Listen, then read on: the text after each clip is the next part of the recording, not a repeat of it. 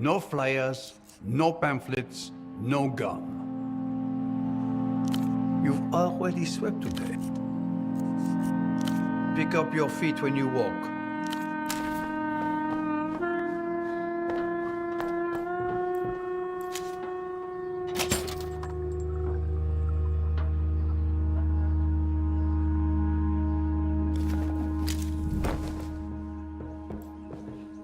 You return to the postbox.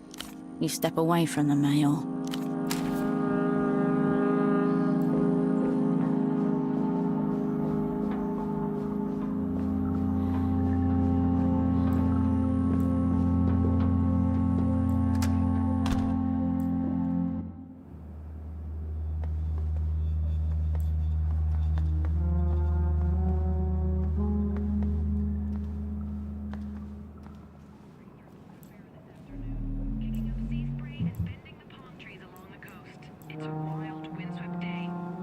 Sitting atop a pile of yellowing newspapers and dog-eared crossword magazines is a large plastic cup with a colourful wolf figure on the lid.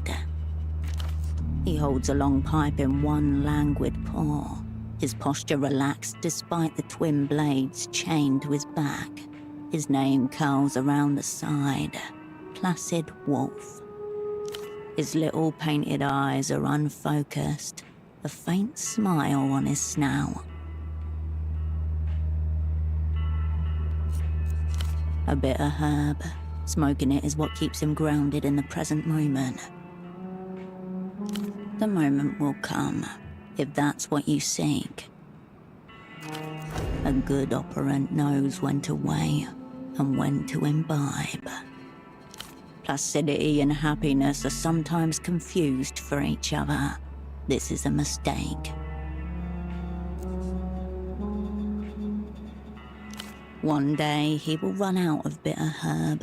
Then he shall remember his true name and be placid no more. Hey, my cup! He stares at you with confusion, then shakes his head. And now you're trying to steal from us. Of course. Pascal grins at you.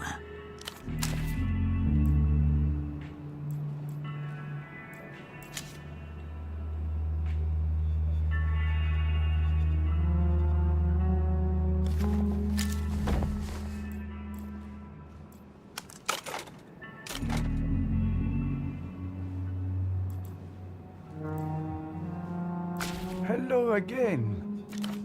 He turns back to you, smiles kindly, then turns off his hearing device. He follows your gaze to the collectible plastic cup and switches on his implant. Aha, yes. Placid worth. Very rare. Very rare.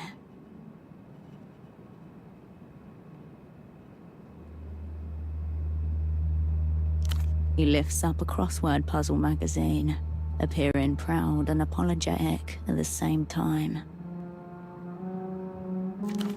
One the puzzle. They do mail-ins. Never watched. I just think the cup is fun. He smiles, but shakes his head.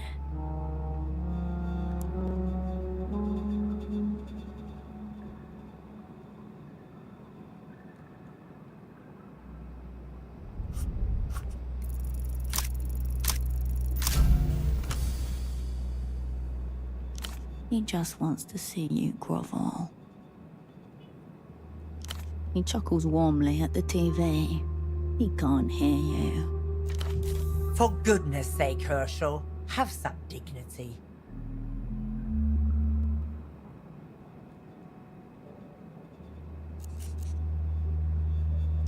Bye-bye.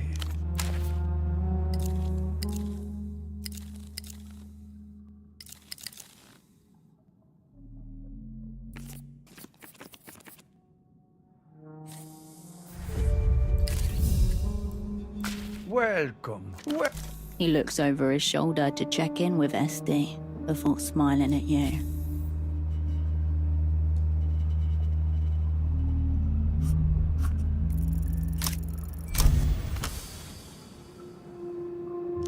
Such a happy couple.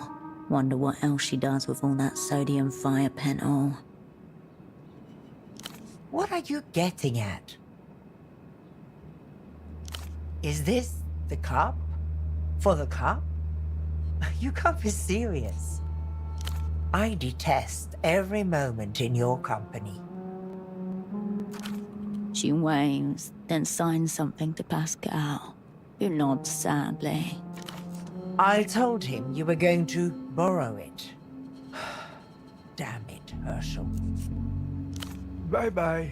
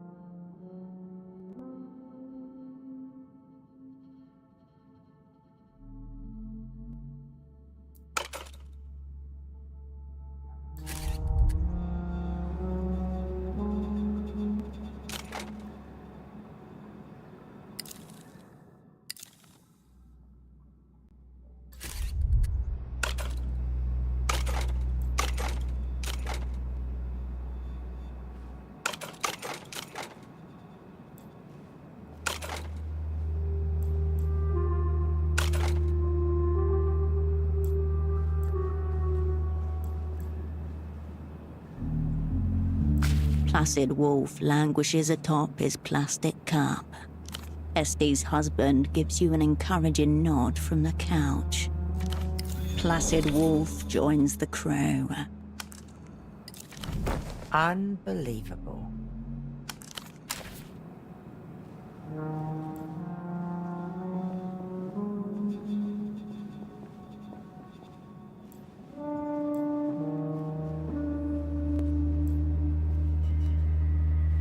Back again.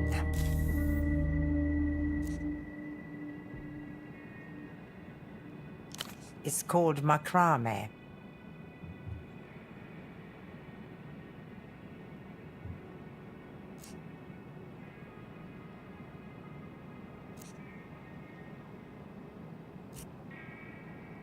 She closes her eyes and exhales.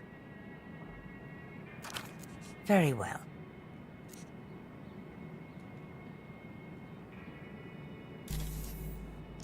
What now? Yes. Goodbye, Herschel.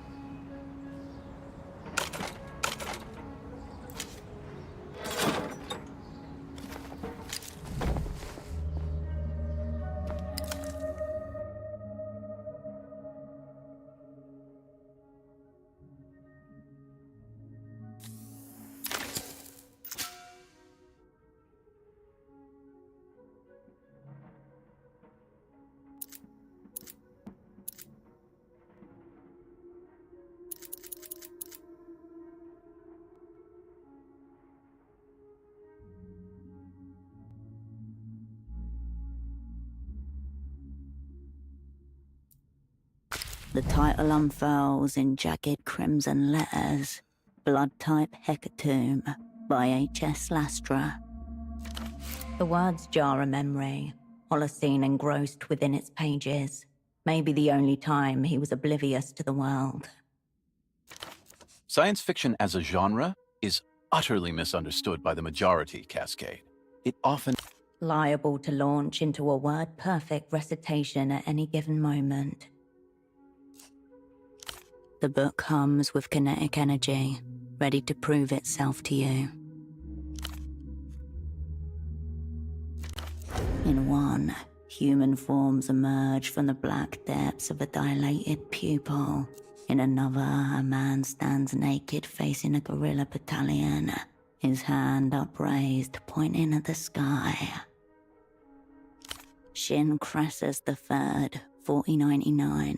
Less than 2 months have passed since the vessel, war hero of the Raoult of Manumission, bit into the still-beating heart of Supreme Dictator Haizai before the cheering hordes of Coco Lobi. According to Cressian tradition, the victorious conquistador must engage in the practice of ritual heart devouring in order to truly vanquish a powerful foe.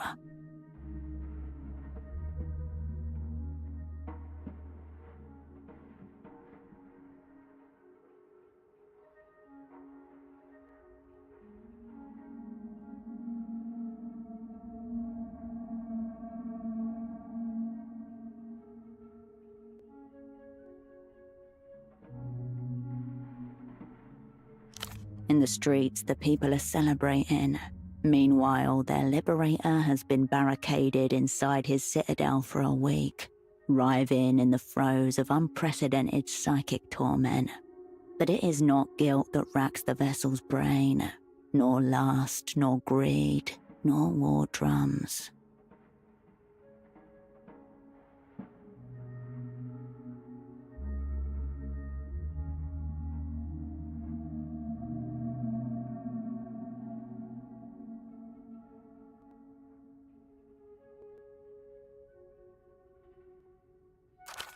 It is the malicious ambition of Supreme Dictator Hyzai, archfiend of the Galactic Shogunate, to contaminate the blood of a humble warlord from the Tarsier-infested jungle planet of Dalmo.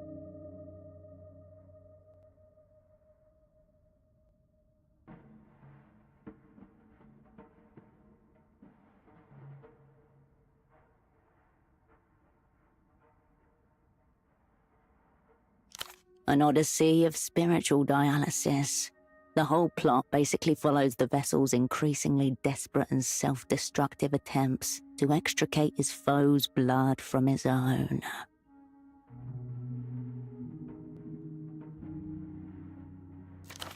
In the end, he's cleansed of it, but far too late. Masquerading as a pulpy exploitation novel, in reality it's a work of what the Treffe school of psychoanalysts call Vorbewusstsein, where you scrounge through the archives to see what remains of a book you never read. Scenes flash against the bedsheet screen of your mind, framed in the same red veinage as the book's cover.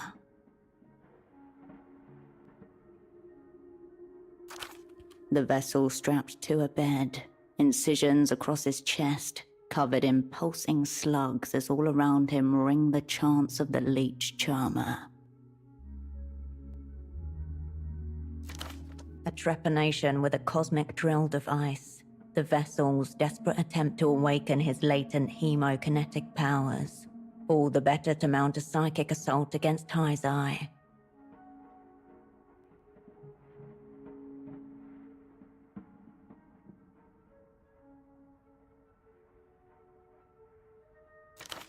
Trepanning. Yes, yes, yes. Any book that contains skull holes is okay by the gang, even if it has no pictures. And of course, the big finale. The vessel, an ancient woman, and a strange insectile being covered in silver plates are connected via the tubes of an alien transfusion machine, exchanging blood in silent communion. Also, blood-fueled mechs.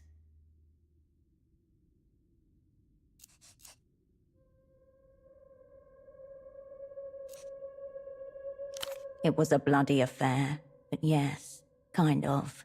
The powers that were awakened helped lock the vessel in metamortal combat with Hyzai, without which he would not have survived the climactic transfusion conclusion.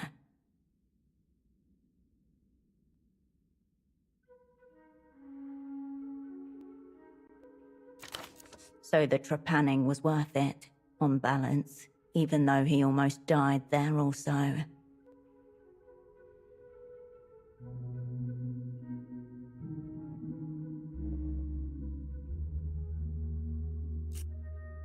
Lastra was an absolute fiend for a mech.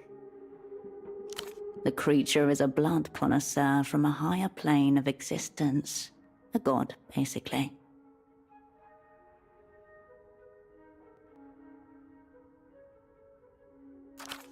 Eventually, the vessel manages to make contact with it and establish a deal.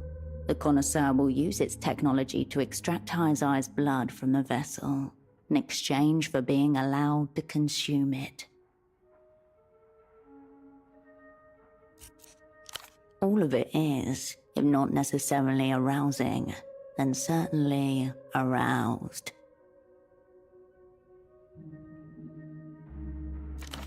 Trapped between hackaya genre fiction, philosophical exploration, and straight-up gore fetish smut, the book cackles in your hands. Definitely awe. See, psychic vampire alien gods, wrath of.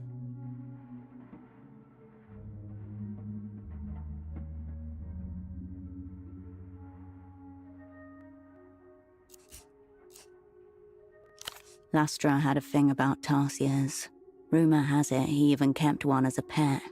He called it his auger goblin, and instructed it to launch nightly extrasensory attacks on enemies both real and perceived. Somewhere deep below the earth, HS Lastra turbines in his grave with outrage. Vorbewusst sein where the yearning for life before the advent of human consciousness. HS Lastra thought so too. Around the words, a memory coalesces of Holocene in his prime, novel held aloft. Can any system of organization emerge that will not devour itself alive if its principles are carried through to their logical conclusion? That is the central question of this book. Is intelligence even really possible? Is agency? You flip the book back over and return to the red-soaked cover. You return the book to darkness.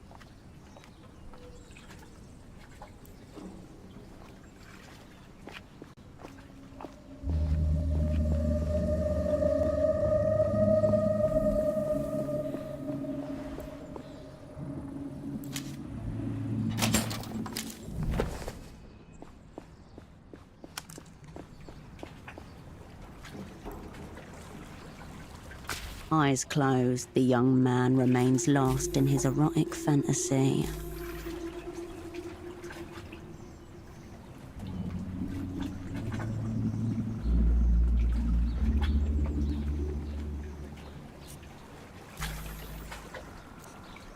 Warily, the young man watches you go over his shoulder.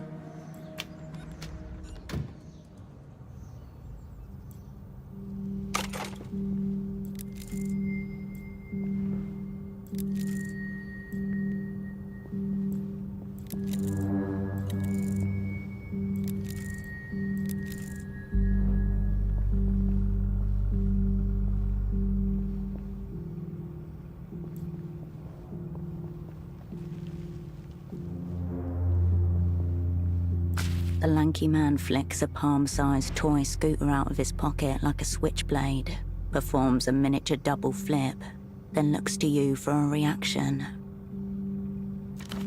An impressive display of dexterity, wasted on an act of utter cringing lameness. Yo, tiger pussy, you fuck?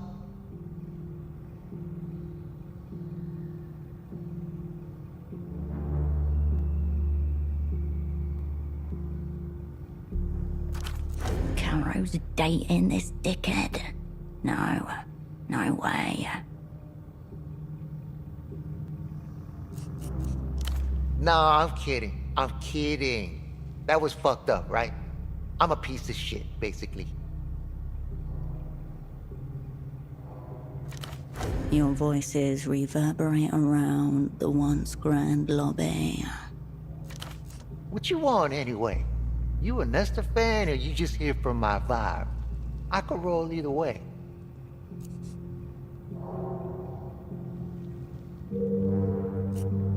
Cause it fucks. This is the center of the fucking pentagram. Chalk on the fingers, portofitos, whole economy in one building. This is the bootleg factory you're trespassing in.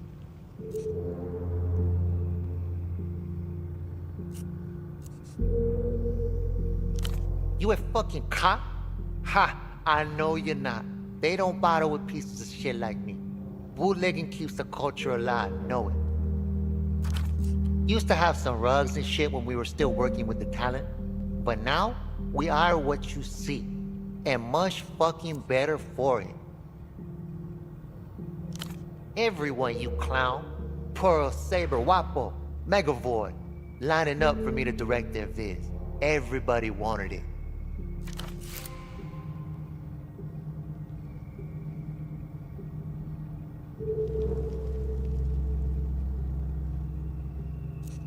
Blew it all the fuck off. Sailed out solo. Just me and a surfboard on the culture tsunami. Started my own fucking movie. Called it Sonic Doom. Would have been wasted. Never got to film it. I couldn't find a lead actress. One who could actually inhabit the topless scenes. This one girl, Haley, would have been good, but I accidentally gave her an eating disorder. You think you're more cultured than me? I am culture. I just put together this wretched fucking treatment for a music video. Will blow your mind.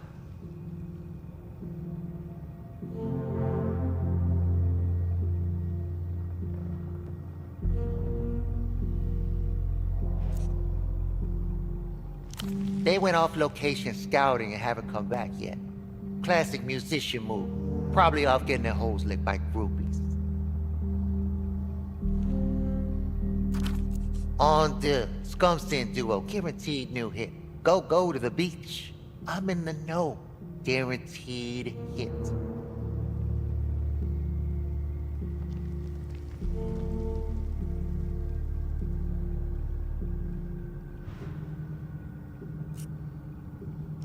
Welcome to culture. Being trash and trashing it. Landfill society. Pre-ironic irony.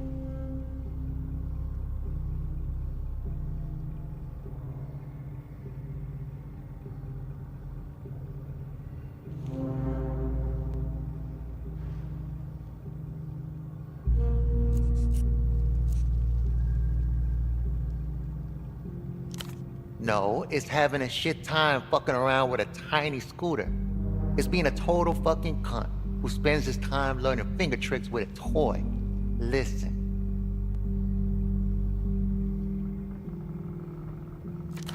He leans forward, scooter held high, and flicks the front wheel.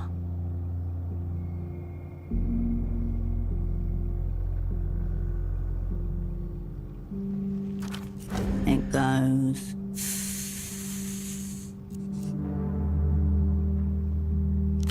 Culture's like a big fuck-off animal, yeah? Animals gotta eat. Everything that gets eaten gets digested. Fine dining looks the same coming out the other end as fried shrimp.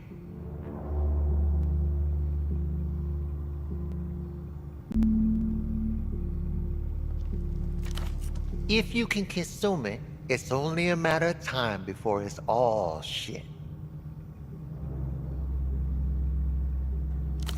Wrong. Everything is so bad, it comes back around to being good.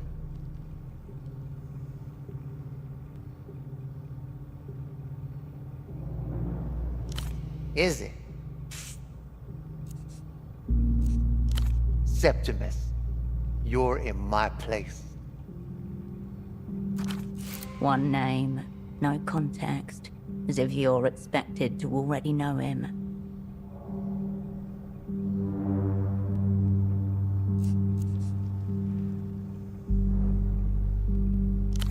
Obviously not. Everyone fucking detests the old man. You for real? Something about him has relaxed at this information, a performance partly abandoned. I'm his youngest son, the last one out, numero siete, Portofiero's most hated toddler. You didn't know?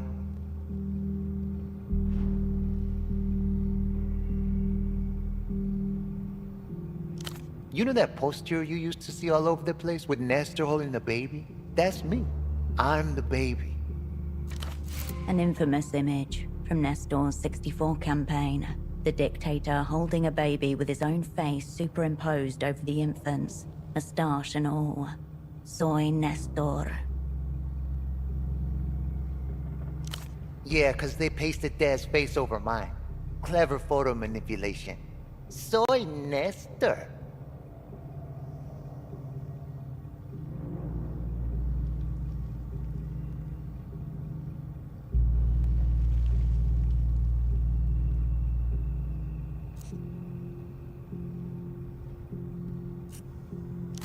Mega ancient, yeah. The swimmers are strong. Most likely I live forever.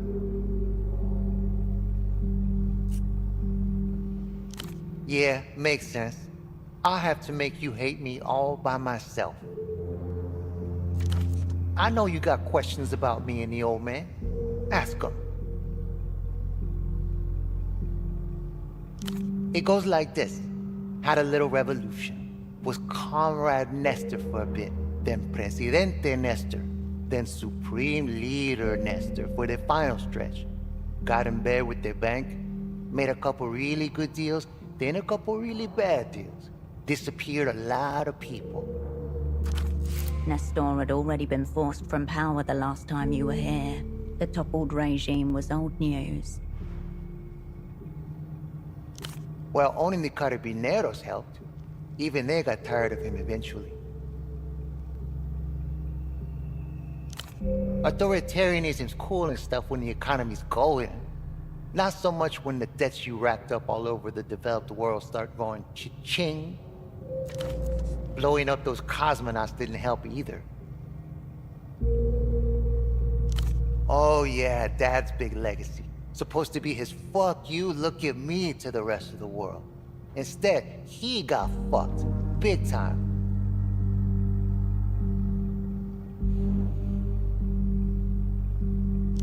I'm not hiding him back there, if that's what you mean. I don't know where he is. Dead, if you believe the streets. Clandestine nursing home for evil old fucks, I expect. Extract whatever state secrets they can during the day with hypnosis. People hate me, man. It's fucking wild. I've got a bunch of stories loaded up. Humanizing, tragic, fucked up, whatever the public wants to hear. Trick category. They're all tragic. Just Nestor, baby. Mononym. Nombre número uno.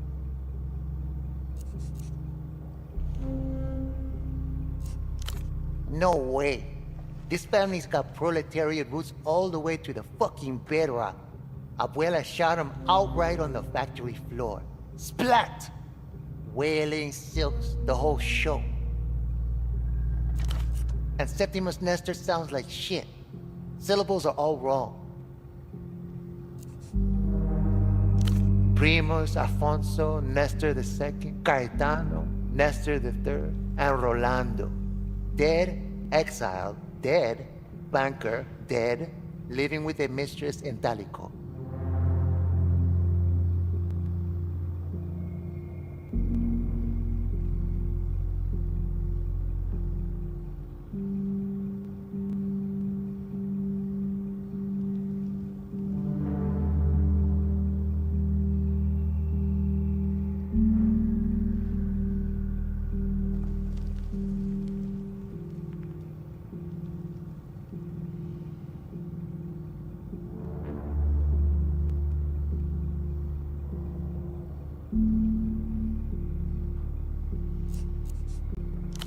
Yeah, haha, good one. But wouldn't have flown. The old man was on a conservative tear that year. Barbiturates, parasailing, and uncle, respectively. Proculus Festinus Pompolusa, Dad's worst general, knocked Nestor III into the canal while he was putting money on horses. And he didn't drown either. He died from inhaling all the rat piss in the water. Got a piss virus. Bled out of every orifice for a week. Last one out. Only one to remain. The last shall become the first. I got 12 of them, all Dad's generals. Learned everything about the world from them. On account of Dad being fucking ancient and also busy.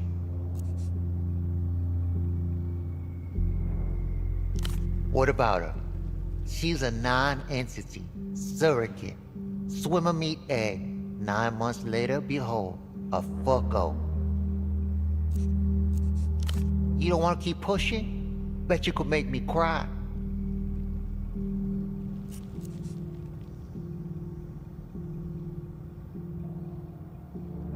Massively, unfixably. I'm a total piece of shit and it's all Dad's fault. Can you imagine how fucking boring I'd be if I wasn't, though?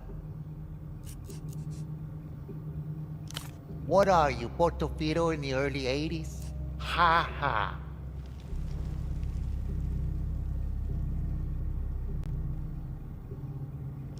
Ultravioleta, hot shit. You but from a dream is unreleased, though. You've either got raw musical gold or someone's playing a trick on you.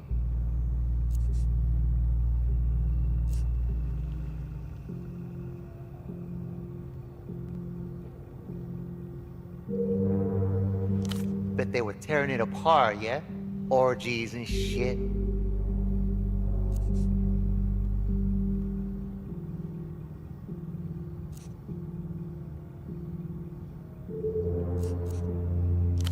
Ironically, I bet.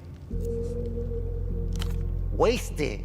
Thanks for keeping me appraised of their moves, tiger pussy. How old you think I am? Oh, score. Hit a nerve with that one. Dig your little fingers in.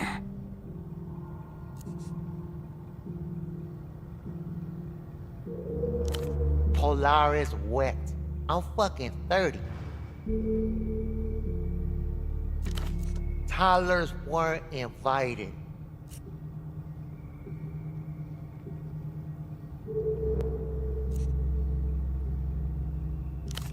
Fuck, another. He's fucking unkillable or some shit. I think there'd been 3 by the time I could walk.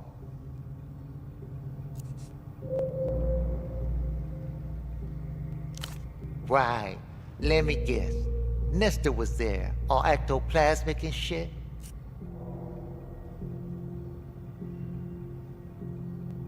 Wish they just tear the place down already. Whatever. My vid will save their careers.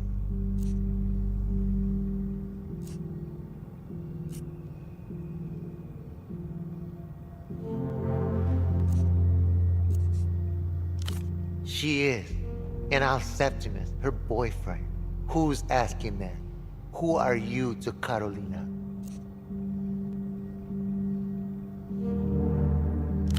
Bzzz. Wrong. Try again. Shit, I know you. You're the mentor, yeah? From when she left university? His tone changes as your identity dawns on him. Wary, curious, teetering on the edge of hostile. Not very fucking good, as you should fucking know.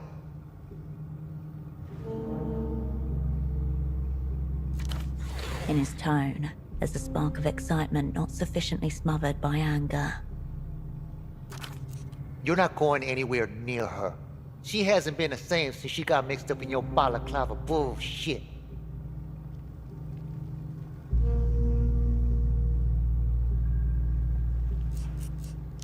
Whatever it was that got her tortured, you fetid hag, fucking cut up by those Lucian fucks. Weeping eye. Esty wasn't just trying to hurt you. She was telling the truth. For some spies, interrogation is a proving ground. For others, it is a distant shore from which they can only wave and never return. Sadistic shit, right?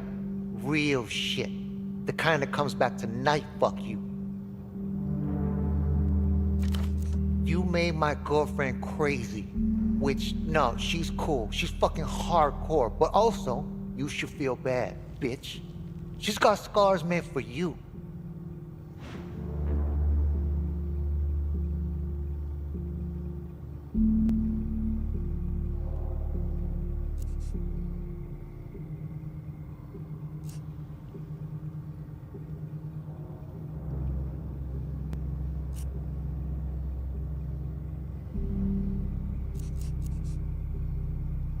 I should be stringing you up with nipple clamps and a car battery. Lucky for you, I'm a fucking pussy.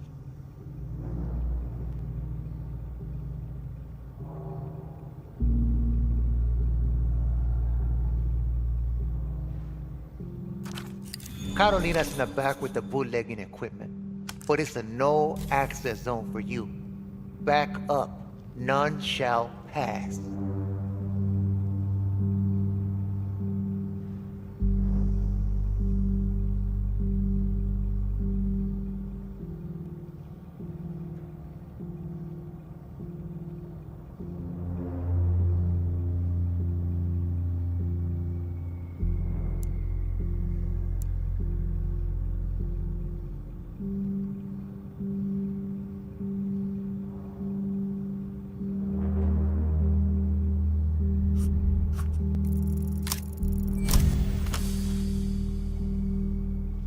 Look down at this cunt. Show him he's beneath us. We are gigantic. Catching the look in your eye, Septimus shifts his stance. Weight on the back fur. What? Why you looking at me like that? You're not gonna fucking fight me.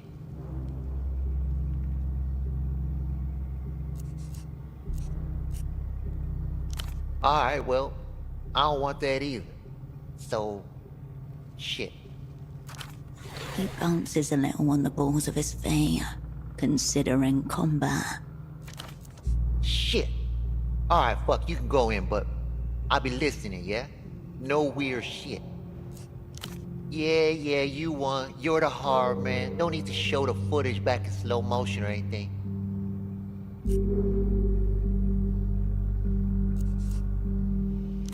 Yeah, I know. But I'm watching.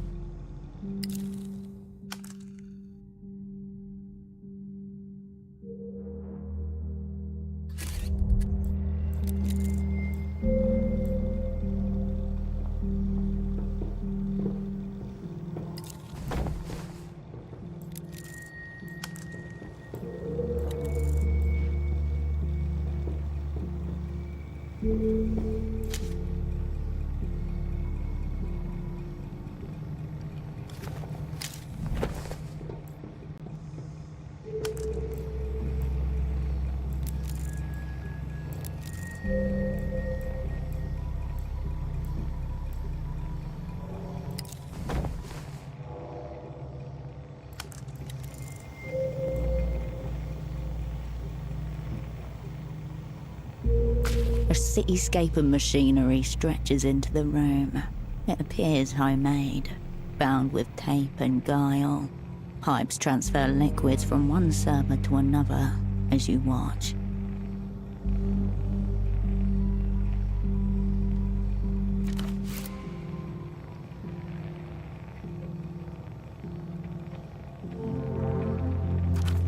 A soft hissing noise accompanies the steady beat of its cooling pumps. Sounds like a human body, amplified. And in a chair at the center of it all, Carolina, IV drip in her arm, headset plugged into the machine. Pale skin stretched taut over the tendons in her hands. Her fingers twitch, her lips move. Wordless, disjointed mumbling. If you didn't know beforehand, then you might not recognize her as Carolina Arbe. But it's her, absorbed into communion with the machine.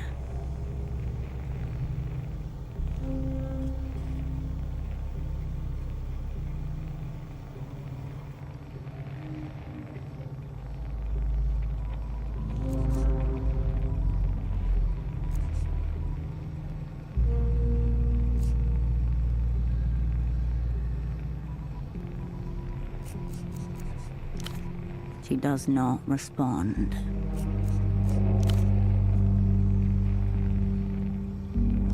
You put your hand on her shoulder and shake, gently. You can feel every contour of the joint. She doesn't respond to your touch. You look back toward the machine. Property of Portofino Sleep Study Lab 89. Do not remove. Evidence of you everywhere, like fingerprints in blood. You watched her over the university courtyard, waited until she parted from a group of friends. You recognized her from the dossier, the daughter of Dr. Arbe, head of the sleep study.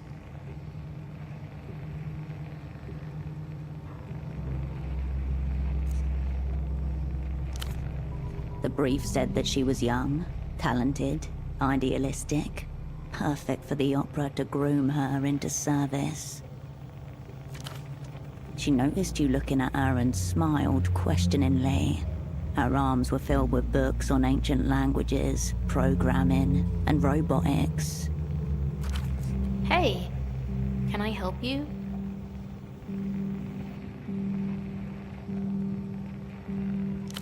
But you did.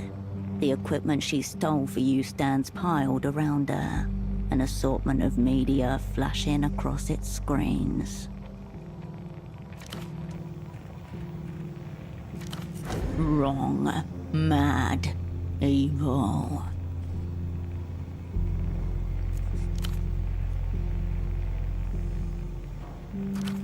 Told you there's something awesome happening here. Get involved.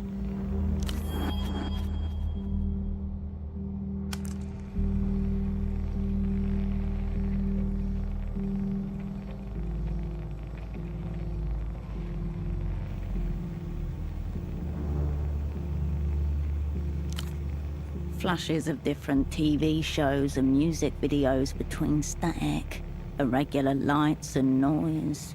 The brand name on the central monitor reads MS6.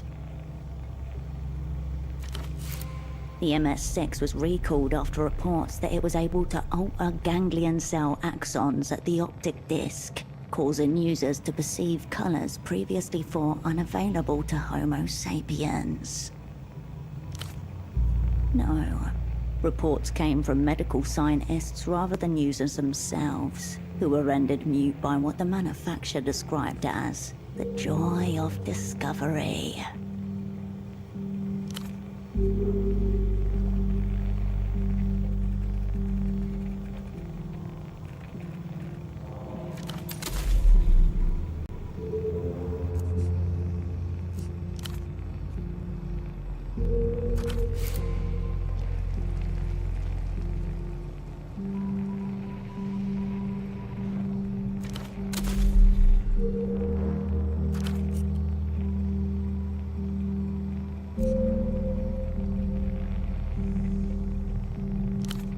She whimpers softly. Her voice is hoarse and frail.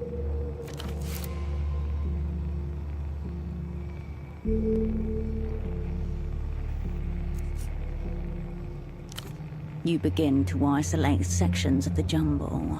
Console parts, disc players, everything you'd expect from bootlegging equipment. What's that? An odd etching noise coming from somewhere else in the sprawl. Familiar, somehow. Something's not working right over there. Septimus must know a safe way to get her out of this thing. Fuck her boyfriend, pull the plug, get her out. Try the console on the other side. You turn away from Carolina and her equipment.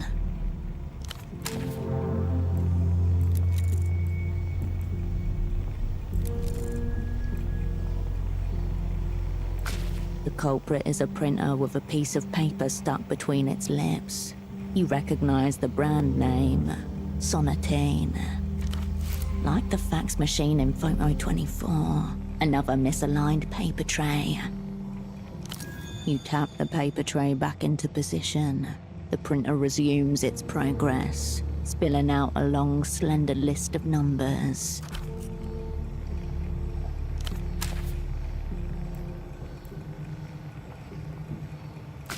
The screen glows behind a pane of bulging glass, patiently awaiting instructions. The function keys are all incomprehensible. Her boyfriend must know how it works. You back away from the console.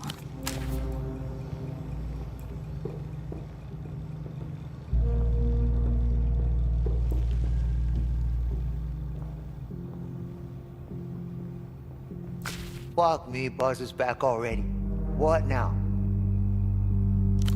Threaten me and then ask for my help, is it? Storm into my cinema and make a mug of me and demand my assistance, is it? Well, fine. But only because I'm scared you'll only fucking do it again. There's a button right on the console saying interface. Press it. Yeah.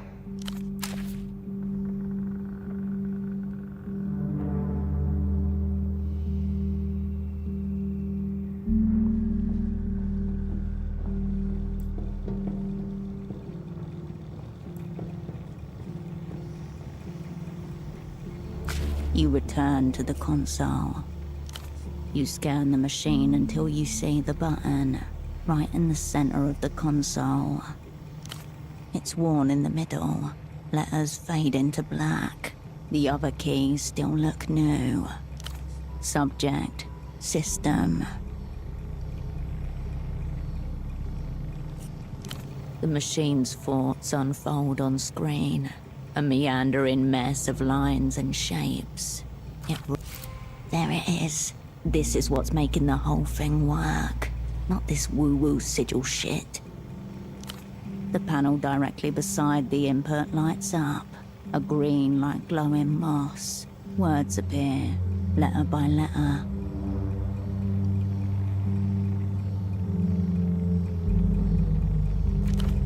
H-E-Y-S. W-H-A-T-S-U-P.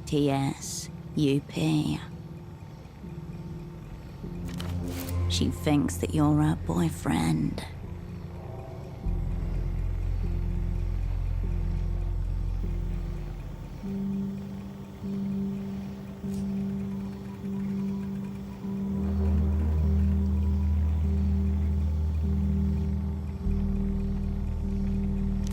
The screen flashes.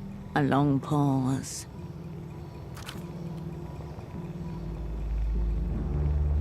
Carolina begins to stir in her reclining chair. What? She swallows, rubs her throat. Her eyes find yours and widen. Hirsch? Really? You? Oh. Ow. Hey. She blinks, falters. Her head longs. When she looks back up to you, Her eyes are a road map of blood vessels.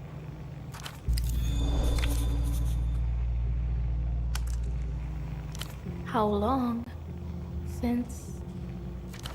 What happened? Wonderful. She's so over the crew falling apart and getting tortured that she doesn't even remember.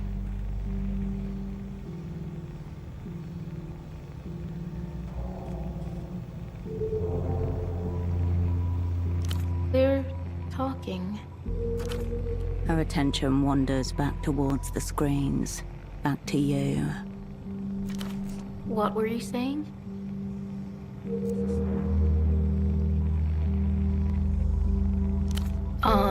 Yeah. Built this myself. Lots of anti-bootlegging tech coming out of loots. Brand new all the time. Got to stay ahead of trends. She's a fucking queen. People want all this Lusian poison. L-pop. Bullshit. Least we can steal it.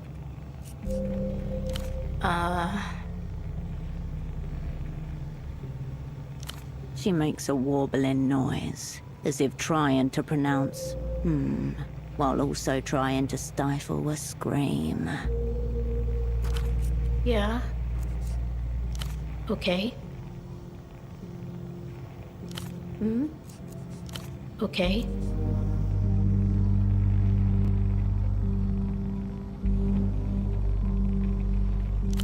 No. Not killing. It's nice. Why did you bring me awake? You want something?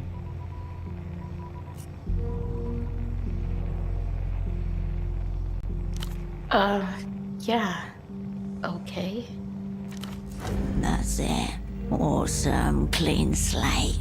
Let's go, gang.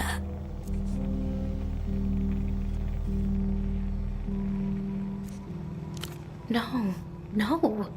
This is my bootlegging gear. Work stuff.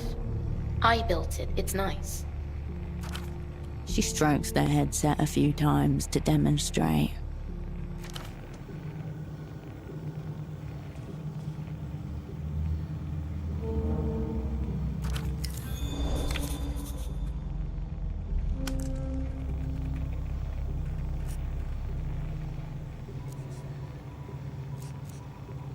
She isn't listening. Her eyes roll toward a point in the middle of her face. Eyeballs shouldn't do whatever that was.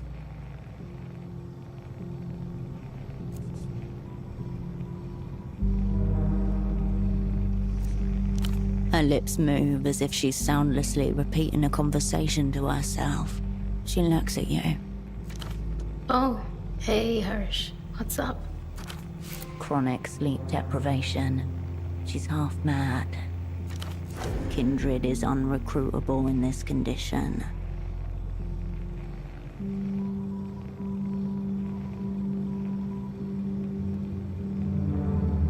Picked up.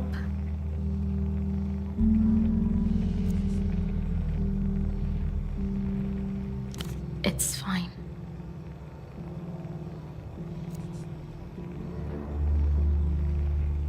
No, it's fine. She looks down, unable to keep your gaze. Says nothing. Nothing.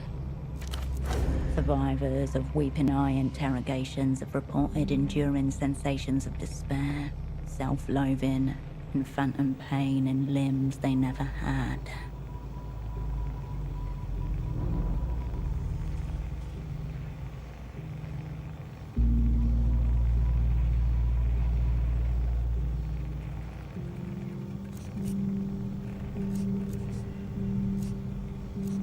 She looks up at you, her eyes piercing through the film of exhaustion.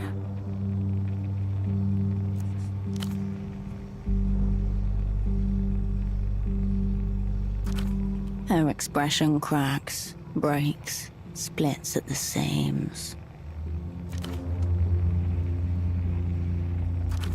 I used to have this nightmare. The interrogation. playing over and over again. No more sleep, no more nightmare.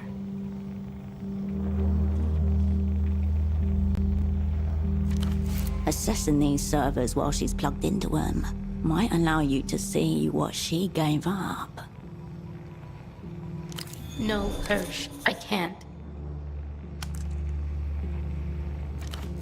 She gave information to the Weeping Eye. Make her show you the dream so you can find out what.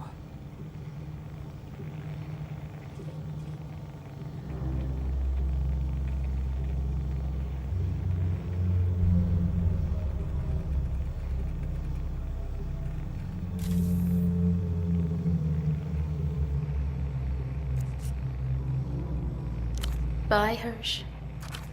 She puts her headset back on and settles into her chair.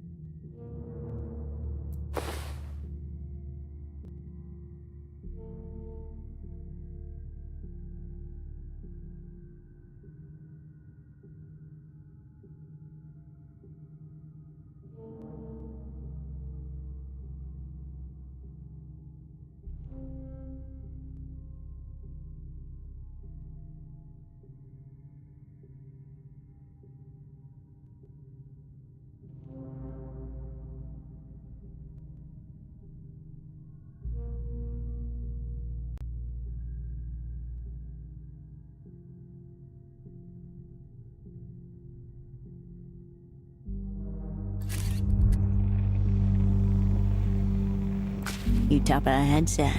She lifts it to peer at you. Hey, Hirsch.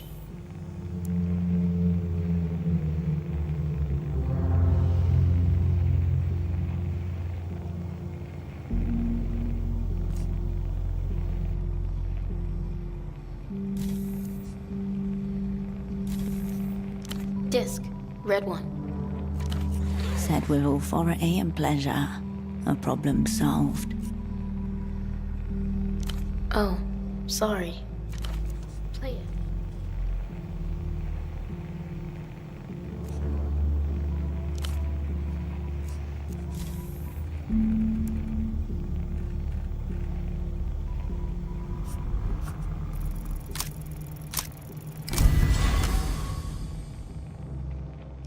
More than any of your other assets.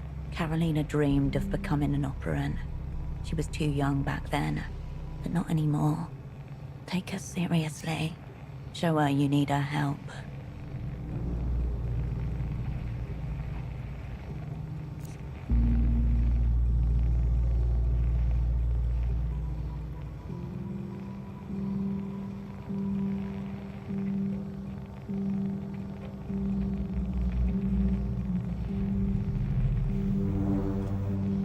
Zeroed.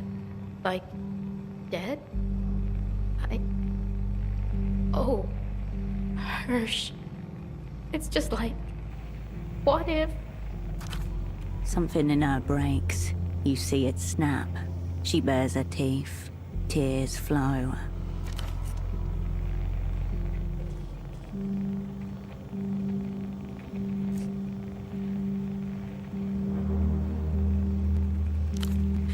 Oh, Hirsch. All right. Poor thing. You can save her from this. Bring her back. Yes, refurbish the tool so it may be used again.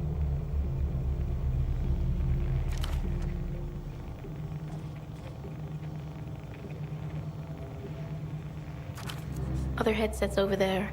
You just have to put it on. I'll make the machine put me to sleep for a few minutes. You wear the headset. You see what I dream. Yes! Sleep study tech. This is gonna be so fucking gnarly.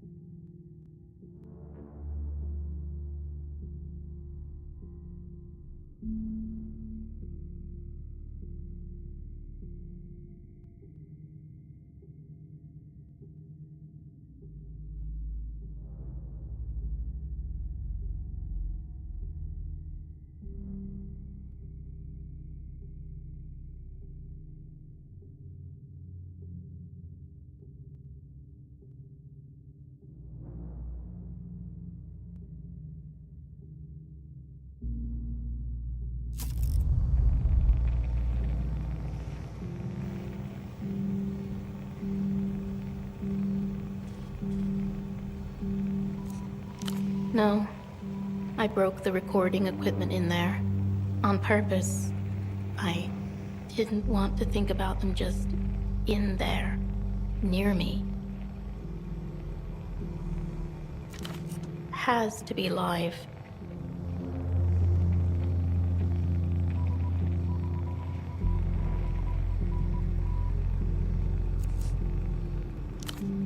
You fix the headset over your head. A foam interior settles itself around your skull, applies metal plates to either side of your forehead.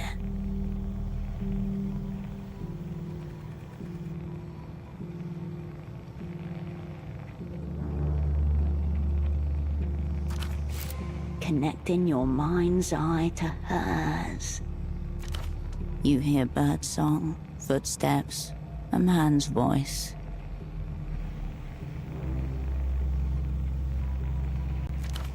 You see a cosmonaut suit, posed and fused to a base.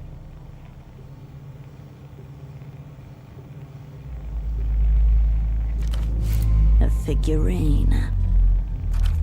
The images collapse, fall on top of each other. Carolina's voice screaming, as if it were coming from your own mouth. Then nothing. An incomplete record.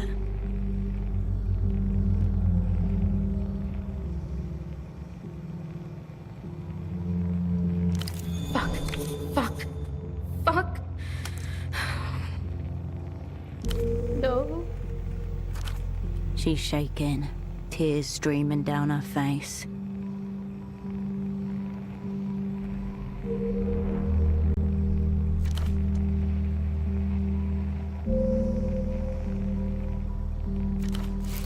As she blocked the rest out.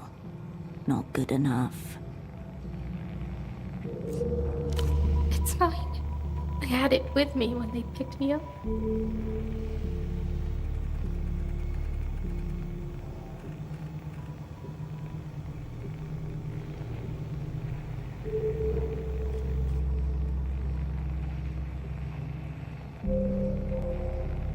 It was? Oh, I messed up.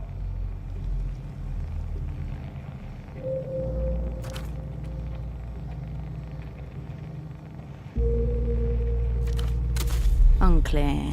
Insufficient search terms. Oh, fucking hell, what did we tell her?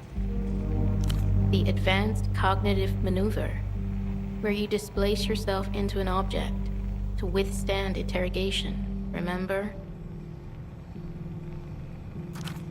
The one you claim to have done yourself. The one you lied about.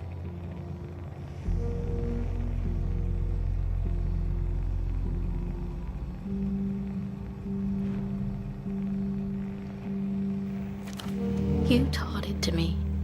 I think it kept me alive. But all my memories are in the figurine.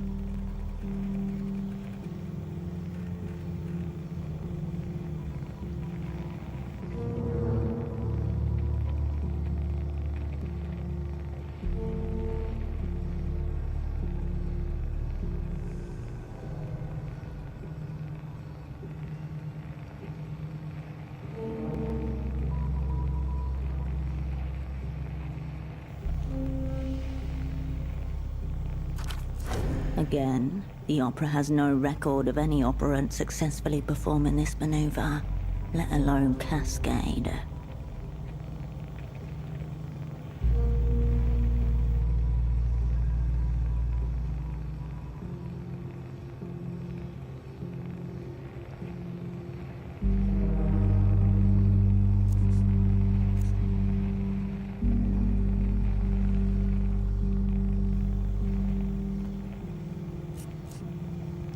An asset succeeding where experienced operants have failed. The script is riddled with errors far stranger than that.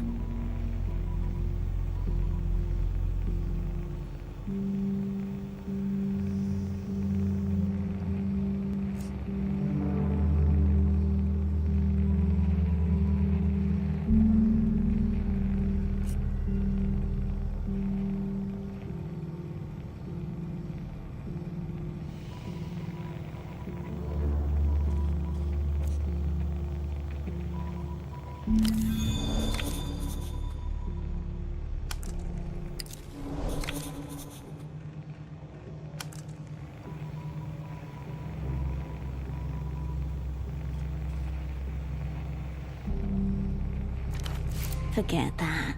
Just flex your way into the console and override her controls while she's plugged in.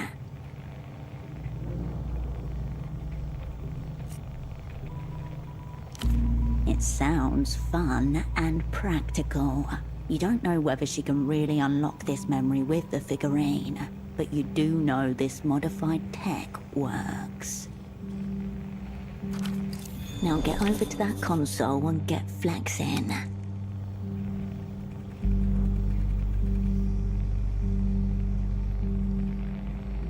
Sure.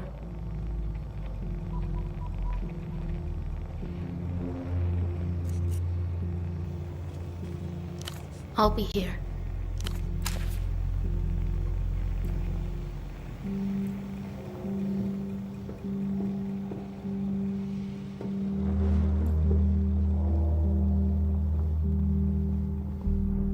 What?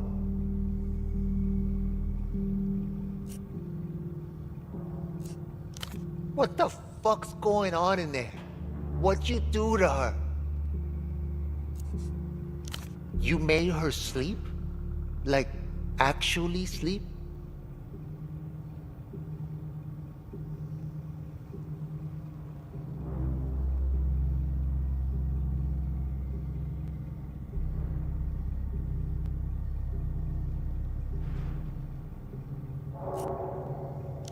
No, it fucks her up. The machine does the dreaming for her, keeps her head full of business and crowds out the nightmare.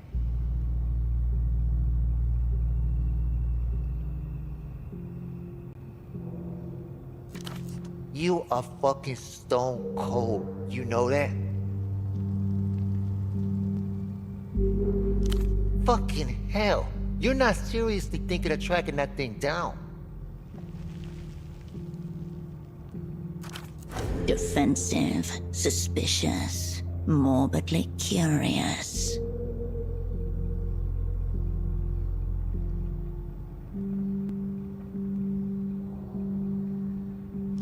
Getting tortured for your shit once wasn't enough. Now you wanna wash too? A little fucked up movie night? You're twisted.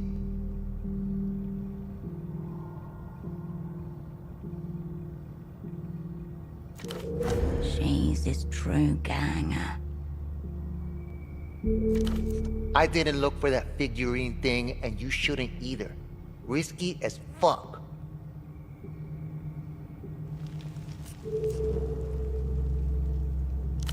You don't know that. She's more clever than you by a mile. Bet she's a better spy, too. Maybe you're just jealous no one's ever wanted to torture you.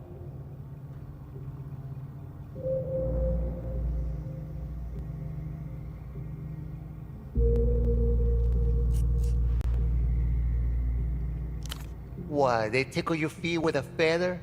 Knock you around a bit? Kid shit.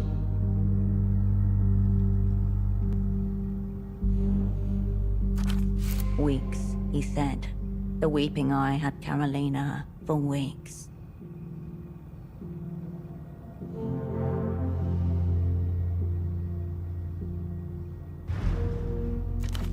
They took everything from her. Flesh, family, the safety of her own mind.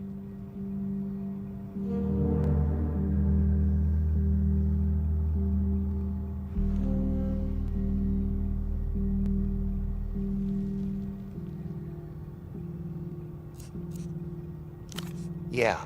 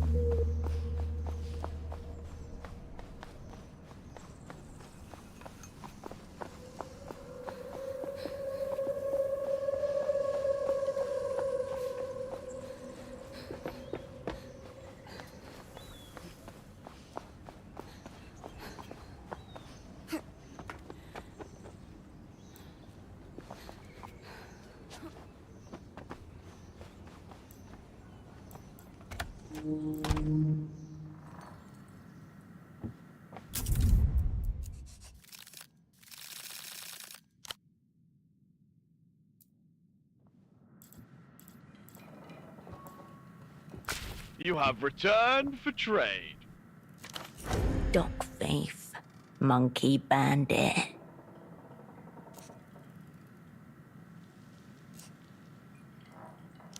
You seek the unit.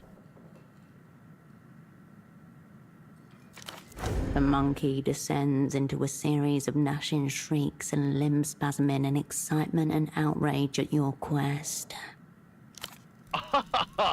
Puny one.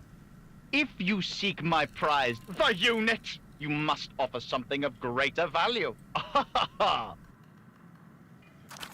The monkey reaches a mortifying fist into the pile of objects at his feet. The fist re-emerges holding a cosmonaut figurine.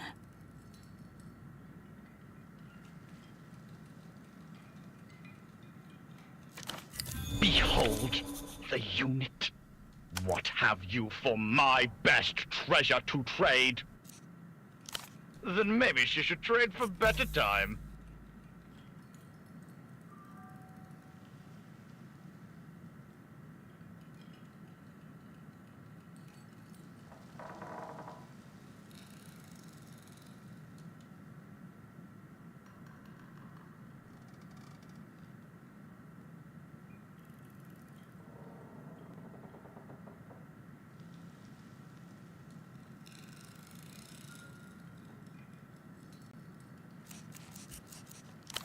Farewell.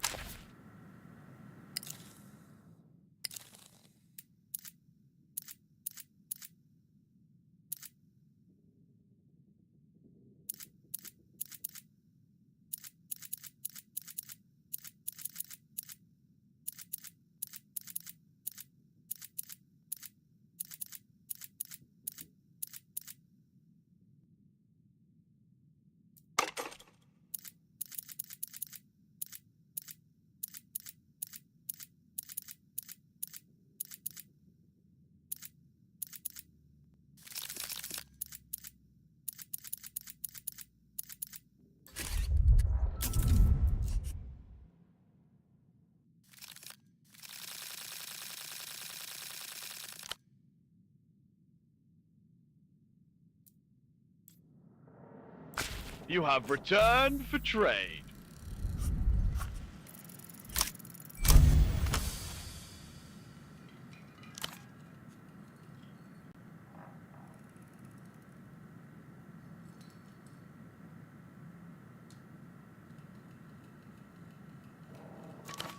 Ah, ah, ooh, ooh.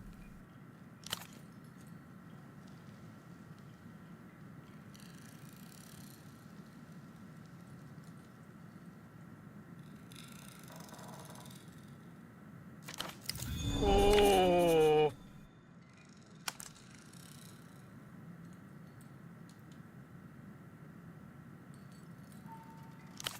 trade.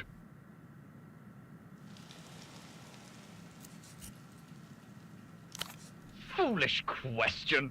Screams cannot be traded.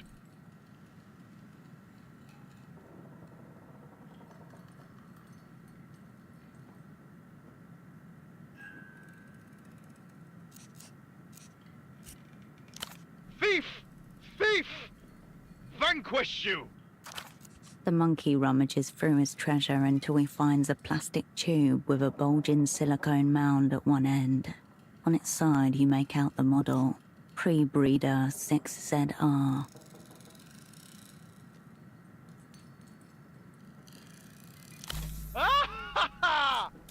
No.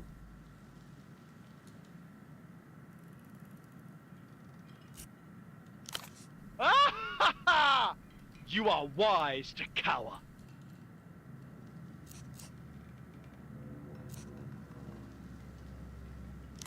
Secret sources. Knowledge denied. Look at those nubbly thief hands. It's him.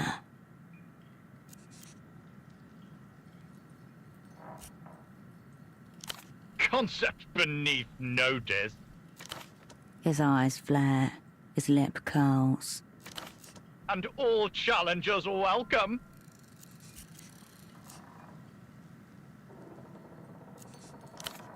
This is not a squat. This is a lounge.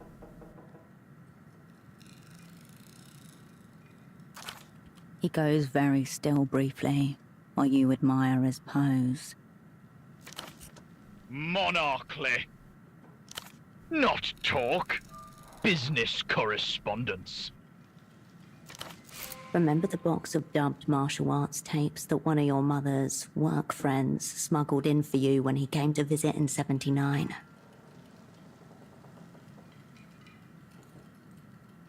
You watched Iron Petal so many times you could recite her lines, practice her moves, cheer her to victory against her nemesis Johnny Chasm. How did he sound again? Ha ha ha! I do as I do. Indeed.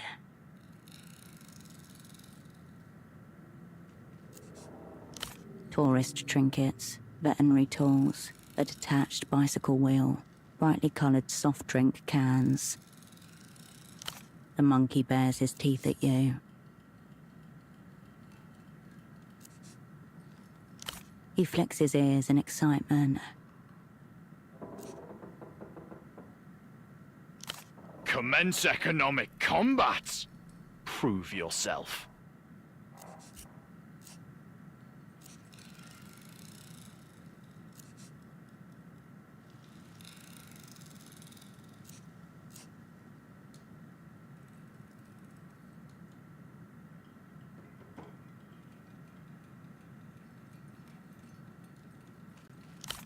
Fertile color, pleasing hue.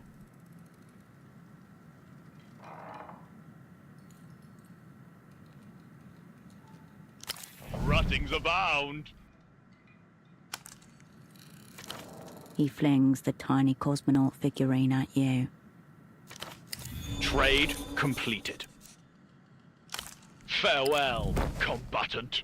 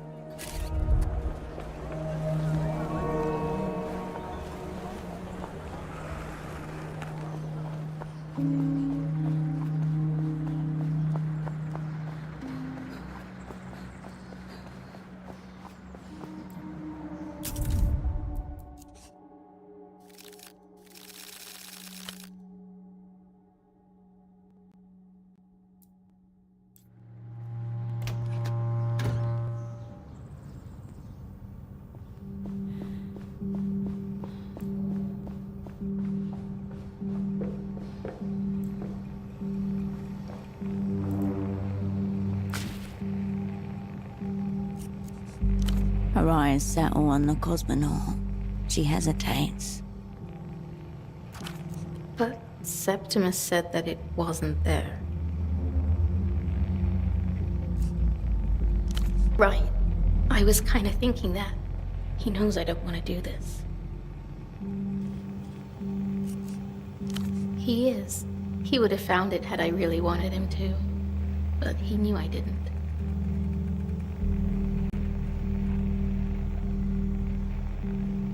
No. She takes the cosmonaut, smoothing her thumbs in an alternating rhythm over its torso. She nods. Her grip tightens on the figurine. Her nostrils flare.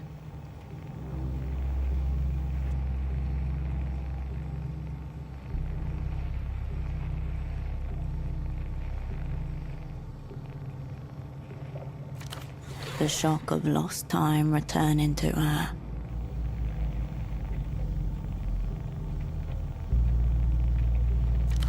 I can hear birdsong.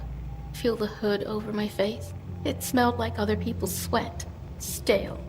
The sound of their tools. Metal scraping. But that's it. Go get the headset, Hirsch. I'll turn off the REM repeaters again.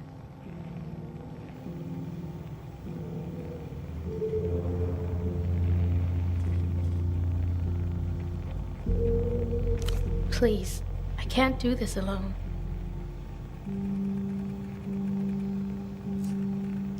She doesn't look at you, just replaces her headset and leans back, cosmonaut on her chest.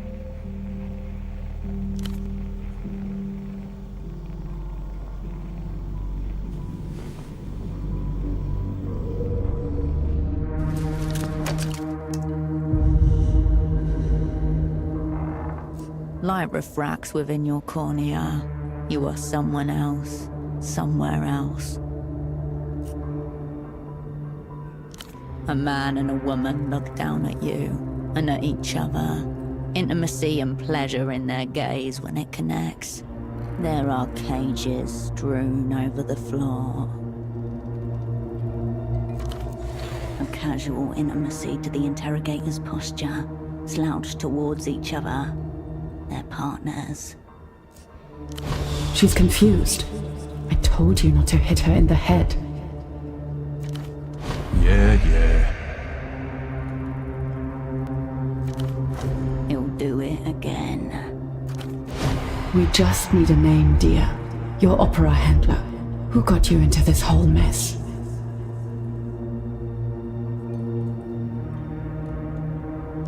I'll try again. Brace yourself. Knuckles dig swift into your eye socket and back out again. Next to your nose, something cracks. For fuck's sake.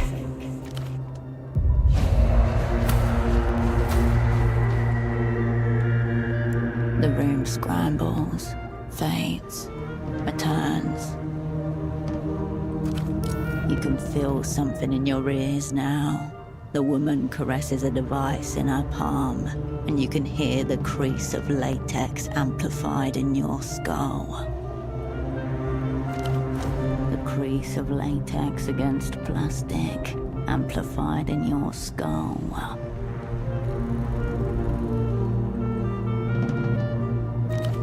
What did they promise you? Money? Did they tell you they'd make you a big-time communist operant? It doesn't have to be this hard. The woman smiles, closes her hand around the device. All Cruel torture. Wicked.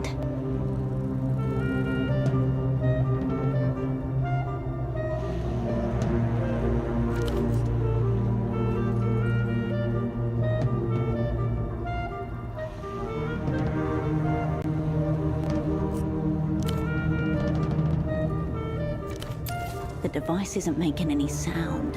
It's triggering a psycho-auditory response, tuned specifically to the individual. Don't pass out. Shit. Oh, there you are. A lullaby. Tell us about your assignment. Silence.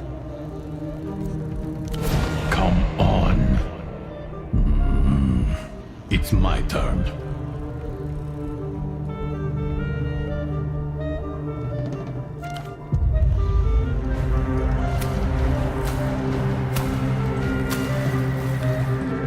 A white flash, cold, static. The room buzzes, fades, clarifies. You catch a glimpse of orange in the back of the room. Breathe easily. I smell death. Her wounds are beginning to decay. Disgusting. She's shivering. The sepsis will kill her before we get anything. Whisper into each other in low, urgent tones. They're beginning to panic.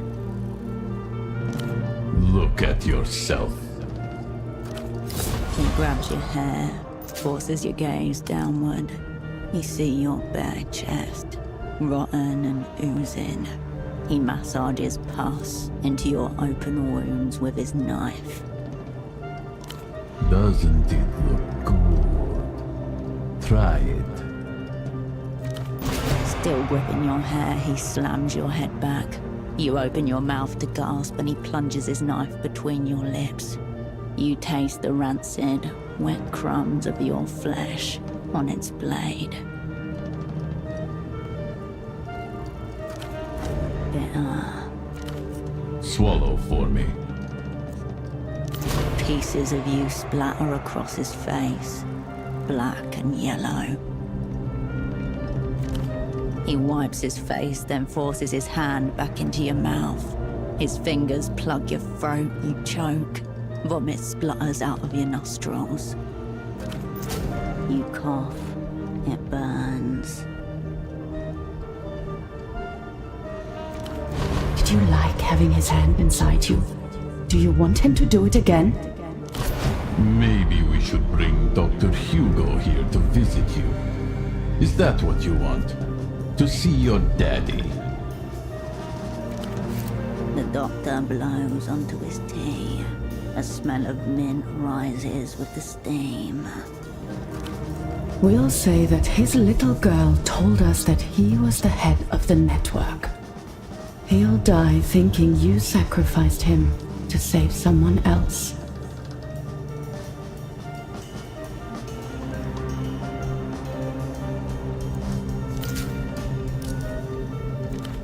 Make it stop.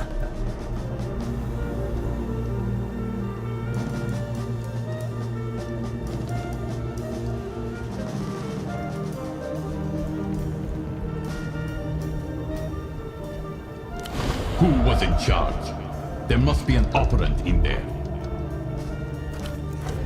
Come on, don't tell him. Lie. It feels like drowning, like clawing your way through dark water, like you don't know which way is up.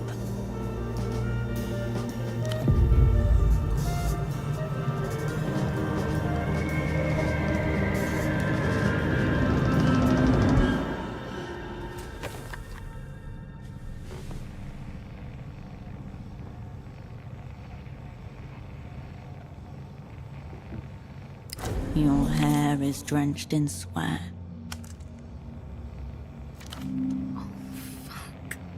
Oh, fuck. Septimus soothes her, ignoring you.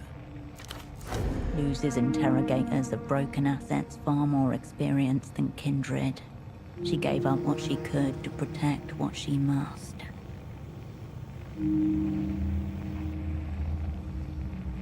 Damn fucking right it's not your fault. You don't think that, do you? Listen to the demonic hag, Karoshka. She's right.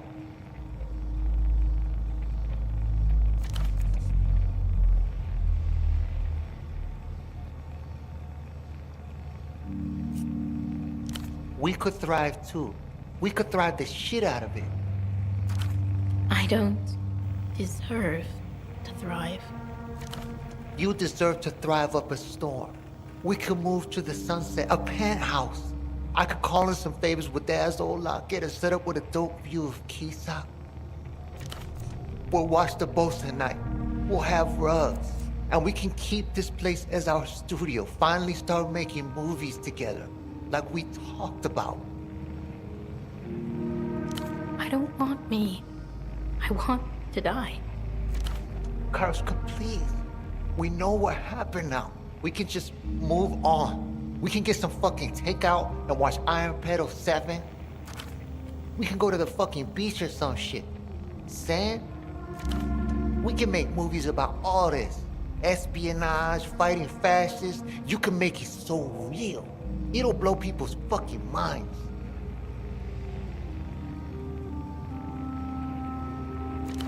But it isn't real, Septimus. What's real is this. Me, scars, and dead friends.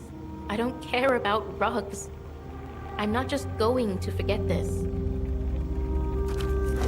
A point of contention between them. Good. Drive the wedge. Bring her back to you.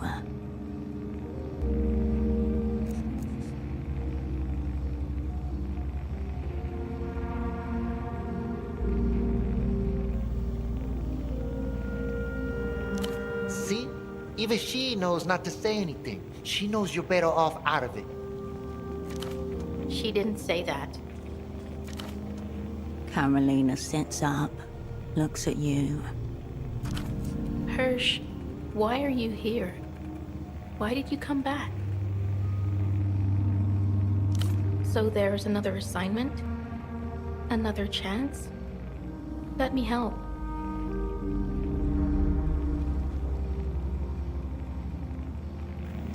No. Look at me. Look at what I survived. This is reverse psycho-fuckery, Karoshka. Don't let her psycho-fuck you. I can do this. Let me prove it. No. Ignore this rugless bitch. Absolutely the fuck not.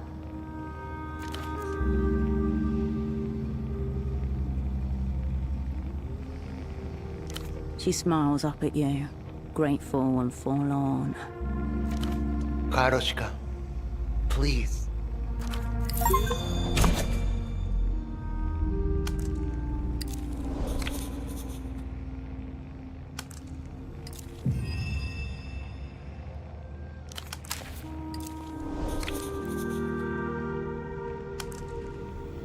Don't fucking do this. Carolina's chest rises and falls. Her blue, paper-thin eyelids twitch in. Her first real sleep in months, maybe years. Your voices won't wake her.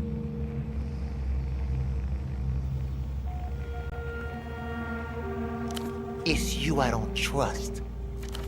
Carolina stirs, rolls over, buries her face against the side of his thigh. Talk her out of this. She'll listen to you.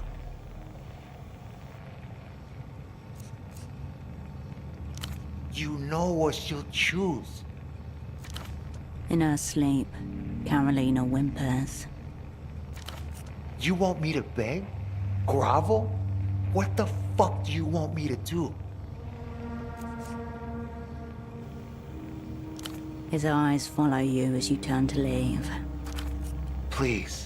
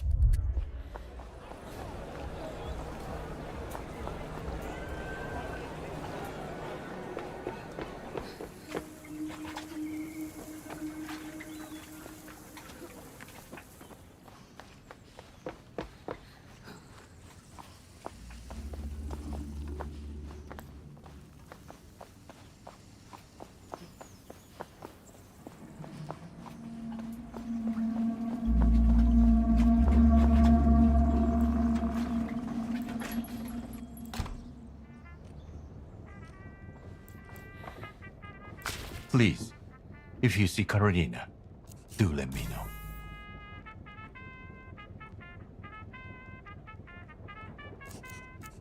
Yes, I was running a dream study. She was a participant. That was a long time ago.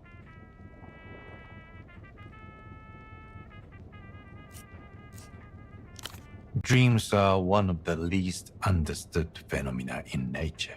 My colleague Gonzalo and I developed a novel technique for rendering our subjects' dreams as two-dimensional imagery. We received a generous grant through MTES Foundation for basic research, though I have to say it was an uneasy match.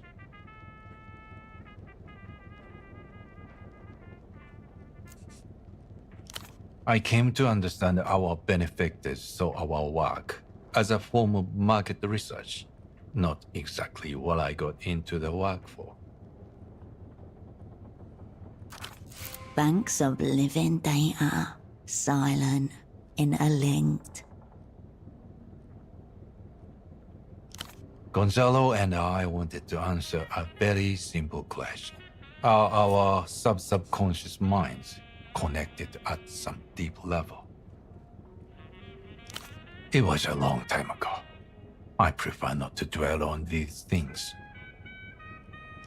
Equipment mainly, designed and fabricated to our own specifications. Neuroimaging tools, REM inducers, separate monitors for blood flow, electrical activity, eye movement. It's only when taken together that coherent, dynamic pictures can form. An astounding custom rig, one you must get your hands on. It was far from perfect, mind you. Some of the imagery came out skewed, whether that's the fault of the imaging or the underlying dream matter. We couldn't say. But these were early days. The potential applications, well, they were endless. Therapeutic, metaphysical, practical.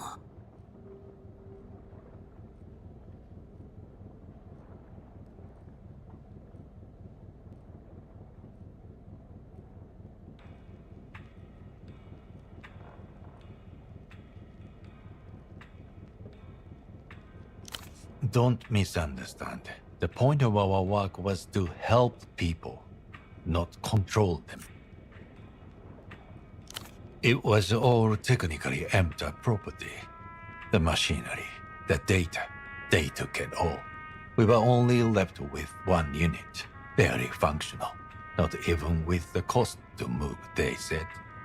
And then someone stole that too. You have a strong suspicion you know who. I imagine they stripped it for components. A machine that could appear behind the veil of consciousness. A machine of magnificent subtlety. And someone stole it for scrap. To buy drugs. Or whatever else. To say nothing of the countless people our work might have helped. Carolina started out as one of our participants. A volunteer, surprisingly. Simple, because until Gonzalo and I received our grant, she's never evinced the slightest interest in my work. Because her interest was actually your interest. I'm afraid the raw data were carefully anonymized. We couldn't match any individual participant to a particular set of subconscious imagery. This was by design. I'm a trained physician. Patient confidentiality is sacrosanct. A conversation, fogged mirror, 2 gin cocktails, a regular table. To be a spy like you, in theater, getting totally absorbed in a task greater than myself.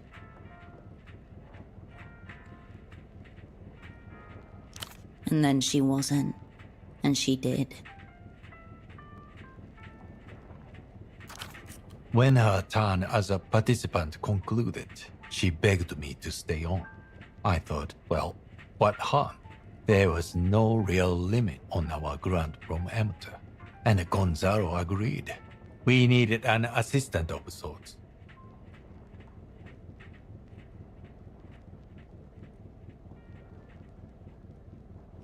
Yes, perhaps that was my dream. She was responsible for organizing and cleaning the visualizations, a massive undertaking, very labor intensive.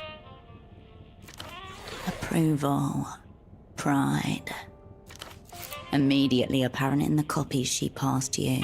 Annotated pertinent sections marked with color-coded flags.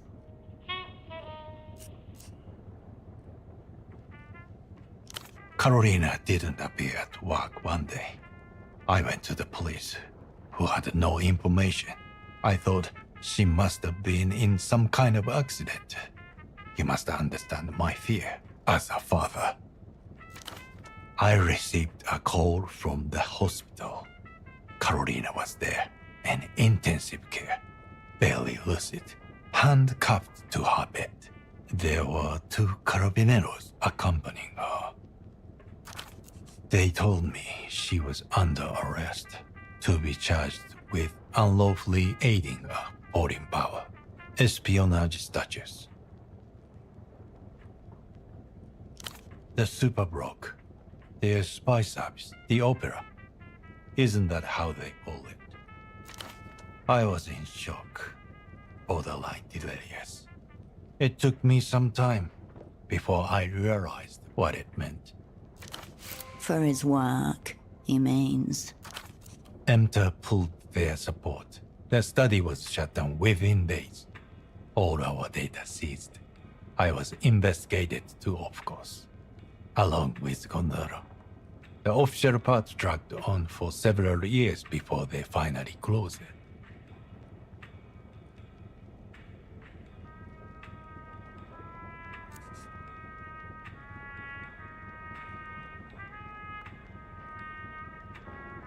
Hard to say. Sometimes it feels like it's ongoing. When she came home, I said some things. Perhaps things I shouldn't have. You gain nothing by making this poor man repeat the words he's most regretted saying in his life. On the contrary, you gain immense power over him. Thank you. You understand. Of course. She left after that. Then I opened this clinic and moved down here. To Kisak. And here he stayed.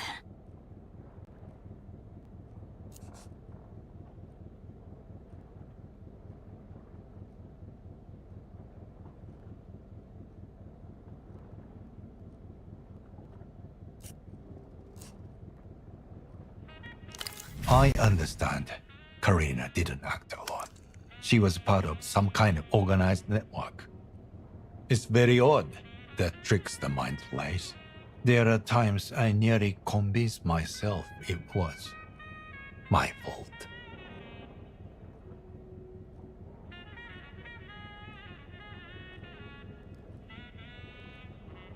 Yes, something like that. In any case, that's all in the past. No changing it now. And? Is she eating well? Does it look like she's getting enough sleep? Her skin, pale, eyes tired, muscles atrophying. I'm not surprised she takes after me in that way. If there's anything you can do to help her, please know that I would be extremely grateful. I hope that helps. Until next time.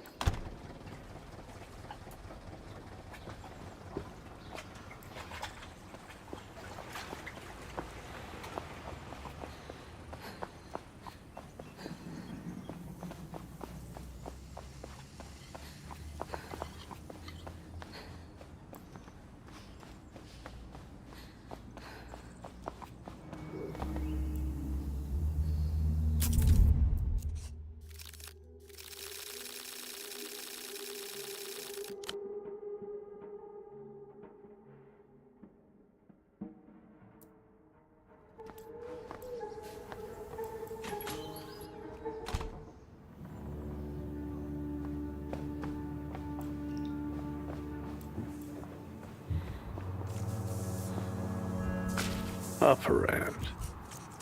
Till next time, Operand. Cascade, has the time come?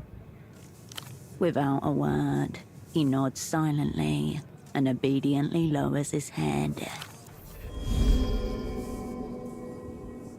He keeps staring down into the table as you withdraw your hand. I'm here. I'll be here.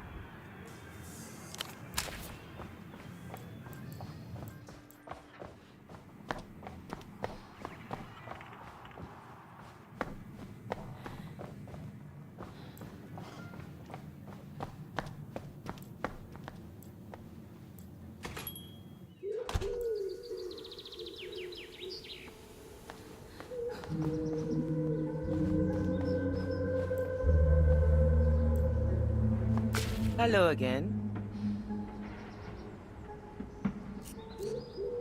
I tried to, but I couldn't finish it, which is always a sign. I aspire to finish every book I pick up. The writer clearly lacked intention and seemed incapable of inserting surface-level sense into his prose, let alone subterranean meanings worthy of excavation. All those meanings were embedded so deep that she failed to dig them out.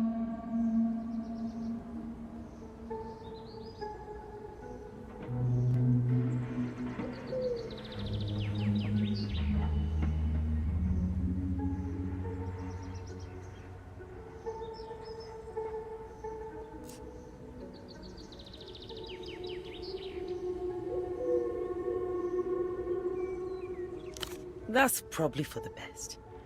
Is there anything else? Brilliant. What did you make of our selection?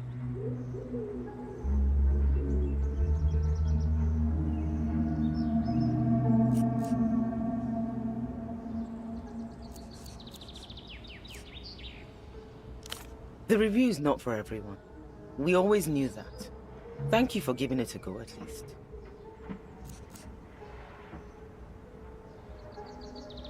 That'll be me. I'm a keen cryptographer. Sometimes, after a long session, I dream in code. As with anything, it's a matter of practice. Sorry, with the review on hold, I'm struggling to find as much enthusiasm for the hobby. Lacking an audience, you see? It's not unnatural for one so dedicated to wordcraft. Cryptograms and poetry are, after all, alike in how they encrypt meaning in careful arrangements of letters. They are, aren't they?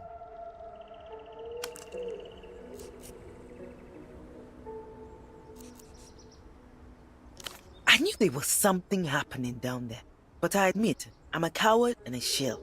I chose to look away so long as the review was kept in operation.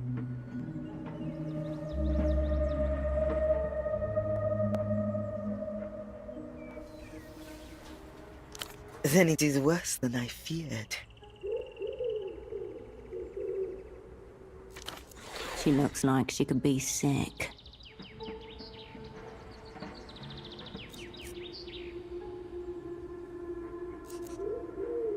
Gosh, she always seems so naive. I believe you, don't worry. But... Oh, are you alright? Do you need a doctor?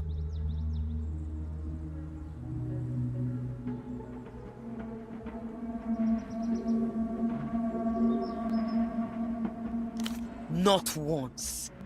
I thought she was a stupid, innocent girl. But that doesn't matter.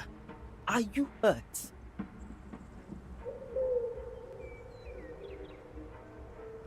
You don't mean that, seriously. No one deserves that. Let's talk about something else. All of this. Goodbye.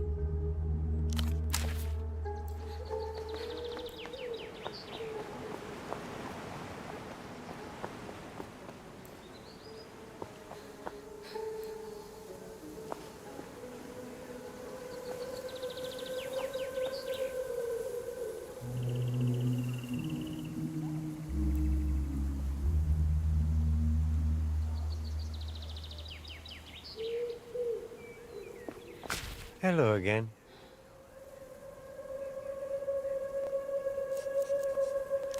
If we must. Very much. It's fairly peaceful. And I've always been quite fond of seafood. Though I will admit, I'm getting a little bit sick of shrimp.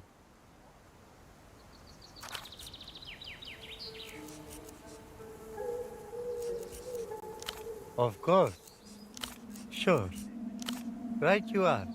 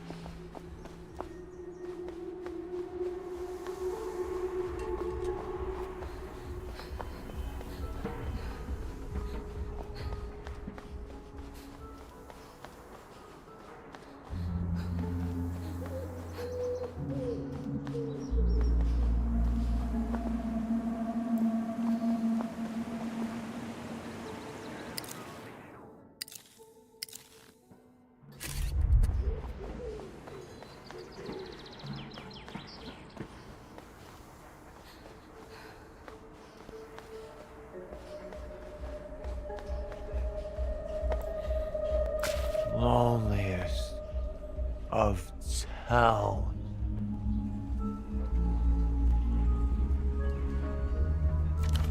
His half-hooded eyes struggle to locate yours. I visited an old friend. On the verge of our great triumph, we defeated ourselves. Reno, final boss of Reno Enterprises, and most famously, final boss of telephonic communication. Gotta find them where you can. One from my opposite number, one from my superiors for the professional cuckolding, and one from my aforementioned junior for making me superfluous.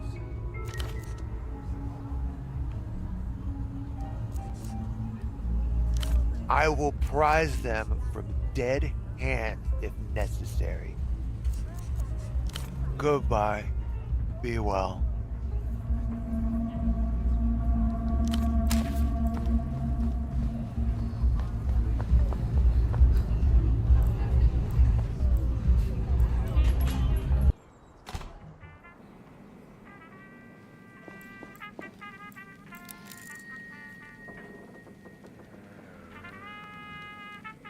Bored? I say the same thing to you. What do you want? Was he intensely forgettable? Did any sense of authority flee from him like the plague? Social death sentence. Board certified swine. Somehow, yes. I suspect the fertility experiment gone wrong. That, or the world's saddest mercy bug. Hate is a better word for it. My theory is that dullness he exudes is the result of a fungus of some kind. A parasitic brain mold playing at the motor cortex, like a child with a joystick.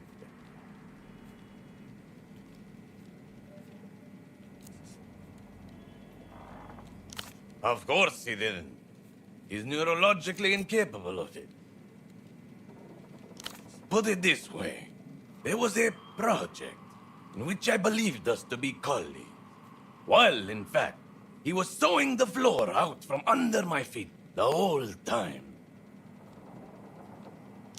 Yes, my visionary research program that he leached off of me. And with the backing of the astronomical grant from those MTER fuckers, too. I knew they were going to screw us, but I went along with it anyway. Visualization. We wanted to see what people see in their dreams. Flush with foreign cabbage. I was able to design a custom fMRI headset. More portable than those giant washing machines our rivals were using, and crucially, interlinkable. Enabling subconscious links between several participants, all wearing headsets. Very futuristic. You just plug the subjects in, load them up with modafinil, and boom! Dr. Gonza's subconscious picture show. Smuggling the ethereal objects of the subconscious into the physical world.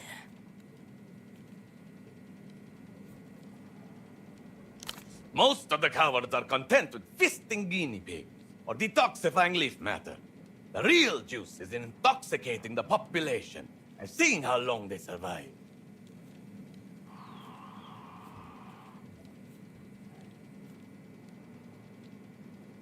Clearly, you don't know the first thing about human biology. How was I going to give birth to my baby without first getting fucked a couple of times? I got to see the subconscious picture show. Who else gets to say that? Is that what they're calling it? Put it this way. I get a call from Abe one morning. There's someone in the office for you. So I come in, trustingly, like a slaughterhouse animal. And there they are. Bored.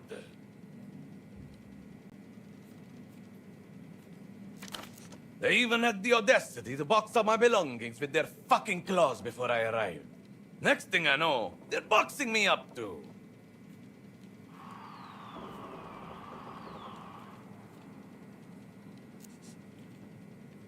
These were not question-answering goons.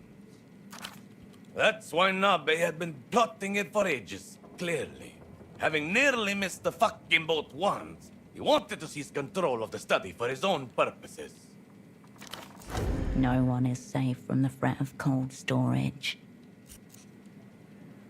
Yes, enough. Of course he does. He wants to spite me. Make my life hell. That is the only reason he exists.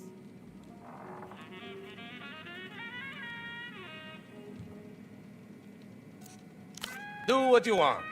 Guess you don't want access to any of my profound and exotic drugs, then.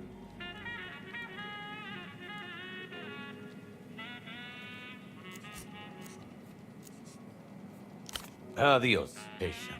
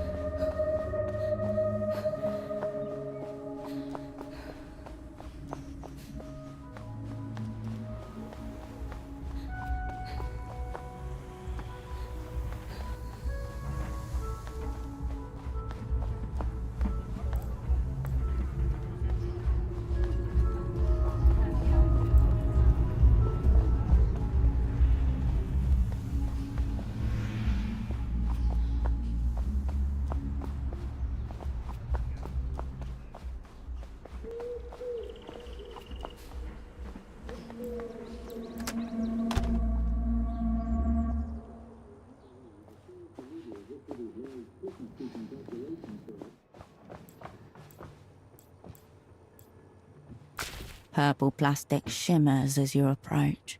Tacked to the side is a worn black sticker. UV. Tour only. Could it? Could it be? The brand plate identifies this as a Kagami 7X60.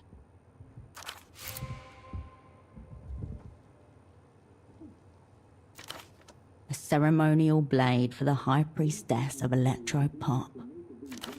She may fall on it, ward against the spell of the new, reject youth culture.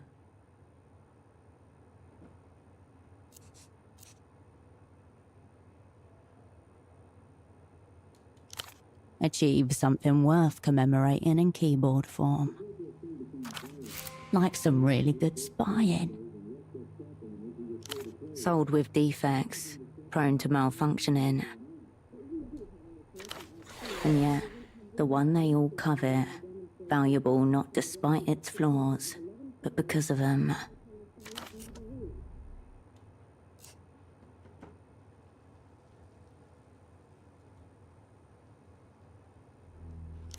One of the under-theorized appeals of Lusian electropop, the quality of modern Lusian instruments, mixing desks, even their cabling, is unmatched.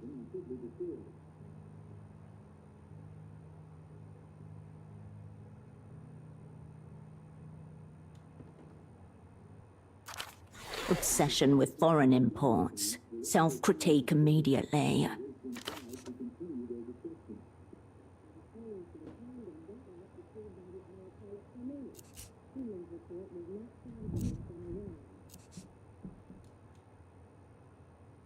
In terms of sheer sale numbers, and people buying it who will never actually play it, they already do.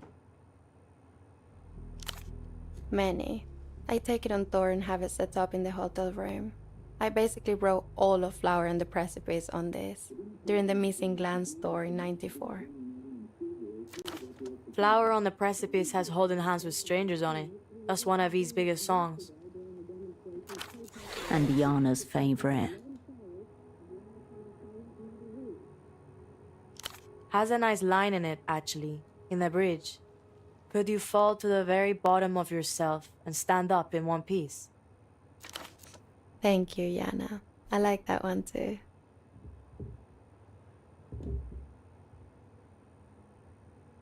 I'll let you know when I hit it. Bracing for fucking impact. Falling forever through infinite distance. It might not even feel like you are falling at all. You brush your finger into the nearest key. A light, airy tone glistens across the room. Middle A. Good start. Hirsch, what are you doing?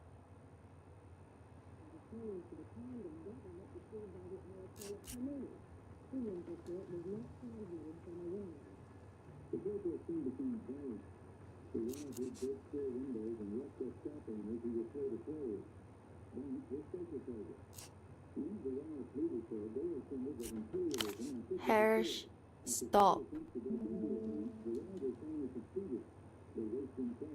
You're a spy, not a fucking sound engineer. Step away from V's keyboard. The young pop star untenses as you step back from her instrument. Remember, Hirsch, no weird shit around V. Later, Hirsch.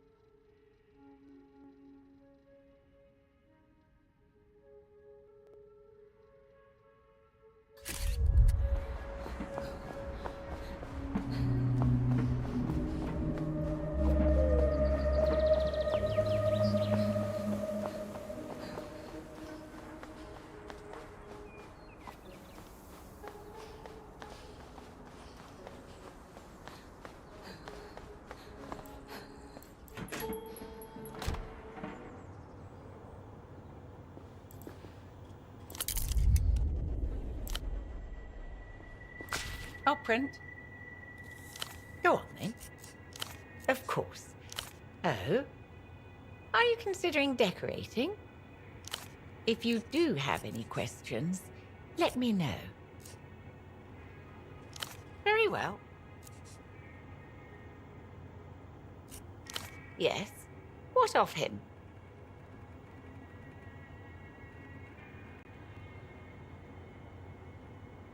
What? No. He doesn't at all align with the shadowy image of a Lusian secret policeman in her head.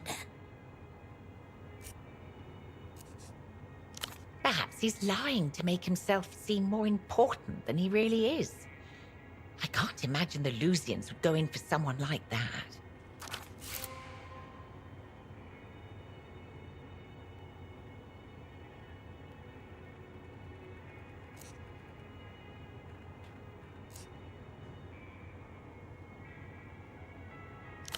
Being hated holds a certain power. Nesta knew that. The Lusians may well know it too. You? My goodness. This is why I had to ban him. He is a keen photographer of young ladies, if you catch my meaning.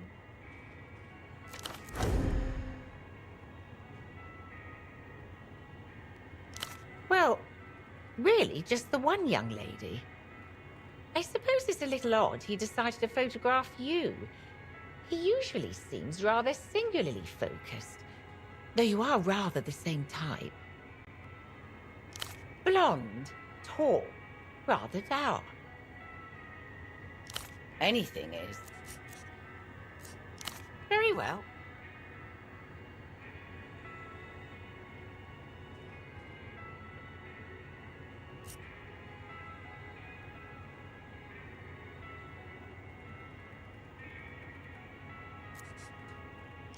Didn't you see the workbench already? It's in the room to your right. Just please keep the noise to a minimum, Cascade. Play nice. Very well. Ooh, how bad is it?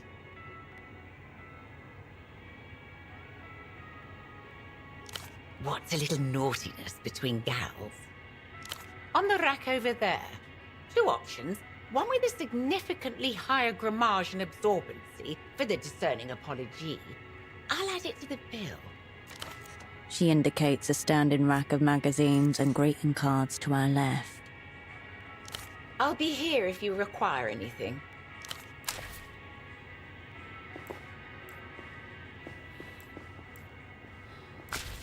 The rack holds 2 apology cards, under siege from a number of colourful birthday greetings and get well soon wishes. One reads, "Condolences for my actions," in cursive text bordered with tastefully ornamental flowers. The other features a cartoon steamboat labelled, "SS I'm sorry." Boom. Splish splash. Tears our ocean. You find no tangible difference between them. One's as good as the other. Shocking, isn't it? That anyone would choose the lower quality paper, I mean. You can really feel the contrition in the superior card. The grammage basically apologizes for you. Grammage? Grammage is grammage, of course. Interesting. A secret the Photoshop elects to keep even from itself. You take one of each type in hand and gently rub them between your thumb and forefinger. This is bullshit. You must have got it that time.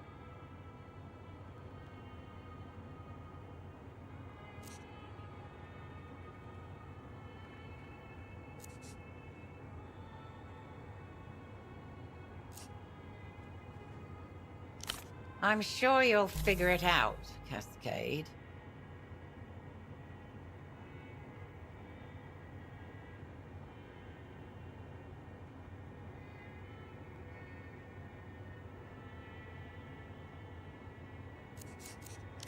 The rack will be here.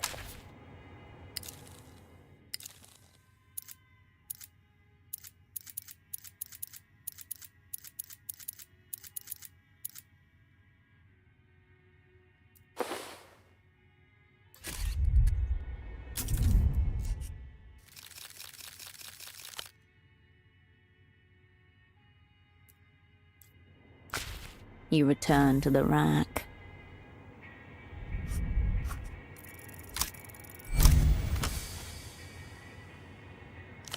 You dissolve yourself to an atomic level, making your consciousness into a tiny sensory warrior at the end of your own fingertips. The valleys and crags of your fingerprints sink into your paws. Grease squelches free as you probe your cheeks. Your index finger sinks into the realm of your nostril, to the first knuckle. Hair, goo, crust. Real human. Cascade?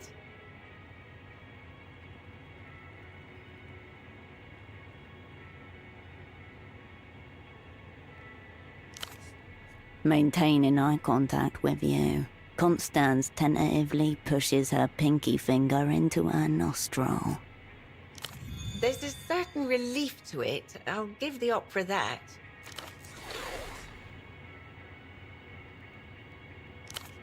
You delve into the fiber, digging through the ink and dust until you get to the raw material itself.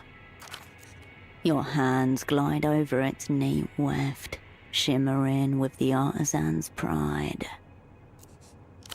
The boat seems to see you coming, tooting its horn apologetically as you smooth your fingers over its surface. Rough, uneven, you can almost see your hand through the uninked portion. Condolences for my actions is the higher quality card. Its sheer grammage can barely be contained.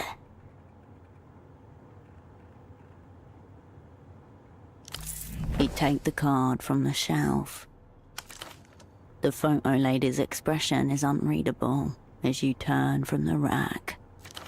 I suppose you'll be taking it upstairs to write your apology. Proper remorse requires a flat surface and a stable hand.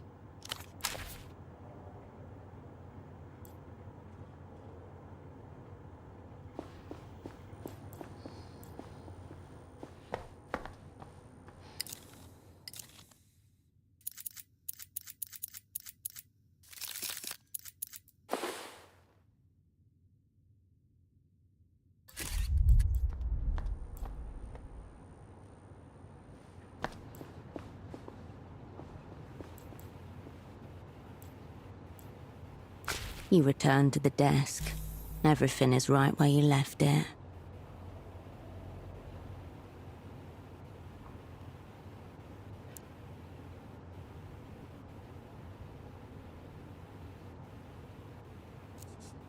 You turn away from...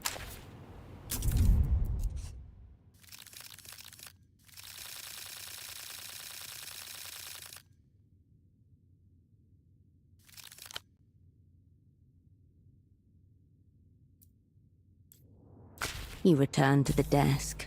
Everything is right where you left it.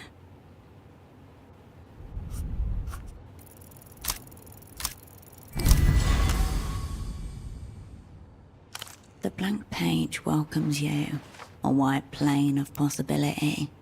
You have a lot of ground to cover here. You can do it. You can mean it.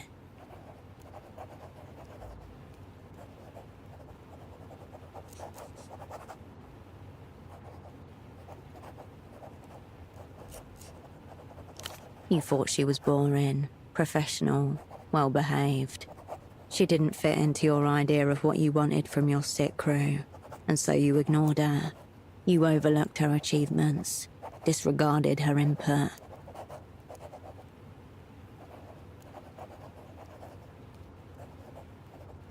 She has truly become her role, content, peaceful, looking forward to her retirement with a loving husband.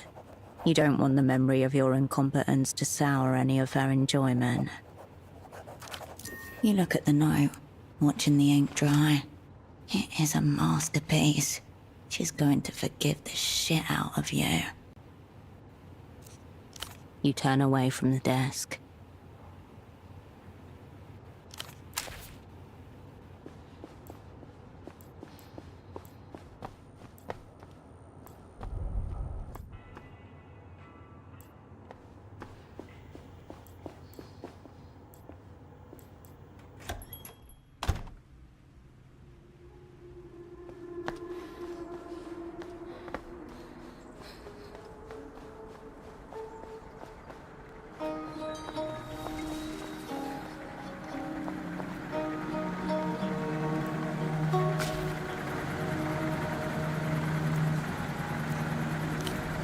Pleasure.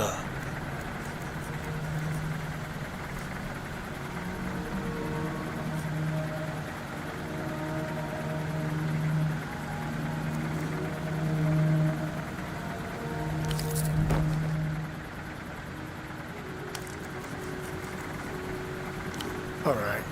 Tell me what. I'll be seeing you.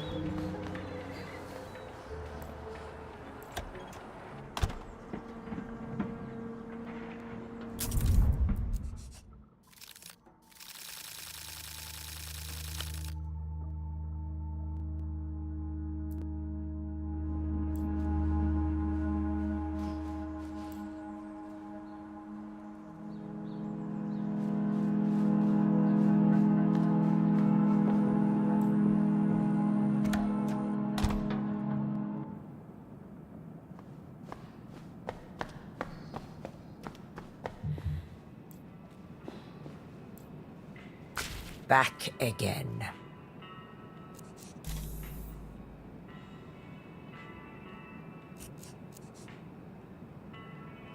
Oh, Herschel. This is an unexpected and thoughtful gesture, if a little late. And while it doesn't make everything okay, it certainly helps. Thank you, Herschel. One good deed against the tally of ill is still one good deed. And on such lovely, high-quality paper, too.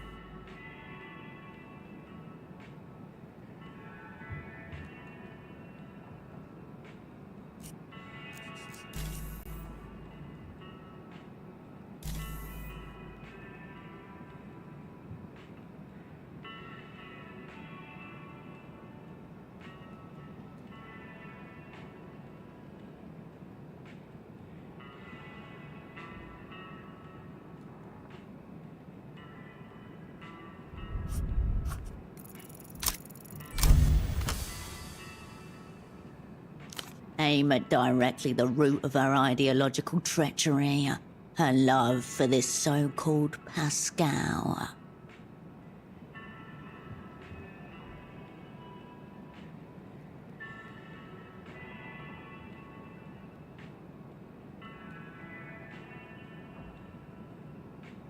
Her eyes deaden as she takes in what you've said.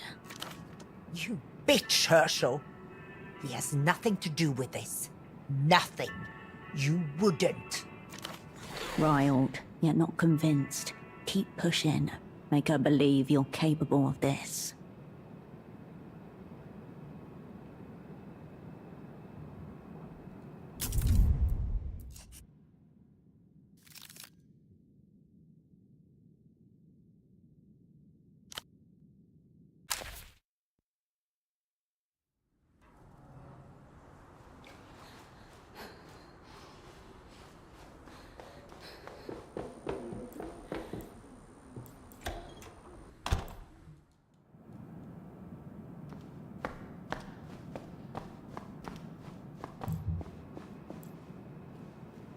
back again.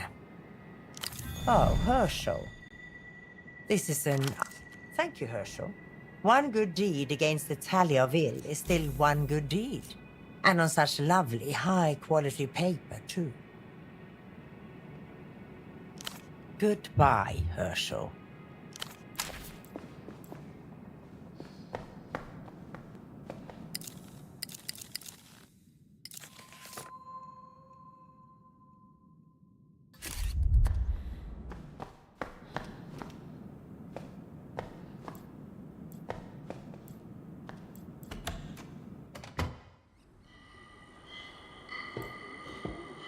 You return to the... You step away.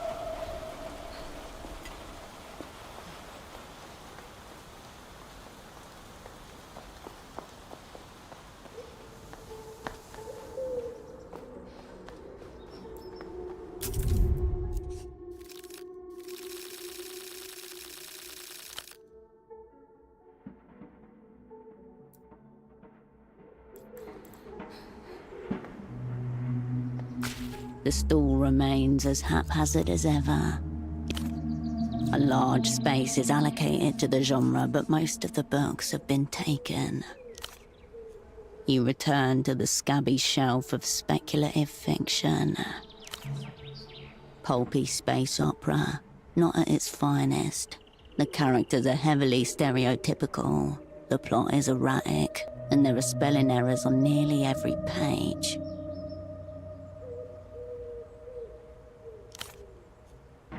A bunch of religious cultists travel through outer space in search of what they believe to be their god, but end up being swallowed by a planet. No, it turns out the planet is their god. They end up inside the belly of paradise and live there forever. Totally. It's a shame the word planet is mistyped as plant on the final page.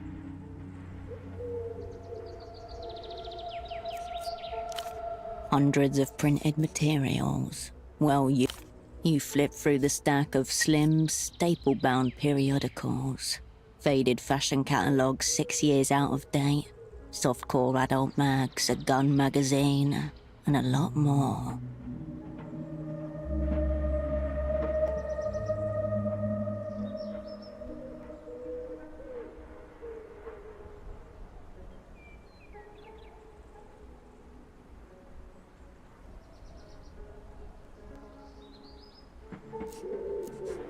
The more recent issues focus on the emergent Lusian styles. The oldest among them feature Portaferan clothes, local-made textiles from the famous silk factories.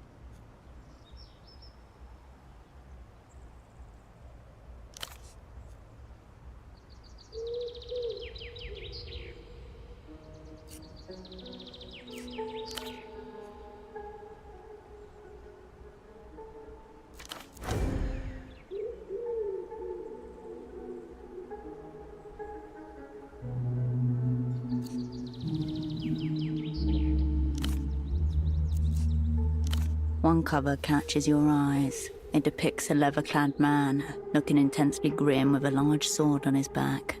A label warns of ultra-violent content.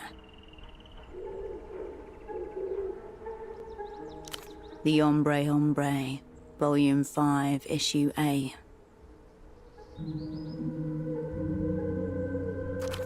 You've seen that name before, browsing at the newsstand while Tempo badgered and bartered over cigarettes. And promises are dangerous, the cover suggests. Blood-slicked affairs ending in exit wounds, their payment often taken in spinal columns.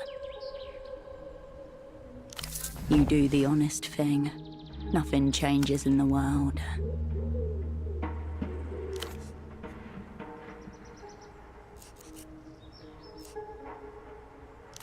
You turn away from the piles of books.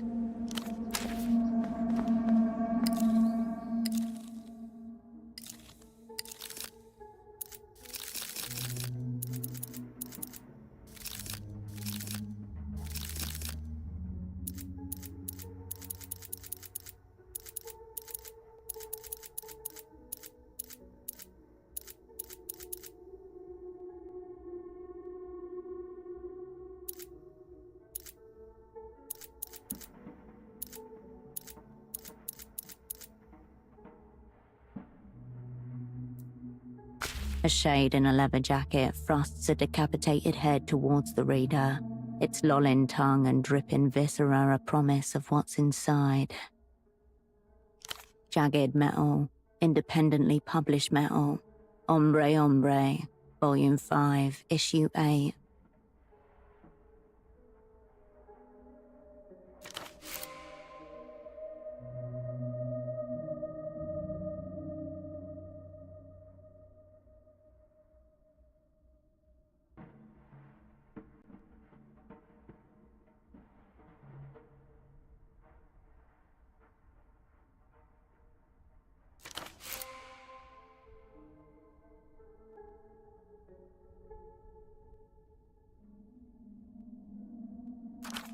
The pads of your fingers itch.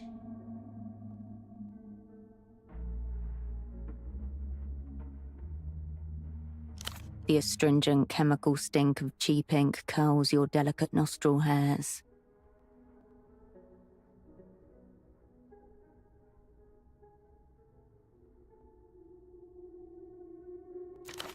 But below that, vanilla, must, the pulpy fragrance of paper.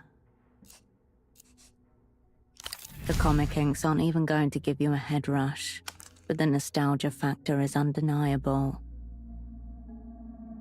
Black and white panels whip by, almost animated like a flip book by the motion of your thumb.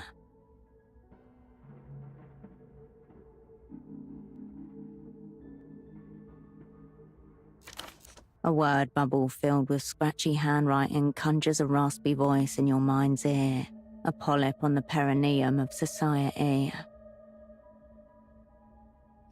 A comic for big kids who can handle big kid words and drawings. A clawed fist hitting a pulped face, the violence itself off-panel, but somehow made visible by the suggestion of the word "Krish" in a sickly bold font.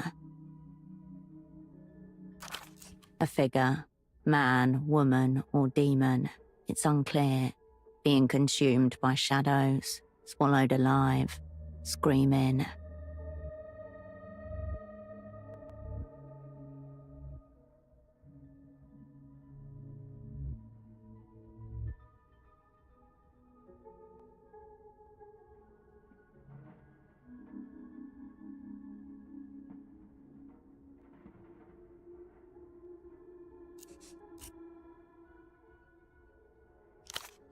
It wasn't a guy.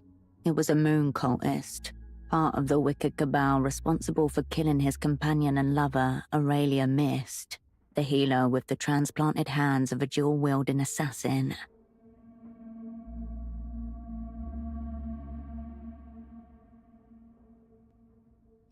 At least he did, before Aurelia was murdered by the moon cult. This isn't even the best arc. Wait until he finally masters shadow puppetry in Volume 6. You pause on a splash panel, huge, taking up the entire 2-page spread. The ombre stands in a pool of swirling water, a tiny ocean floating in a void of liminal space. The towers of the sunlit city stretch towards the empty sky, their basements flooded, massive fish splayed atop their roofs, gasping for air.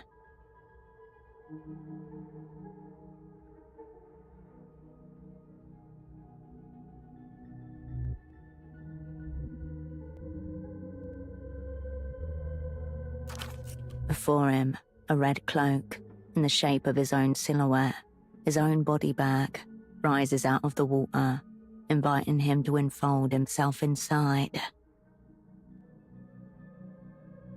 The longer you look, the more details are revealed to you. A tiny face hidden in the brushstrokes that define a pool of water, the intricate brickwork on a horizon line building.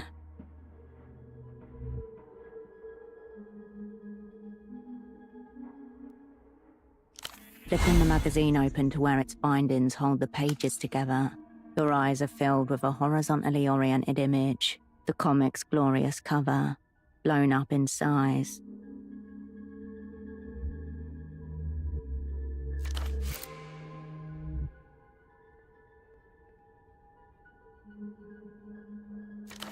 This isn't a poster, it's just a page.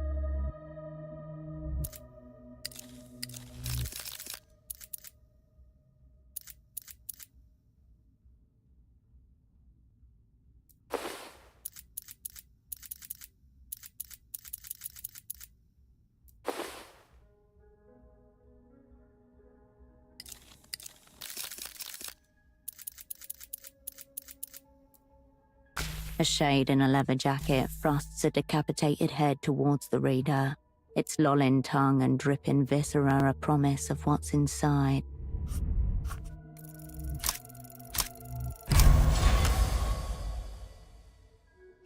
You press the palm of one hand gently but firmly against the magazine's almost non-existent spine. Careful, slower. The pressure is just right. Instead of the paper tearing around its bindings, the staples themselves bend, open for you, and give way. Pop, pop, pop. Your concentration sharpens to a laser point. The staples begin to buckle.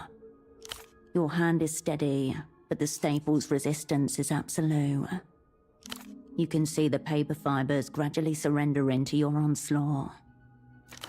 With the final staple freed, zinc-plated steel wire surrendered at your hands, the book's spine finally collapses.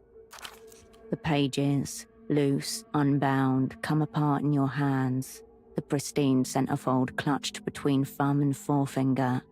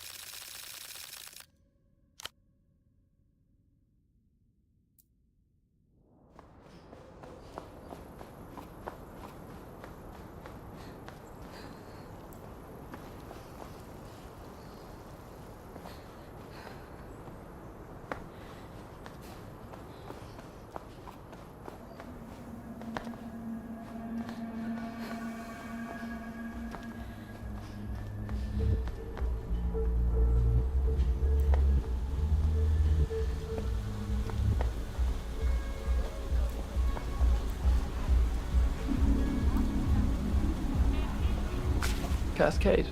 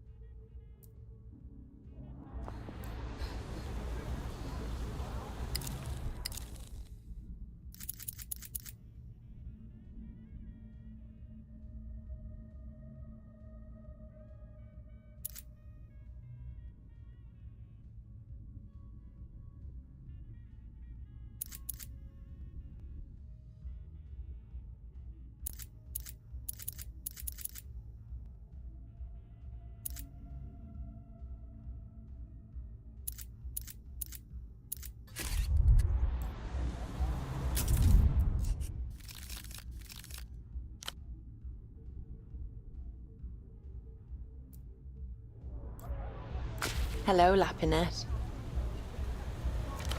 She smiles, indicates the seat to her left. Come, pretend to be real people with me for a while. Oui, bravo.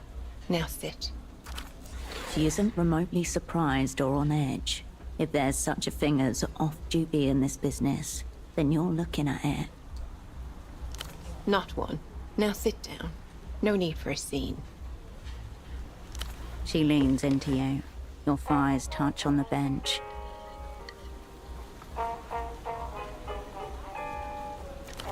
Welcome. Let me introduce you to our barman, Diego.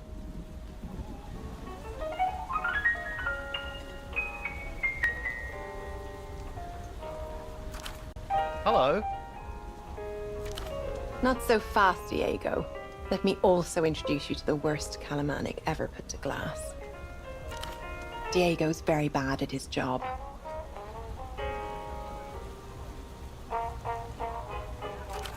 Your mother's standard loadout was also a Calamanic.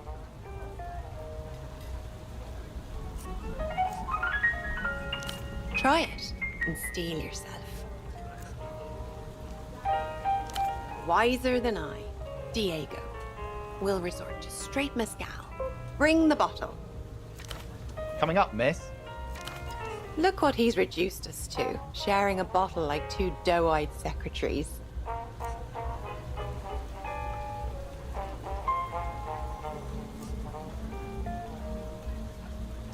Bourgeois poetry.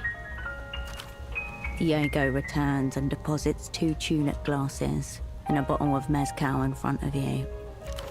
As he removes his hand, a single sliver of sweat runs down the outside of the glass. Come, talk to me. This is our little space. Let's cast off these silly personas. No need for them here.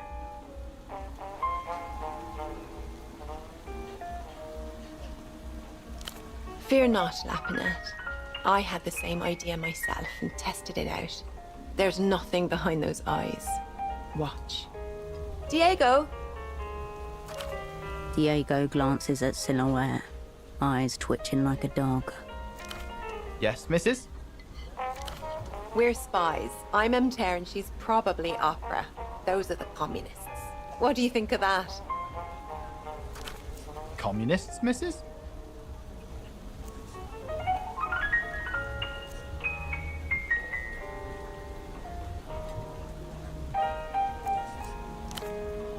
I don't always remember my words right, miss. That's all. Aw, look at that, Lapinette. You've hurt his feelings. Now, back in your area, Diego. Nobody. Same as you. She looks quizzically at you, drumming her fingers. Self-expression, being known, unself-awareness. In many ways, it's easier being a made-up person, even if you hate them. No more questions with no answers, please.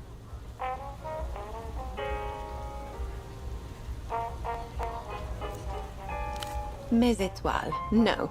She's misty-eyed, nostalgic, sincere, and tender. Makes me sick.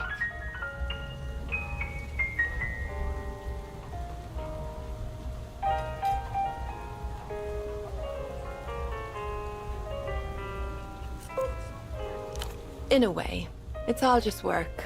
I have to pretend I care who you are and what you want with our basement, but don't worry, my pleasure was real.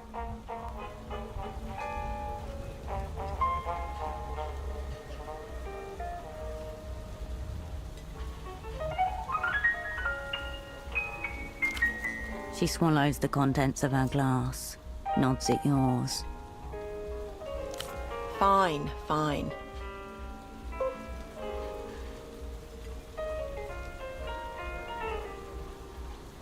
I suppose writing poetry is a little more fun than editing it.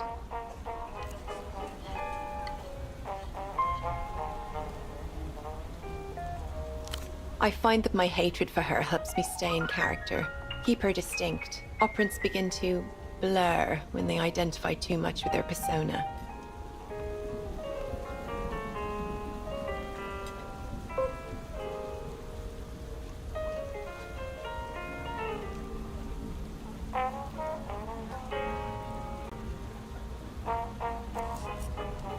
Exactly. And my own is a secret to all but myself.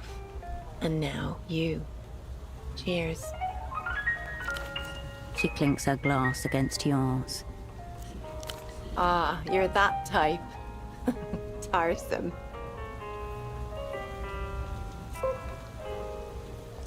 It is despair, ma lapinette. I don't want to talk about it. Truly, I loathe them all.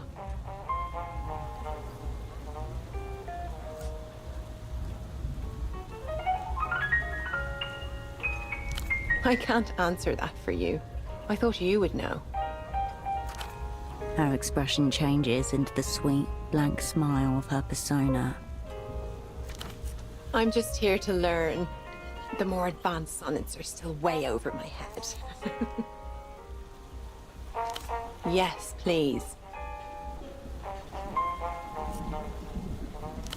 Yes, I'm afraid he's in love again. With a woman.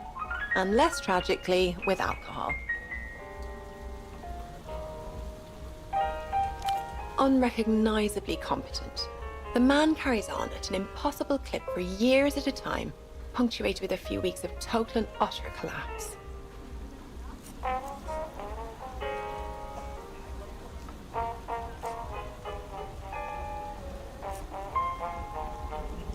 Down your glass and I'll tell you the story. It's a good one. No.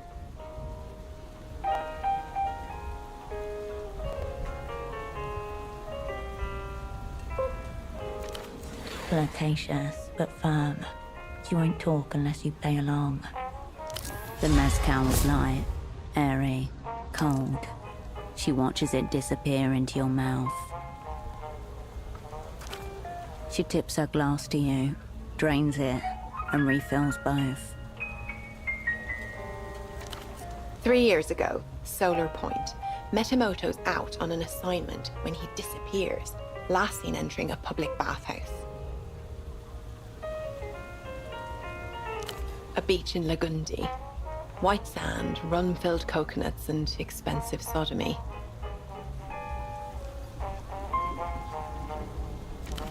Days pass. We dispatch an asset to retrieve him. He's not in the pools, nor the lockers, nor sequestered behind some crusty hole in a bathroom wall. Usually he is, yes. But when he slumps off the wagon, well.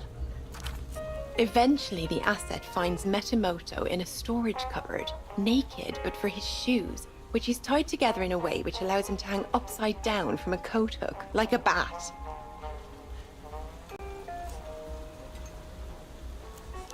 Way. Asset tries to wake him, but Metamoto isn't having any of it. Yells at the boy to leave him alone, that he's a moperant and will be activated at dusk. Dusk comes. Our asset is still in the cupboard, cowering among the buckets and detergents. all the useful things together. When in walks a gigantic woman, so big that she can pick Metamoto up by the ankles, which she does, and swing him bodily around, which she does. You could attempt this with precisely none of your assets. They're all too big. Be good to give Esty a hard spin. Shut her up for a while.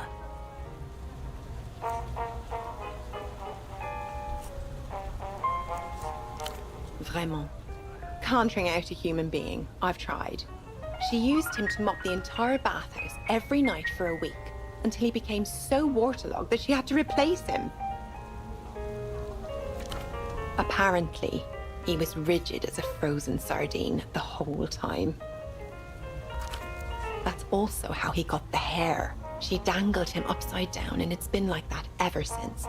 I don't know whether it's permanent or he styles it that way himself in homage.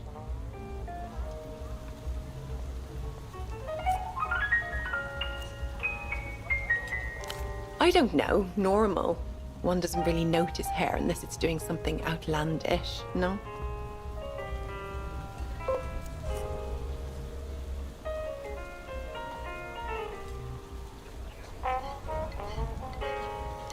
Are you trying to make me jealous? She takes a long sip, considering you over the rim of her glass. I don't really know him. He's an out-of-towner here for the secret treaty. Can't help but wonder what he's compensating for with those headphones, though. Really? Bravo, Lapinet. I know him mainly by reputation, and his reputation is quite good. You must be fast. To your speed. She lifts her glass, watches you. You plan to run away? Shame.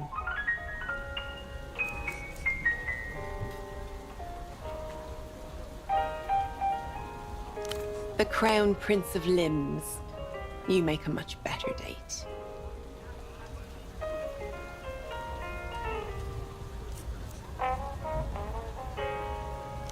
He is? No! That's hilarious. I did not. I didn't even know he knew what sex is. Let's not talk about Frederick. He is to espionage what Diego is to cocktails. The barman winces at the sound of his name. Diego, what do you think of my friend here? What do you mean, miss? Would you fuck her, Diego? Should I? Please. No. Diego, I need an answer. I would, do whatever you say, miss. And you too. Aha! An unexpectedly good answer. What about you, Lapinet? Would you give Diego a go-go? Coincidentally, he only speaks in two-word sentences. The barman nods and grins at you. Back to your area, Diego. But think on. Thinking on, miss.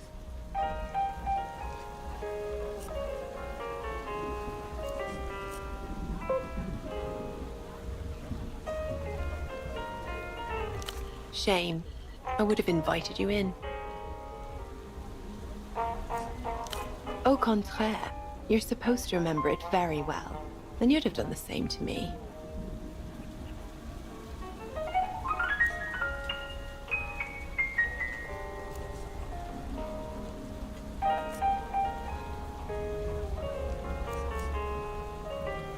I told you, I do not care for whimsy. And my tits are quite soft, I'll have you know. Okay, my Lapinet. Good things can't last forever. Time to pump me for information, right? But I want something in return.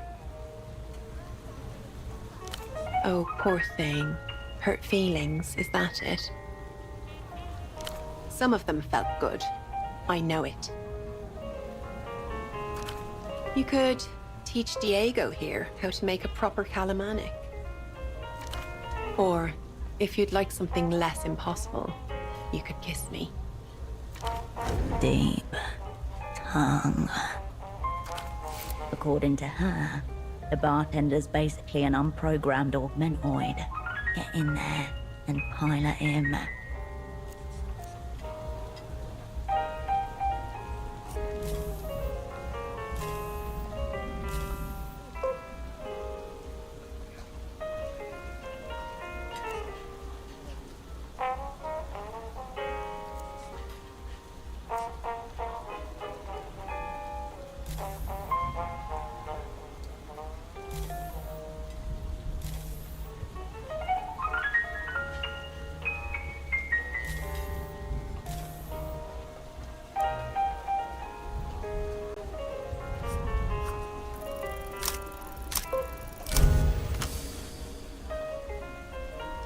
You let your mind shatter, fall and coalesce into a pulsating swarm of you.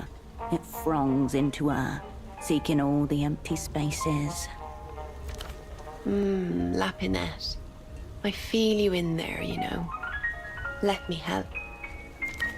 You feel her presence alongside you, holding you, guiding you inside her.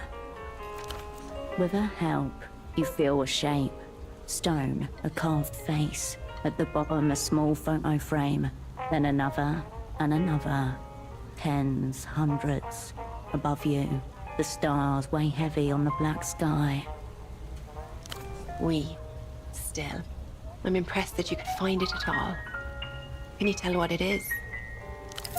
The mysterious gap isn't that mysterious. The Grand Lich and his entourage will visit the Lusian war criminal shrine at the top of Fort Firo.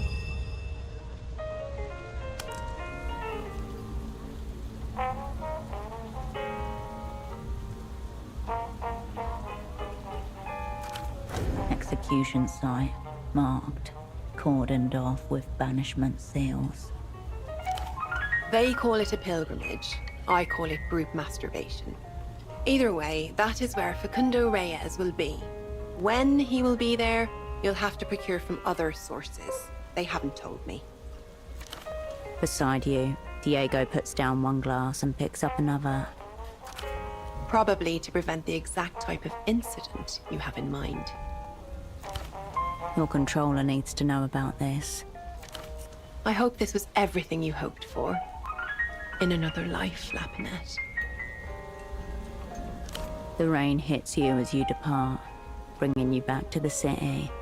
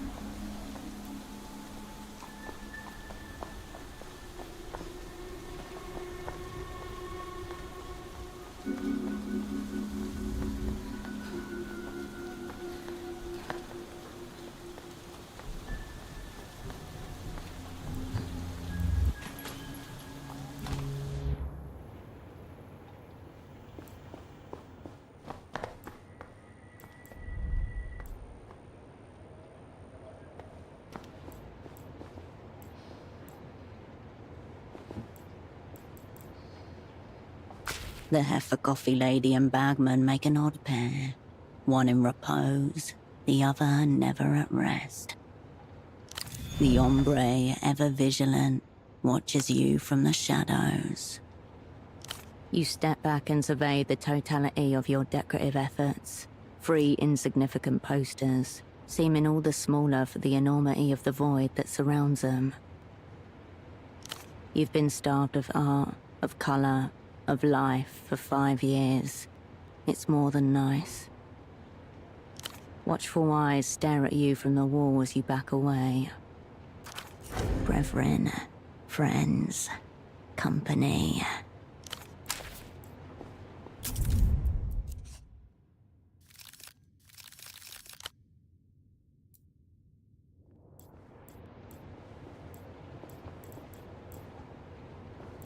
Raw information atomizes itself.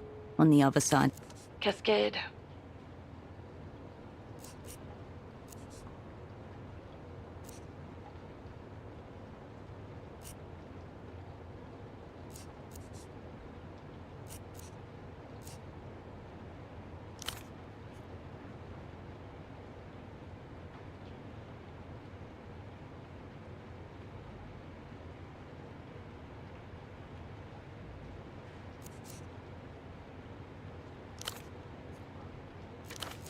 chewing the inside of her cheek.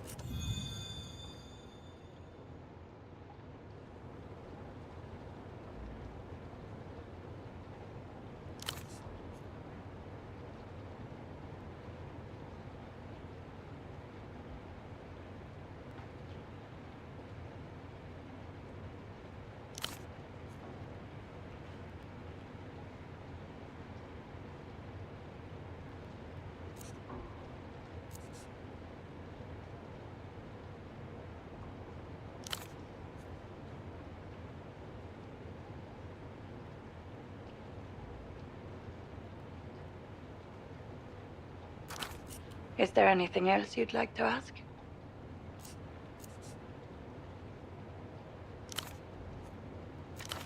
Chewing the inside of her cheek.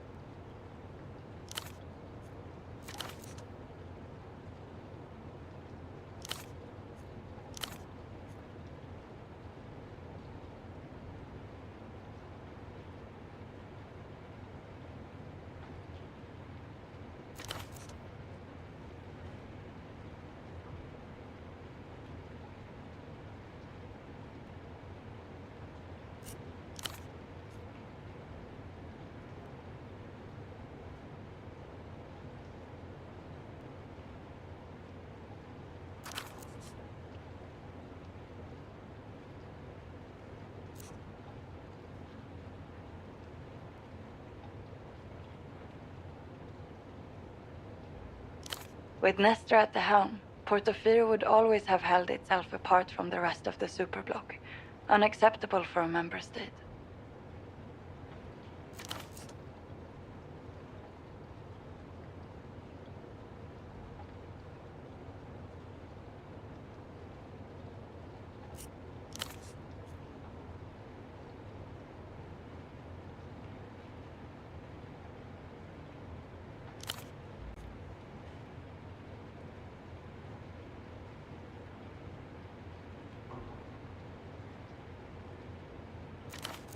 Is there anything else you'd like to ask?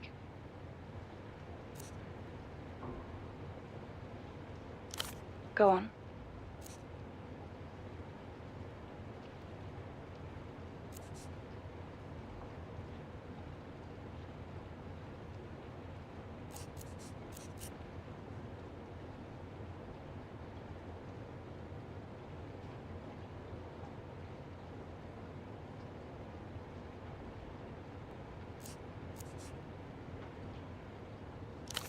Excellent. I hope you get what you need from them quickly. All right? As in Nestor's failed launch? Excellent. There must be archives still in the Pittel tract, surely. Certainly. But fine.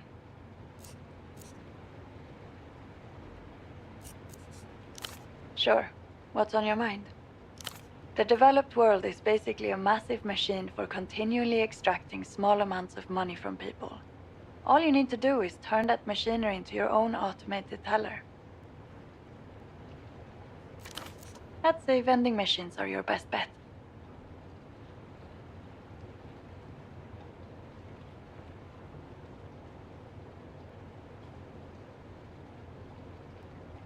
You will have no mistake because you will not get caught. Painful though it may be to admit, there are reality organizing systems more compatible with fat soul stacks than post-historical materialism. Sounded like she really enjoyed saying fat soul stacks. See if you can get her to say it again. Fat, soul, stacks. Delicious.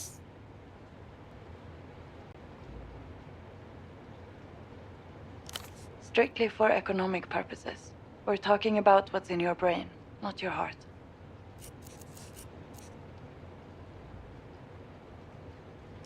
What else is on your mind, Operant? Luck and skill, Operant.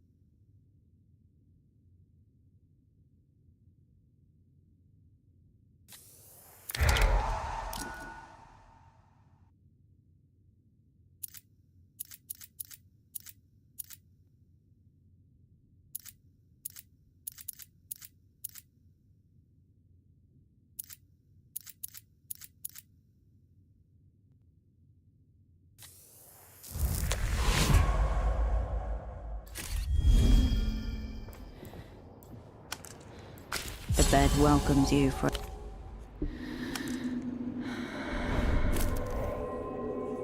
The stillness of the room quietens your mind as you settle down.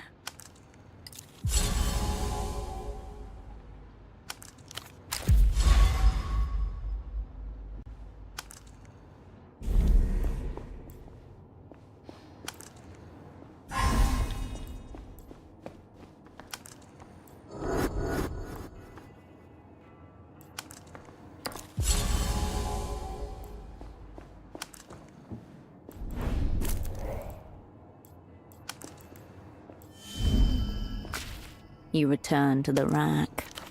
I'm saving the last card for an oopsie of my own, I'm afraid. You'll have to make do with the one.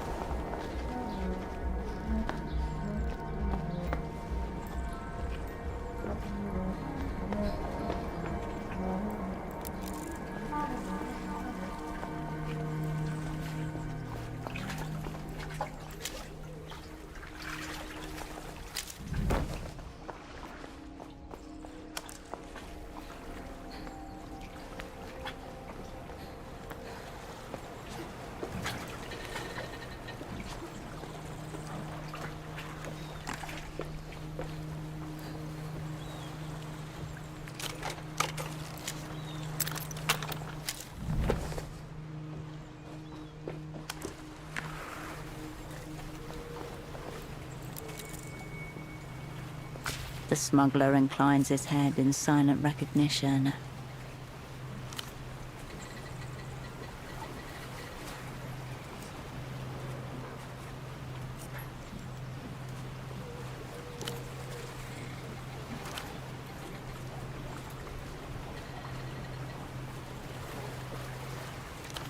Everyone swears silence until it can buy 'em something.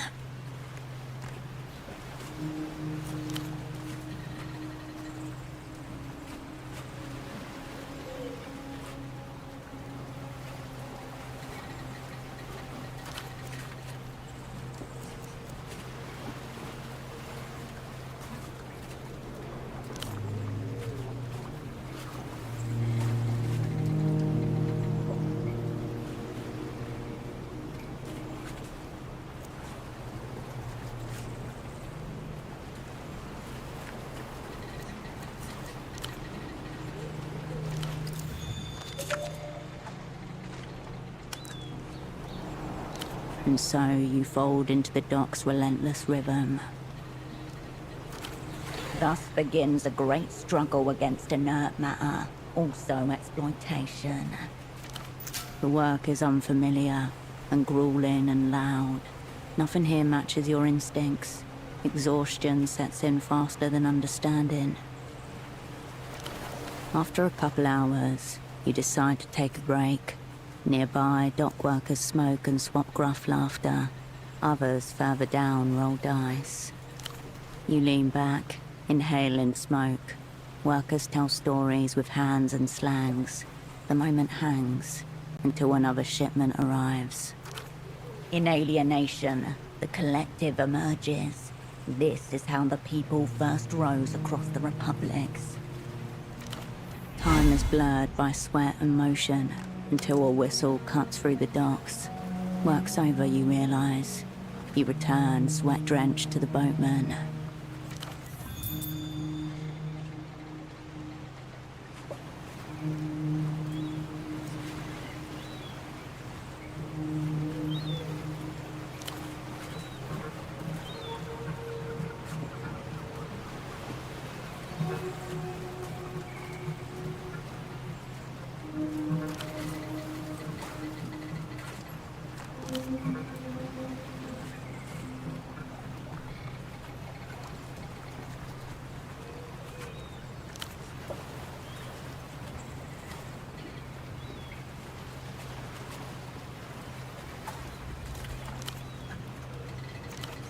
Cowards.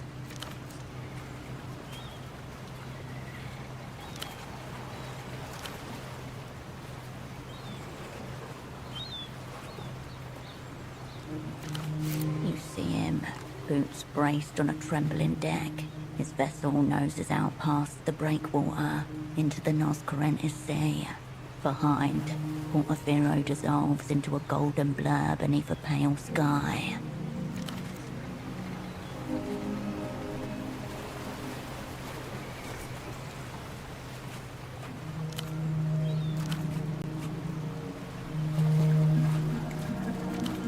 Tell him to not go into that office himself.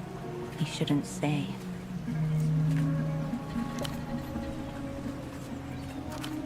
The man may be gone, but the ties live on. Post-mortem loyalties, sign of a well-cultivated asset.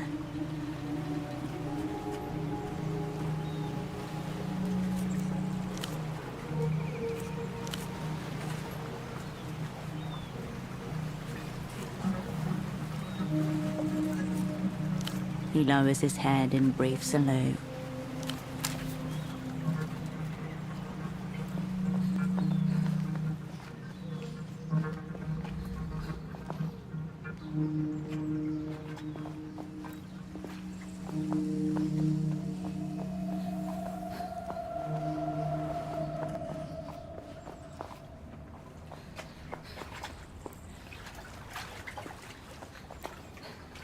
Eyes closed, the young man remains lost in his erotic Didn't I tell you to? Immediate terror. Real, unfeigned, unkinky terror. That? Where did you get that?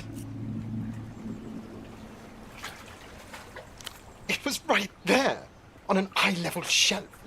It wanted to be picked up and examined. The detailing. It simply wouldn't make sense to only look at it from one angle. Give it. No. Get it out of here. No, wait.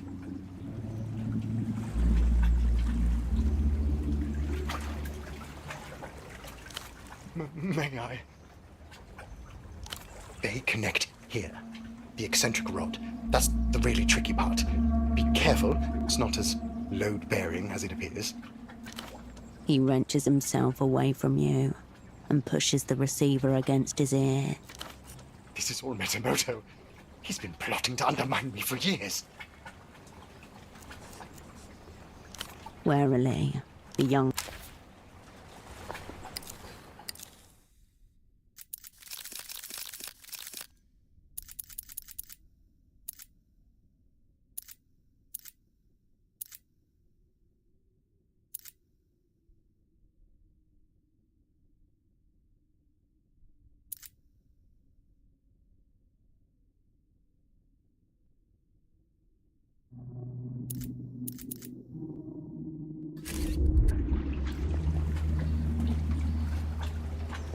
Eyes closed, the young...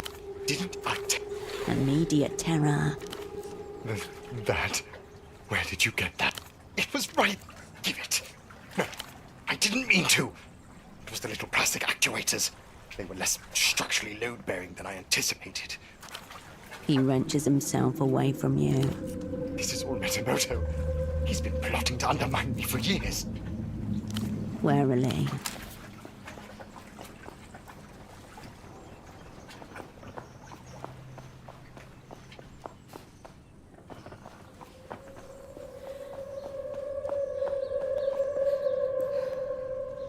Effa red and black special editions are lined up behind the sheet of glass. So close, yet so distant. More nothing happens. You meet this latest existential ridicule with nothing but resignation. Maybe a little more money would do it. From who? The shining monolith seems to jeer.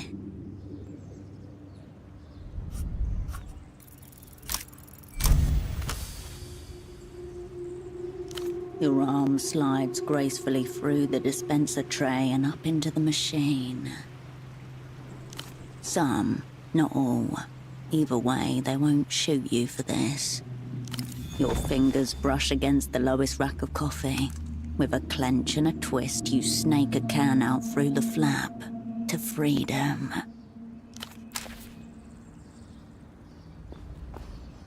The vending machine awaits your selection, yet seems utterly indifferent to it.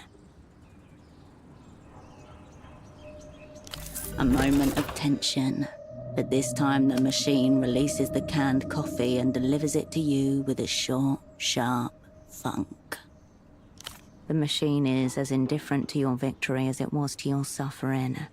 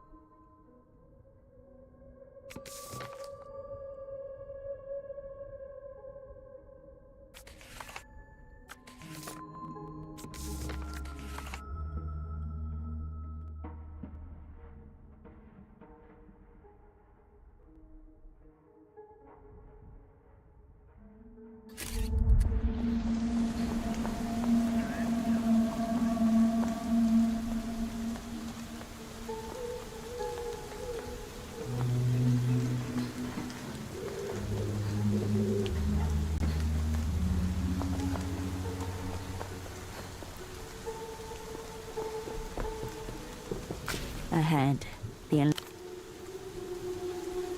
will light the next aero tram to the city's outskirts, to a place long abandoned.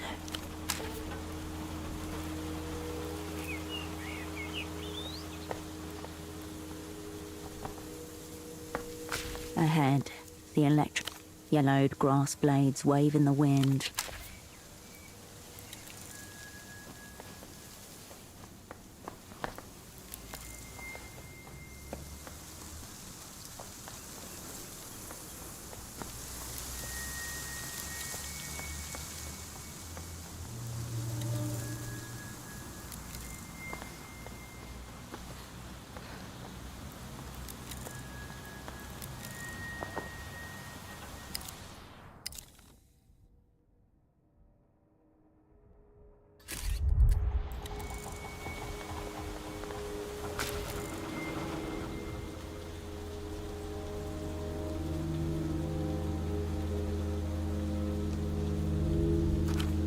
The remains of a community that was traded for a single shot at the sky.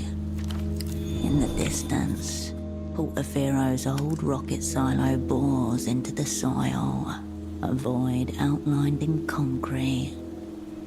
It looks like what it is, a heap of rusted metal and overgrown weeds. Something tells you it won't get much better inside. This silo is also where you'll find the mysterious Miho, according to the facts you received. Your footsteps crunch along the dirt and gravel.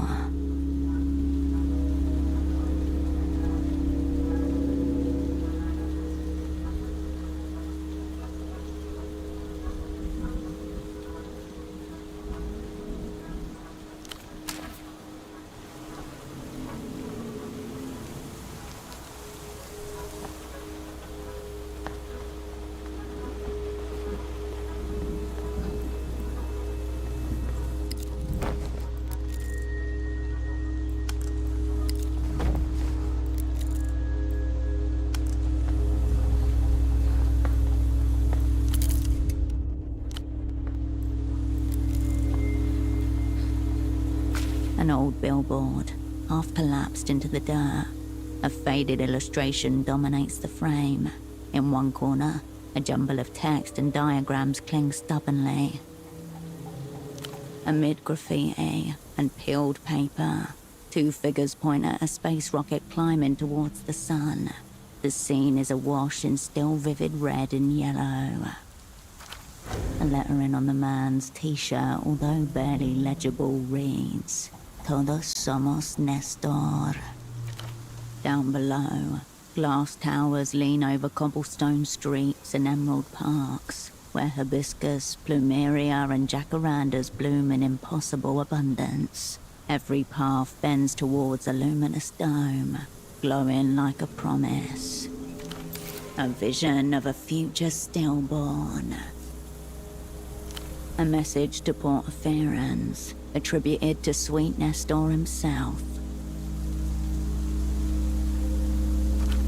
It begins with a proclamation.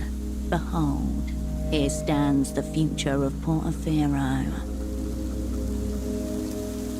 A desolate expanse of half-built concrete shells and narrow streets wind into nowhere. Here grow the seeds of our collective glory.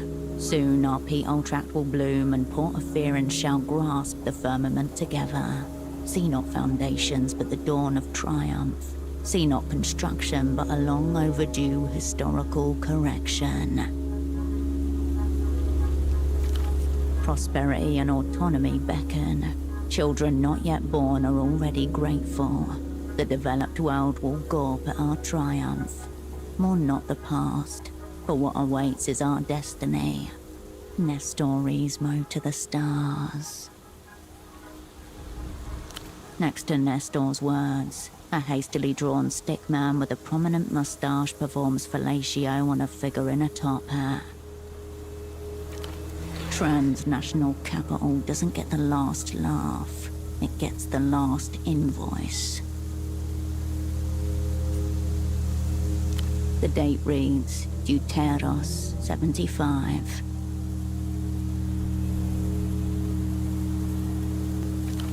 Six months later, the clearing of the Petal Tract began. Over 20,000 residents were displaced, never to be relocated.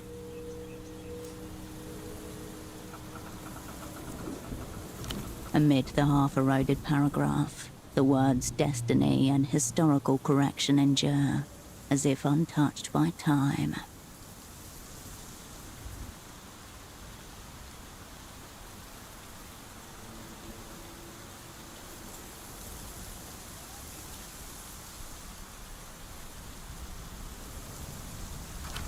Portafero would have become one of the big boys of the developed world.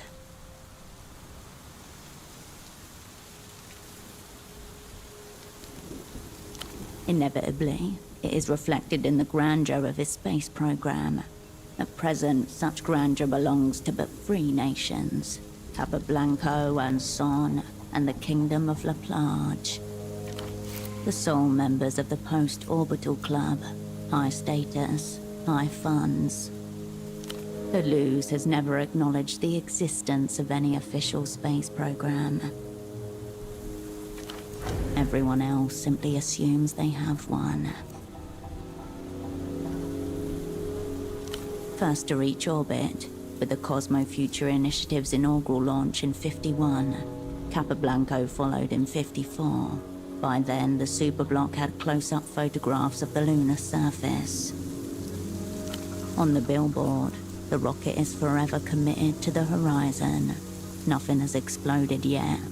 Nothing has failed. The bushes sway in the breeze. The decaying panel groans. All around you, the vegetation of the Petal Tract slowly triumphs over the follies of men.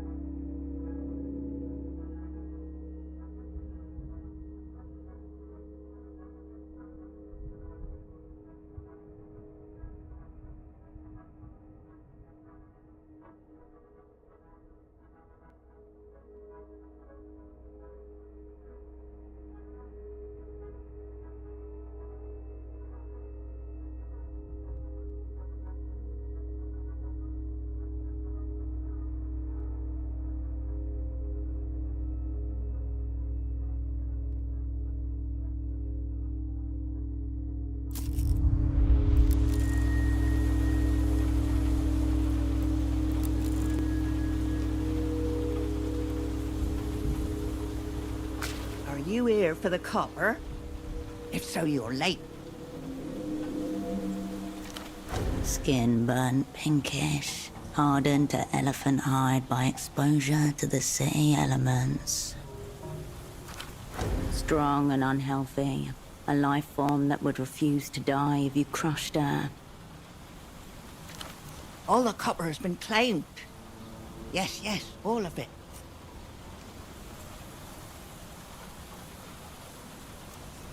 Yes. A giddy smile creeps into her face, like she's outsmarted you. You can't have copper, but if you want, you can help me. I can pay you. Yes, I can pay you well. Suddenly, She reaches into the pockets of her shorts and pulls out fistfuls of crumpled bills. False money. Here. Have some, have some. Your hands close upon a mass of hard, crumpled paper. The scent of 100,000 grubby hands and the insides of cash registers. The fibrous toughness of paper indissoluble in water. There is nothing false about that money.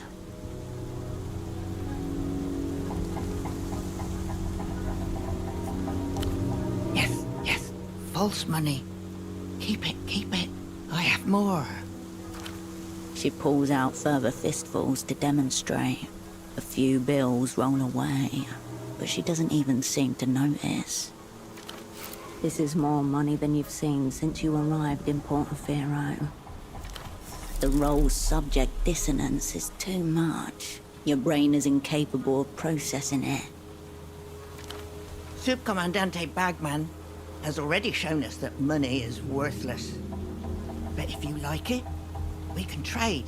Yes, copper for money. But I keep all the copper. I used to buy into the reality trap. Houses, yes, kids, family, food, all a trap. Spend false time working to make false money. A bad joke. Subcomandante Bagman made me realize this. Real estate. Buy house, sell house. Add money, remove money. Hilarious when you think about it. Yes, I was winning at the game of life. Bad game. Prize for winning, more of the same.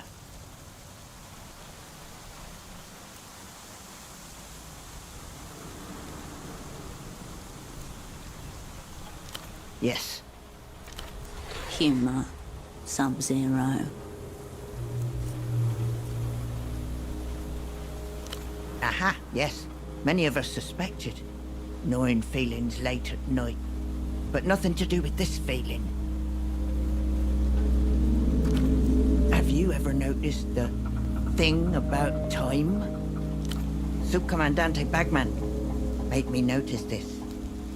Yes. Changes everything. Stop. Right now. Look at your clock. Is it moving? Your brain recoils from the question with the terror of a Paleolithic huntress wondering what lies beyond the horizon. You do not want to touch the edges of your world.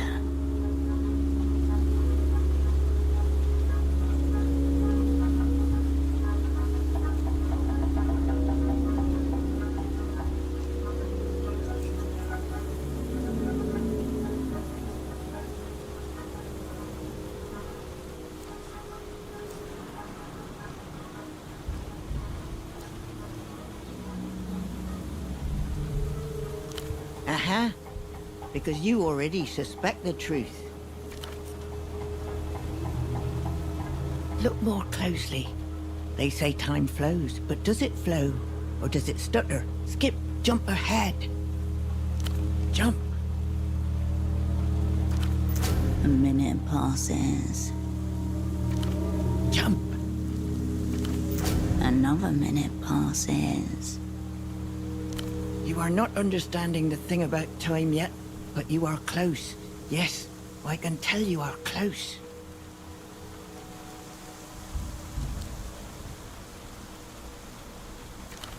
As long as we are inside false time, everything is part of the reality trap. False time reinforces reality. Escape false time, escape reality. Then we will know. Then we will see.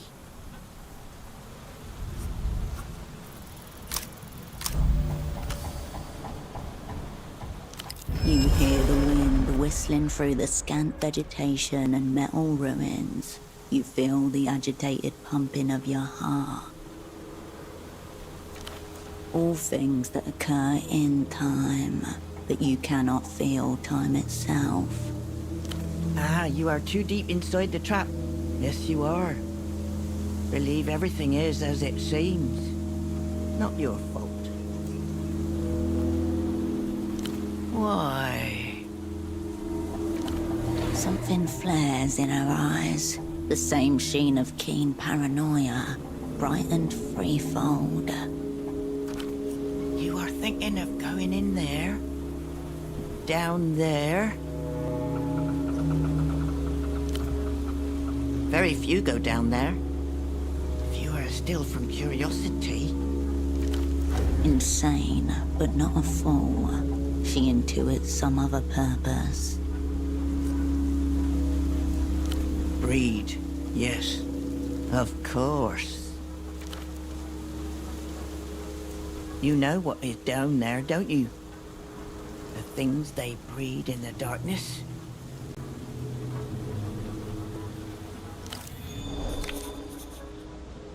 Dolphin human hybrids.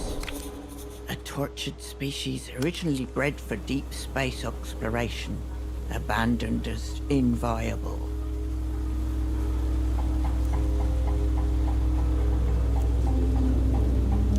Oh, yes.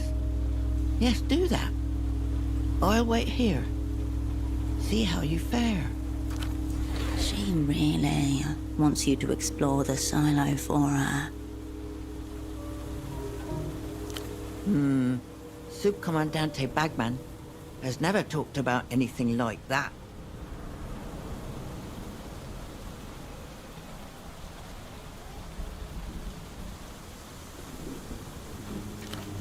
Sounds like a government program.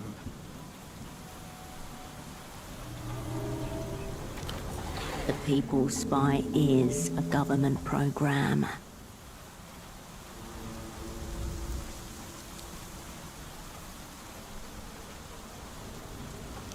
Aha. This is why you are so curious, yes? Go and find out what they have for you. I will be waiting, yes, to hear what you find.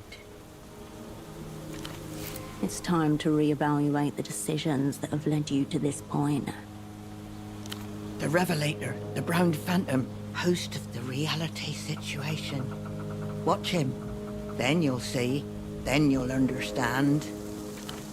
She laps from the same pool as Malin's father, who got himself kidnapped after hearing about the phone that makes people disappear on this same show. This Bagman is the fibre of the web connecting all paranoia in Portaferro. The reality situation plays every single afternoon. You should watch him, at least once. Hopefully you understand. Yes, remember. You bring me copper, I give you false money. You'll like it.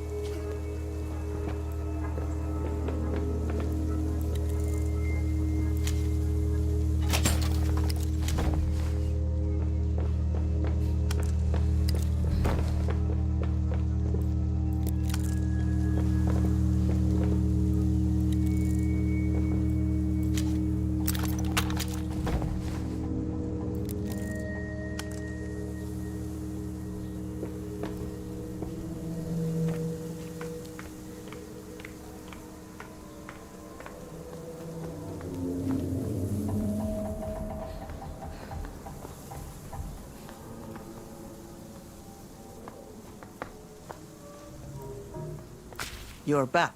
What now? Let's see. Aha, yes. This is good metal. Take it. Take the false money.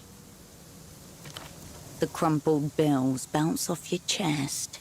You catch some. The rest fall to the ground. You pick up the loose bills and unfold them, one by one. She doesn't even look at you. Rapture, you've never been paid in a more degrading way. You want more? There is always more. Bring me more copper, and I will give you more. Yes, yes, remember. You bring me copper, I give you false money. You'll like it.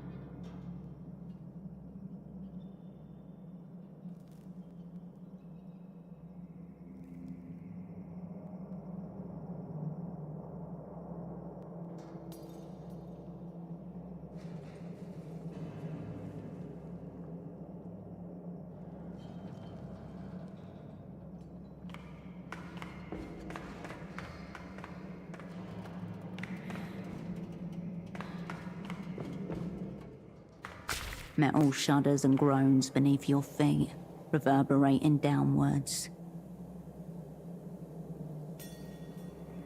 Red lights fade into nothing.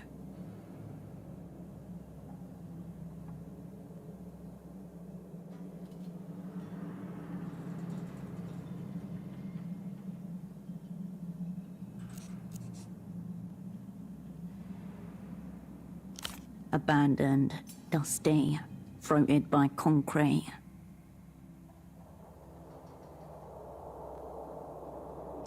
Hundreds of steps, winding, disappearing into pure darkness. Has the null entity lured you into an obvious trap? Remember what the Miho fact said. Go all the way down. Far below, a rhythmic thumping. Organic, maybe. And is that the smell of sweat you detect?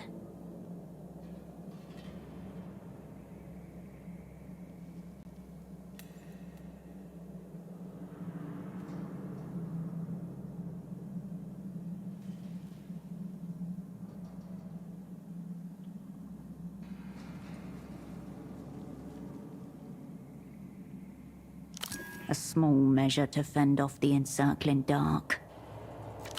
You look at the metal between your feet, a square grid that cannot contain the emptiness that surrounds you.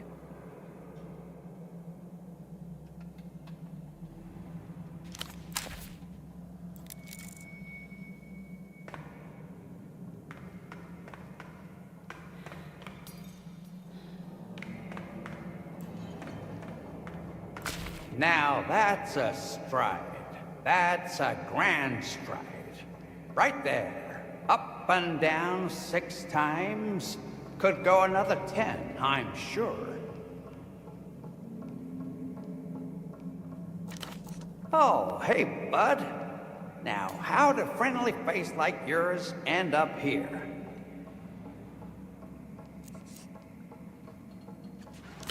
Working on myself. But I'm all about done for now. That means the stairs are all yours, bud. Down and down they go. Greatest stairs I ever saw. You ought to give them a try.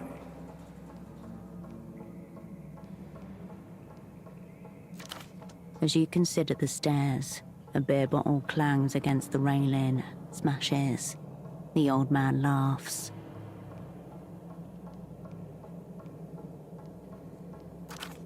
You know, it's nice to have company. A good chinwag helps stimulate metabolic ignition.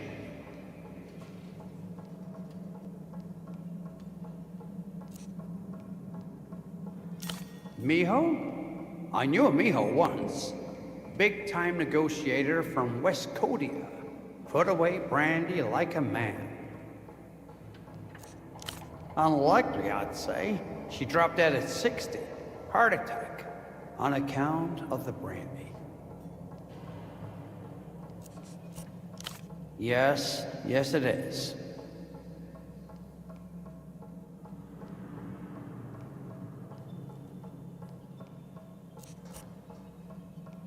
Beautiful place, isn't it?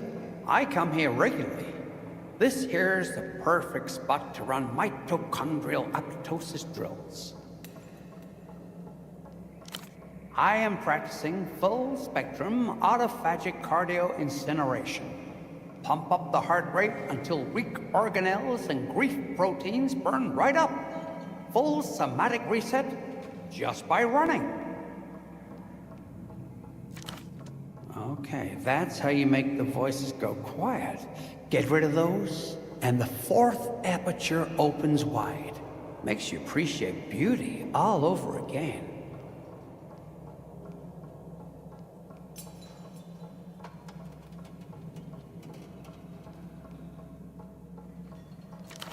Hardly anything he said makes medical sense.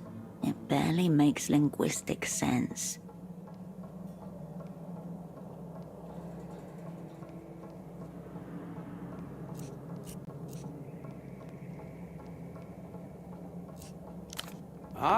Biology. Biology wants you on the couch, letting the thoughts in. Biology tells you you're done at 40. It'll never tell you to obliterate yourself, but as the saying goes,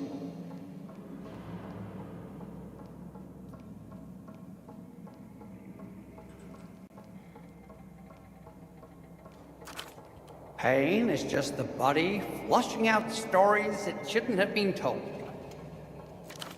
Pain is a nociceptive signal, a response triggered by actual or perceived tissue damage. That's from the tough cycle full system flush. Sweat, cry, piss, shake, ascend. No wonder you're hoarding emotions in at least 6 zones.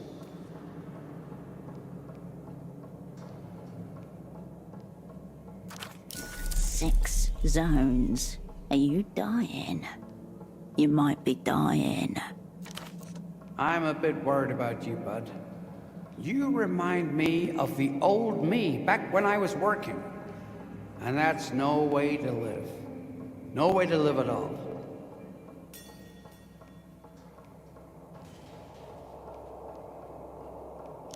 I was an interzonal man right up until 81. Consultant class, 2 decades in foreign hotels and meeting rooms, harmonizing standards for partners, getting Portofino ready for the big leagues, you see.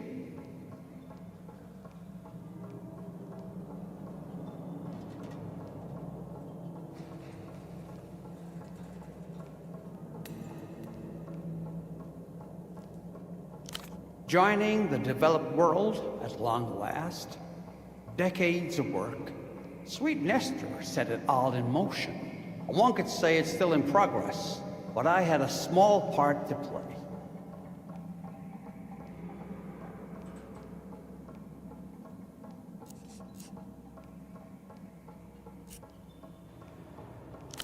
And it felt like it. 16-hour audits, maybe 4 hours sleep. Choking down sardines and brandy between meetings. Oh, and all the pills, too. Well, that all ended when I first heard Rim Tough speaking.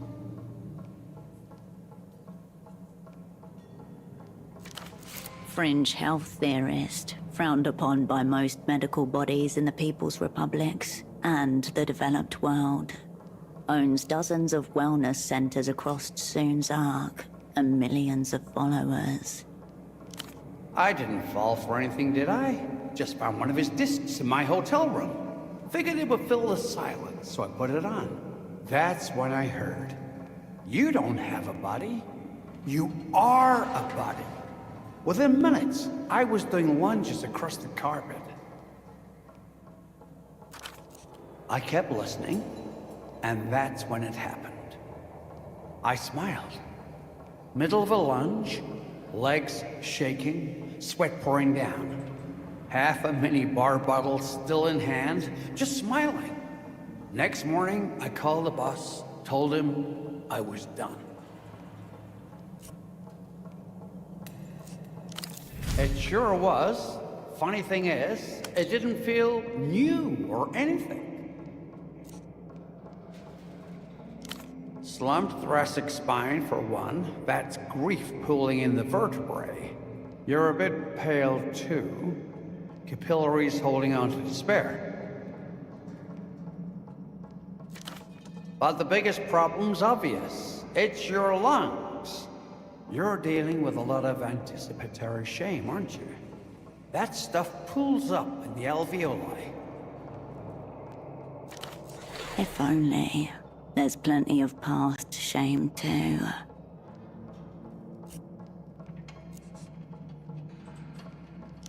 I hope you don't take umbrage at my words, bud.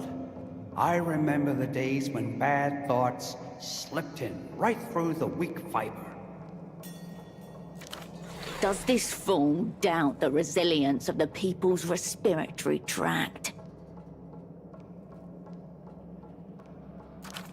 That's how we make sense of the world. There's no need to fall for it.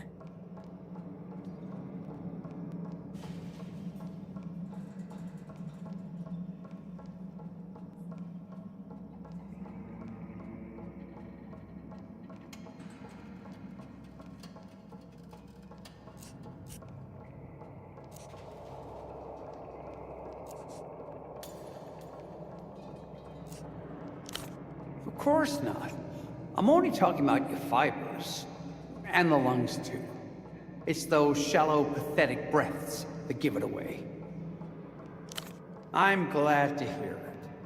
Of course, if you have any doubt, we could put those to rest with a little sprint around the loop.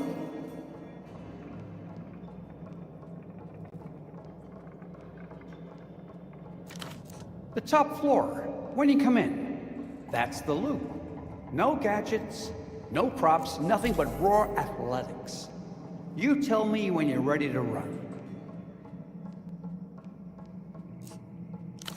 Keep you moving, you'll be fine. Well, I'll be fine.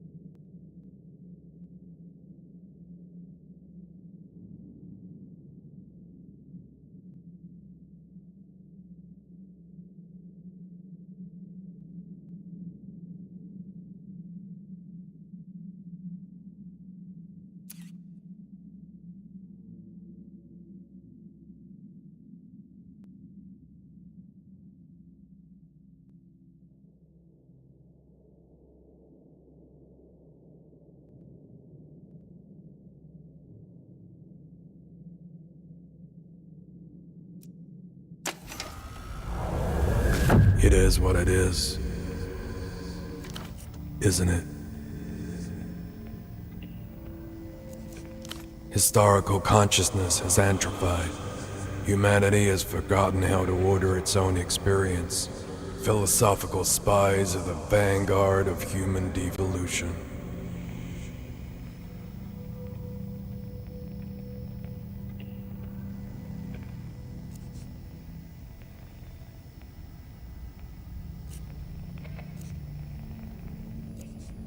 What you do can hardly be called a choice. Your acts of generosity and cruelty are equally absurd. You are not alive because you've never been born.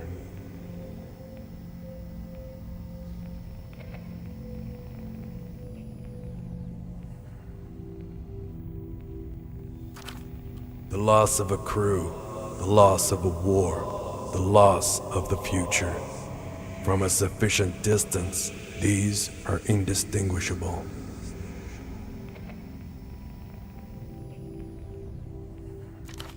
Gang calls bullshit.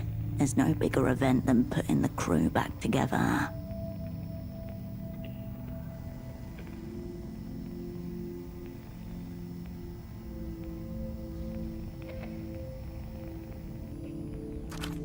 Individualism, emotion, even existence dissipates across the full stretch of eternity.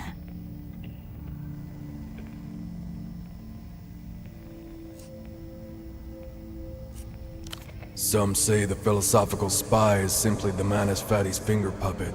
Others call it a walking massive depressive episode. But one thing is certain.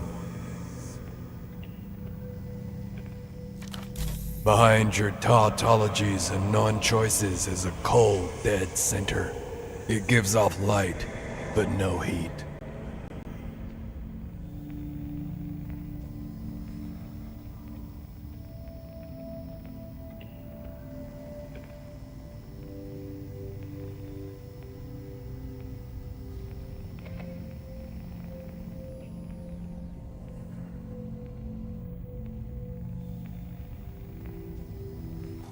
This decision matters not one iota.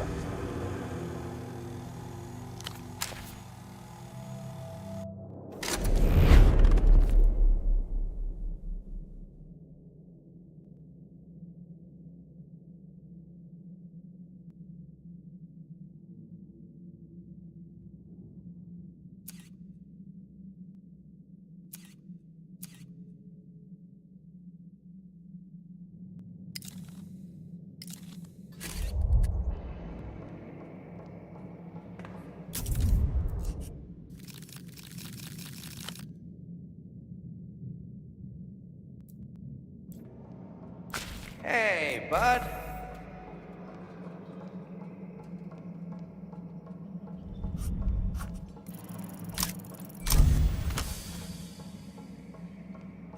Diagnostics complete. Ligaments primed. Heart rate nominal. Joints lubricated. Adrenaline and dopamine surge initiated to maximize propulsion. Awaiting signal. Oh, yes. Ready, steady, go!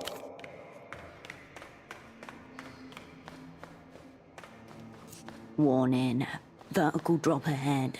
Torque and acceleration throttle due to survival drive. Provide vocal input to engage. Ultimate overburn.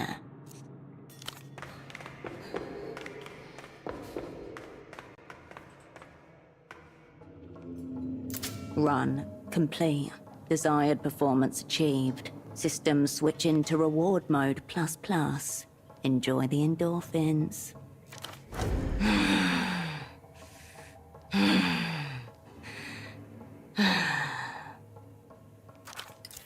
Stupendous stuff, bud. The speed, the leap. Sure. But the magic's in the keeping on, isn't it? To keep being stubborn against the world.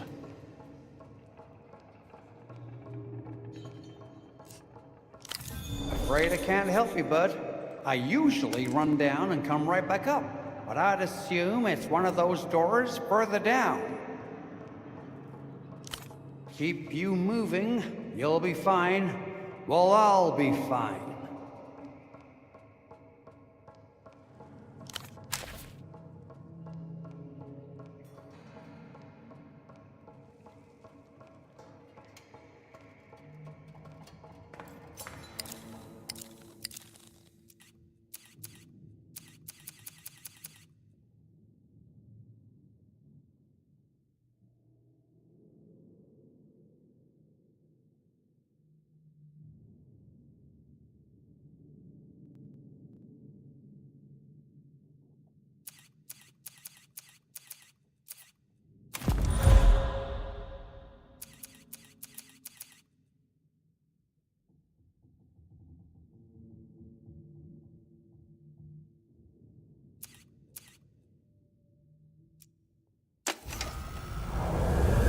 Hark! Do you see them? The stark reality is watching you from the sidelines. Cold grandstands full of silent, predictable men. There are no faces to be seen, just blurred suggestions.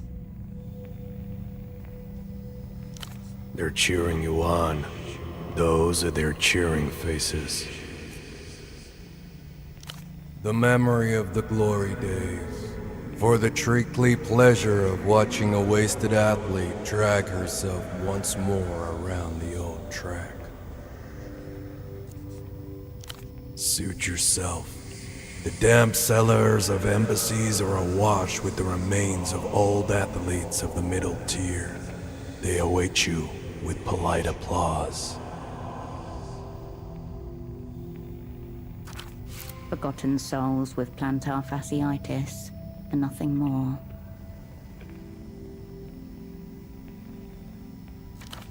The track goes round and round forever. You can't escape its logic, so you may as well embrace it. Look at her go, they say. There's nothing to stop her now.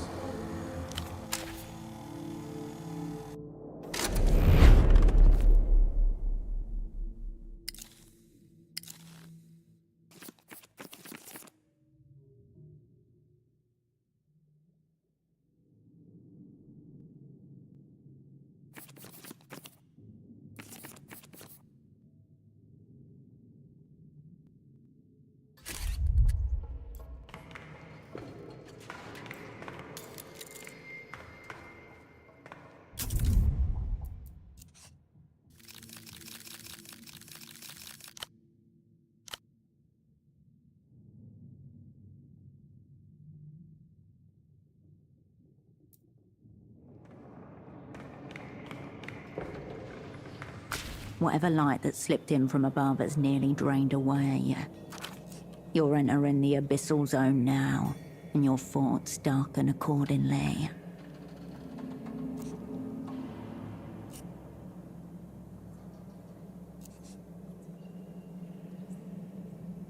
In a windowless room far below, a thing crawls out of its tank. Slick grey skin over limbs too long, webbed hands. And on its back, a blowhole. Denial won't save you as you're being crushed by a being with the strength of a bodybuilder, combined with the echolocative powers of a cetacean.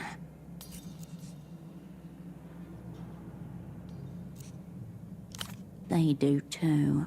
They've been terribly lonely down here.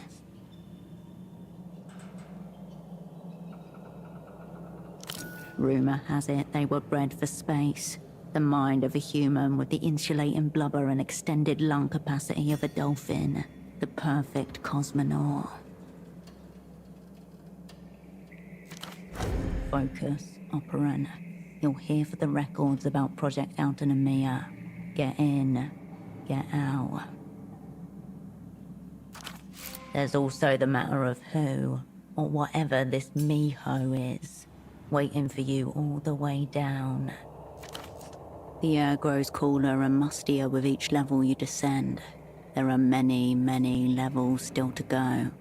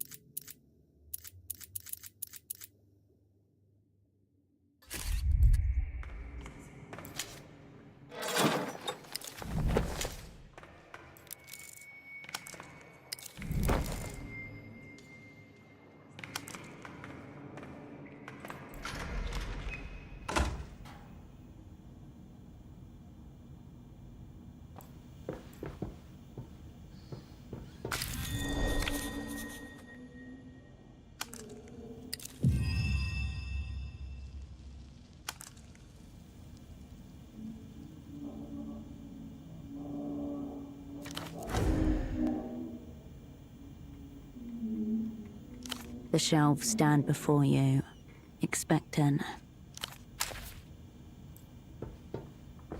You stand before an archival shelf. This one is labeled G. Its metal bays overflow with sagging dossiers, loose memos, and soft-buckled binders. Your fingers skip across the brittle tabs. You comb through dozens of documents. It is slow, monotonous work. Until your index finger instinctively alights on a thick maroon folder. On its cover, a seal dulled to black, and a title, Proyecto Autonomía. Your jaw tightens, your molars grind against each other.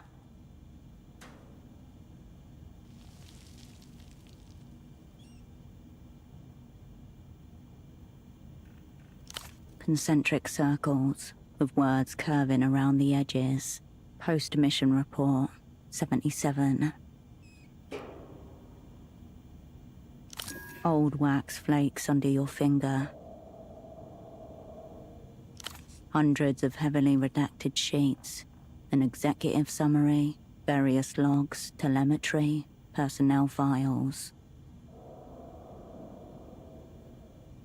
A brief survey of the document aligns with what you know. In 77, Portaferro attempts to launch a manned weather satellite into orbit. However, within minutes,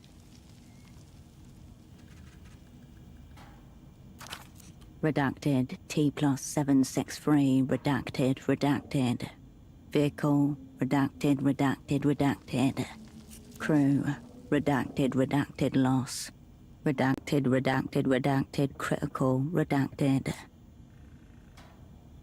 A note here indicates that while the explosion was visible from the ground, no sound was heard given the distance.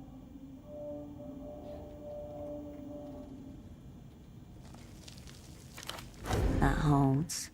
Nothing would be audible beyond 20 kilometers.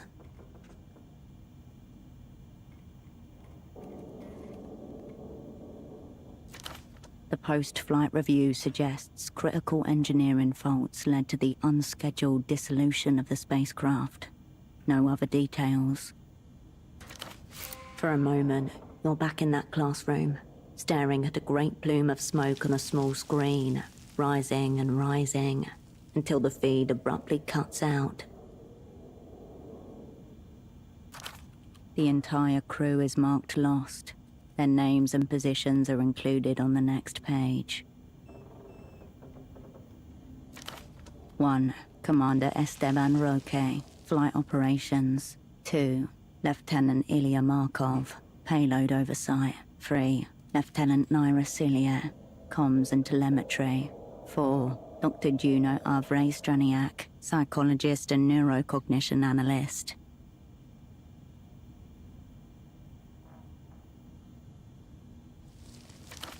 One of these things is not like the others.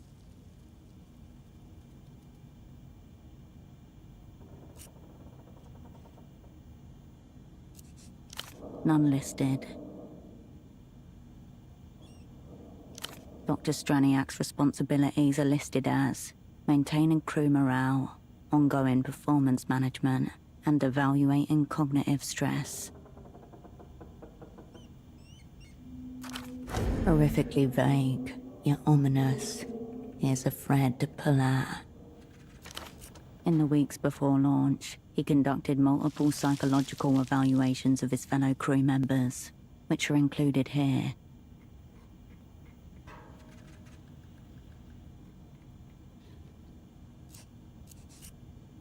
The assessments are grouped and associated with each member of the crew. Commander Roque's self-worth tied to performance. Lieutenant Cillier exhibits maternal anxiety pattern and clings to her position as caregiver.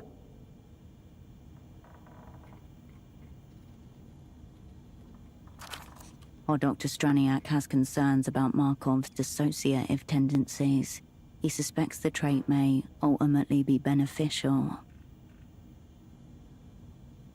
According to the remarks, enter in sustained, prolonged host-reception state during which minimal autobiographical bleed-through is preferable. This isn't any psychology you recognize. It's all esoteric neuroscience and qualia.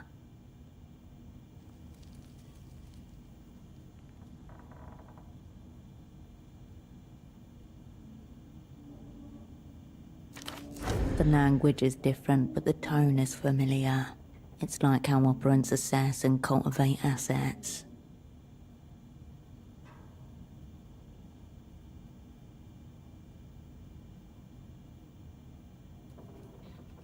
Across all three assessments, the language is strikingly consistent.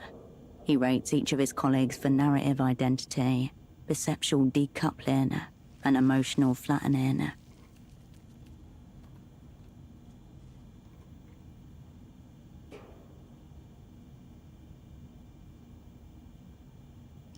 The doctor circled his last name twice and wrote below it, Grenzen sind Illusionen, alles sich zurück.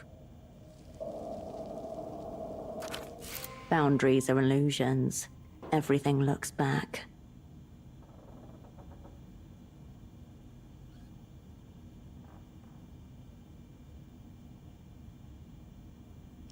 It's the motto of the Polytechnic University of Treffe, one of the most advanced and controversial experimental psychology departments in the world.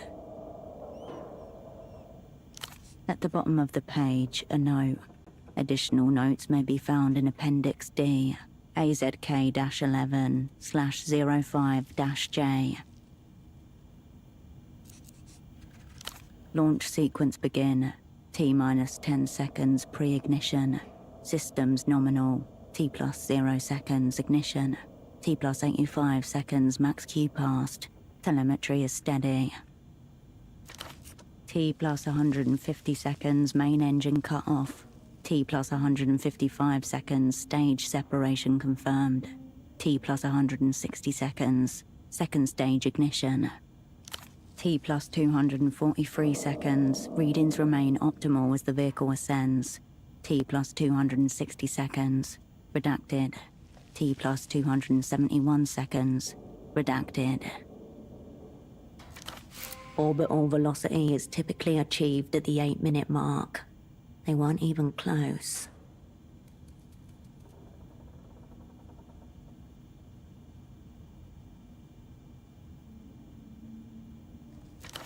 T+292 seconds. Reception lost. And discrepancy. What of the timestamp from earlier? It was nested among redactions. But not you. You flip back to the executive summary. There, buried among redactions. Redacted. T+763. Redacted. Redacted. Vehicle. Redacted. Redacted. Redacted. Crew. Redacted. Redacted. Loss. Redacted. Redacted. Redacted. Critical. Redacted. A difference of almost 9 minutes.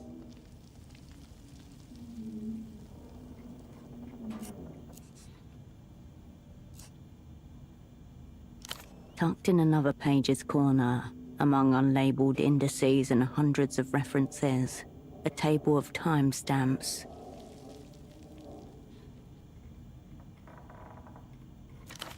Plus 848 seconds. Redacted, redacted, redacted. Plus 1,987 seconds. Redacted, redacted, redacted, redacted. Plus 1 day, 1 hour, 12 minutes and 34 seconds. Redacted, redacted, redacted. And at the bottom of that list, plus 12 days, 21 hours, 53 minutes and 33 seconds.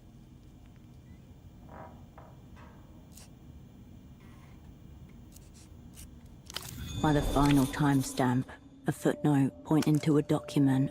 See SUP Housekeeping and Transmission Storage, HKT-04/17-E. It must be here somewhere. You go over what feels like every folder on the shelf. Nothing matches the reference ID. The other shelves around you seem to lean in, as if expectant.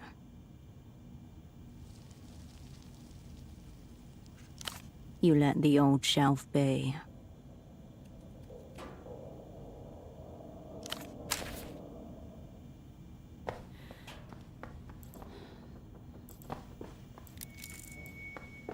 You face shelf G once.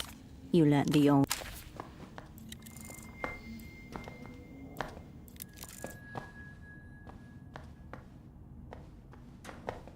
You approach 2 large archival shelving units labeled B and C. Pressed close together, they sit on recessed rails. According to these labels, Shelving Unit B consists of additional appendices, while Shelving Unit C is devoted to housekeeping and transmission. Here you go. This is where the old Spies reference ID pointed you. The exposed side of Shelving Unit C is nearly empty. Just a few emaciated folders and spiral-bound reports. If what you're looking for is still down here, it must be on the other side. They're too close together. You shine your flashlight beam into the narrow gap between them, but all you can make out are rows and rows of angular silhouettes, full of untouched materials. No joy. The old metal groans, but does not budge.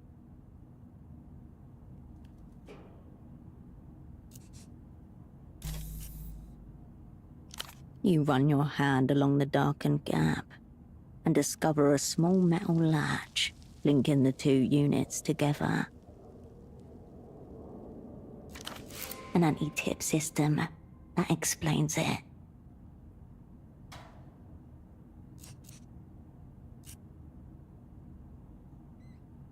You disengage the lock on this shelf. The old shelving unit groans like a wounded bovine, but still refuses to budge. There must be another latch on the opposite side. The job's only half done. The control panel hums in the corner, low and constant.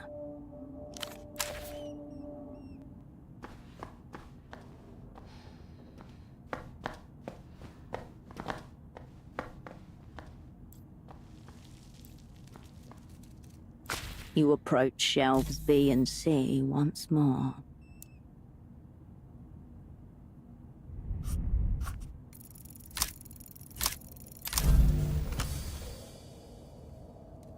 You stare at the hatch under the operator's panel, unsure of how to proceed. The control panel.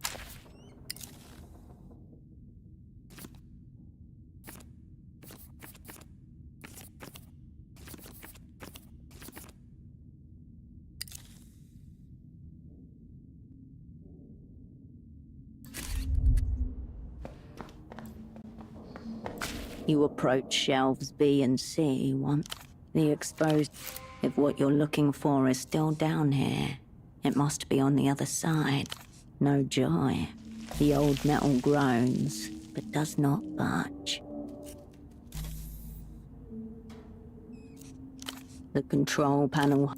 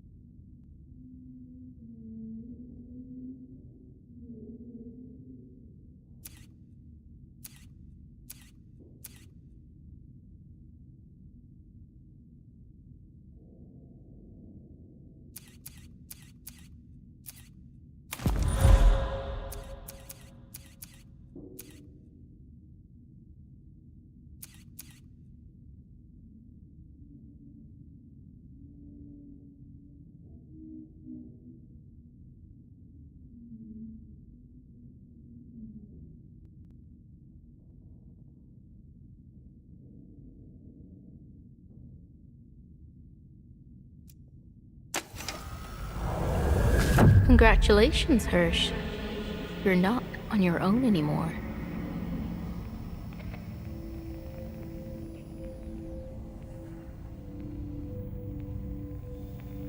You have a sequel. Or maybe you could think of it as a spin-off series? A different format remake. A homage, even. Pseudopod. He's you, but not you. He's your spin-off, your sequel. Now, a gritty revisionist interpretation. Piss-colored filters, moody bass, reaching a totally different audience. You've an expansion now, Hirsch. Revel in your success.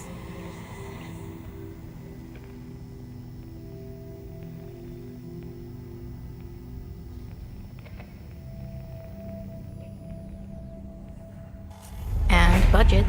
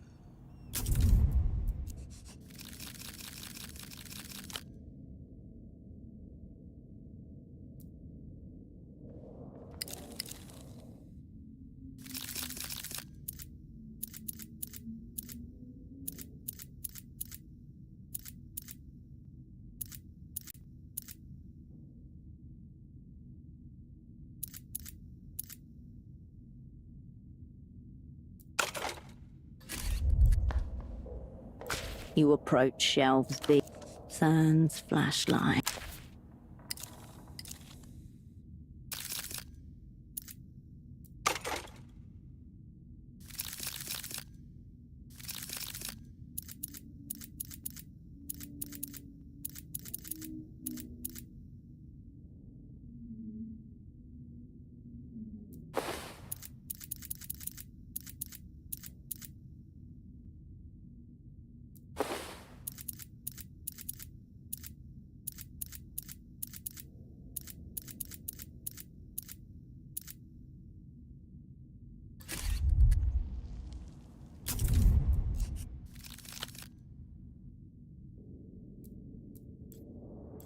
You approach shelves B and C once more.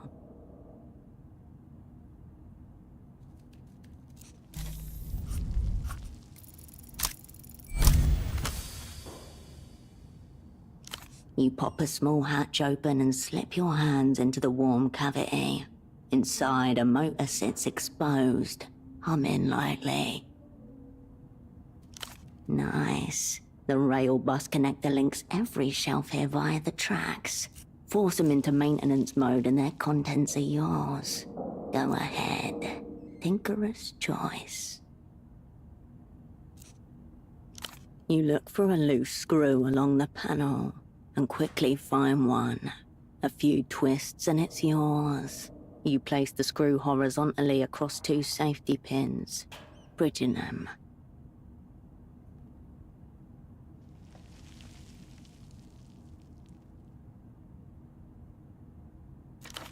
Around you, motors begin humming in unison.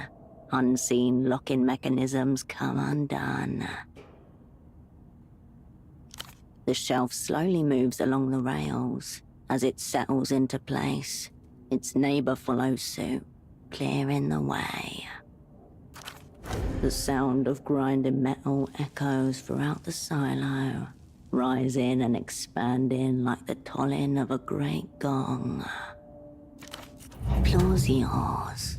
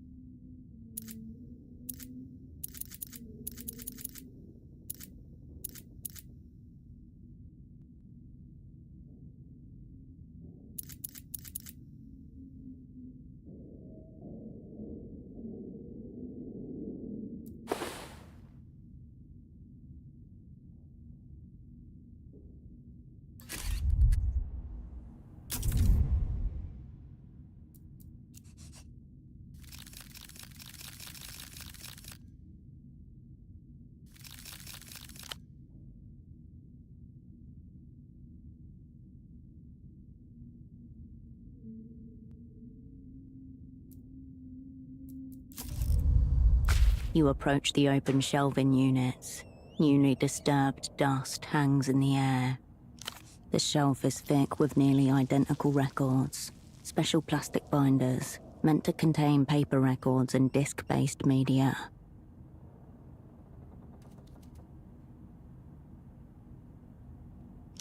Your fingers race across the files, already expert at this.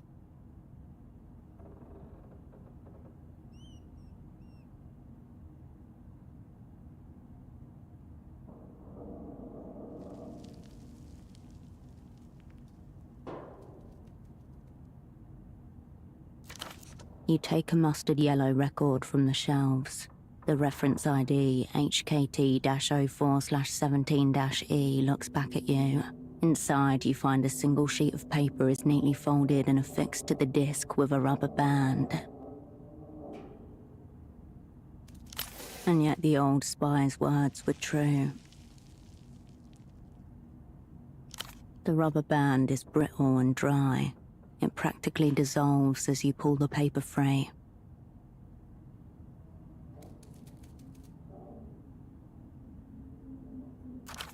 The text reads, Summary of Contents, Transmissions from Satellite Autonomia, 16 Decatos 77.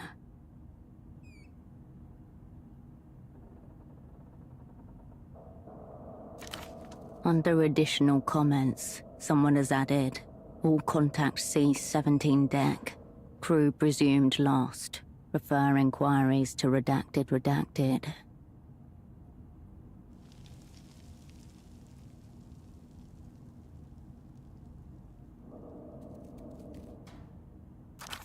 So the trail ends here. Its casing is yellow, the disc inside nearly white. It's not like any other you've encountered. This is a U-matic. While the form factor's the same as any modern disc, the encoding method is entirely different. Your part in this exchange is done. The null entity had better come through. It will be a relief to get out of this place.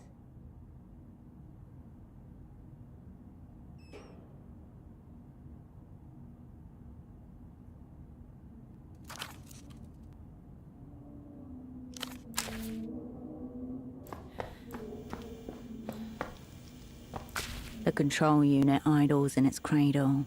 Lights soften to a tired glow. No reason to fiddle with it at this point. Thank you for your service.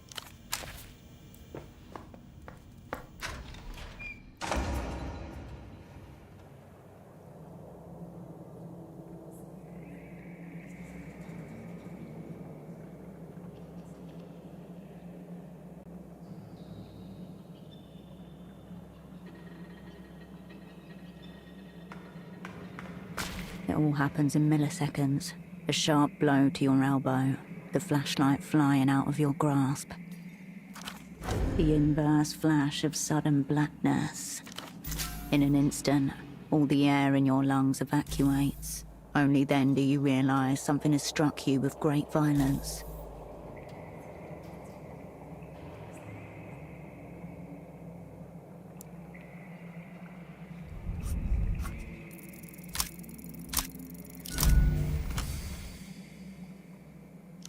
Your gut sinks with a sensation of grim inevitability.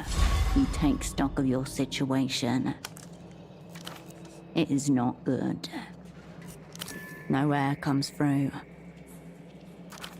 Vacuum sealed. Your airways convulse feebly.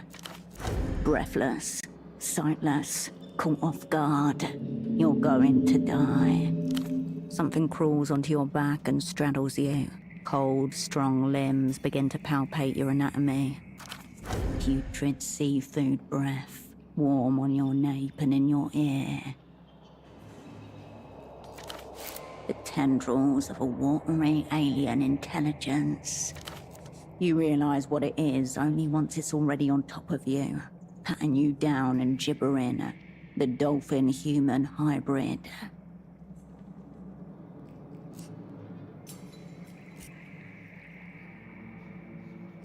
The abomination chatters in its obscene language of intermingled clicks and human grunts as it presses its body against yours.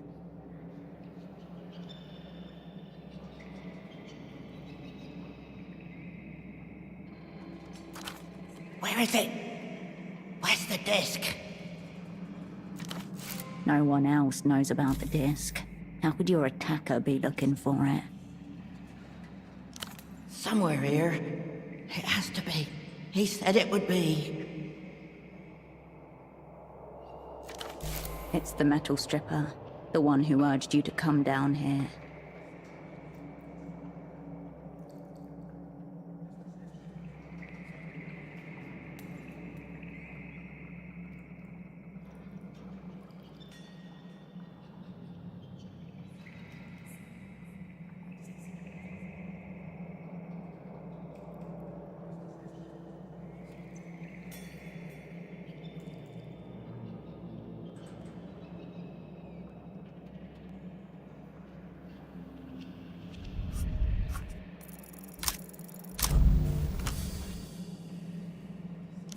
You buck and snarl, but your opponent is stronger than you, and she has your arms pinned to your side with her legs.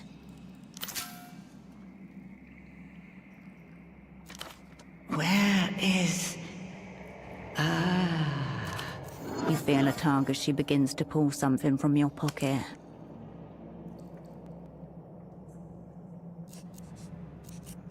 Not stealing. This isn't yours. No, it isn't.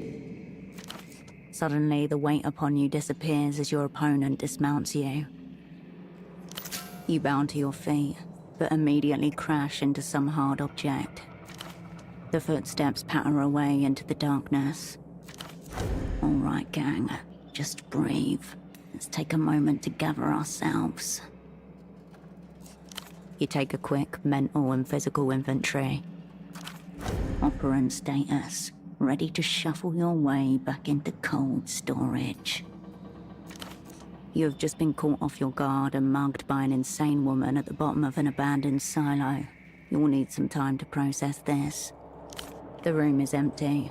Your assailant is nothing more than the clanging echo of her steps on the metal stairs above you. You pat yourself down and look through your pockets. Only 2 objects are missing. The red disc you found on Pseudopod's body, and the copper springs.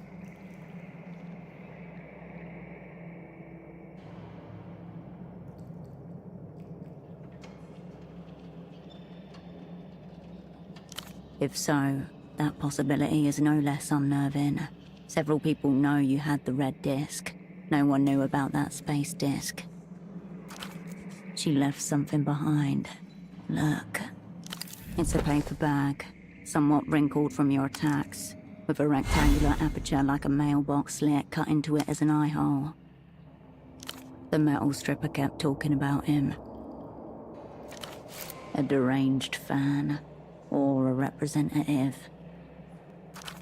At least you have a lead, of some kind. You should return to the surface, Operant.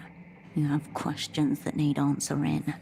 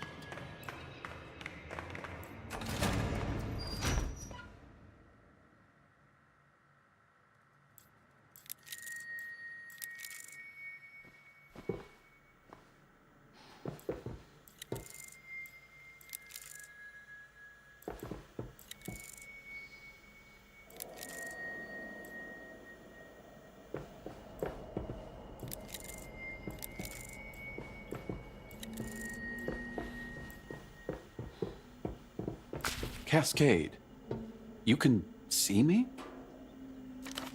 Your former double gazes at you, stooped and slightly twisted. His hair looks like it exploded. Okay, you can definitely see me. That's less than ideal. You could have been anyone. I've put a lot of time into psychogenic translucency. Appreciated, but the moment's gone, Cascade. Let's leave it how it found us. He takes you in with a blank expression. Deceptively blank. Just behind his perfect memory ticks and whirs like ancient clockwork. Thanks for enduring the stares. I'm aware they're significant. I'm glad my facts reached you. I assume you destroyed it post-reading? A document tastes better when it's extra sensitive. No, I'm Holocene. Miho is a concept. I suppose you could say I'm a representative of Miho. Through cognitively enhanced stagecraft. The dark arts of the opera's Remembrancer division. Much storied, often unsuccessful. Your former double stares blankly at you. I'm telepathically communicating the specifics to you right now, Cascade. It seems like you have some mind improvement to do. I forget nothing. Come on, Cascade. Operational security.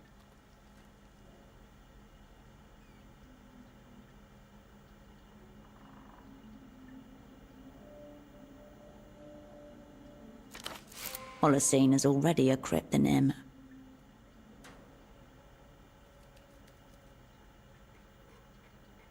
Conceptually secure. Functionally fraught.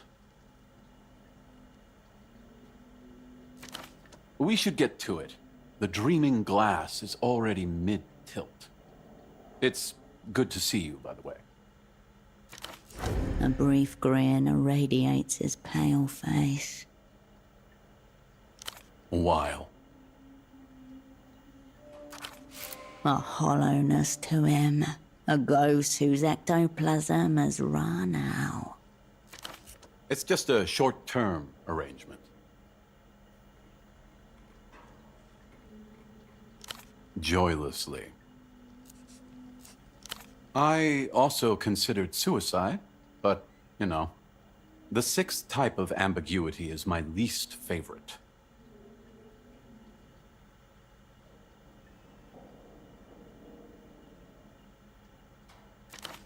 Sixth type. Something really, really, really, really, really, really ambiguous.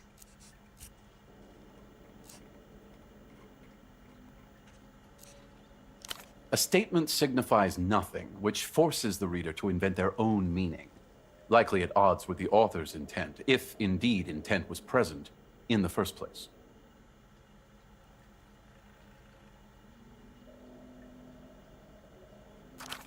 It is very good to see you, Cascade. Much too busy getting in.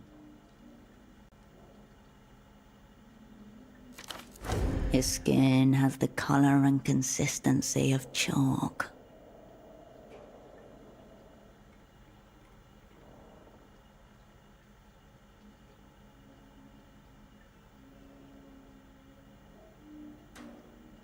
Sub-Zero. No dawn, no dusk. Same camouflage anyway. Only difference is where the darkness is gathered. Ahead of you or behind. This. I had to escape the Weeping Eye's blast radius, so I reckoned with our dismantling by going silo solo. Of course, they did the very opposite. Their telephonic arch-narc, Melita, was nowhere to be heard.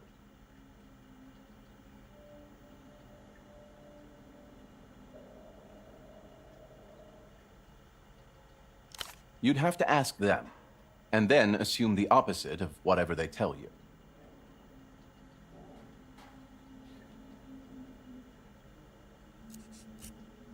Abortive dreams of space conquest. That's about it. But all entry points are monitored, if that's what you mean.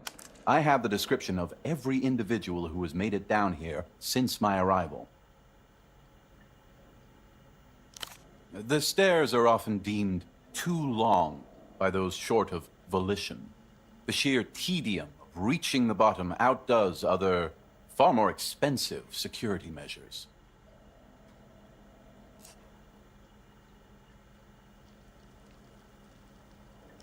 Look around you, Cascade. Not many catch-ups going on 200 feet sub-terra. Siding with the enemy. Inevitable for someone like her. I can only imagine she's also gone full war crime denier.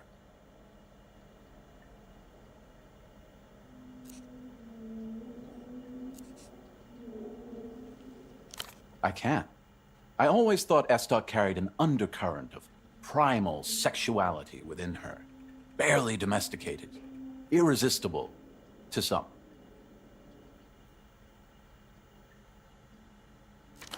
I was always able to control myself, of course.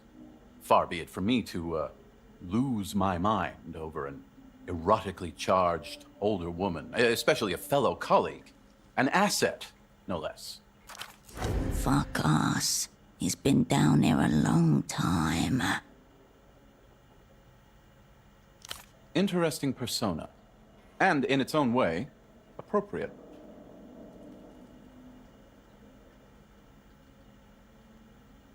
Torture?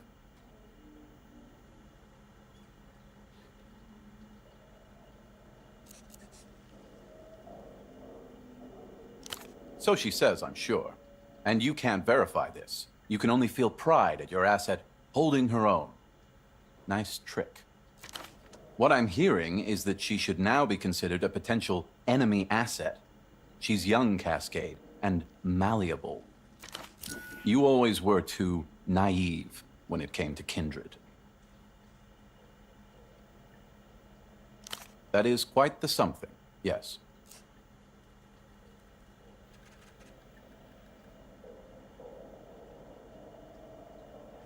The specifics are irrelevant. You've been sniffing the opera's glue again, Cascade.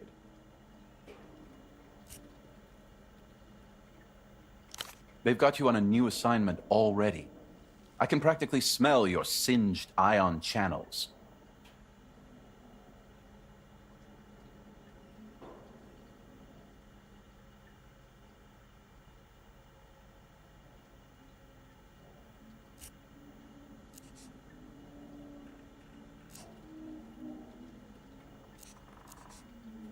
So nothing. So everything. A tapeworm cannot appreciate the full terror of the human construction. Why have you accepted this almost certainly doom-sealed assignment from the Operant Bureau?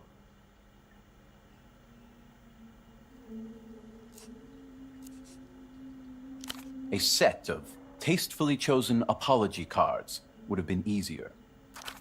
The cosmic point. My own loyalty to the opera is irretrievable. I wrote a thesis on this exact subject, actually. You should read it. He rummages briefly, then produces a formidable stack of jaundiced paper. Suspect. No true gang would ask you to read something this big.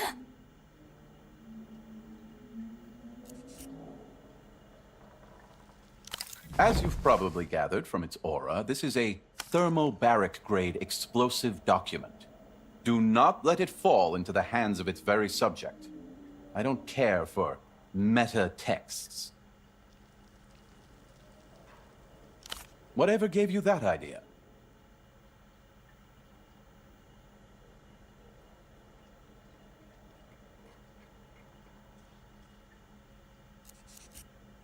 There can be no doubt that I live in a rocket silo, but at least I don't have to wonder who put me here, or why.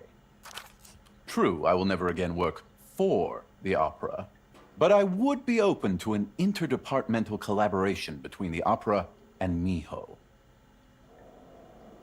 I don't know, Cascade. You tell me.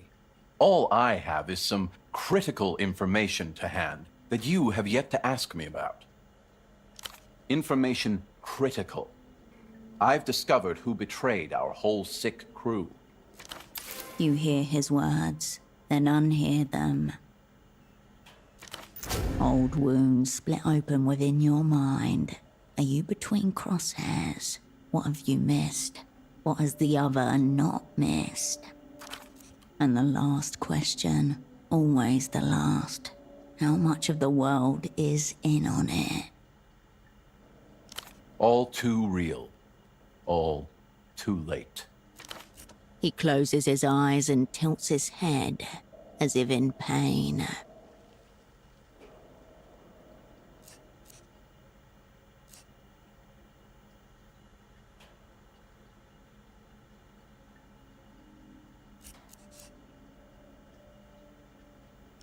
You? Cascade. Enough with this masters in martyrology. The thought never even crossed my mind. Such crucial information should have been conveyed directly to the Operant Bureau. Something is out of step.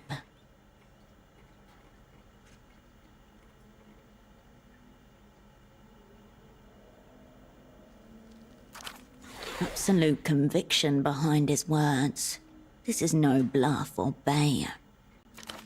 I'm eager to delve into the specifics of who turned us to searing dust, but can't commence an intra-agency collab without defined terms. Intra-agency? But there's only one agency. The one you both work for. You joining Miho, and Miho riding Shadow Shotgun with the Operant Bureau. He keeps mentioning this Miho thing. Ominous. Monaxial intelligence and hermetic operations. Your former double stares at you and lifts his eyebrows slightly. A long time passes. It's an acronym? Very good.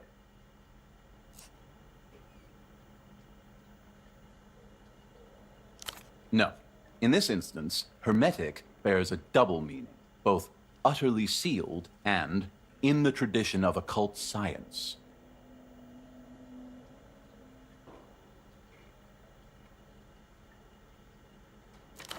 That is probably the word I'm most proud of in the acronym. Thank you for highlighting it.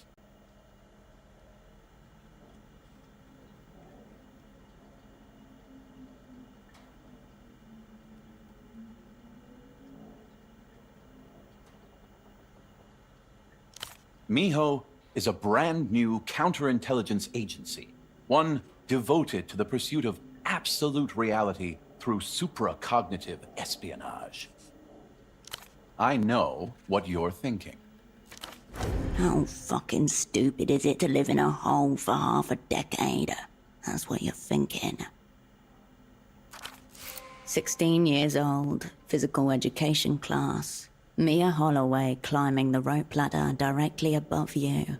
Panties, constellation pattern, eking loose from sweat-damp gym shorts.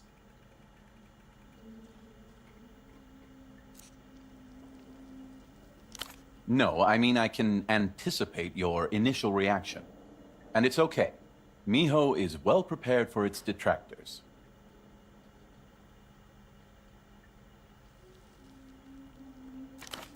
He's taking this seriously. You should too.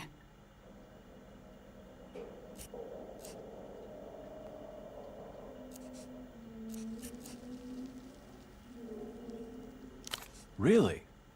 I thought... Anyway, yes. Great.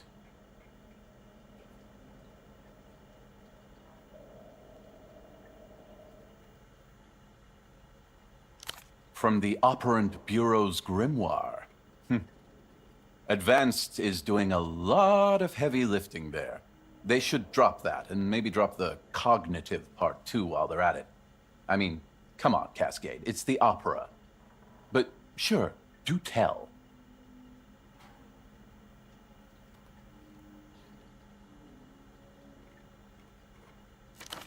At least we have a building with working electricity.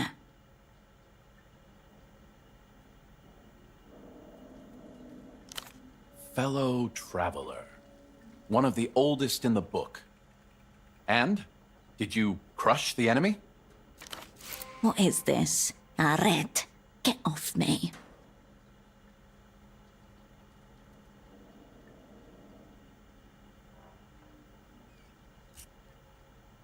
Emotional terrorism on both sides.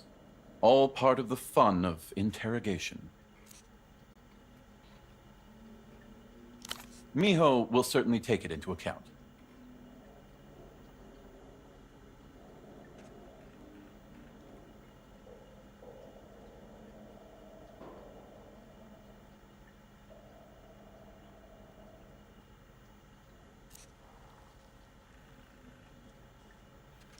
You are speaking with its director, yes.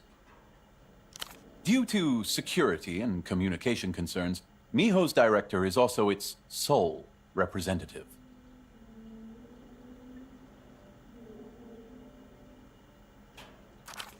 Miho is gangless. Front of the bus. No friends.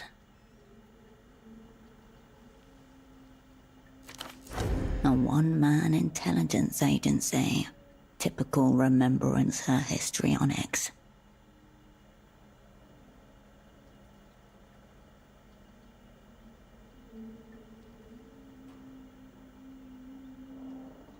Just me. For now.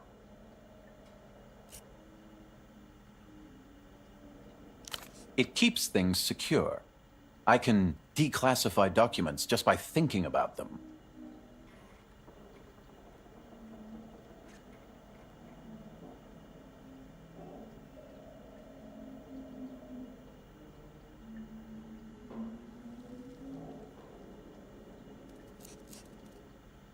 How do you mean?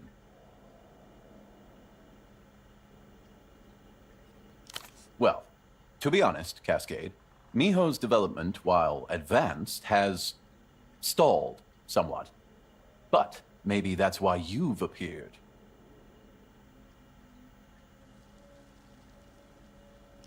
The H stands for hermetic, as I said. Also, I do not recognize Herschel as a standalone entity. I concur. Please make them quick and... I concur.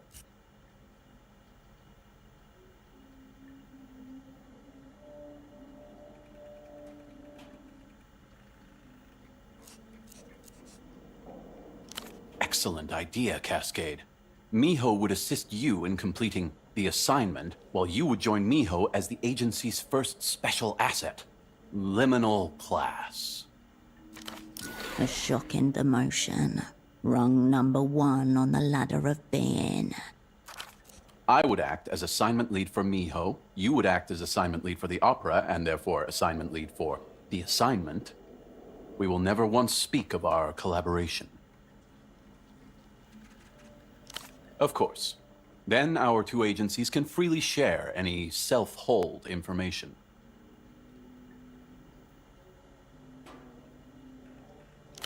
Your former double looks beyond you and goes completely still for a long moment. A familiar tick, like he's caught a glimpse of an alternate future and can't look back. Likely the assassination of a major political figure. Lucian, I would venture, one of their photocopied ministers. But I've already said too much. Is he engaging in advanced cognitive maneuvers right now?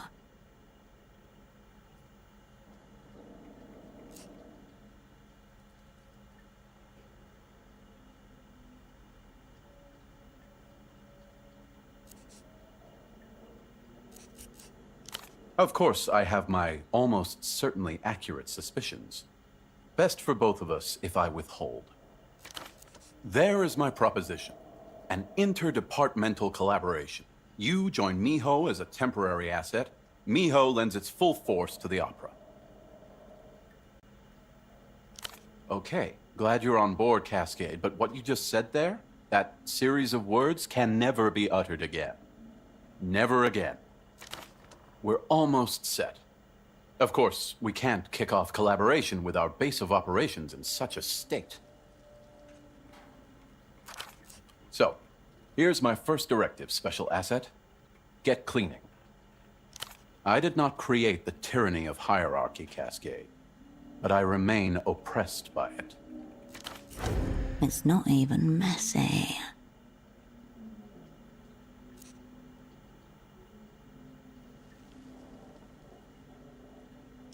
On the contrary, the stakes are sky high, Cascade. And, as usual, we find ourselves parachute in absentia. As I said, impossible to commence operations within the current state of affairs. Oversee.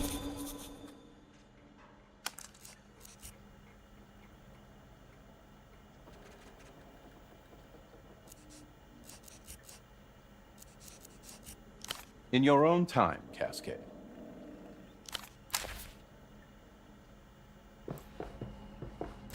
A silver brick, foil wrapped and creased with factory precision. You recognize its dull sheen and shape instantly. Beneath the word Cosmo Comida, a grinning cosmonaut, one gloved hand giving a thumbs up, the other squeezing purple paste from a tube into their mouth.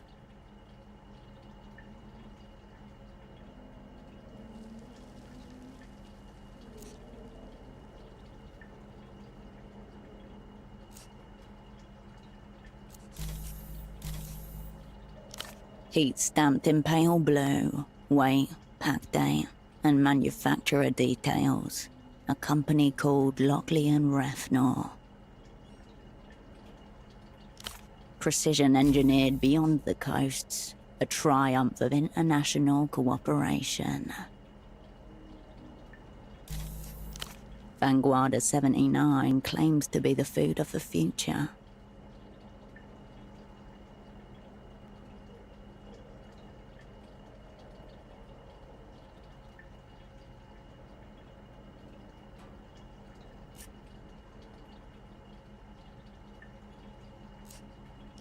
Technically, yes, due to the violent contractions of space-time.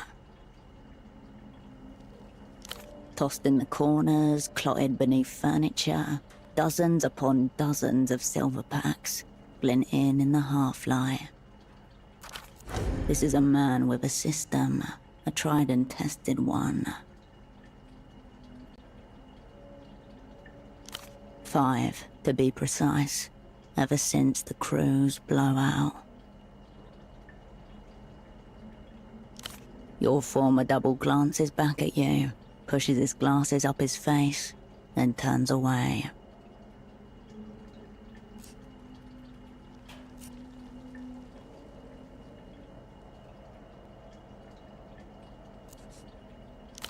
He found himself a little world, newly terraformed, all his and no one else's.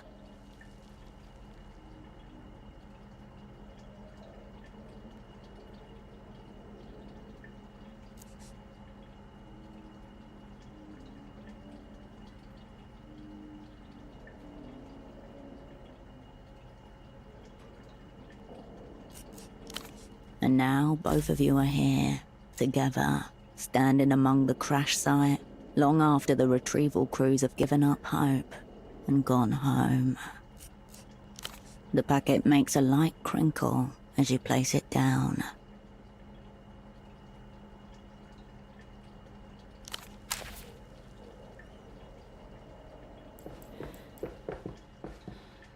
A dark patch of glistening mold curls out from the base of the far wall.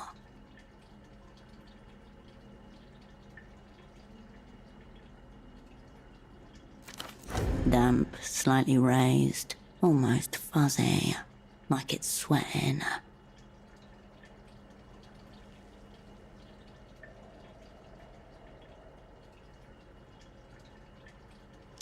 The mold has a vague and irregular shape, like black splotches of malignancy on an X-ray.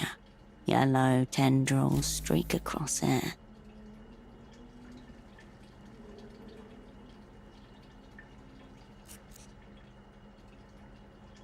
Slime class, if you were to guess.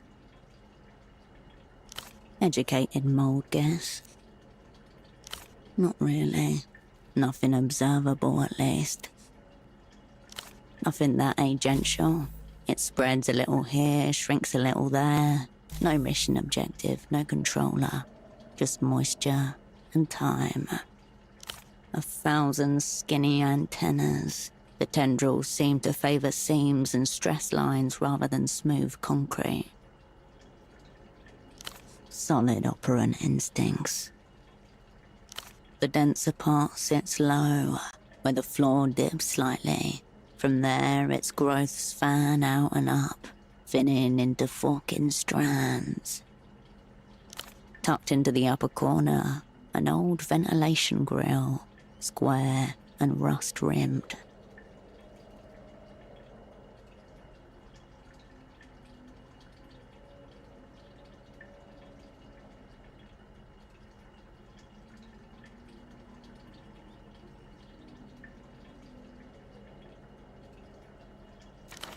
Definitely came from there. It's just a little coward patch, nestled in the corner like it's hiding from you. You try to conjure up cross-sections and ductworks, but come up with nothing.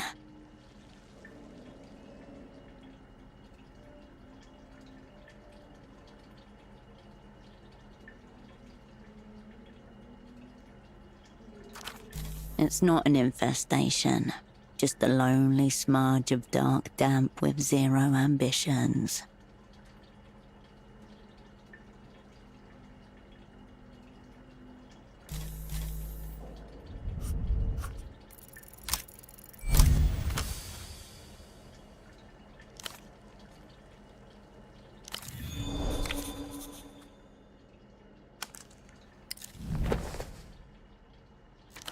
This needs a specialist, or at least someone specialist adjacent.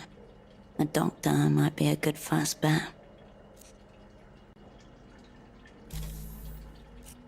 You turn away from the mold. It quivers as you leave. A typed page lies upside down in a stack of similarly formatted files. The cover reads, Remote Viewing Testimonial, N28.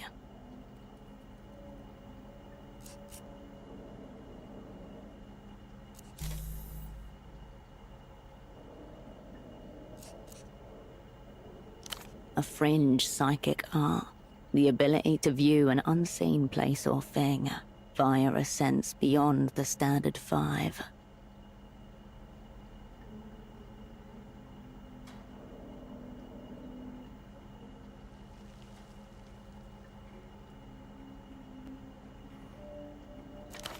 A camera of the mind. Is this how Holocene located you? It seems quite compelling. A 56-year-old woman was partnered with a trusted friend as a target selector. She then described the site of a decade-old plane crash in great detail, while her friend was physically present at the location, 2,000 miles away. Unprompted, she also gave specific, accurate descriptions of the aviation accident itself.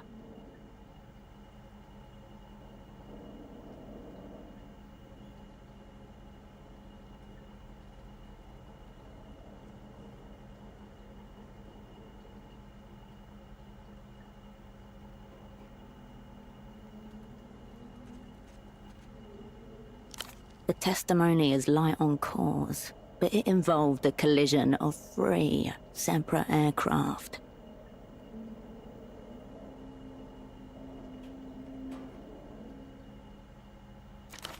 (16:42:17). Start of transcript. What is that? Oh fuck, why is it turning? Full power. Increasing ambient noise. I gave it full power. The speed. Unintelligible. Oh my god. Oh my god.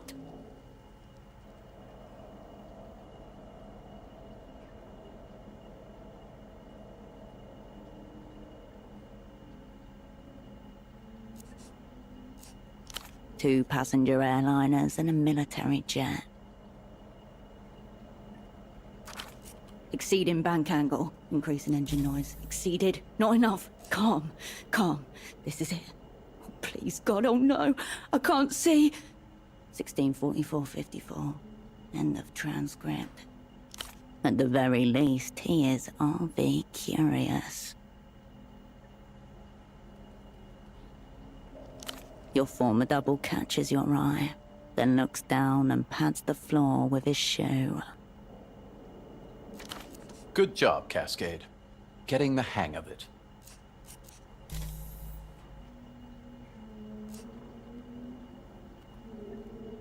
It feels like 1,000 eyes are on you as you step back.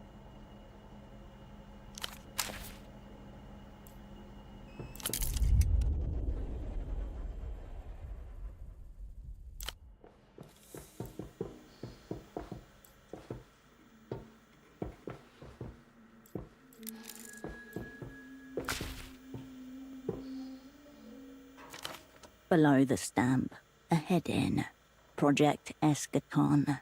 In a matter of phasing conclusions, the rest of the cover is obliterated by warning labels. Eschaton, a day after the end of time, a final turning of divine machinery. Exactly what it implies.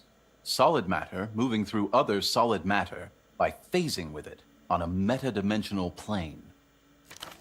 For example, as it pertains to the Miho zero-hold report you've just discovered, the psychogenic passing of human body through cement wall. The file is dense, tens of pages long. There must have been at least an occurrence of some kind to warrant such a file.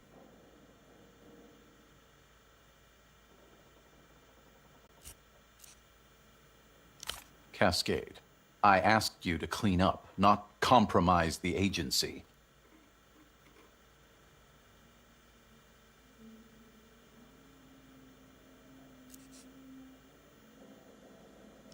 Entirely dependent on your career progression, but after 5 years or so of service, I think things would look promising. What can I say, Cascade? I'm a stickler for the need to know.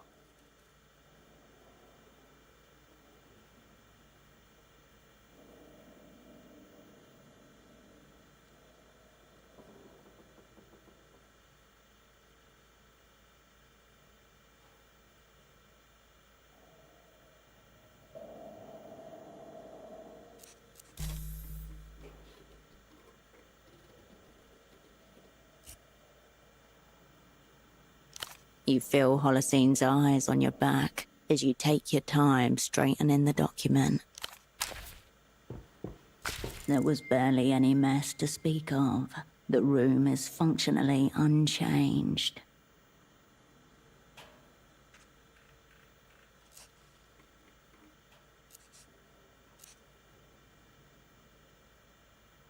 Odd that Holocene was fixated on a non-existent mess when really, the only thing out of order is that single sheet of paper. The one lying on the floor over there. You must have cleaned around it. The mind filters after all. Yours especially so. Maybe you didn't want to see it. Might be worth taking a look. Technically it counts as mess.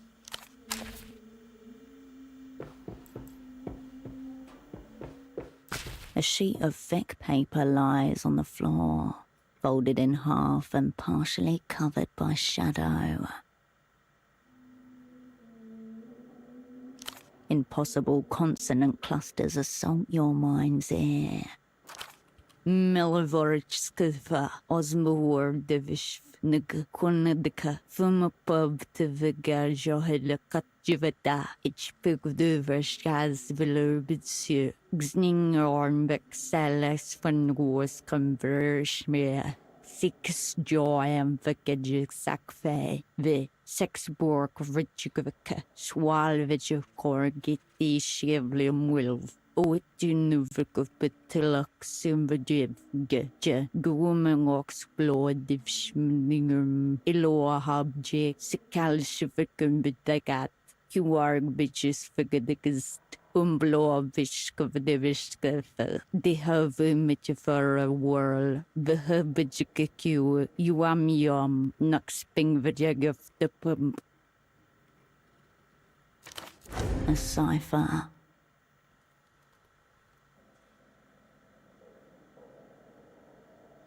One glance, and you know it is.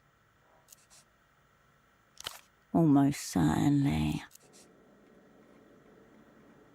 Right now?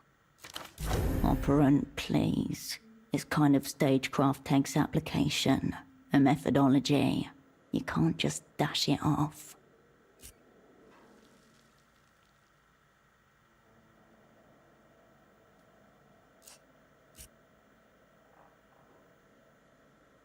Its secrets will keep.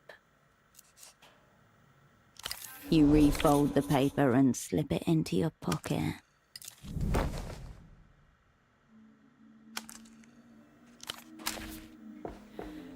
Well, the room situation is much improved, Cascade. Very clean. Fine job.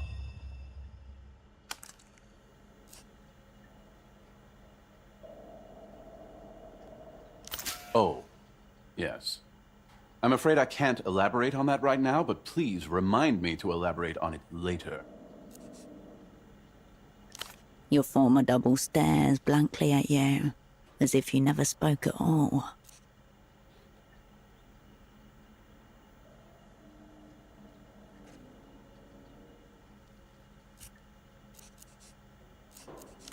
The haystack appears to have defected and given up the needle. You have found an answer, Cascade. Is that an answer? I sense our collaboration is already off to a strong start. Now, please, in your own time, get out and let me enjoy my nice clean room. With a firm hand, he motions to the silo door and stares at it, unblinking. Apologies for my bluntness.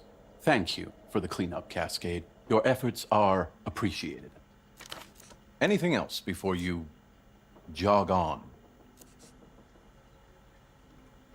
My take is that it's clearly not a conspiracy, just a barely concealed truth.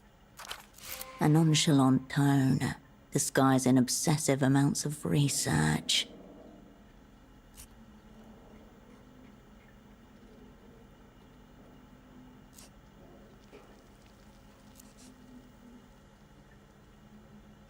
Your former double's eyebrows shoot up and stay up for 3 seconds before he wrangles them back down again. Sounds like a hot find, Cascade. Congratulations. I'd be very careful what you do with that. La Luz will likely want it back.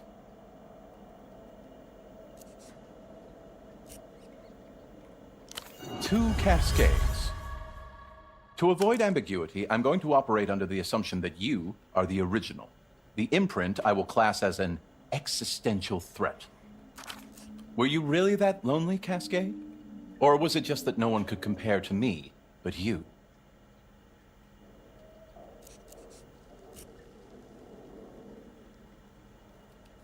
Interesting.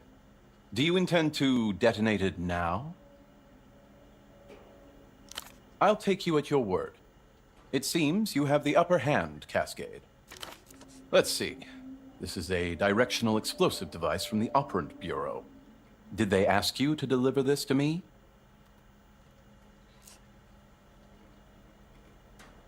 Oh, excellent. Please, compile a report for the Miho analysts as soon as possible. During the late 50s, the Operant Bureau became obsessed with sound-triggered explosives. This one's directional, intended for assassination, not terrorism.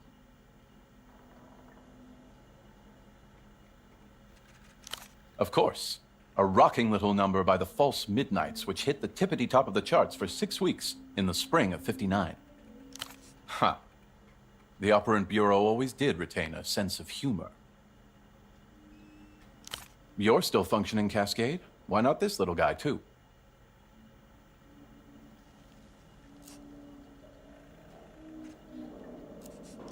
Directional bombs often do, one way or another. You're welcome, Cascade. Be careful around classic radio stations. By and large, I'm still a subscriber, but far from a true believer. I saw something in it once. It had a glow. Then it lost it somewhere along the way.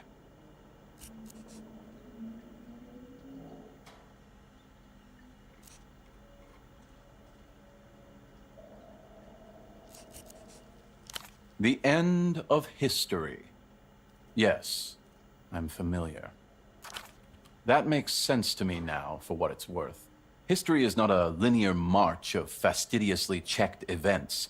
It is a fiction, edited and spliced by quick hands in back rooms.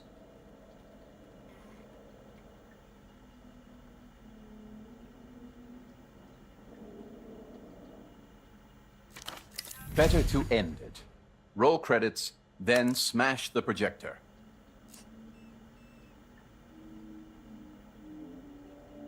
I do. That's the problem. My memory is a definitive history that no one chooses to adhere to. Likely compounded by my profession. I was let in unawares, seduced by communist hermeneutics. Let me put it like this. I wouldn't be who I am if I hadn't once been a communist. But now that I am who I am, I can never be one again. Go for it, Cascade. But please interact with any agency debris you've discovered far away from our operational headquarters. Miho believes in you.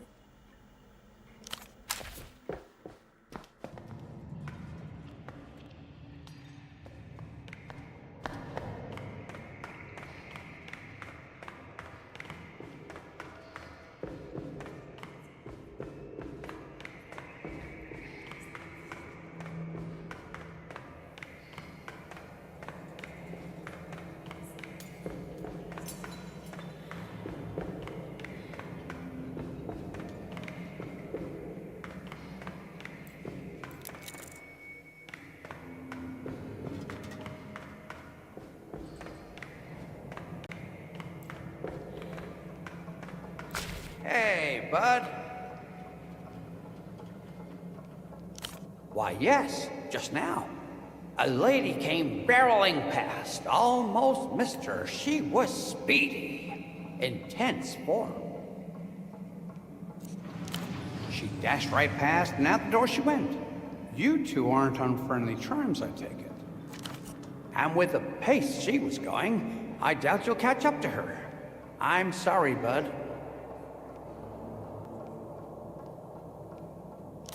She's one of them scrappers. You can tell by the non-ergonomic rags. Poor things usually gathering copper out front, muttering to herself.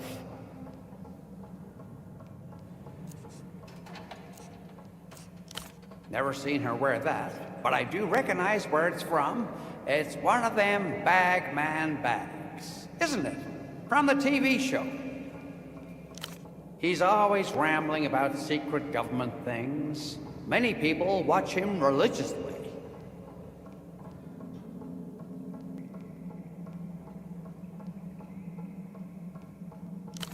Well, yes. What other kind is there?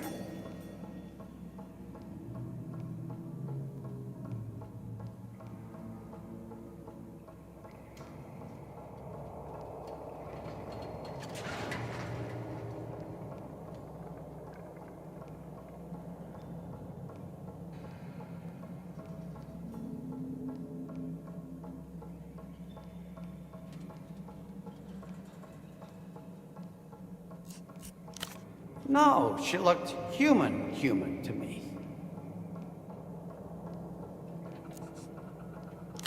Everything all right there?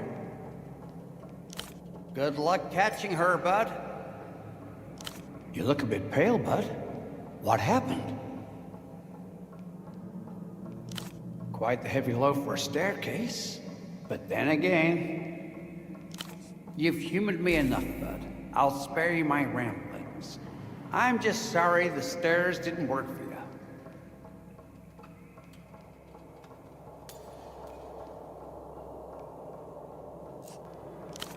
Keep you moving, you'll be fine.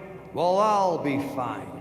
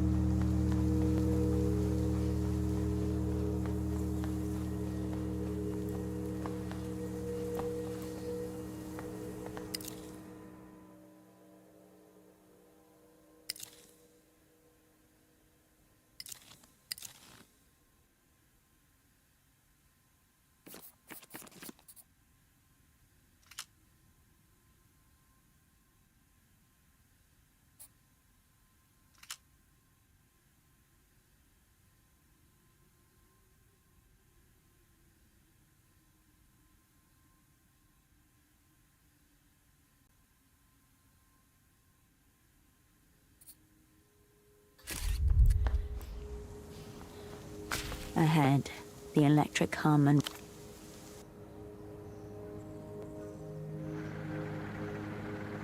you catch the next aero tram back towards civilization. Tram approaching. Tram 2, Party Alley, departing.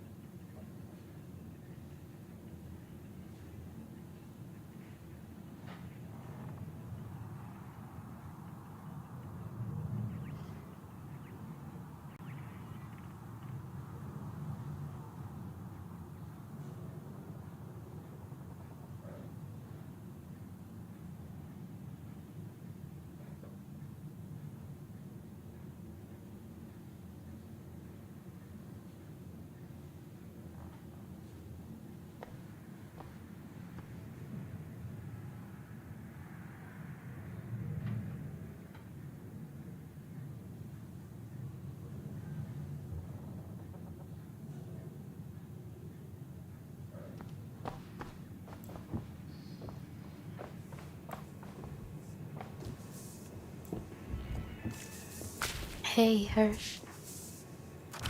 Carolina still looks gaunt and tired, but animated.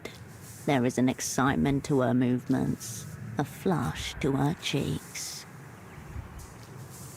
Guess so. The bartender's nice. It's been a while since I was out and around new people.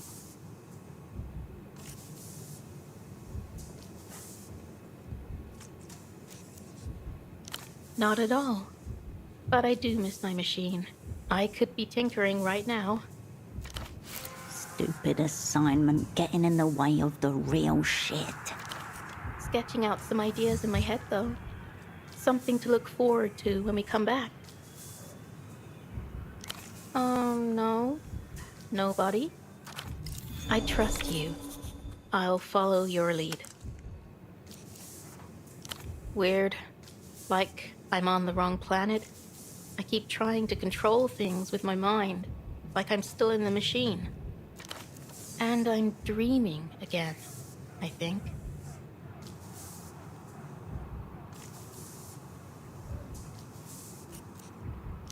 I saw a man in a tent filled with smoke. There were soldiers or hunters gathered around him with spears. He was chanting, like a star shaman. They were wearing furs, but not from any living animal. Thick brown and white stripes. Tent was lit by flame in a pit. He threw what looked like dice onto the ground, but when he picked them up, I saw they were bones, each side carved with the rune script, just like I use. I didn't understand anything that they were saying, but they didn't like whatever the bones told them. It was like they'd been sentenced to death. She's trying to seem detached, but she's clearly disturbed. Yeah, probably. It's nice to have dreams that are just mind nonsense again. Difficult not to look for meaning in them, but it would be like convincing yourself you're hearing words in a cooling fan, right? See you.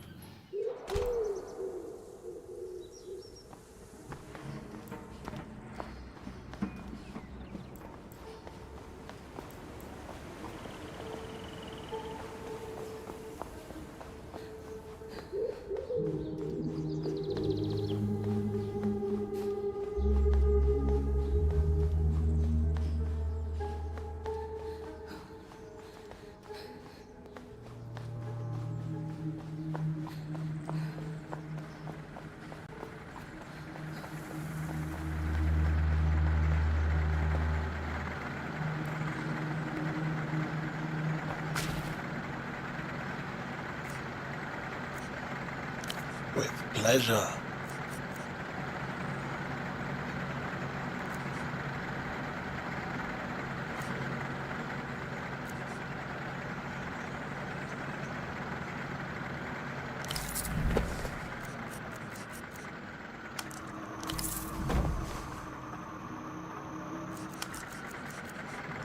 All right. Tell me, I'll be seeing you.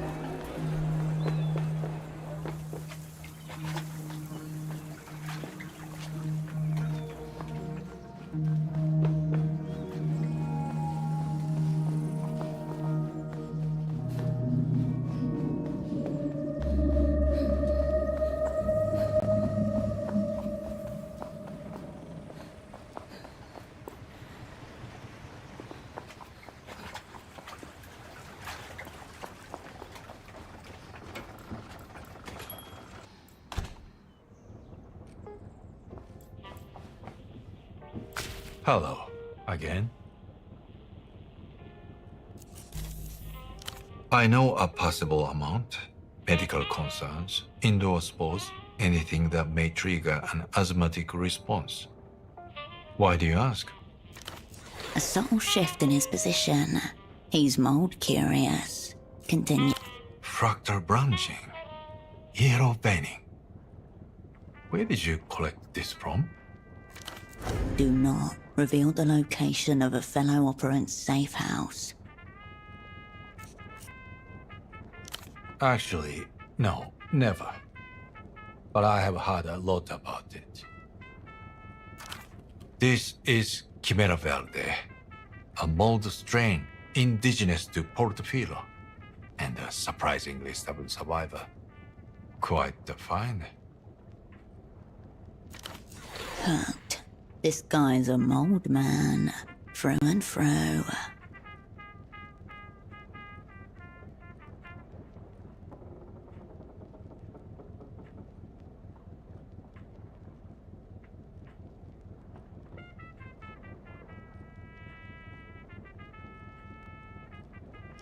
Extermination. Chimera Verde is in a class of its own. It first emerged in the 40s. 10 years later, it was all over Portofino.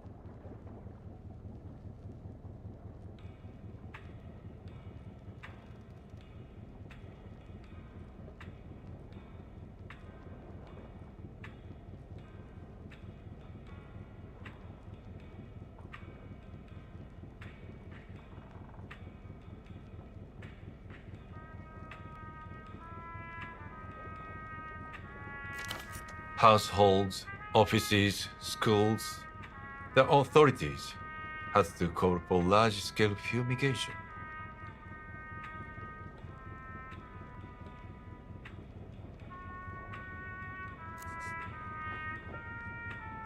Paid the price for being too good at what it does. Have to say, I'm not that surprised it stuck around. Clever little organism. Slime molds are protist, networked, reactive, and astonishingly good at pattern recognition. I was an intern at the hospital down in Agua Clara. Must have been 53 before the fumigation. Let's say there were stories. Biological attack, industrial compound parasite, the first Lusian cultural front. But what you won't find in the official literature is the reports of dreams. Dreams of speaking to the mold. Patients couldn't recall the words, just the impression of exchanges. Some said it gave instructions. Others said it's just listened. No, they were lucid. No fever, no delusions, vitals clean. Most of them didn't mention the dreams until asked. When enough people report the same pattern, you stop thinking in terms of coincidence and start thinking in terms of contact. As in, could there be neurological symptoms? To an extent, sure. Mental fog, sleep disruption, given time and proximity, the immune system would be worn down. I'd go for ozone therapy. No, but it is very promising. Of course, you have to be careful with the dosage. Ozone is oxidative. If something soft and slow is growing where it shouldn't, ozone will, well, get rid of it. I'm afraid I can't help you. He turns away, unlocks a small cabinet and rummages through.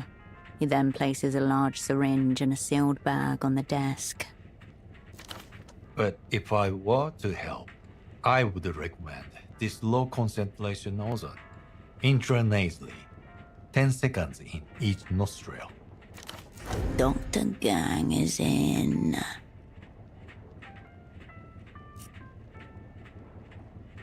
Potentially, I'd be very sure there is a mold infestation before proceeding. Otherwise, you'd just be corroding the sinuses, which you might anyway, to be blunt.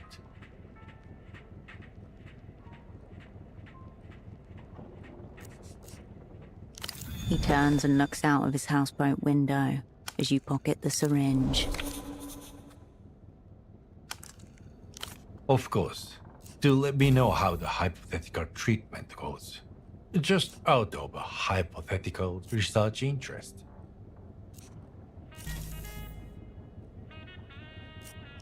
Again? Until next time.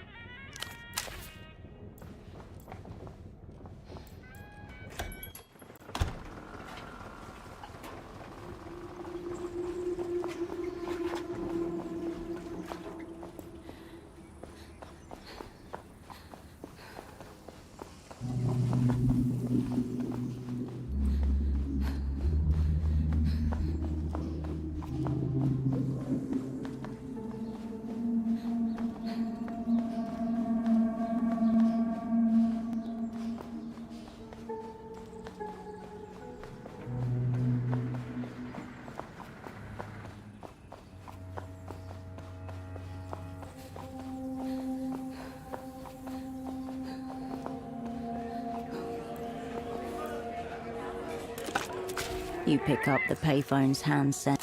There is no answer. The receiver clicks back into place. The Reno Tail Dolphin eyes you expectantly. You step away.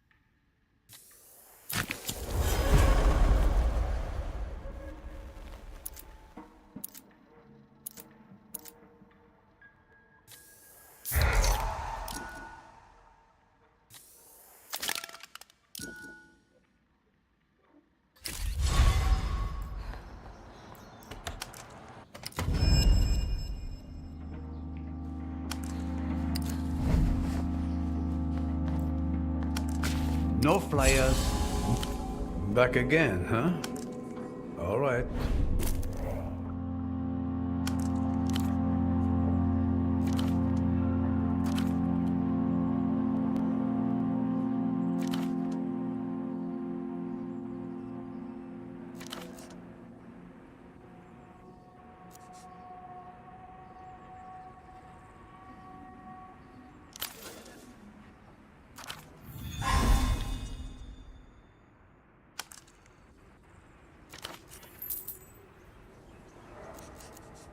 Pick up your feet when you walk.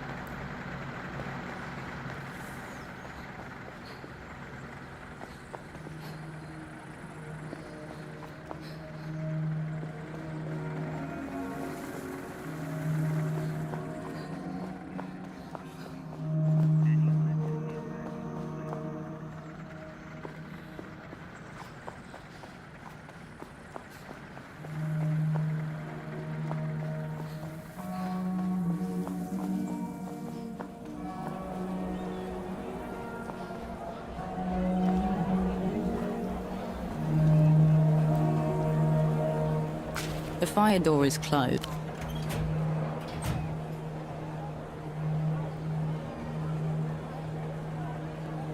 You open the door. You open the Renotel distribution panel once more. The artery before you connects to every device connected to the Renotel wire. The text cursor. You should be able to pull up a directory of all network terminals. Error. Directory is not a recognized command. 3 possible 1. Network. Network should get you the list. Then it's just the matrix of lines and pixels representing the city ripples. You're one of the blinking pixels. There, close to the center, amid the hundreds of black squares, there is a single asterisk, blinking slowly. It can only be the Renotel artery's location.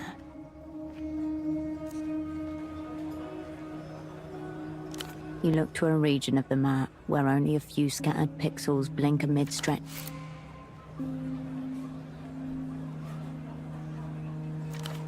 Former Supreme Leader Nestor cleared out an entire neighborhood to build the hub of Portofiero's space program 30 years ago.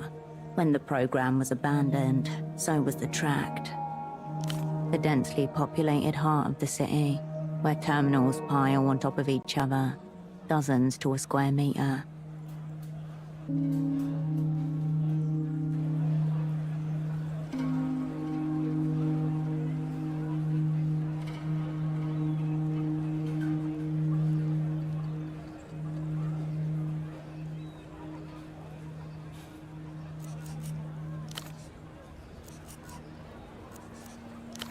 Renotel Diagnostics. Examining system. This may seconds turn into minutes. After what seems like system.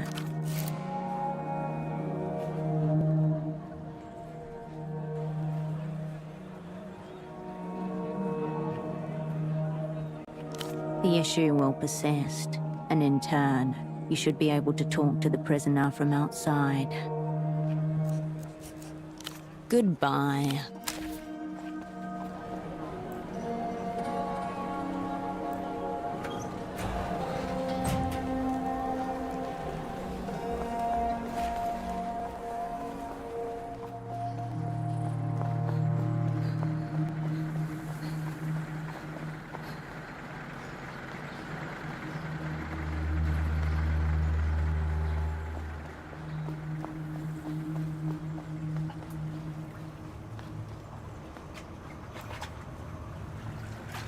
The intercom glints in the shadows.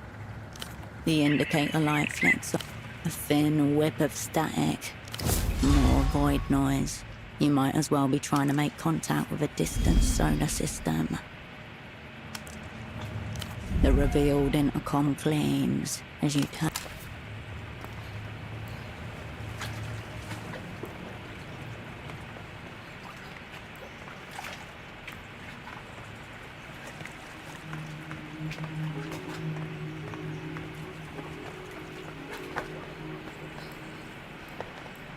The container is still overfull with rubbish.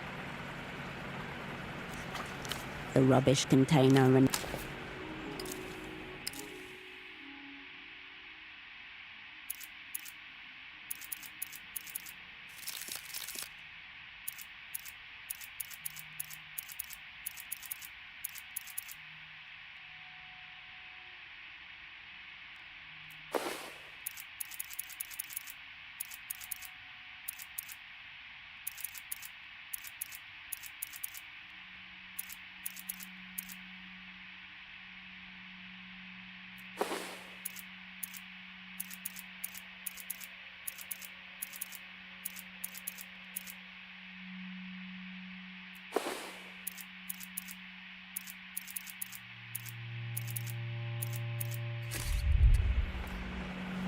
the container is still overfull with rubbish.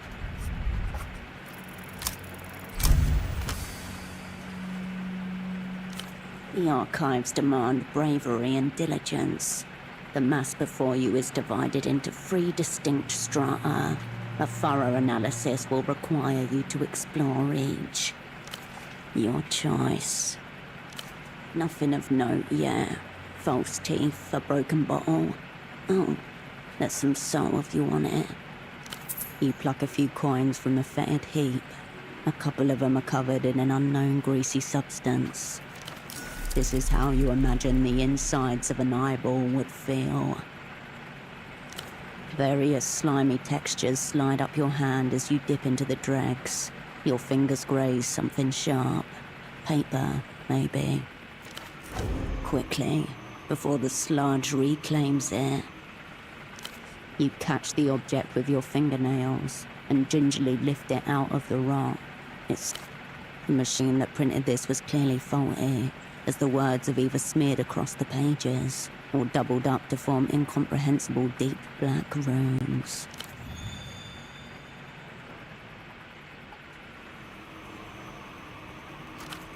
Demonically compromised, a machine's desperate cry for help.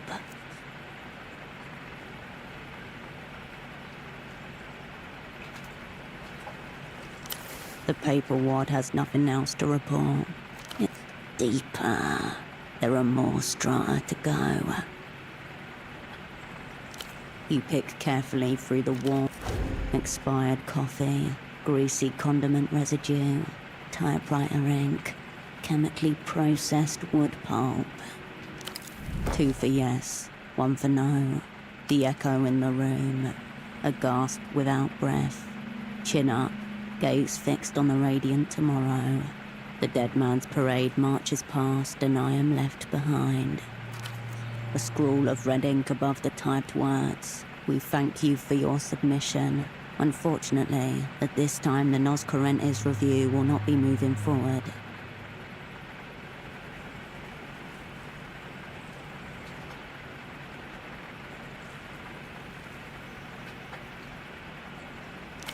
You've now penetrated to the darkest and wettest layer.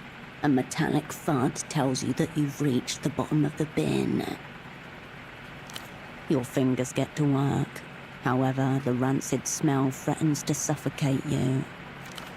The bitter scent of rotten vegetable matter fills your nasal cavities.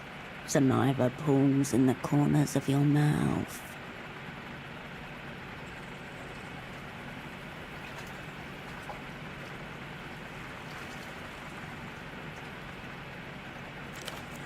Luckily, your diligence is not in vain. Your fingers catch on something hard in the furthest corner of the sludge pile. Rounded for the most part, there are some sharper lines at the extremities as well as some flat surfaces. It's a pair of grimy glasses, large black frames, and what must be the thickest prescription lenses available. The missing vendor. These are the glasses he was wearing in the photo Merlin showed you. A dread certainty sinks in. The rubbish container and all its...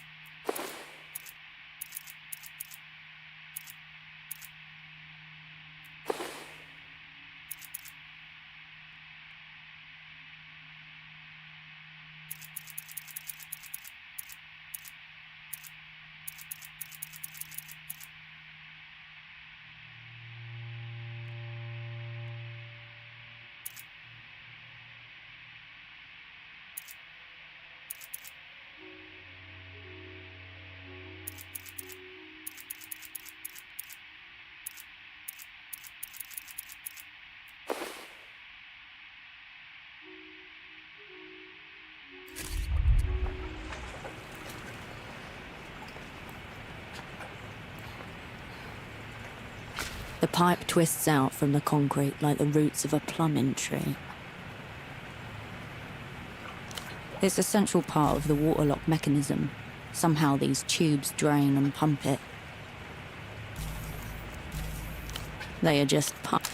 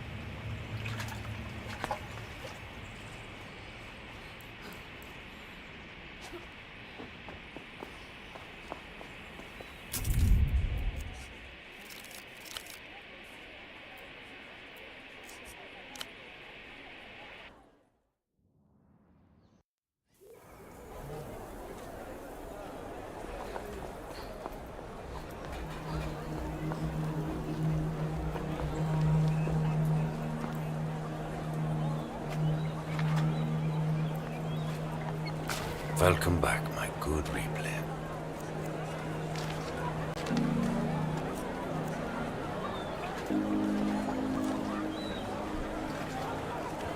Superblock Baby. The False Midnight. Impotent pop music reaching for political satire. One-hit wonder merchants. Plonky deadpan bass. Only a moment's hesitation. This man may detest the majority of music, but his internal discography is formidable. Check the shelf of despised subgenres under geopolitical novelties.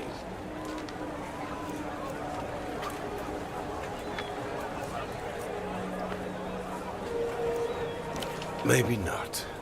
The bizarre... A low, tilting shelf marked in heavy block letters. Geopolitical novelties, nestled between hairdresser music and gong use. I'd advise you to burn it. But the fumes from the superblock quality plastics may kill us. You turn your attention away from the shelf.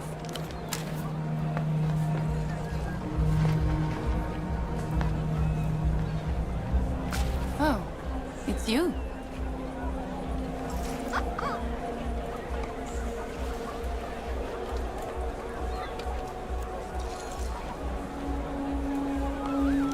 What?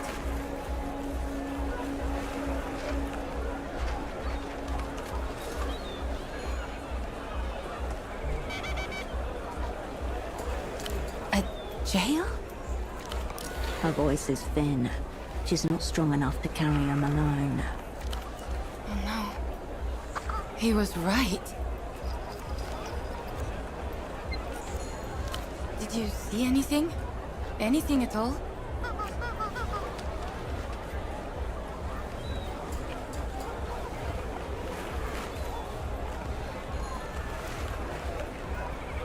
Interrogated? Did they hurt you?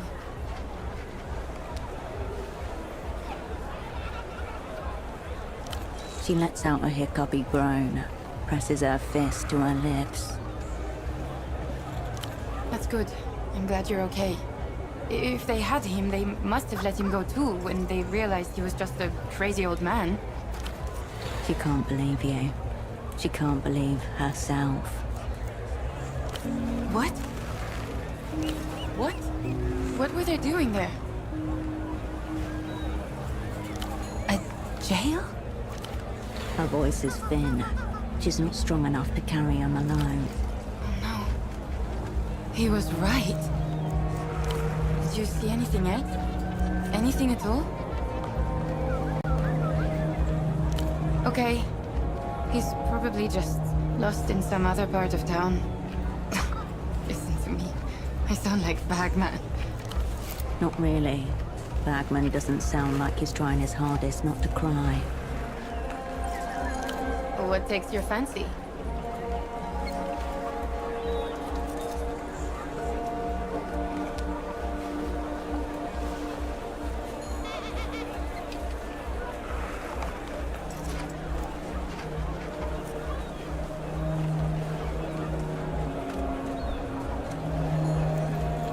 You need anything else? Wig topiary, plastic tiaras, novelty sunglasses. A burst of colours and textures vying for your attention. All of them losing. Behind it all, you see an oddly familiar shape. The tailored shoulders, the sharp collar.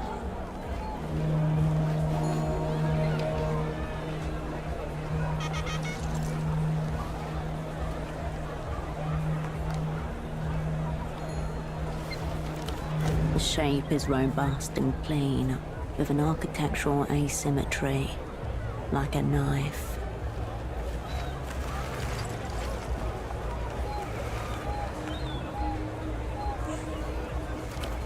A cape, but nothing like the other costume pieces around it.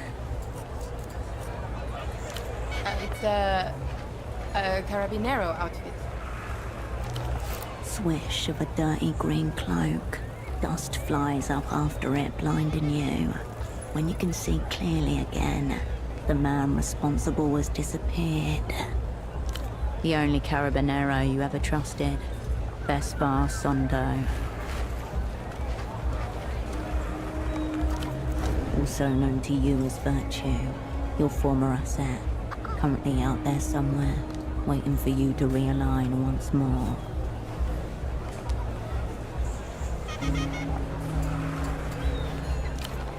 That'd be illegal. That's not a no. Second-hand surplus warehouse in Lower Viudas was closing down a while back. Big clearance sale. No, I told Officer Morito, he said it was above his pay grade. He kicked it up, and they kicked it right back down. Yeah, it's for sale. Local law enforcement is far beneath you in effectiveness and influence. You need to lower yourself, Operator. The whole set's back here. Just let me know if you're interested.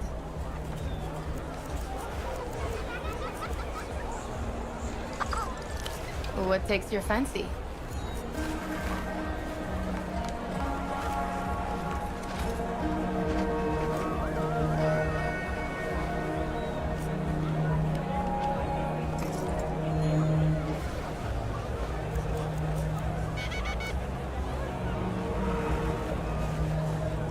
Maybe don't wear it around them, alright? Just in case they don't believe it's a costume.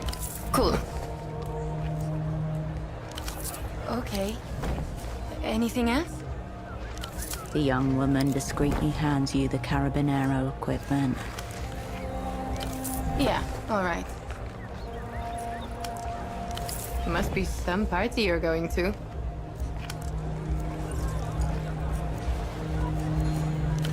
You need anything else?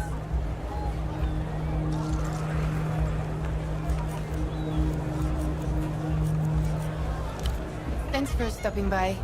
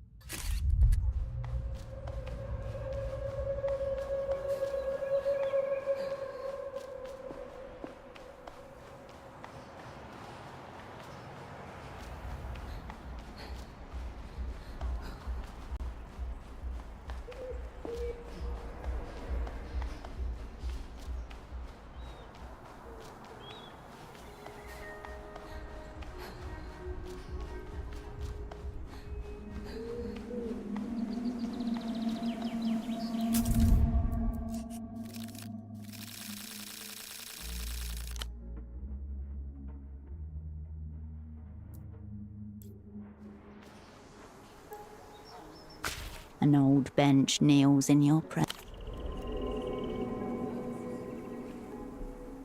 It sags gently as you settle in. Operant Cascade's first special bench, filed H14. Location Landau, capital of the Holy and Democratic Republic of Mercia. A slab of marble and cedar, cool, even in summer. The perfect place to hand-roll cigarettes and devour deviant graphic novels. Patrolling cadres of Melita Sacrari, clad in tallow-white surplices, never noticed you there. An early lesson in craft. Your mother would have been gone for another weeks-long mystery trip, or demanding you rise to a bar she held just out of reach.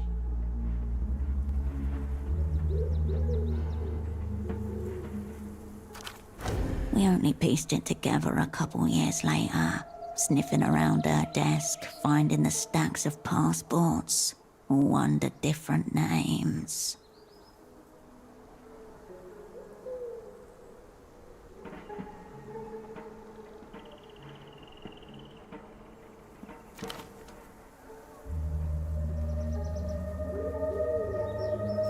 After some time, the present seeps back in.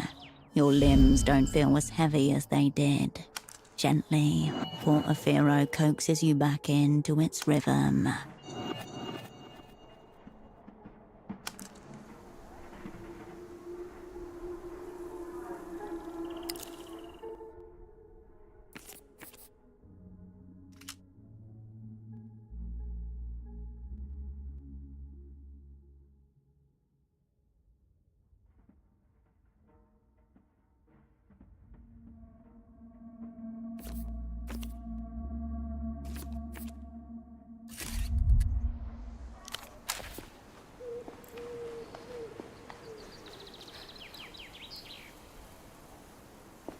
You find yourself before the old Lusian ginkgo once more. Time passes, but you take no note of it.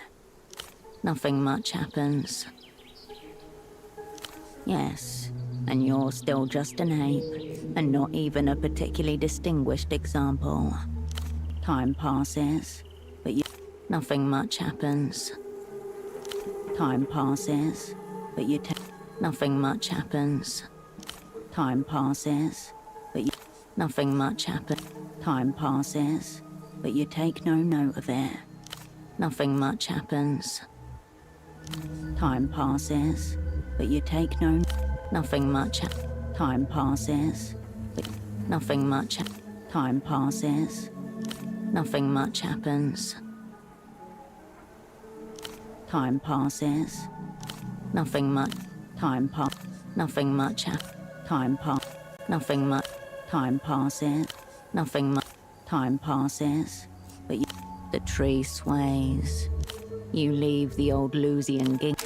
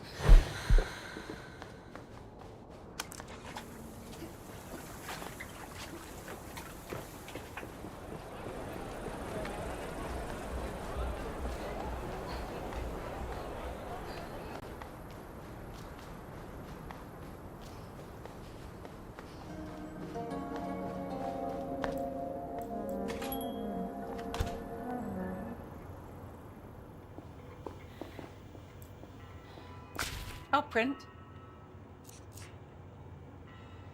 Nothing, I'm afraid.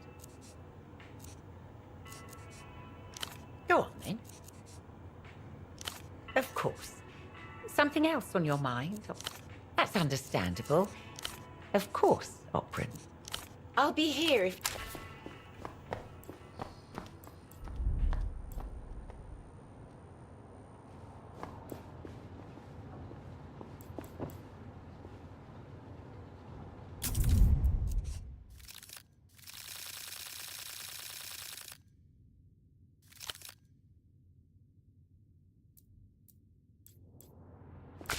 Raw information atomizes itself.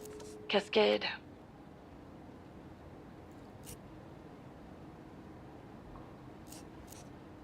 Luck and skill operant.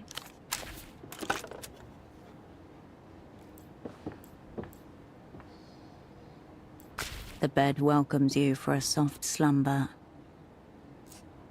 The darkness out.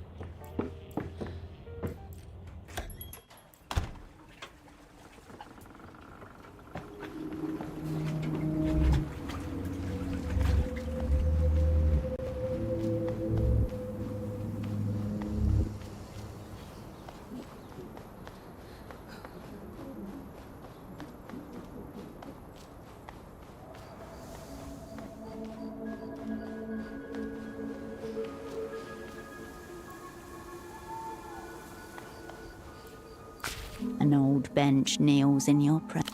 You consider resting here, but can't justify another pause so soon. You find yourself before the time passes. Nothing much. Time pass. Nothing much. Time. Nothing. Time. Nothing. Time pass. Nothing much. Time pass. Nothing. Time. Nothing. Time. Nothing. Time pass. Nothing much. Time. Nothing much happens. Time passes. Nothing much. Time passes. Nothing. Time passes. But the trees sway. You leave the...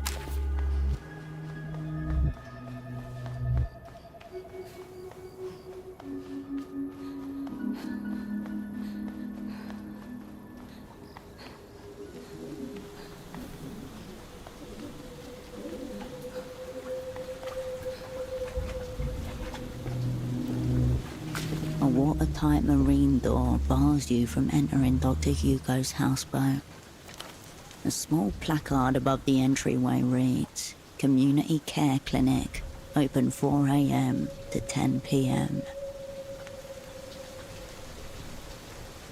That would necessitate coming within spitting distance of his hated rival. Neither doctor is willing to break their détente.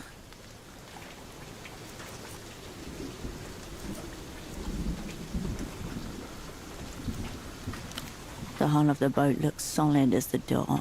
However, around the corner, on the stern side, you notice a window, slightly ajar.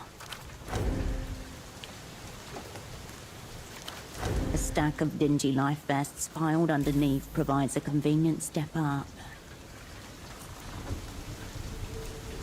At the midpoint of the door is a 3-point full stainless steel lock. Only by someone with specialized knowledge of heavy-duty seacraft doors and their mechanisms.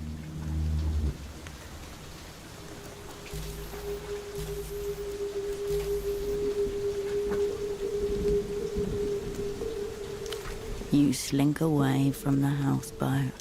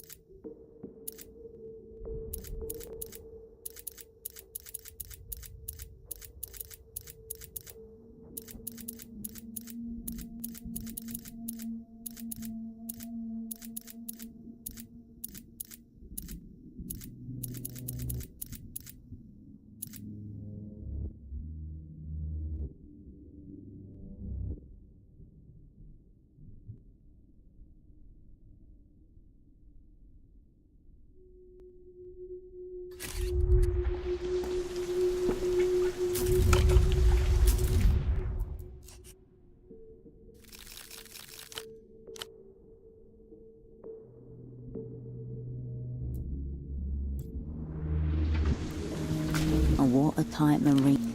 A small placard above the entryway reads, Community Care Clinic.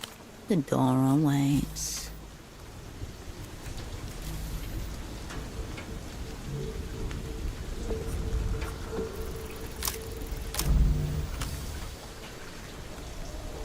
Just like when we were young, nice and smooth, wedge our way in.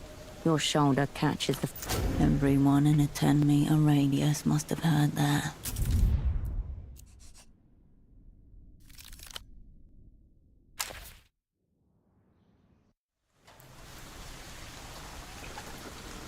A watertight marine.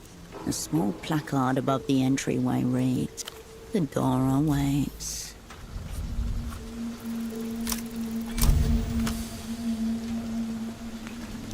Just another sly break-in.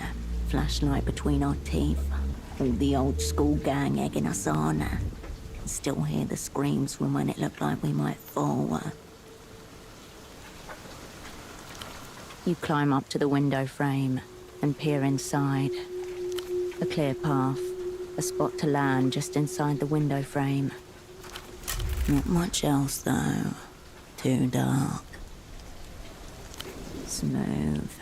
If all our friends had been around to see that, they'd think we were so sick. The ease of a seal on ice. The second you land on the other side, a muscle somewhere in the meat of your hip immediately twinges.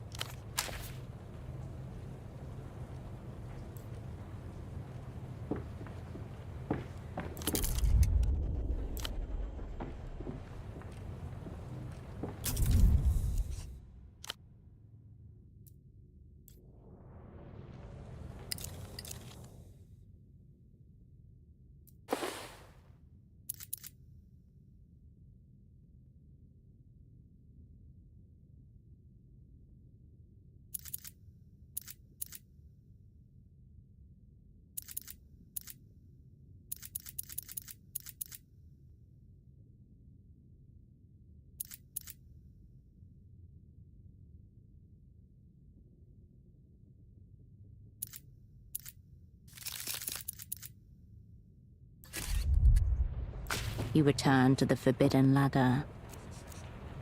You head on up, careful not to alert anybody who might be on board.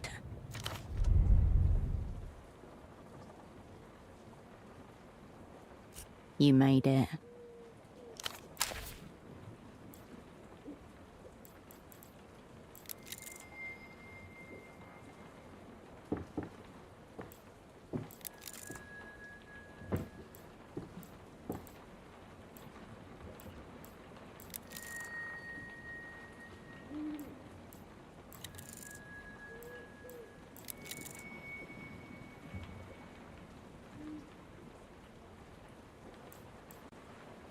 A child's set of toy figurines sits on the shelf.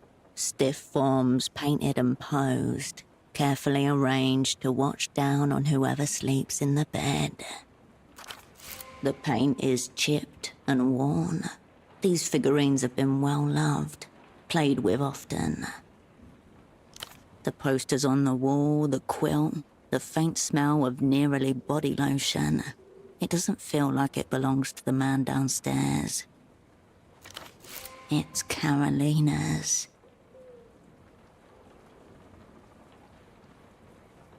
Elsewhere, a miniature rocket and a group of cosmonauts. Words painted on the side of the launch vessel. Proyecto Autonomía.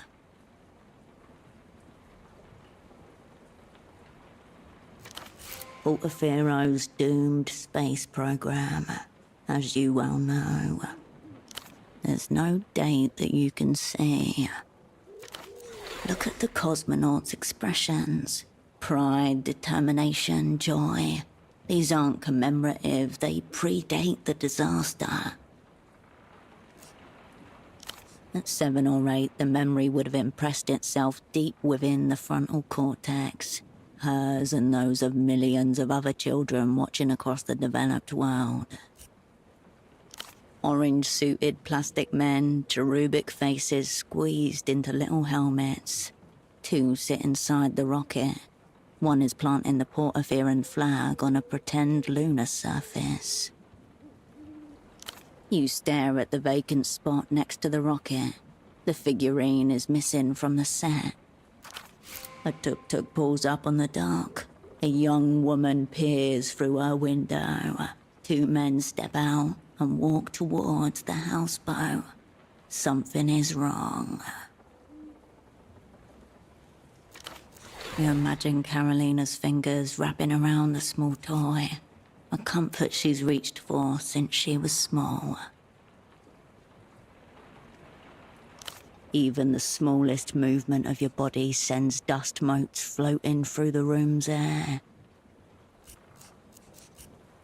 Carolina's childhood tableau, undisturbed.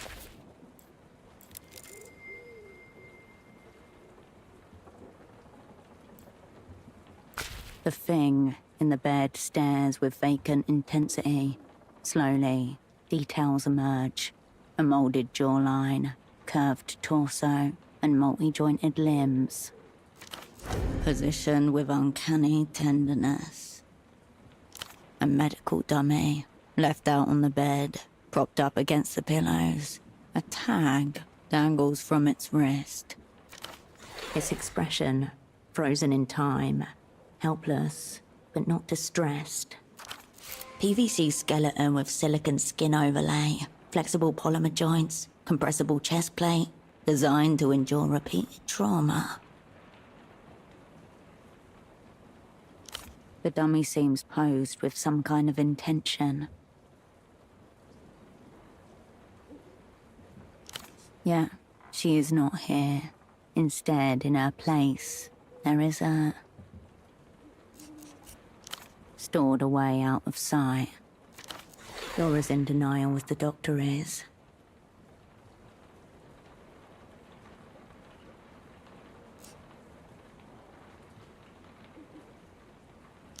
Technically, it belongs to Dr. Gonza, but perhaps the question is where would it bring the most happiness? Who deserves to have the dummy as part of their gang?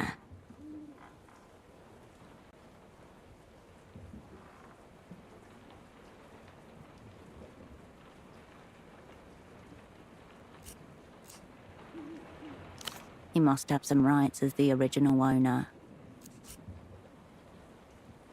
The dummy continues to hold its pose. Printed words, property of Dr. Gonza, and scribbled right under, to myself, for when I'm not myself. Gonza's so-called personal effects, without a doubt. The dummy sits still, head in a comfortable enough position. It stares back at you, unmoving. Minutes pass, The houseboat gently sways. Specks of dust gather on the objects around you. Your joints begin to ache. The dummy doesn't move. Must be stiff, holding a position that long.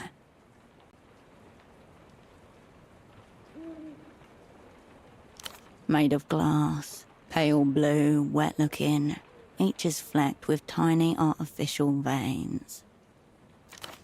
Money has been sunk into this, and time, and a certain kind of obsession. A silicon oval, unframed. Shadows reveal the protrusions of nose, eyelids, mouth. Before you lies something that resembles a human face. But whose?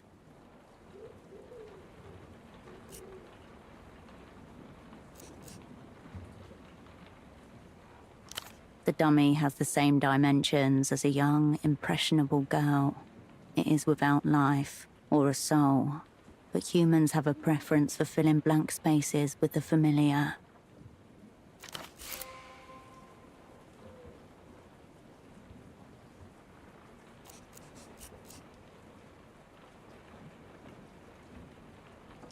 If that is true, there was likely an original model. A person whose face was used as the template for the one looking back at you. Completely still. A mirror-made flesh, or at least the closest man-made material to it.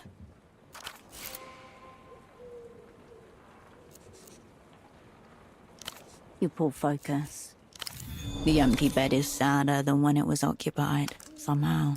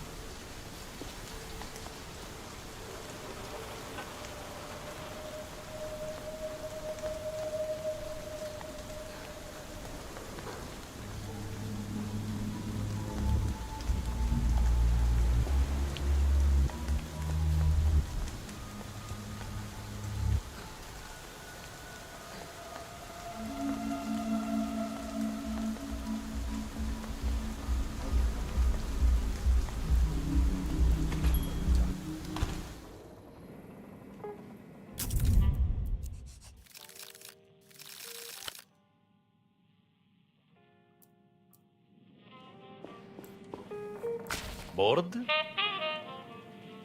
What do you want?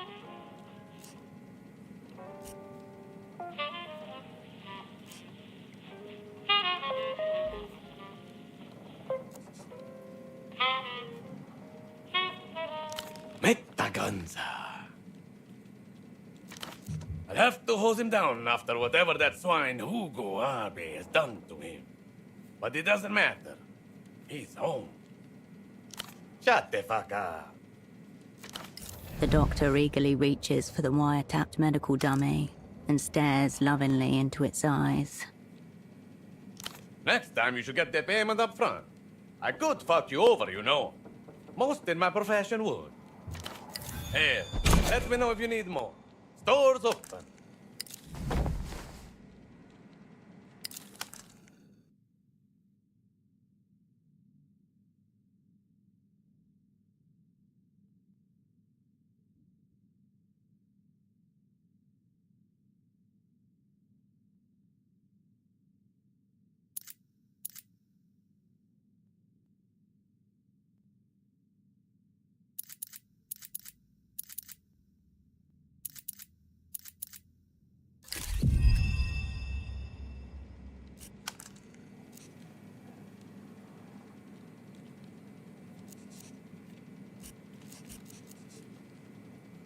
That's a trick question.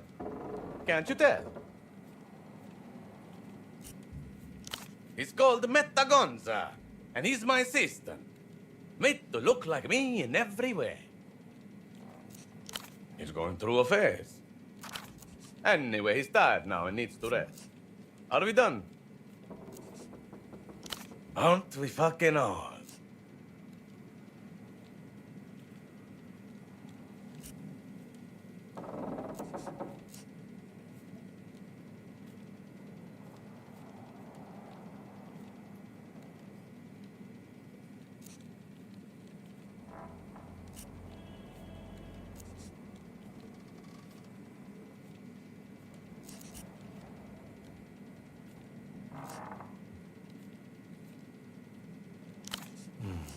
to utter those words. What? Adios, patient.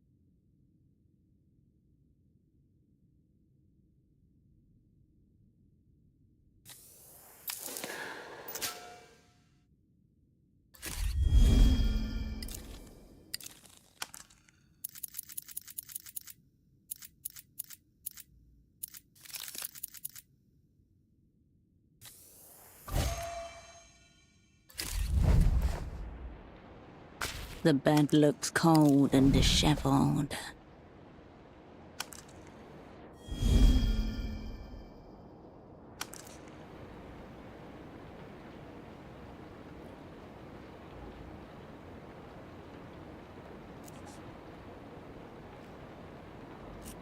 You turn away. The world.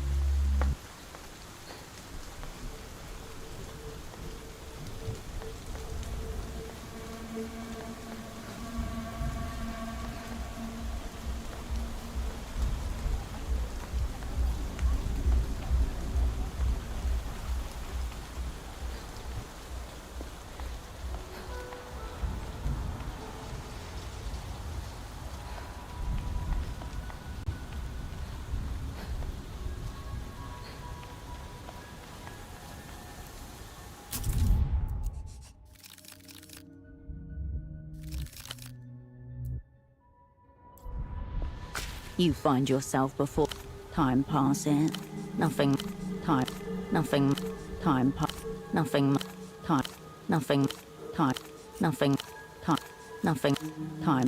Nothing. Time. Nothing. Time. Nothing. Time. Nothing. Time. Nothing. Time passes. But you take the trees. You leave the old loop.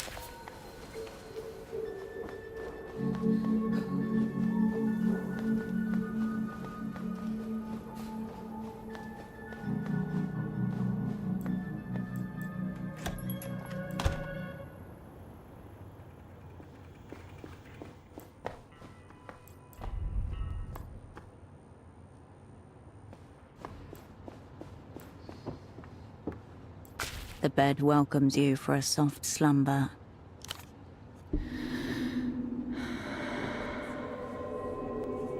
The stillness of the room quietens your mind as you settle down.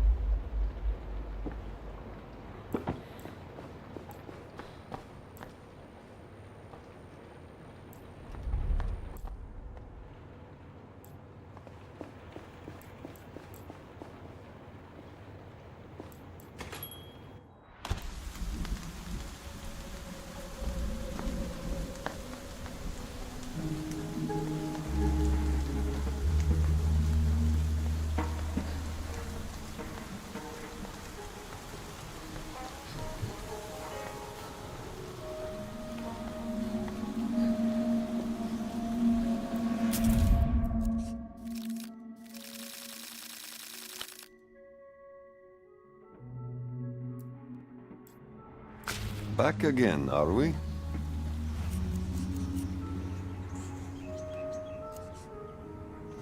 This is much better.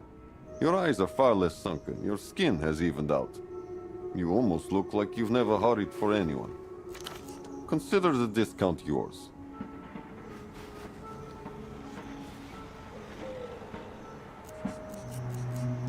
This is what's there for you.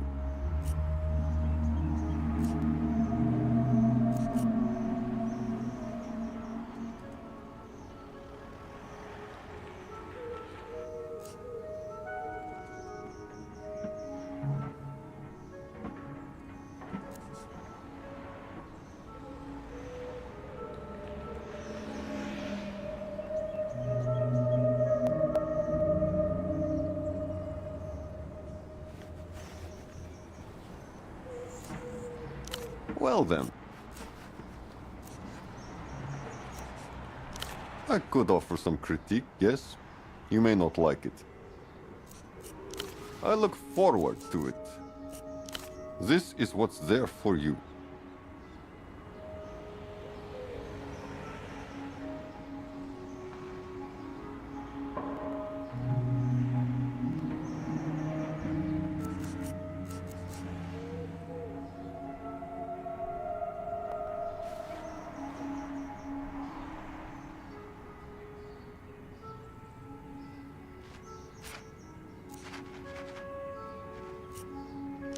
Well then. Of course you will.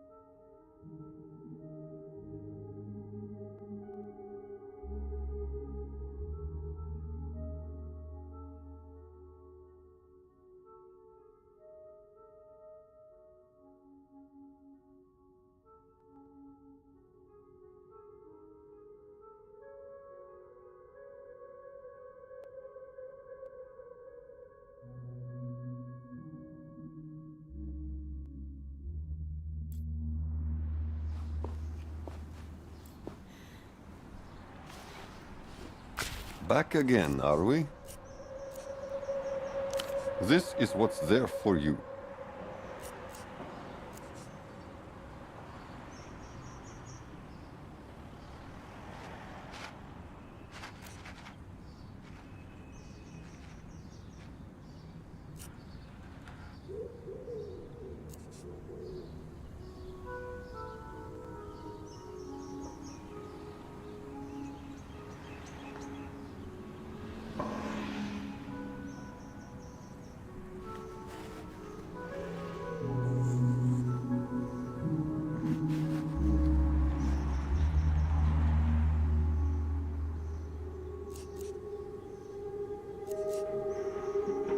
If you scuff those on a curb, don't come back.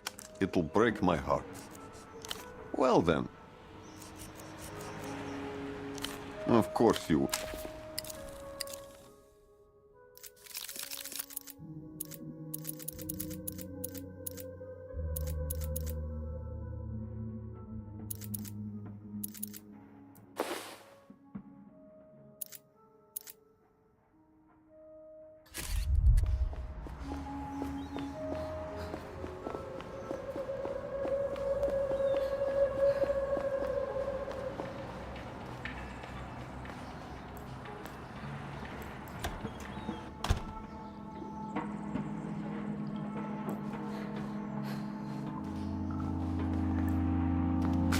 No flyers.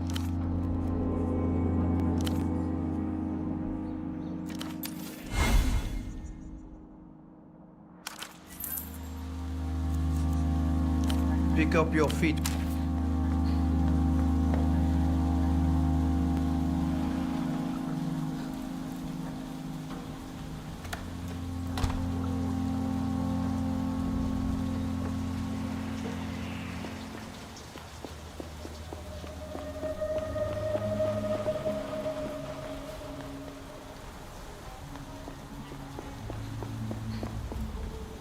Back again, are we? This is what's there for you. The side seams are offset to trace a clean line from hip to floor. Do not ruin that by using the pockets.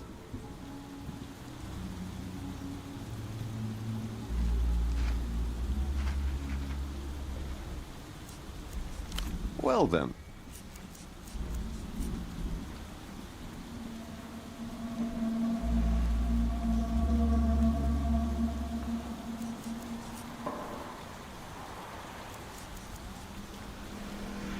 Of course you...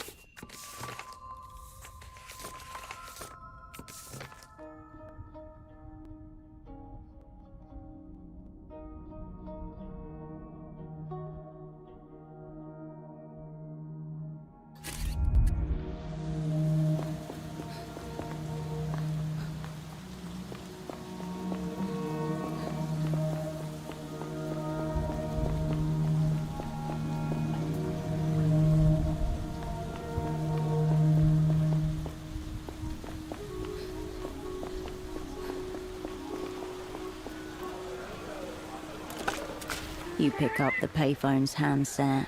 A dolphin emblem smiles at you. There is no answer. The receiver clicks back into place. You step away.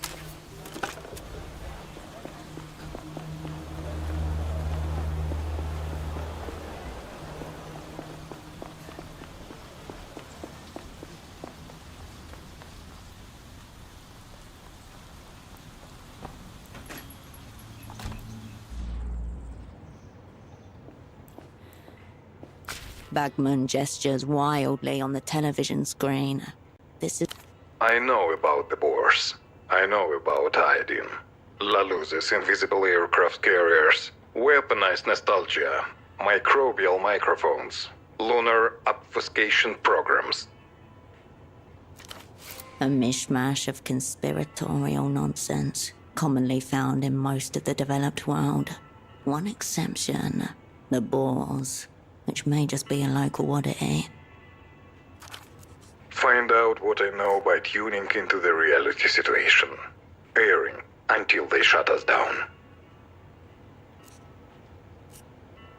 I know about the Boer. Find out what I...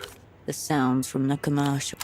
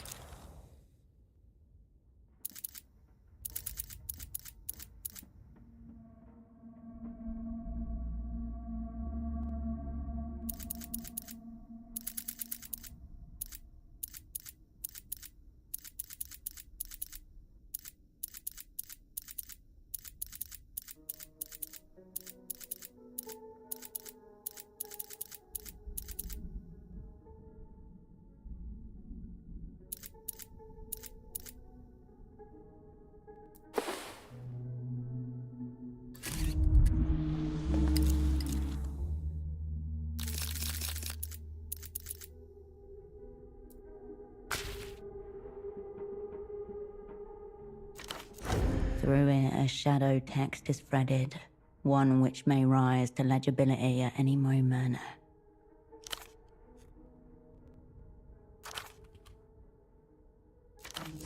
This is an entirely different beast than the Rosetta Cipher pseudopod left you.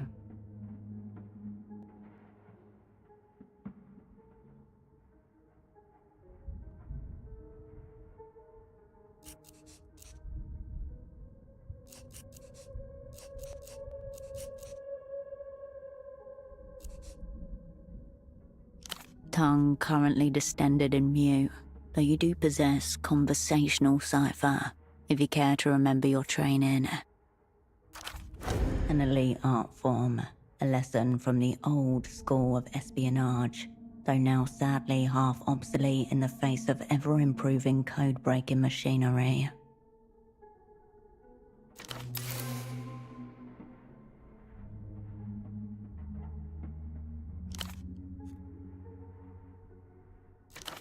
Bigrams, trigrams, character frequency, index of coincidence analysis, tables, tables, and more tables.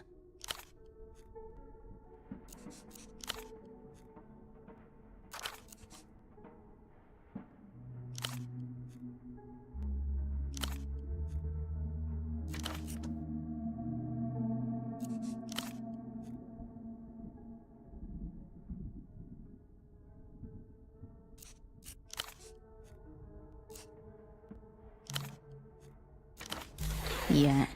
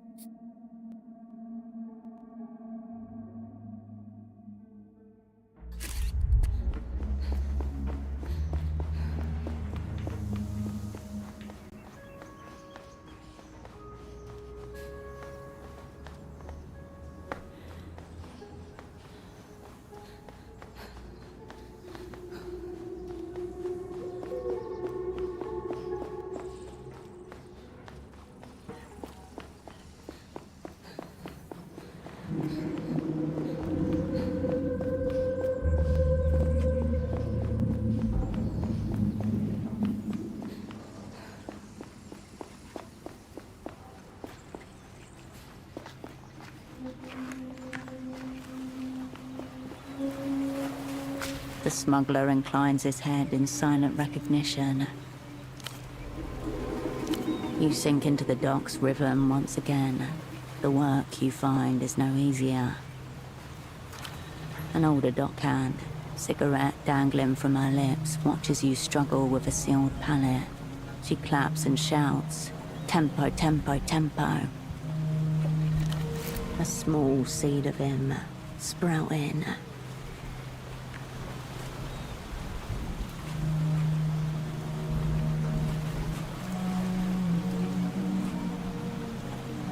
The woman chuckles as you hop on a nearby crate. You sit here for a while. When you return to work, the minutes feel slower.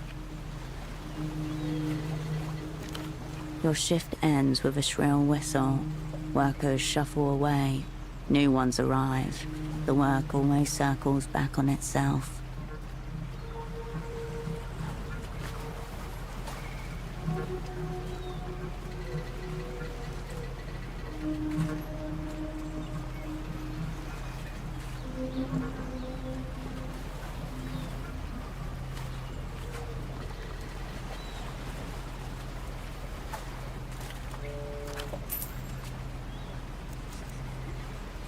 He lowers his head in brief salute.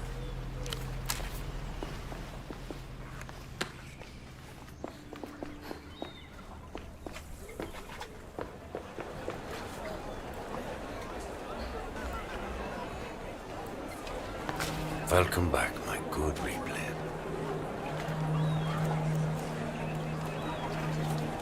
Missing? Is he? I'm not surprised.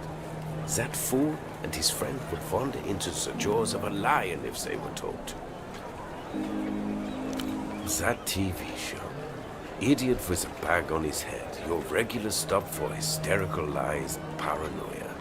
Every night at 9 p.m. The old fool was always regurgitating whatever he had heard on there the next day. It's no wonder it eventually led him into trouble.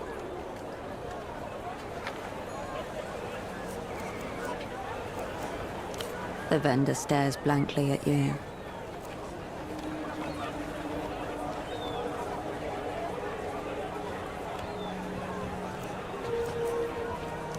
It's my life. What can I say?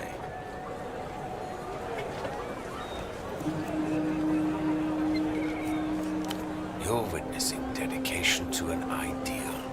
Without that, what do we have? As this manically depressed reactionary tried communism.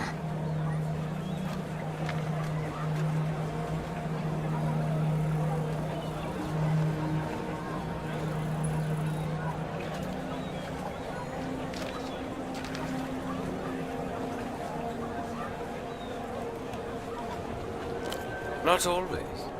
I appreciate the nighttime when the replayers have flapped off to hang upside down for the night. When the other stalls are packing up, I like to lie on top of the shipping containers. Look up into the sky. Sometimes I can see the stars. Sure.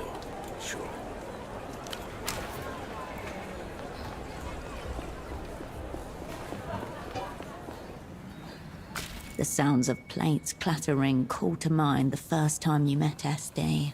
She's waiting for you in the corner of a restaurant, occupying the ruined shell of the former S-Ilk workers' cafeteria. Blue coat, black shoes, just as you'd been told. She pokes a plastic fork into a salad, deep in thought. A hangover massages your skull. The sound of a blender makes your eyes itch.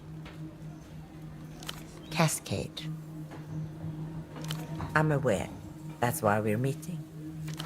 This is a new restaurant. Juices, healthy options. Part of a citywide effort to clean up the place.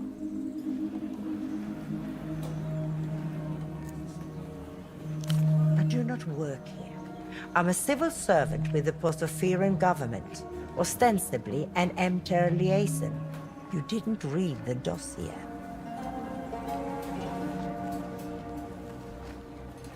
Let's see.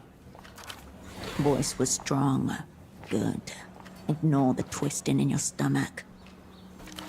You excused yourself without ordering anything.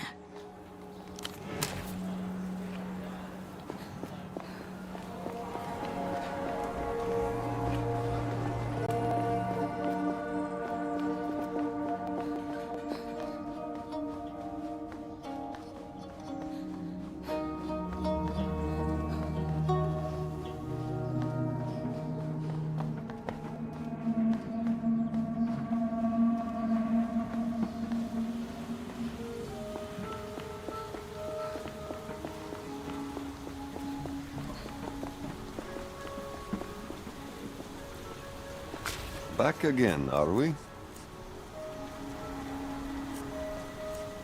This is what's there for you.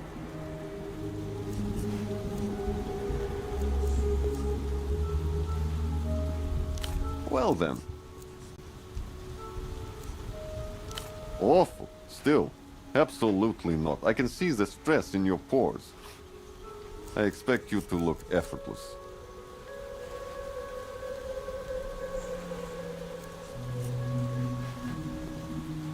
Of course you will.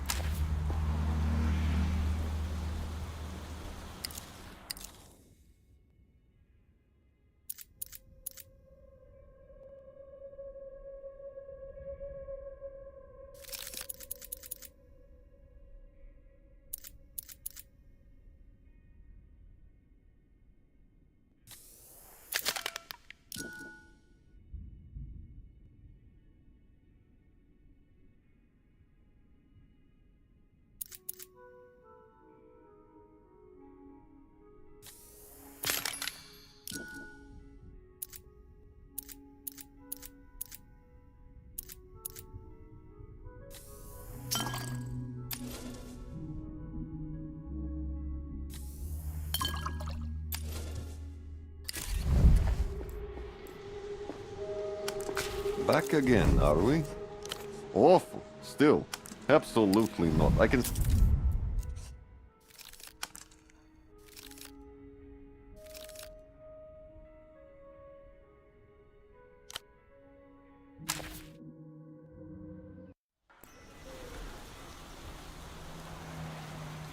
Back again, are we? This is much better. Consider the discount yours.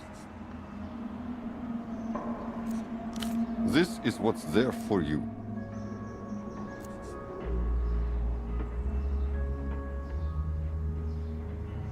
If you scuff those on a curb, don't come back. It'll break my heart. Well then. Of course you will.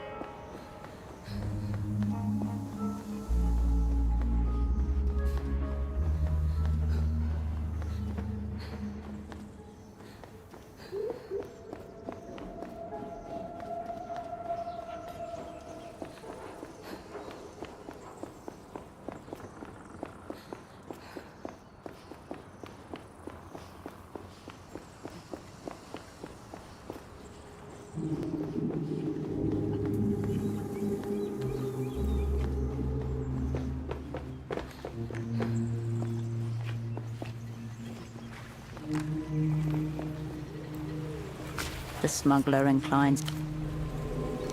You sink into an older doctor, a small seed of him. The woman chuckles as your shift ends. He lowers his head.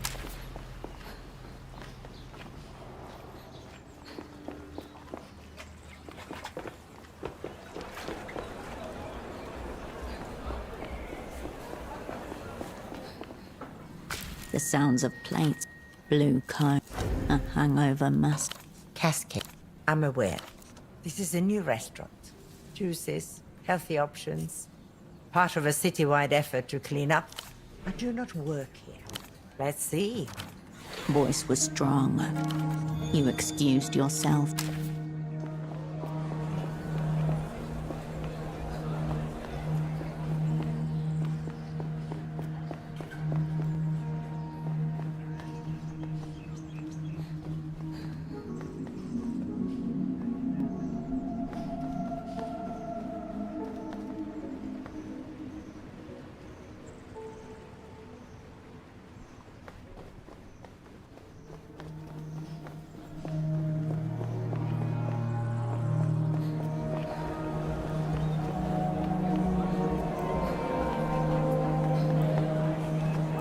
Welcome back, my good replay. Missing? Is he? I'm not... That TV show. The old fool was always regurgitating whatever he had heard on theirs and... The vendor stares. It's my life. What can I say? You're witness. As this manically depressed reactionary. Not always. Sometimes I can see the star. Sure.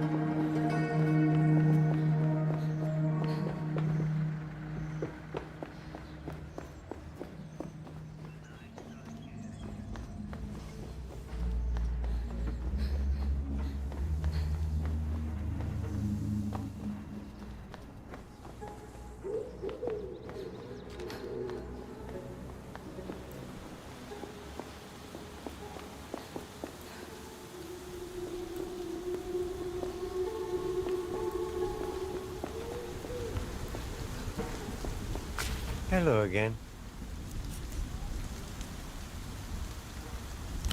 If we must. Very much. Right you are.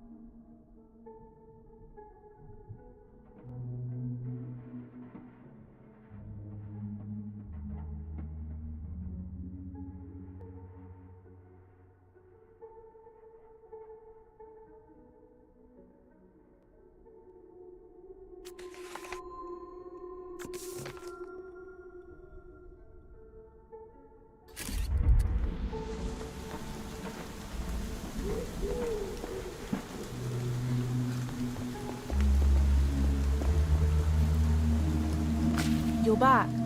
And you still look like that. Shut your lying whore mouth. Stop talking like that. You'll be... Oh, what happened? Oh. For real?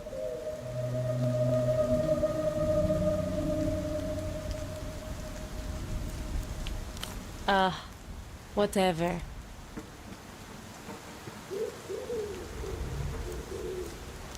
In the body? Oh, not Moonglow. Oh, to be honest, actually getting shot would be more Moonglow. That's even less Moonglow. Basically, no glow at all. Serious question. Should we ask him to shoot us? If we went to the hospital, maybe UV would come and visit for the PR op.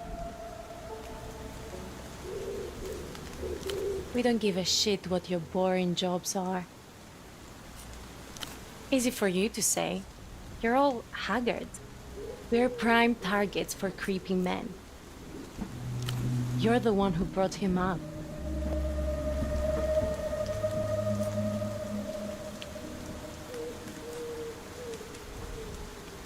Obviously, it's where they train all the L-pop stars. Everyone who's worth listening to comes out of there. I wish I'd been born in La Luz.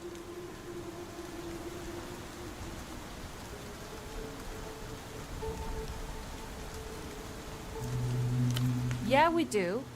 We've read all the music magazines. I hear they might start running direct flights between here and Cicatriz Frontera soon. We have to go someday. So stupid. Like, what are they afraid of? That we'll see what we're missing out on and realize Portofiro's a wasteland? Too late.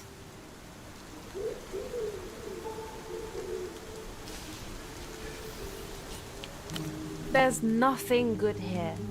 And anything that is good is a giant pain to find. Like, we've been trying to get a genuine Lucian disc player for months. No luck. Sarcasm, not very Moonglow.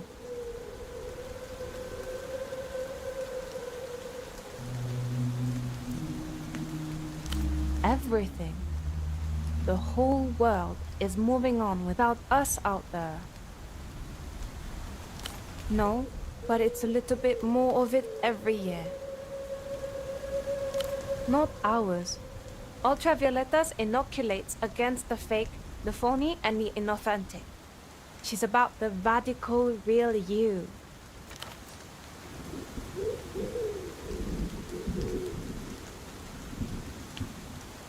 But I am very her. You're not very radical. Too old. Whole thing is so moronic. People would be a lot happier if they were able to just have what they want. Censorship is basically backwards rape. And that's not very Moonglow in any direction. Yeah?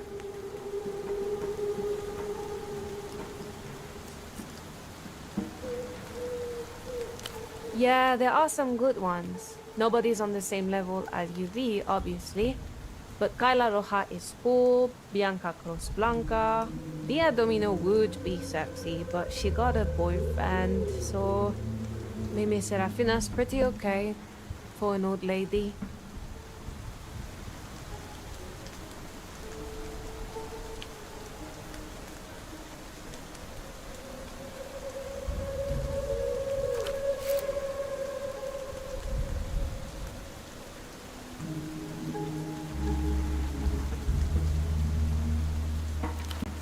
Luz is literally the only place making good music anymore. It's Sonido Futuro.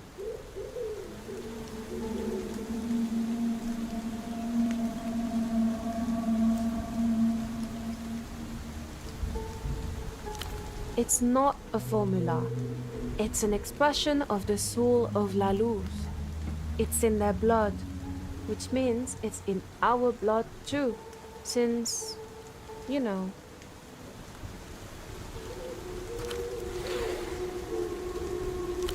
Right? Every time I walk past that Arden party alley, it's like she's watching over us.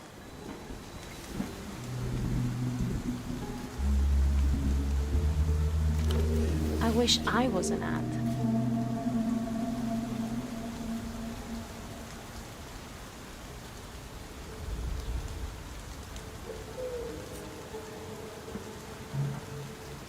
It literally doesn't matter.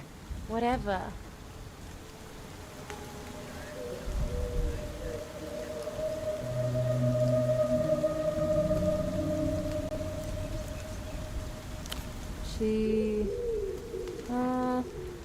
Didn't she do that one moisturizer thing?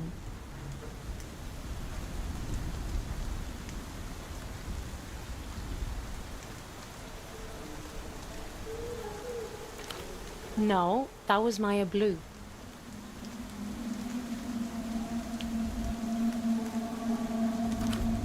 Shit, you're right.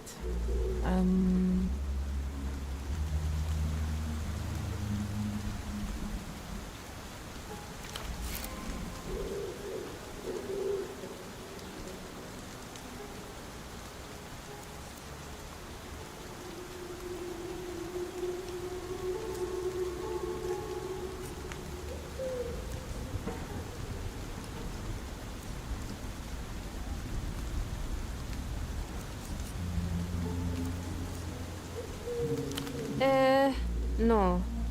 Coffee's pedestrian. Also bad for your vocal cords. It's too acidic. If UV was advertising it, it would have to be a really premium brand. A super smooth one.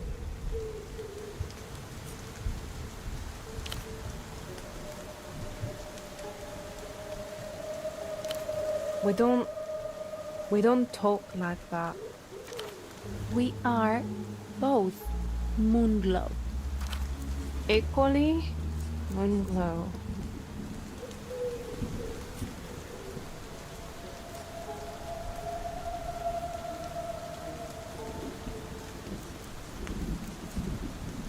What? You want to talk about the weather? Please, don't tell us we should be nicer to her. We've tried. It was too hard. I hate lying. She's just not one of us. You have a serious lying problem. Were you abused as a kid or something? If that were true, then I would literally kill myself. Thank you. Sure.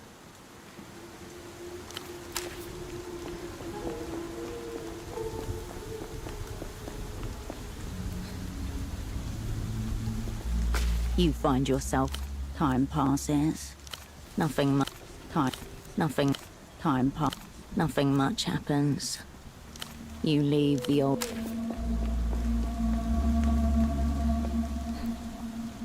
Hello again. After what she did to you, I don't understand why you would do that.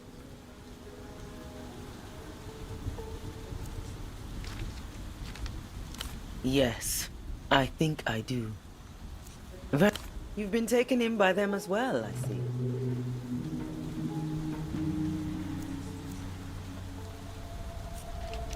They are, aren't they? Goodbye.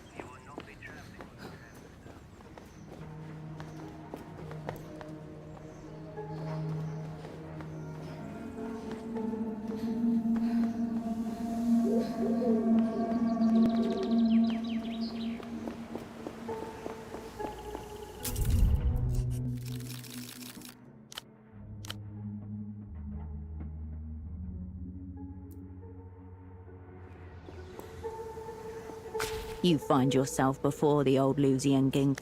Time passed. Nothing. Time passed. Nothing much. Time. Nothing. Time. Nothing. Time. Nothing. Time. Nothing. Time. Nothing. Time. Nothing. Time. Nothing. Time. Nothing. Time. Nothing much. Time passed. Nothing. Time. Nothing. Time. Nothing. Time. Nothing. Time. Nothing much happens. You leave the old.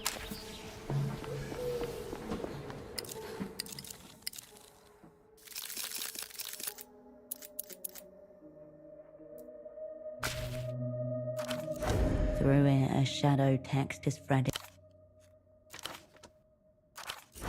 This is an entirely different beast than the Rosetta Cipher's tongue, an elite art form.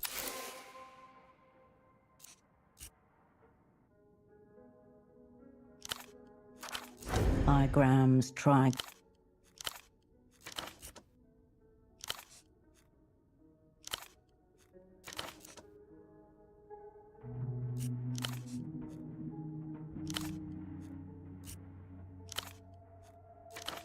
Yet.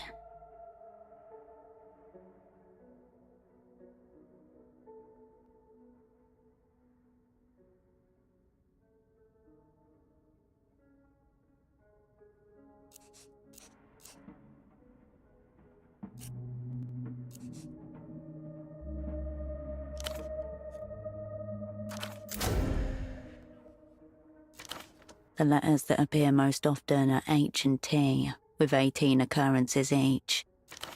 Take H as an example.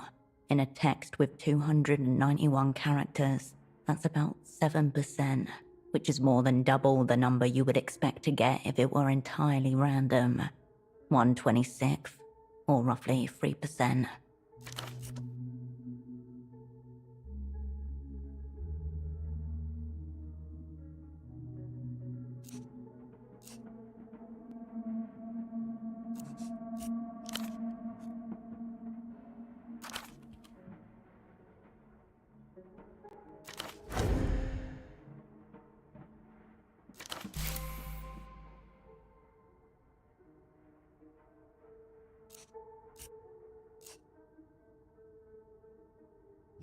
Three bigrams appear 3 times: NG, JG, and YX.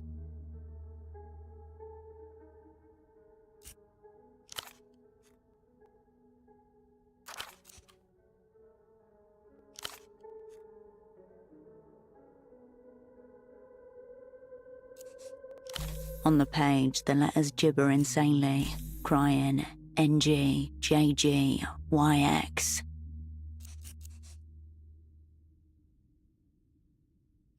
It's divided into 23 blocks, each between 1 and 25 characters long.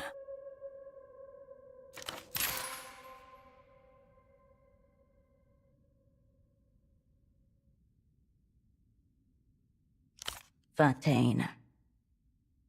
Indeed, can't stop it. Words? No, you're still on medians here. 1, 14, 9, 3, 5. All between 1 and 26. Clearly letters. Good. You try grouping the numbers together. 1 degree, 41 minutes, 9 seconds.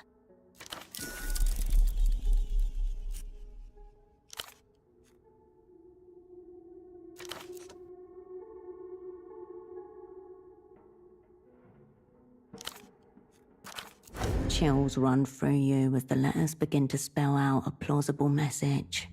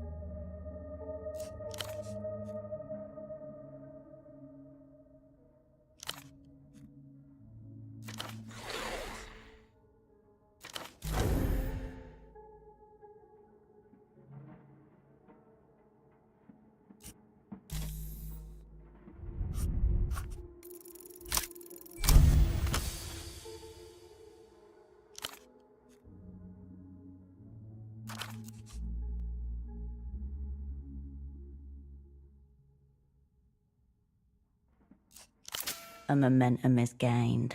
Every new discovery facilitates the others. The letters give themselves up one by one, a series of little surrenders.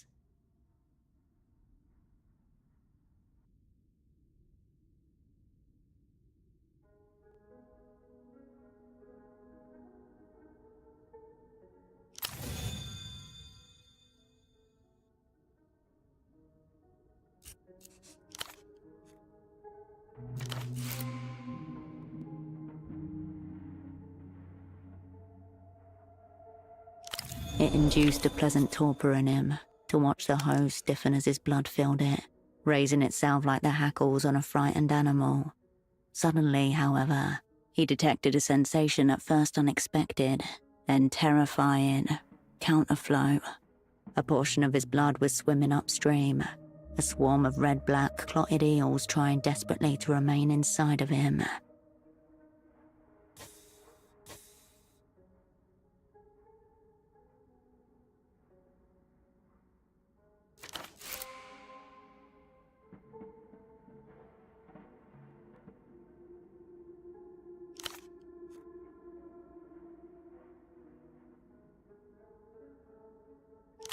The answer is in the book. The text was only part of the cipher, the meta layer.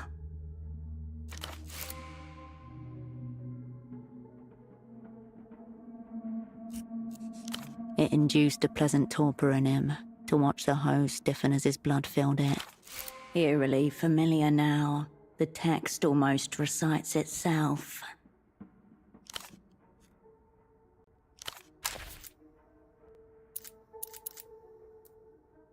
H.S. Lastra's blood-obsessed pulp epic awaits you. The book is 563 pages long, not including Lastra's notoriously indulgent appendix. Cascade, stop. Don't overthink this. I just did. I can again if you want. Don't overthink this. I'm not. This is just a real-time memory dissociation, conjured from the fringes of cipher-induced mania. A likely story. More likely. He's viewing you right now. You don't have to read the book. You just have to read the cipher. And that very particular chapter that the extract is from. Of course. Reread the cipher, using the book as a new key. Exactly. A cipher with soul. My kind of communique. Smart. About what you'd expect from the Pride of the Remembrancer division. Also, Cascade, this is the easy part. Act accordingly. 291 characters divides into 3, so it's going to be something very simple. Something like... Yes, Cascade, exactly that. This cipher is now wearing baby shoes. Find the chapter in the novel that the passage of text is from. Then consider the letters in groups of 3, let's say, triads. For each triad, take each letter's numbered position in the alphabet. The first is the page number, the second is the line number, and the third is the letter number. An example. Let's use the last triad of the cipher, MBP. Why is he starting at the end? M is the 13th letter of the alphabet, B the 2nd, P the 16th, 13, 2, 16. Direct hit. Fuselage in tatters. You are now replete with the requisite mind tools. Time to give this cipher what for. No response. Your memory conjuration has gone dark.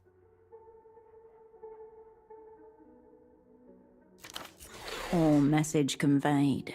He has cut the psychic link and stopped remote viewing you.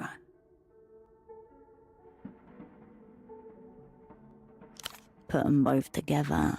Your former double's carefully placed torches will catch a light. An ancient map to the catacombs of meaning. You look at the cipher and the book next to each other. One short and erratic, the other lengthy and considered. You skim the book and find the relevant chapter, which turns out to be a particularly bloody scene deep in the Act 5 climax.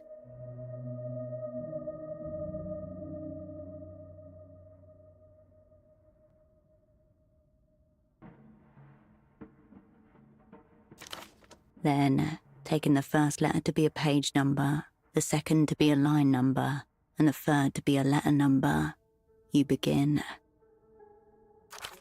The first letter is I. The second letter is B.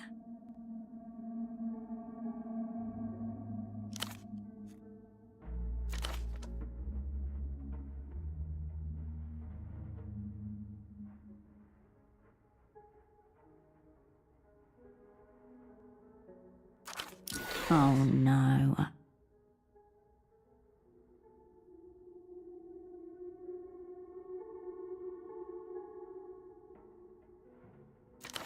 Don't think yet. Just solve.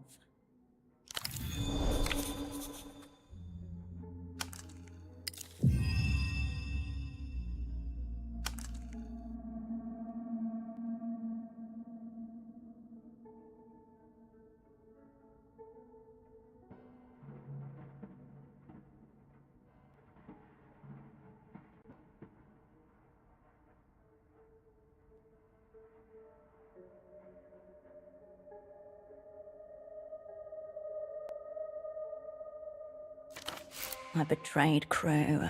Miho compromised from within. Director, Malafide until extraction. Beware, small controller. I'm sorry.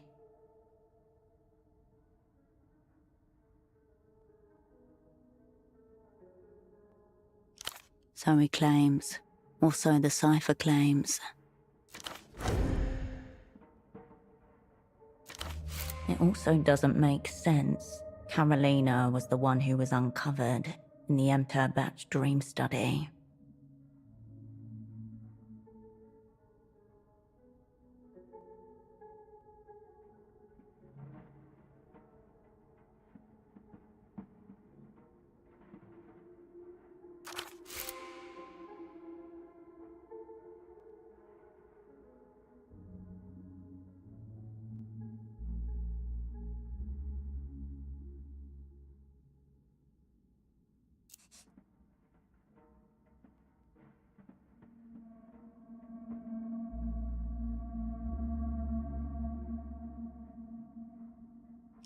If so, the board has reached its end state. Home gang really did us in after everything. It must be an important part of the message, to him at least. There is one other form of communication that traditionally ends in apology, a suicide note. You read the words again, then read them backwards for good measure. Your former double's intent is no clearer to you, but definitely more ominous. The answer to that, no doubt, lies at the bottom of the silo. Your eye catches again on the middle sentence. Director Malafide until extraction.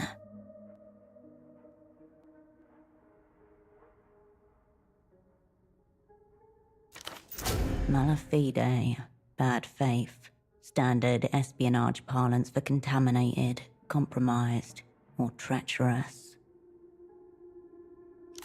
Unlikely he means a location extraction.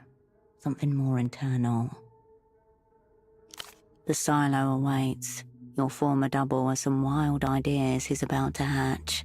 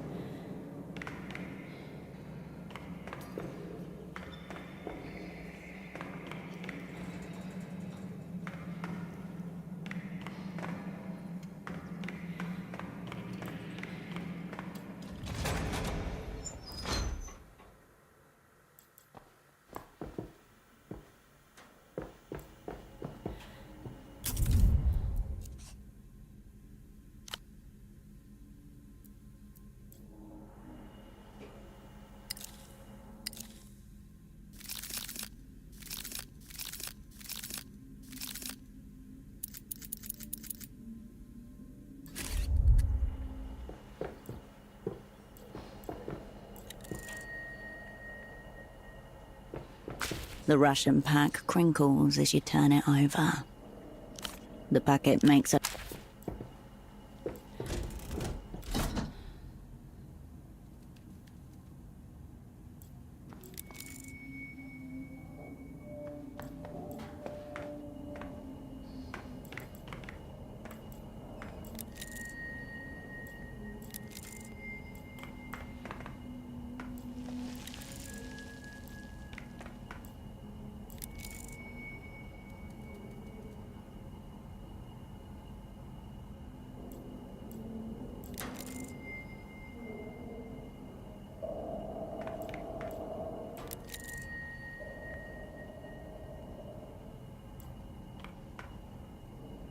Cascade, stop.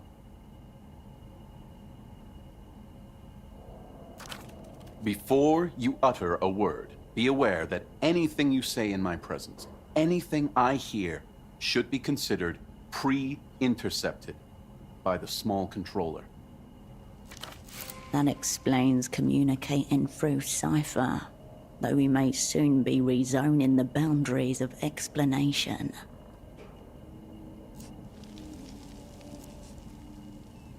For the procedure, but say no more. Anything it hears may lessen my odds of survival.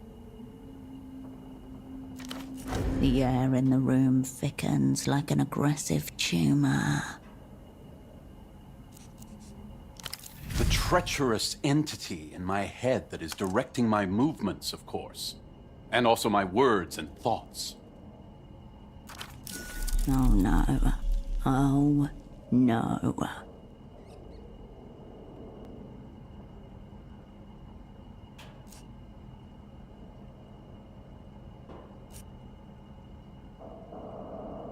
Commendable spirit, Cascade. The instructions are on the table. Do not read them aloud.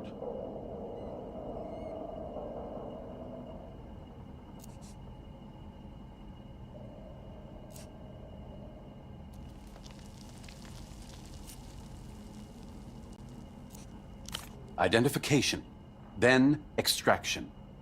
We have one shot at this, Cascade. Steady hand, steadier mind. Let us roll indeed.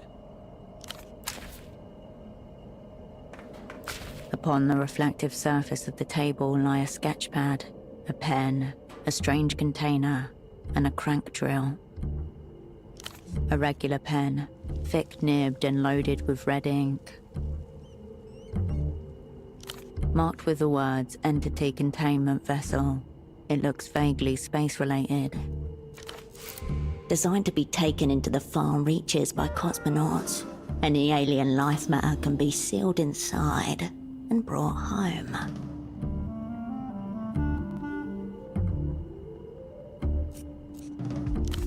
It's intended for bacteria or microorganisms, and if it's bigger, an Earthbound research becomes the least of your problems.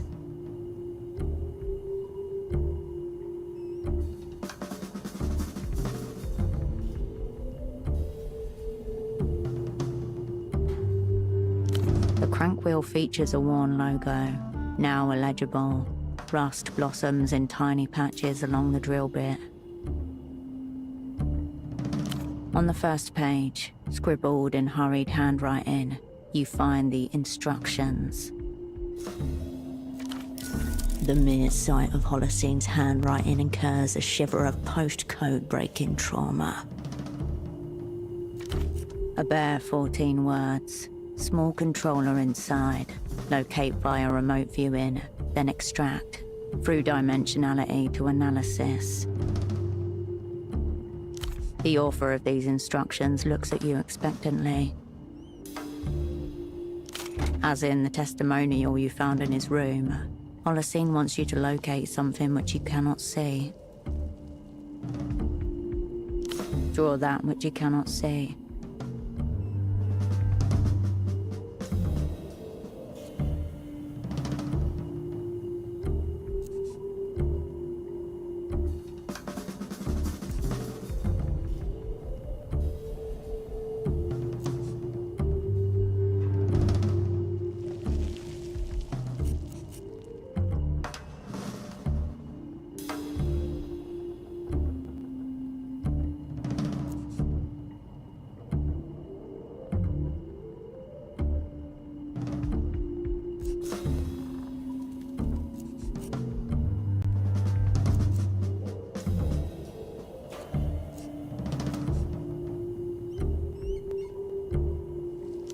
The numinal plains stretch before you, unfurrowed. The sketchpad ripples, despite there being no wind at all down here. The dark interior of your former double skull awaits.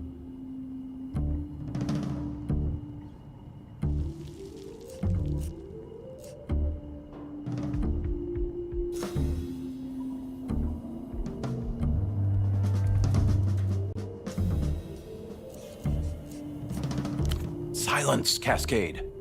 He may try to counter if he gleans the plan. He nods furiously at you. You are deep in it this time.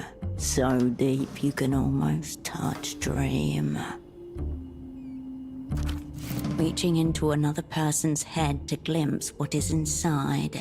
It is not the first time recently that you've heard about such a method. It wasn't called remote viewing and was dressed up in wholly different aesthetics, but the premise is similar. Duchess's technique. With remote viewing, you are going in cold.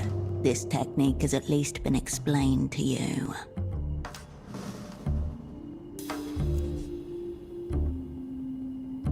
Are you ready, Cascade?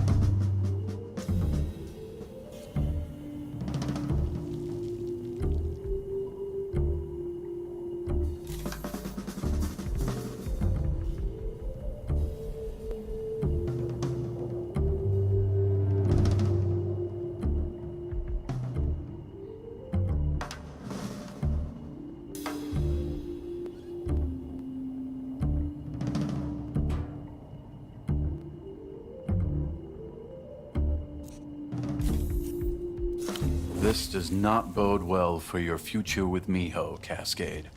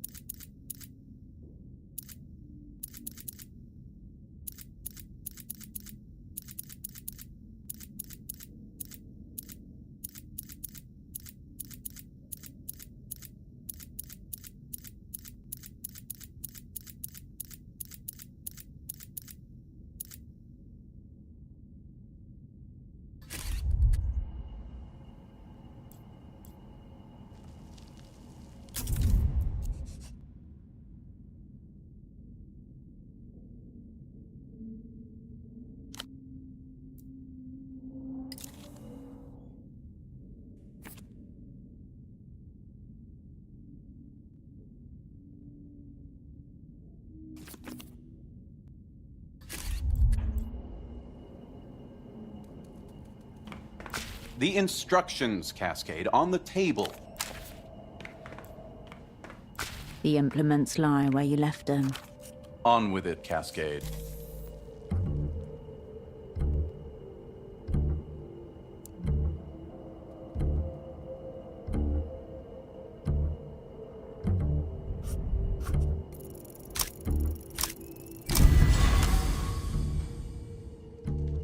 You close your eyes, empty your mind, and drift.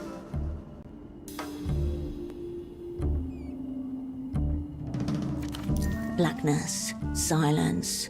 A diffuse you traverses immense stretches of void, out of which slowly there emerge features. Nebulas of pain spiral above, strange constructs of ego-like alien architectures, and in the distance, a psychic cant that you understand without needing to decipher. Take it away from me, Cascade. Then, the exact nature of his lacking, just as she taught you to find. Please, take it all away. He couldn't find an answer, so he made an answer. The mind turned inward on itself. Take the unknowing and the failure. Smash the mirror into thousands, then reform. Make it knowing, make it certainty. Then I can begin again. Do this for me. Please. By my side. You find your former double staring into you with pure, unadulterated intensity. You've got him, haven't you?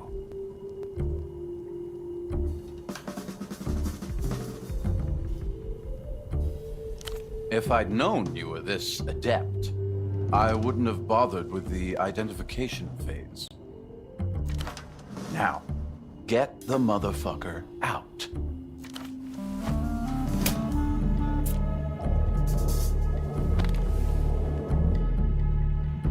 A movement so quick you don't even understand what's happening at first. Holocene's arm whips and slams something into his neck. Syringe, free hand. His muscles slacken, his eyes roll wide. In his hand, a syringe of unknown anesthetic. Warning, train now approaching Omega Station. No return trips scheduled. From the implement table, the crank drill snickers at you.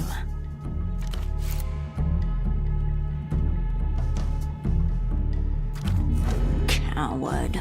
When will we ever have this opportunity again? Drill, drill, drill.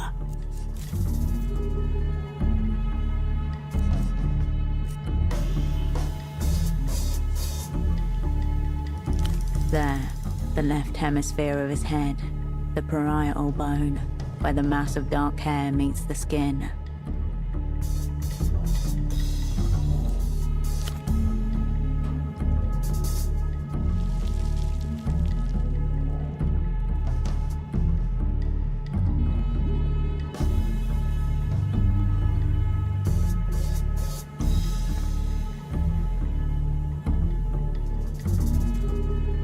You depress the syringe slowly over the course of 10 seconds, watching the unconscious patient's nostrils twitch involuntarily as they are invaded.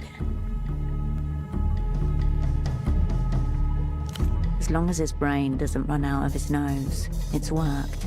To what degree it's worked, you won't know until he's conscious. A sluggish timelessness overtakes the silo basement as you wait, devoid of light changes or any other marker of time.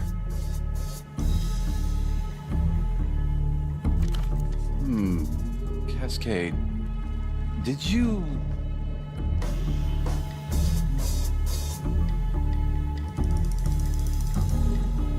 Got the motherfucker.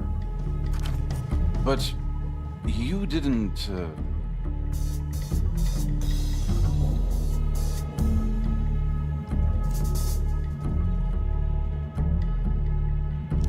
Mold. Interesting hypothesis. That's different, but it makes sense. Not one controller, many.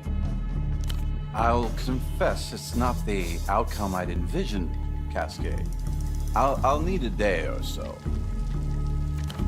Miho thanks you for helping to root out the subversive elements in its ranks, be they controller or colony. Fogged Mirror. We had fun there once. Holding his gaze onto you, he retreats back into the sedative. Eventually, his eyes flutter closed and his head falls limp against his shoulder.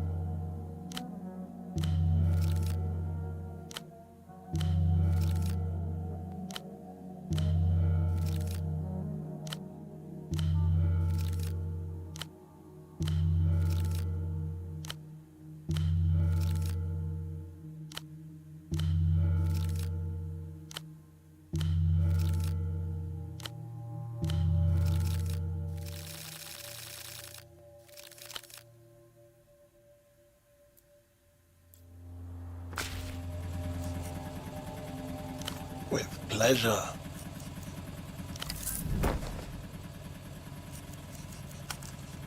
All right. Tell me what's on your mind. I'll be seeing you.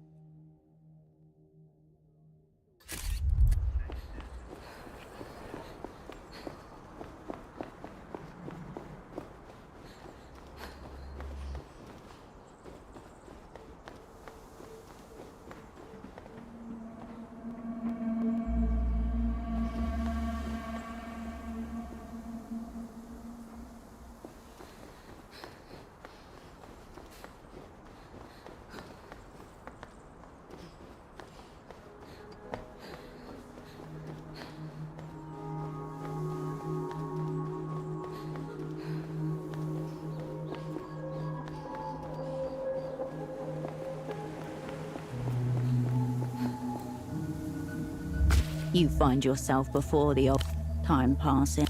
Nothing much. Time pass. Nothing much. Time pass. Nothing much.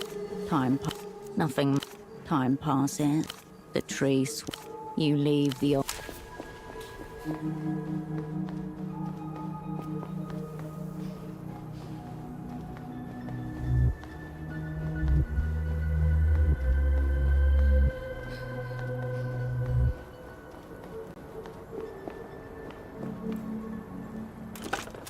You pick up the payphone's handset.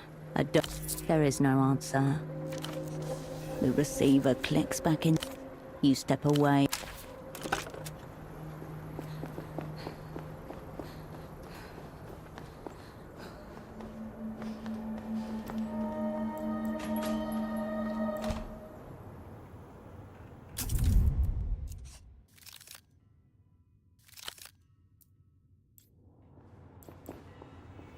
Bagman gestures wildly on the television screen. This is the ad for the reality situation you've seen before. I know about the Boers. A mishmash of conspiracy. Find out what I know about you. I am Subcommandante Beckman, and this is... A professional would at least alter their voice. The sounds from the commercial fade.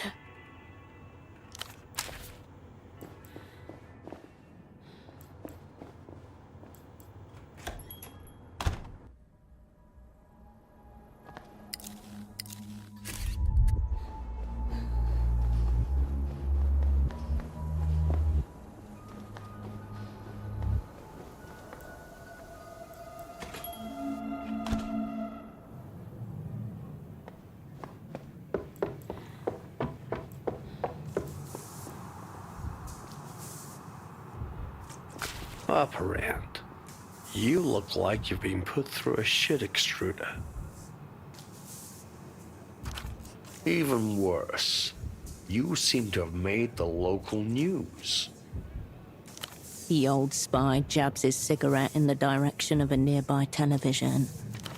Subcommandante Bagman has secured a tremendous victory for the bold partisans of the realm, seized from an iodine-deficient pawn of the so-called Operant Bureau.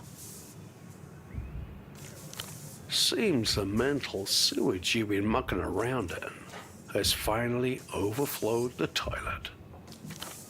He's been repeating this inane message at the top and bottom of every hour.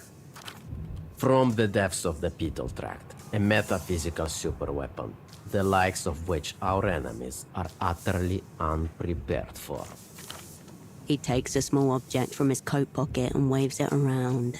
It's hard to make out except for an unmistakable flash of red light.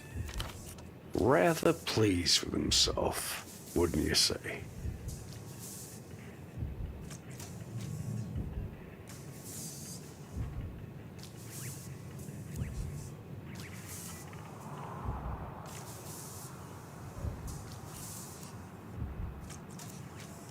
If you're capable of facing your reality situation directly, stay tuned. Now let's take some calls from you, dear viewers.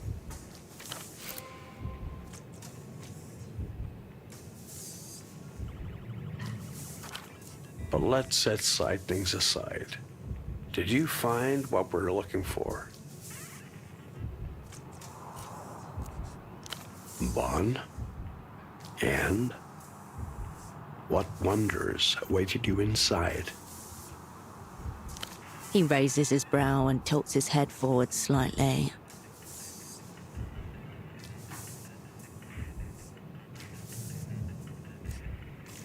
Trebon, you haven't disappointed, Operand.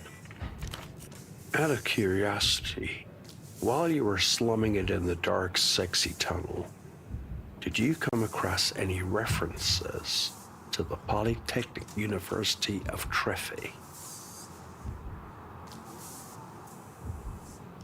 The eminent Dr. Juno Avrestaniak, captain of the glue-sniffing wing of the Trefe School, so I'm told. Controversial individual, lots of miscarried ideas about the origins of consciousness. Their standard Trefe thesis holds that consciousness is itself nothing but a thin border, and only recently erected, evolutionary speaking.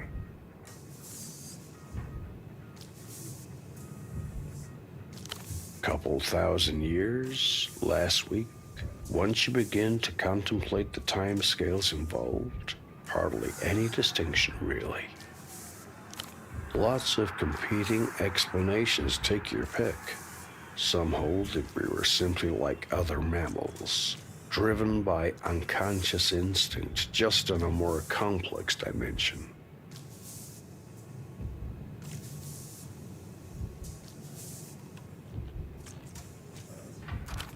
That's your so-called conservative wing. If you read their output, which I don't necessarily recommend, you'll find it's built on some esoteric interpretations of ancient poetry, old Capoblancan burial practices, that sort of thing.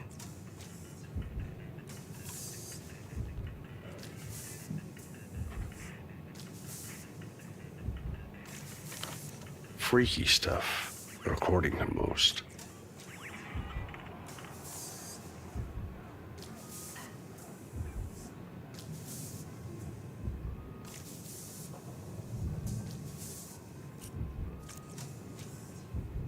Then you have the so-called astrologists, more dippy types, arguing that we used to receive orders directly from the stars, puppets of the void and things like it. The UR controllers, vast, omniscient, orchestrating the entire human drama. His own, the blue-sniffing wing. He thought the astrologists got it half right. It's not the stars talking to us. It's our distant progenitors. Meaning we were once part of a single universal consciousness, galaxy-spanning, as he had it. All minds threaded together, knowing and feeling as one. Personally, I think it's got to do with the origins of writing. Been downhill since we started keeping records of things. Terrible stagecraft, what it comes down to. From there, we got notions of linear time, then narrative and history. Since then, it's been one rolling catastrophe after another.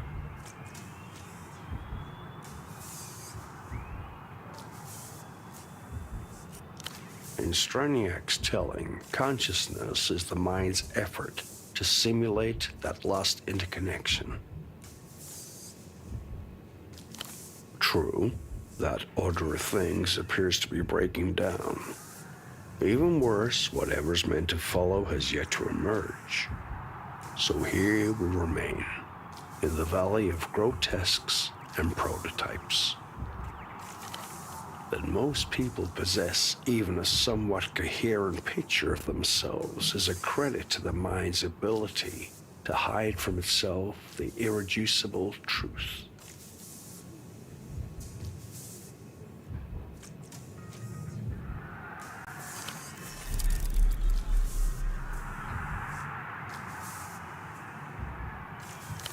Once you've heard it in your own voice, it becomes hard to deny.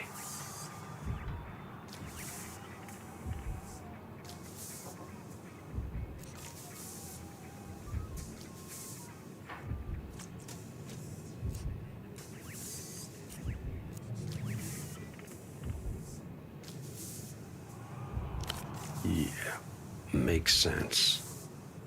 And presumably his crewmates aboard this oh-so-secret satellite weren't just up there watching the tide roll away. Turning their minds into what he thought were always meant to be.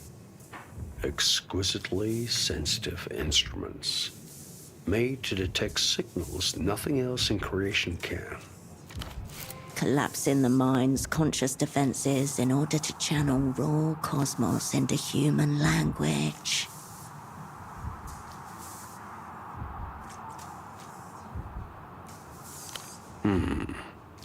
Easy that way, I imagine. Maybe more merciful as well. If it occurred within the developed world, it surely would have been. Unfortunately for Dr. Straniak's subjects, it occurred 400,000 kilometers above it. But did it work, Operand? Did it work? And? Don't tell me that's all, Operand. I'm getting that iron taste on my tongue. There's more. And you got it.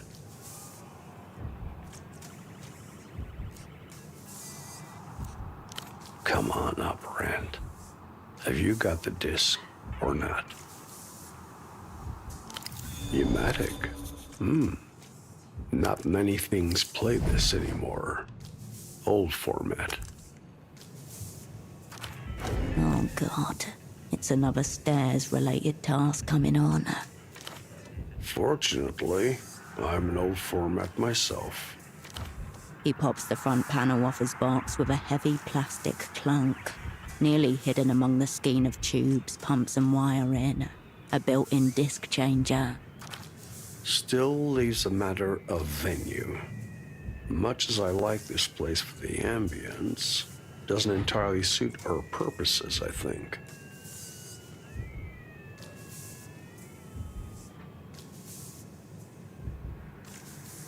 You know how men get after a certain age.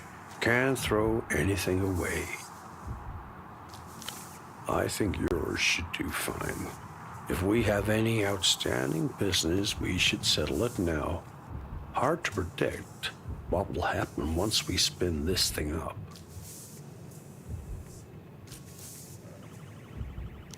Fine. Let me know when you are. Don't keep me waiting, operand.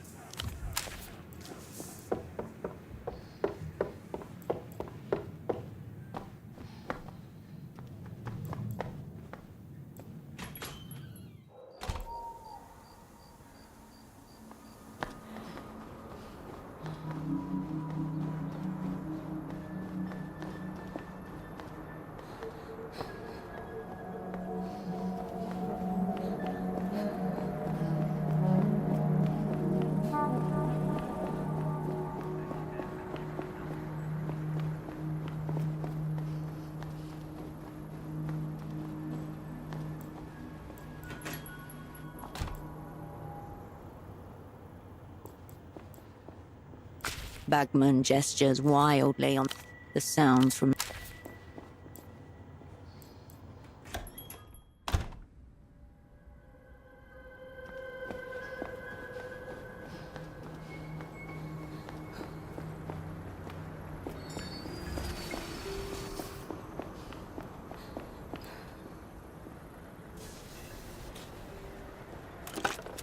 You pick up the payphone's handset. Hello and welcome to the reality situation. Before we begin, I just need to check. Is your line secure? Fuck. That's a joke, obviously. No line is secure. Your thoughts, ladies and gentlemen, are not secure. Consciousness itself is tapped. The call is coming from inside the house. Now, what aspect of the situation did you want to ask about?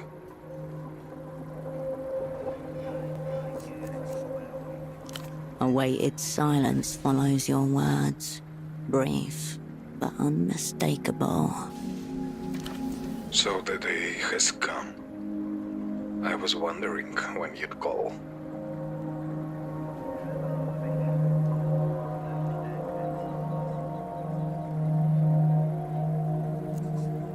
A fellow explorer of that particular area of reality.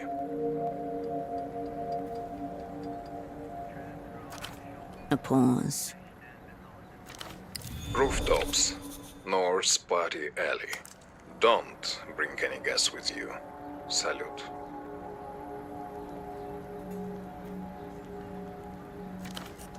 The receiver clicks back into place. You step away from the payphone.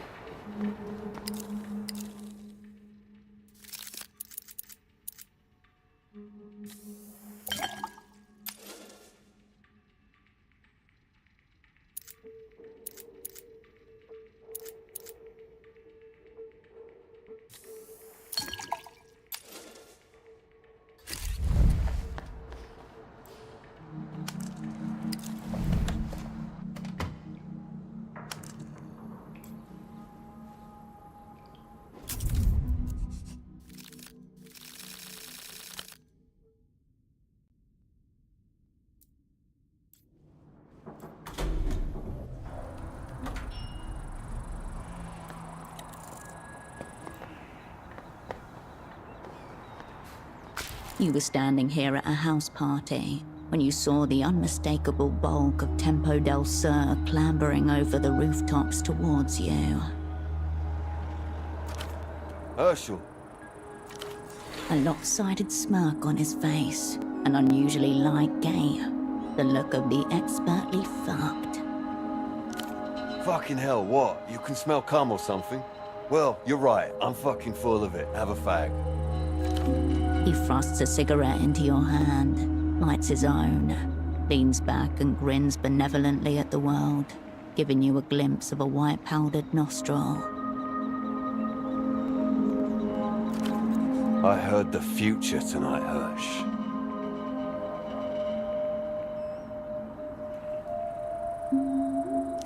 The Illuminados are waking up, Hirsch. Dancing to a new form of electropop, a big wave gathering. Developed world's got no idea. No idea.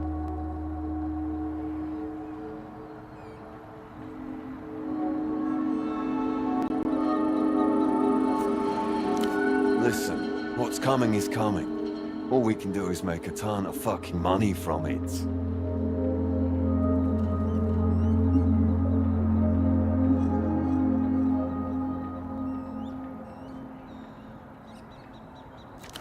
He grabs your arm and drags you down to Party Alley, yelling at every DJ to play those fascist cunts with the hair.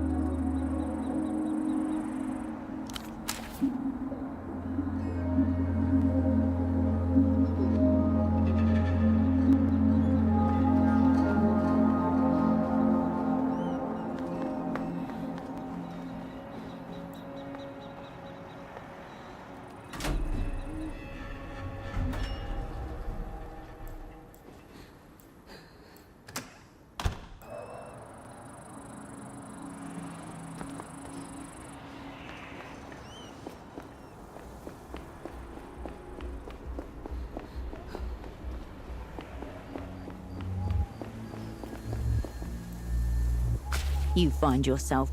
Time passes. The tree... Time passes. Nothing much. Nothing much. Time passes.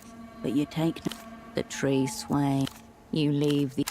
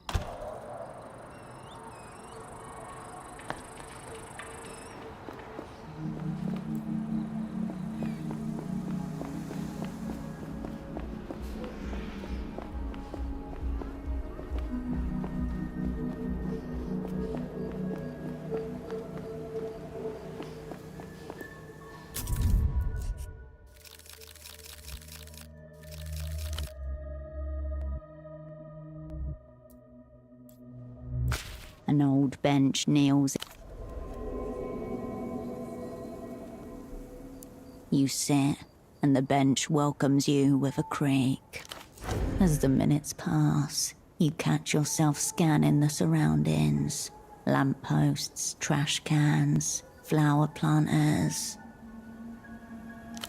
Microphones. You have to force yourself to remember over and over. This is Portofino, not Novessa.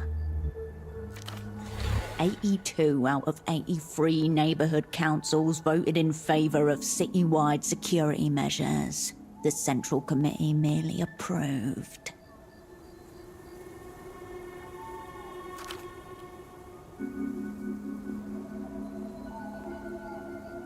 An hour passes, its minutes unmarked. Portofino pulses in the background. Eventually you stand up, a bit more rested.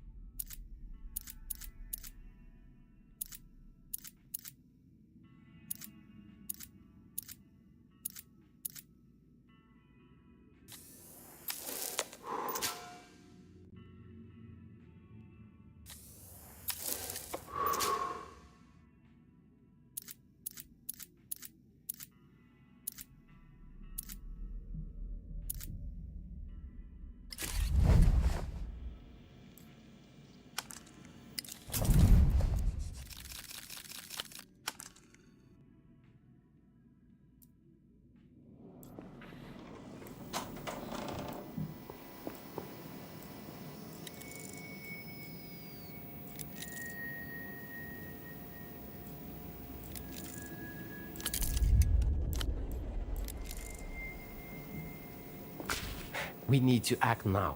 I'm talking about ritual sacrifices, an astrological shrimp cult, a sinister confluence of techno-communoid capitalistic forces gathering right now, here in our own city-state.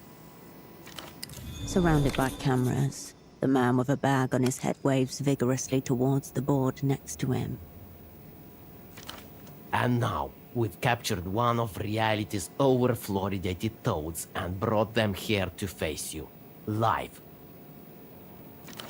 Miss Wilk, if you please. No way. You are not here.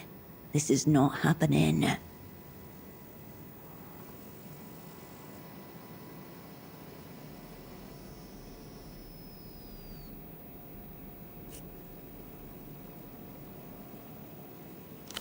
Do not fear and do not resist.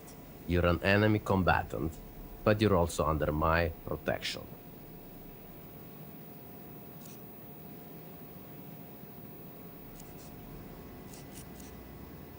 He measures you up with his intense, somewhat disorienting gaze. Let's not pretend this is a friendly interview. You've come to seize the metaphysical superweapon we expropriated from you. Fortunately, unscripted conflict Makes for excellent television. And now, Miss Wilk, you're on the reality situation.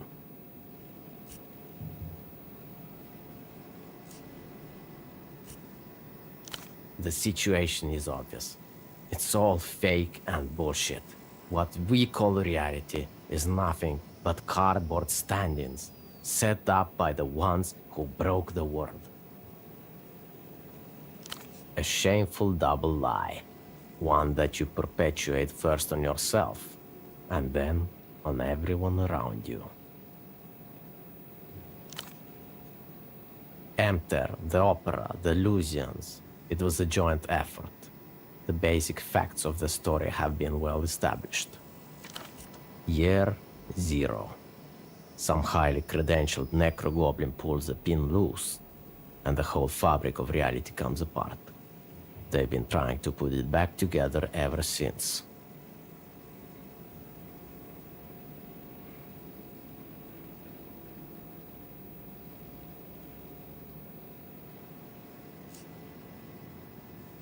You shake your head so sadly, so convincingly, but you understand nothing. He extracts a handful of pills from one of his comically oversized pockets, then stuffs them through the bottom of his bag. The overhead lights cast a sickly green color across the brown paper. The trouble began as it often does with the signature. First, they burned our calendars. They promised it would take 7 years to restore the world to its previous state. They were wrong. Now it's the year 96, and these sentient boat shoes are changing how the clocks work, as you well know.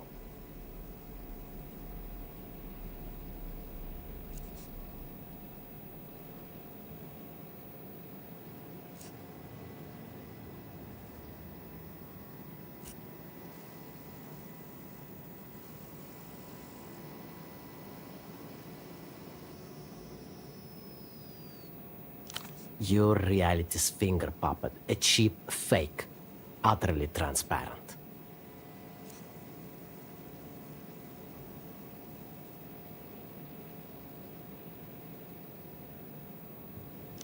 The metaphysical superweapon. Fear not, we're getting there. For now, the best we can do is find others who see the world for what it is. Keep them close. Let the rest mock and criticize. They are addicted to the illusion. For a moment, the bagman lowers his head, seemingly lost in thought. When he looks up again, his eyes take on a distant aspect. To defeat the reality entirely would mean regression to a prehistorical consciousness, skulking around on 4 limbs and living in trees. The social sphere reduced to ritual grooming and a few ochre cave scratchings.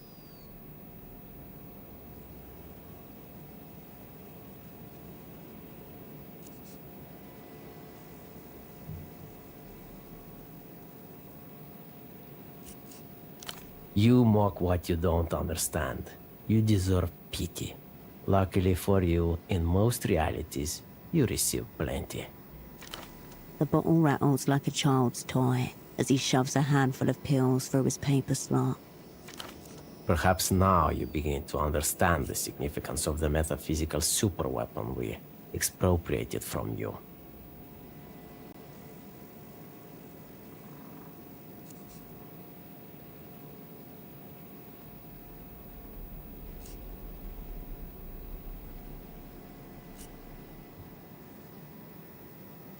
A meaningless question, since time itself is fake and bullshit.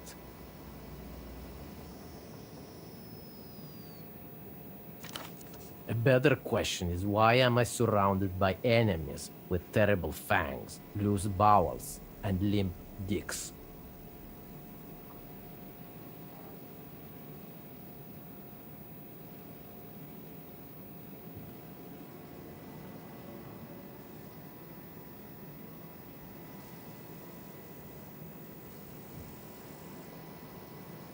An officer of my rank is a high-value target for reality's assassins. Thus, I'm obliged to wear a bag on my head and piss in cups like an incontinent truck driver. Where to begin? The Carabineros, the GMs, uniform wearers as a class. The patent office, my jealous rivals in alternative media, assorted professional pseudo-mammals who show up to work every day and on time. Also, the Association of Urologists. Let us not forget bankers, doctors, nurses, patients, librarians. Did I mention the Carabineros?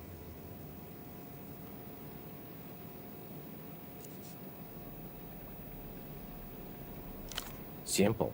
They're the most vicious enforcers of reality's monetary delusions.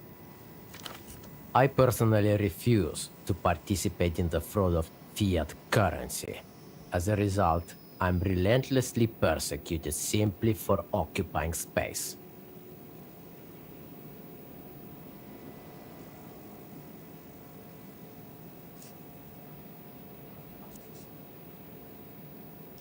Honest exchange is impossible when the medium is completely meaningless.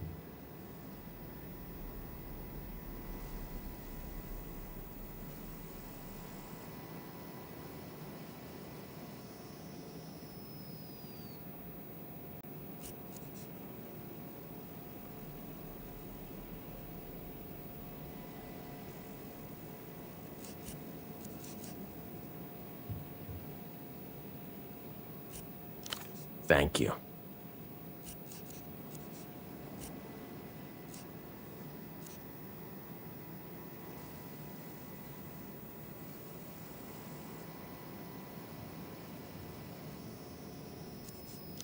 He pulls a large bottle of purple and blue capsules and holds it up.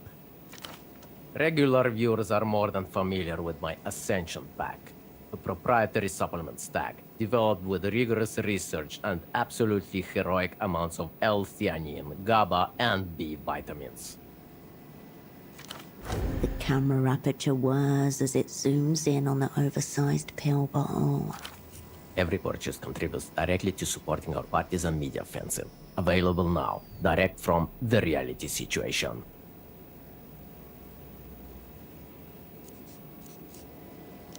Finally, you're asking the important questions. But first, let's recap the journey of this extraordinary object for the people watching at home. As you know, this disc is a prototype for a powerful weapon, developed in secret by the Lusian Ministry of Mass Culture, as part of their diabolical win condition.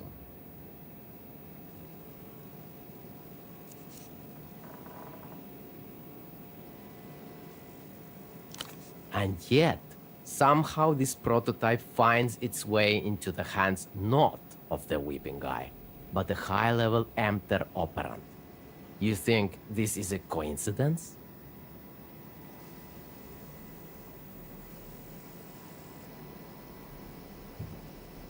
See this, viewers? Reality's lapdogs don't even know the smell of their own collaborators. Must be all the cigarettes and alternative mating arrangements. Which brings us here. The next time the disc appears, it's in the possession of the so-called communists of the opera. Kindly explain this coincidence to the people at home.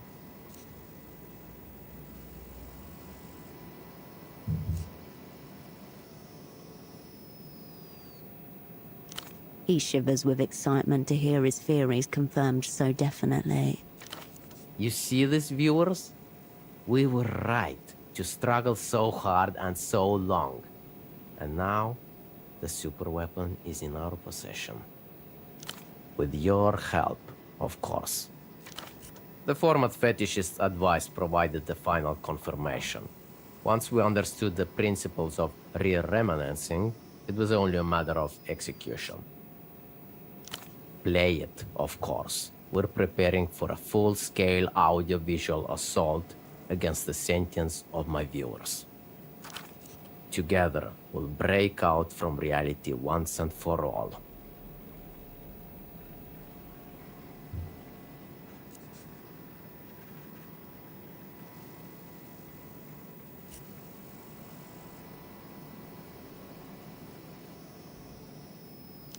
Of course, my bold partisans of the real are absolutely committed. Reality Siege is coming to an end. The husk is nothing to fear. It's simply what remains when the mind is liberated entirely.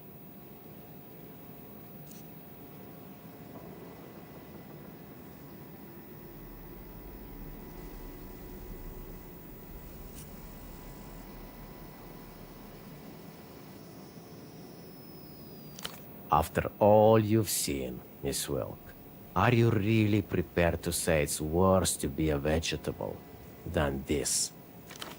Our partisan offensive is reaching its crescendo. With our metaphysical superweapon, like your double, we'll soon achieve breakout. This man has thousands of daily viewers. Innocent civilians, children. A metaphysical superweapon could make the difference in your assignment. Better in your hands than his.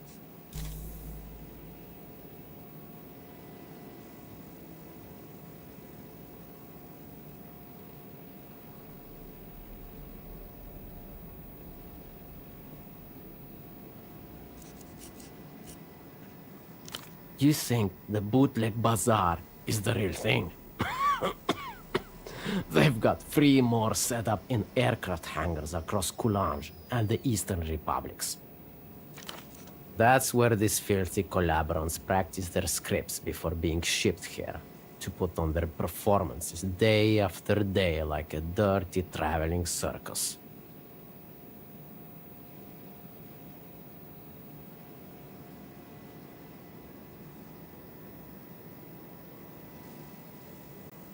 A narrative has been constructed, and you are lapping it up like a thirsty dog at the shores of a waste treatment bank.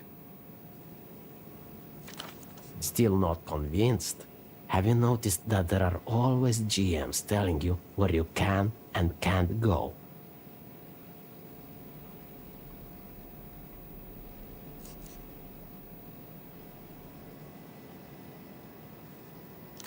Either you're lucky, or you've so internalized reality's logic that it doesn't even occur to you to go where you're not meant to. I let you in on a little secret. For a time, they considered replacing the GMs with genetically and surgically modified boars, intended to surveil and obstruct. Physically stronger than any GM, and less prone to alcoholism.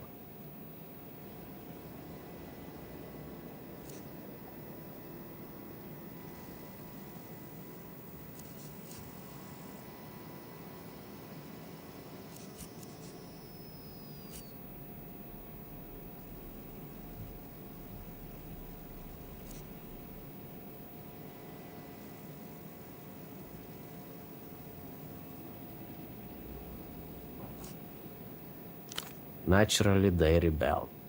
In the furthest reaches of the Beetle Tract, they've established their own anarcho-socialist society, both freer and more law-abiding than our own.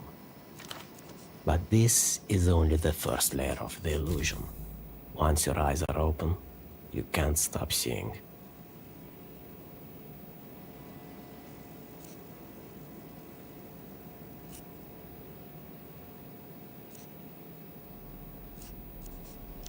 That depends on the reality we're in. Sometimes we come to mutually beneficial trade. In others, your reality's hateful assassin, the one who brings down this entire partisan offensive. In a select few, you become my most trusted partisan, my lieutenant prophet. And in some, we never meet at all. Since you have nothing to trade, I can only deduce that we won't be making an exchange today.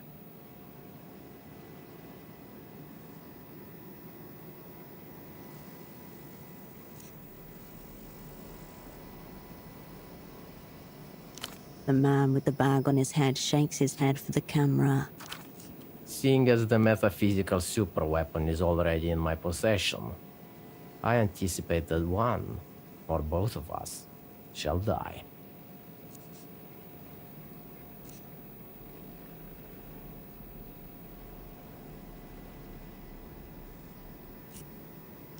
There will be no professionalism here.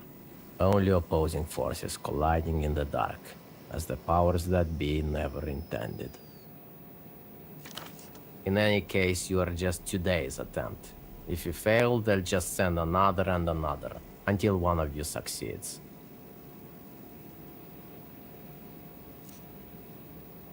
Cameras loom as silent observers behind you.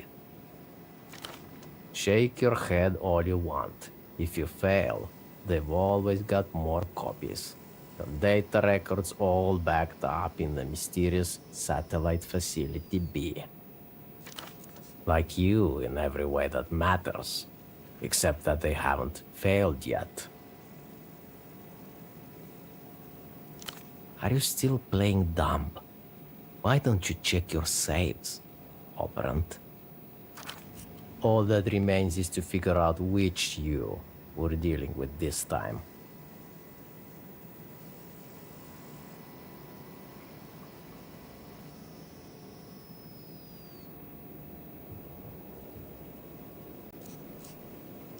So long as those copies exist, there is no true understanding between us. No matter what you say, you remain a dupe of reality.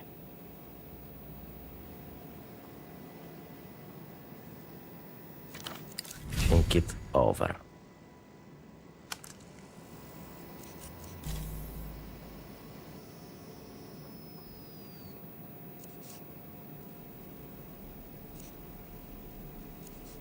Of course, you accepted my gracious invitation to appear on my TV program.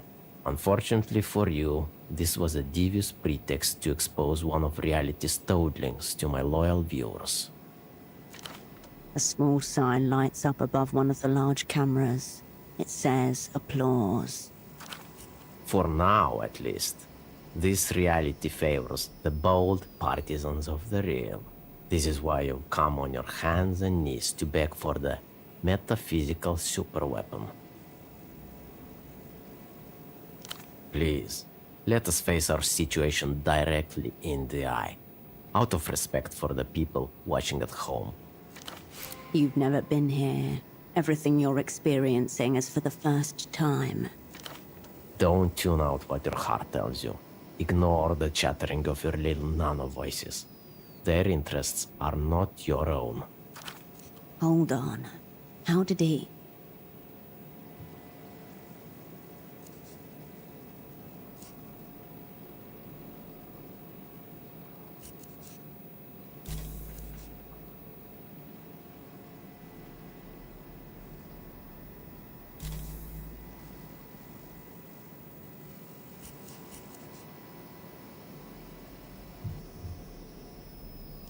Know about the choir of nanotransmitters implanted in your auditory cortex? Don't listen to him. We're real, Herschen. He must be listening in on his own nano receiver. Please, we've been over this many times. First off, let's dispel the pretenses. My loyal partisans are all too familiar with the ancient astrological ritual you're here to take part in. This is where the shambling, money-stuffed corpses who govern our reality kick back and ritually sacrifice one another before an effigy of a giant astral shrimp.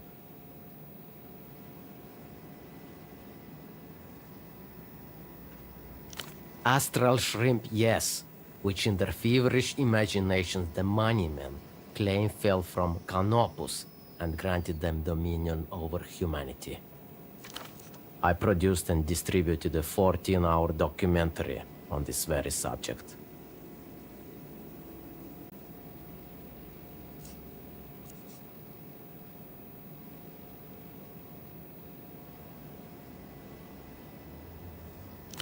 Huh. You think this is the first time you've attempted this? Please, we promised the people watching from home a high-stakes exchange. If you want to know when it all comes together, we need to make a trade. With absolute relish.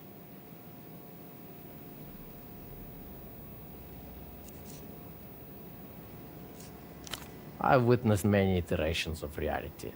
The powers that be deem it dangerous. They're correct. One of his pockets does seem heavy.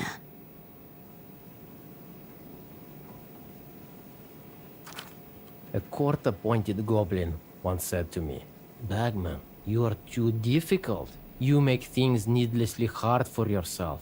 I said to that goblin, "No, it's reality that makes things needlessly hard." Take that thing off, a stocky woman demands. You're not helping your case at all.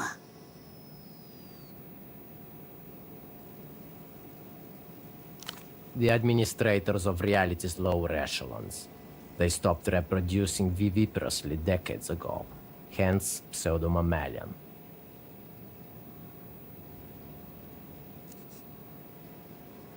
He nods slowly.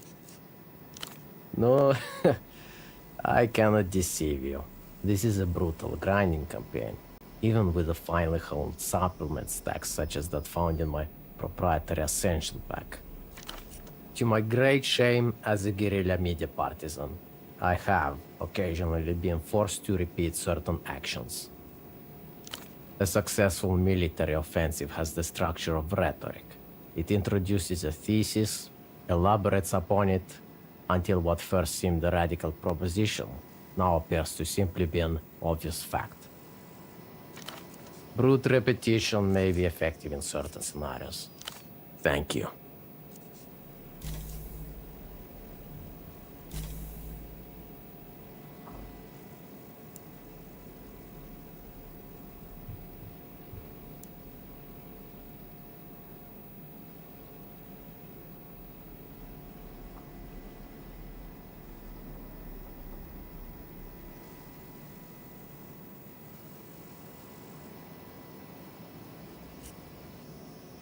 We'll meet again, sooner or later.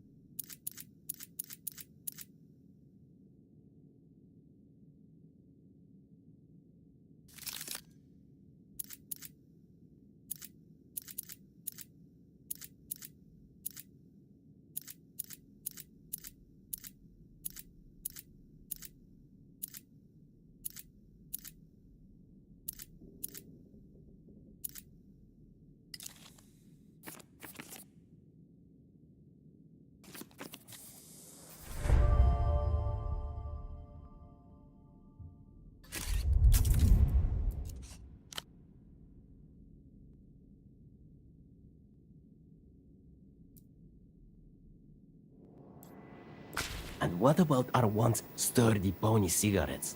10 years... Miss Wilk, welcome back to the reality situation.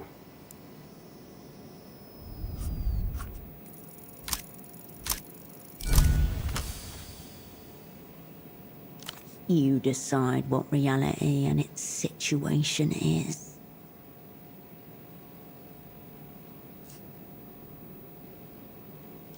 You're a pretty good actress. Who's paying you, I wonder?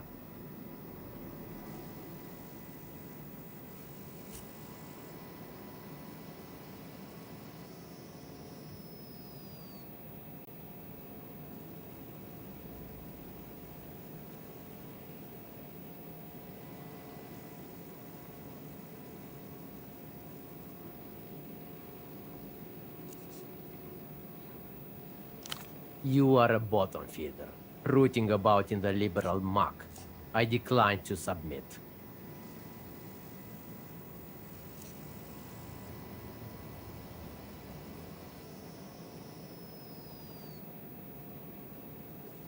No, not in this situation. A brief moment that descends into eternity. Take your disc, Miss Wilk. I hope you're proud of the depraved and stupid reality you've created. The time has come to relocate our base of operations. The partisan media offensive must continue elsewhere.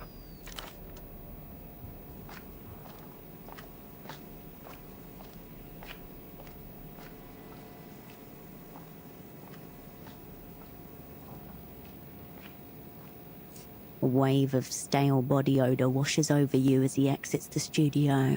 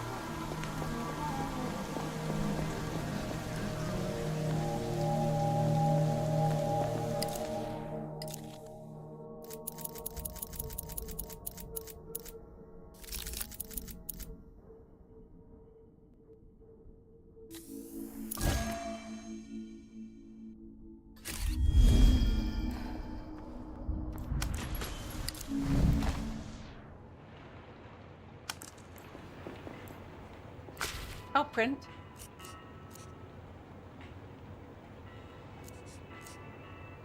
Very well. She gives you a nod. I'll be here if you... Bagman gestures wide. The sounds from...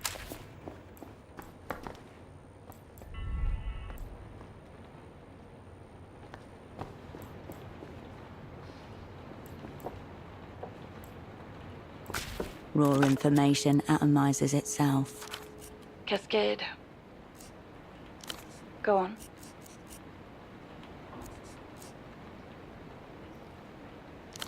Go on. All right. Fine.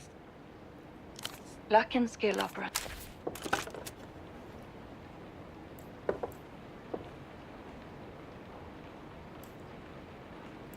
The bed welcomes you for a soft slumber.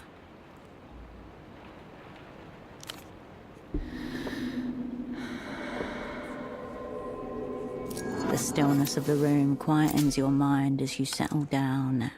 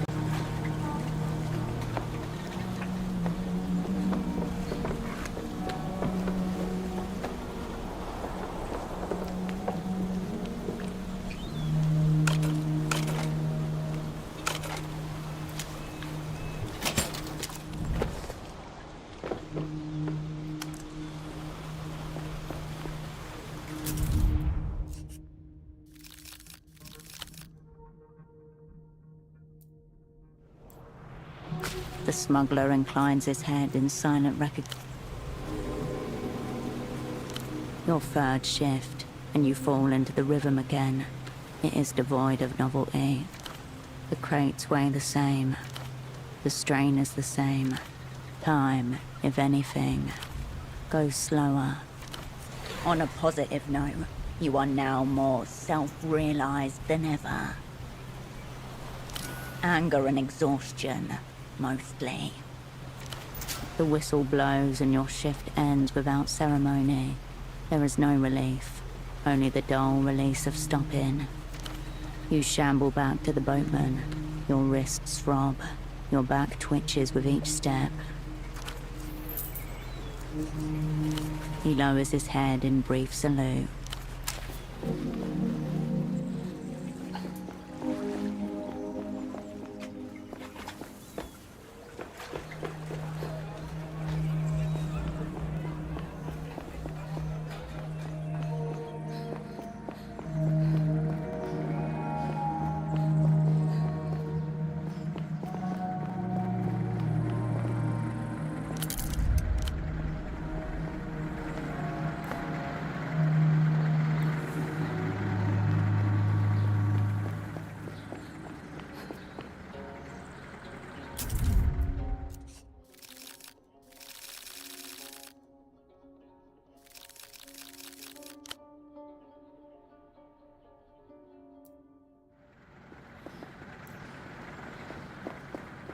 Heads bent together, the man with dark floppy hair and the woman in the pelota jersey are lost in some private conversation.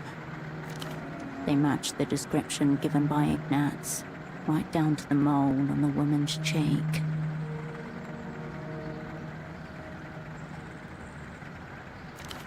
The carabiniero murmurs something to her. She frowns. You cannot hear the exchange. Here you are, in an almost insultingly basic surveillance assignment. In your hands, it feels consequential.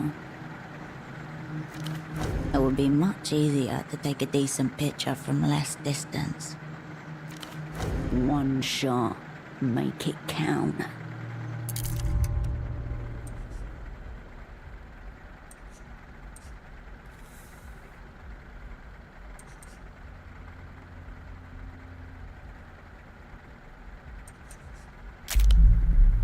The pair are totally focused on each other, oblivious to your presence.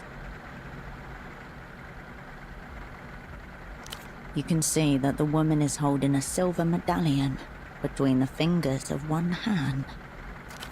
She's the bartender from the Fogged Mirror, Lucia. Something's not adding up here. The back of her hand grazes the side of his face. He leans into the brief touch.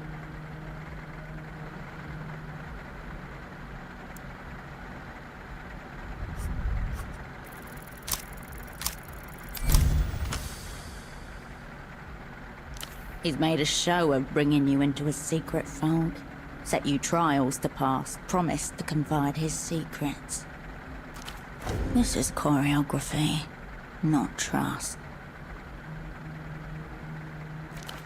He idolizes you.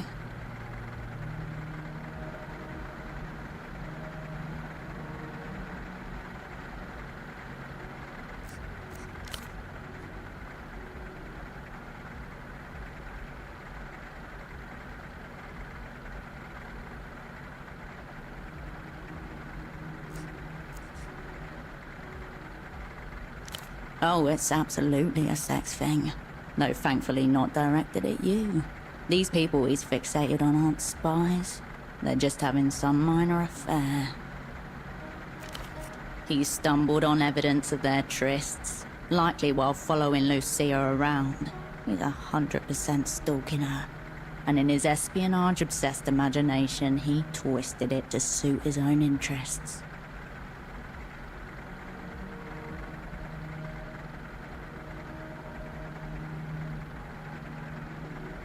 You asked him yourself.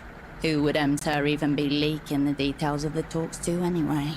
And how could it possibly benefit them to do so?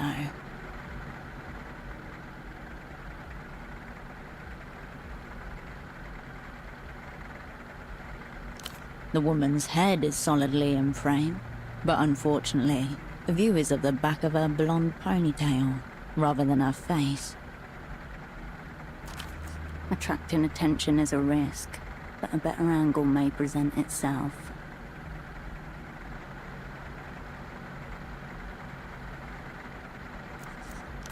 None the wiser to your presence, the Carabiniero continues his monologue to his controller, who's turned her gaze to the ground between them.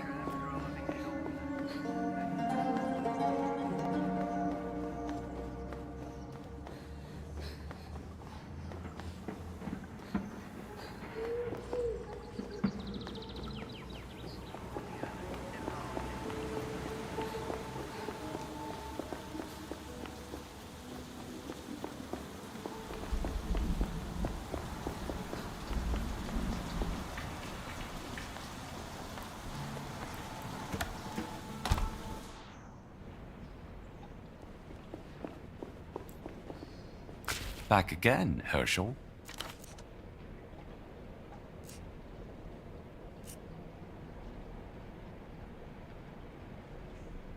That's very interesting, Herschel.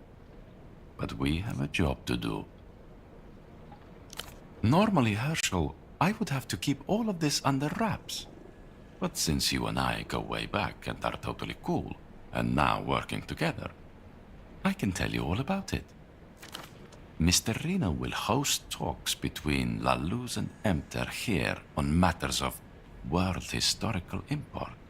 May have to rewrite the textbooks, if you know what I mean.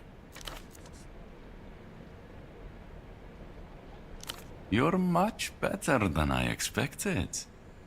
But I also expected you to be very good, Herschel. I knew I wouldn't regret recruiting you for the job. It's great to be on the same page, isn't it? Up here in the big leagues. Around you, cleaners continue their work diligently. Monks in thermoplastic robes, carrying blunt machines. You're probably thinking, how did my old pal Ignaz best me? This is what I mean by observations. I've been extremely diligent in my observations.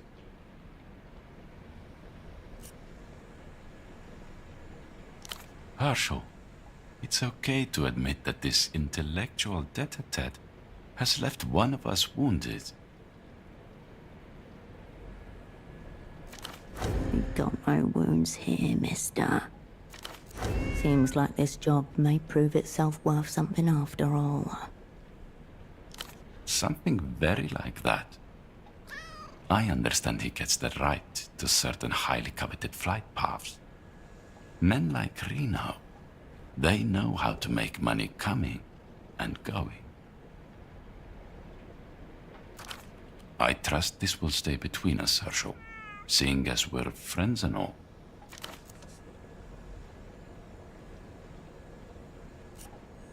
Very good. You have never.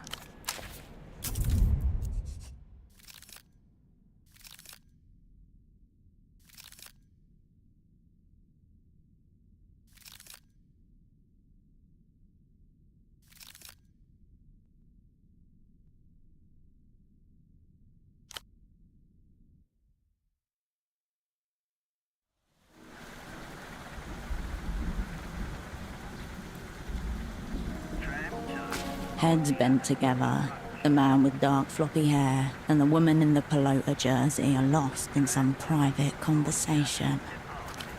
They match the description given by Ignatz, right down to the mole on the woman's cheek. The carabiniero murmurs something to her. She frowns. We cannot hear the exchange. Here you are, an almost insultingly basic in your hand. It would be much easier to take a decent picture from less distance. One shot, make it count. The pair are totally focused on each other, oblivious to your presence. You can see that the woman is holding a silver medallion between the fingers of one hand. She's the bartender from the fogged mirror, Lucia. Something's not adding up here. The back of her hand grazes the side of his face. He leans into the brief touch.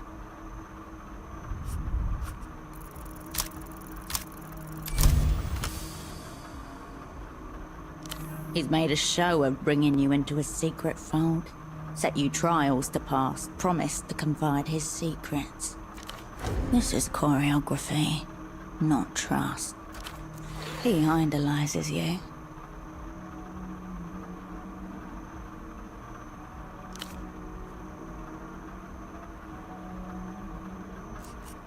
Oh, it's absolutely a sex thing, though thankfully not directed at you. These people he's fixated on aren't spies. They're just having some minor affair. He stumbled on evidence of their trysts, likely while following Lucia around. He's 100% stalking her. And in his espionage-obsessed imagination, he twisted it to suit his own interests.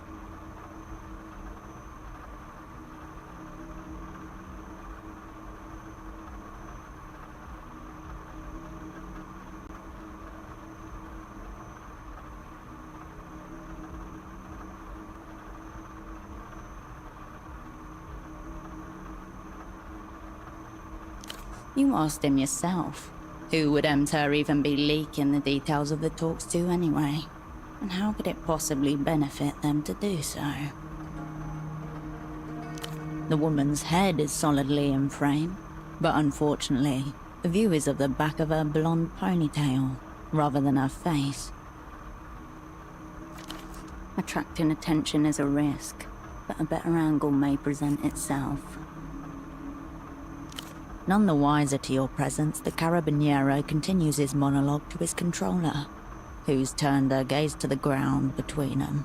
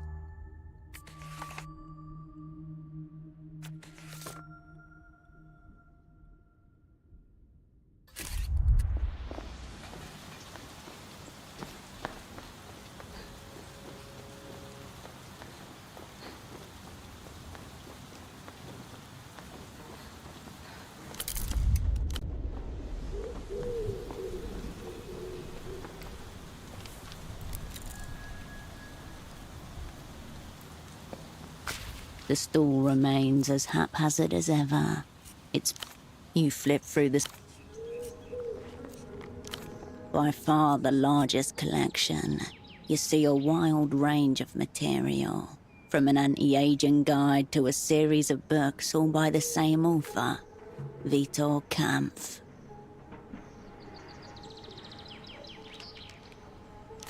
Nothing.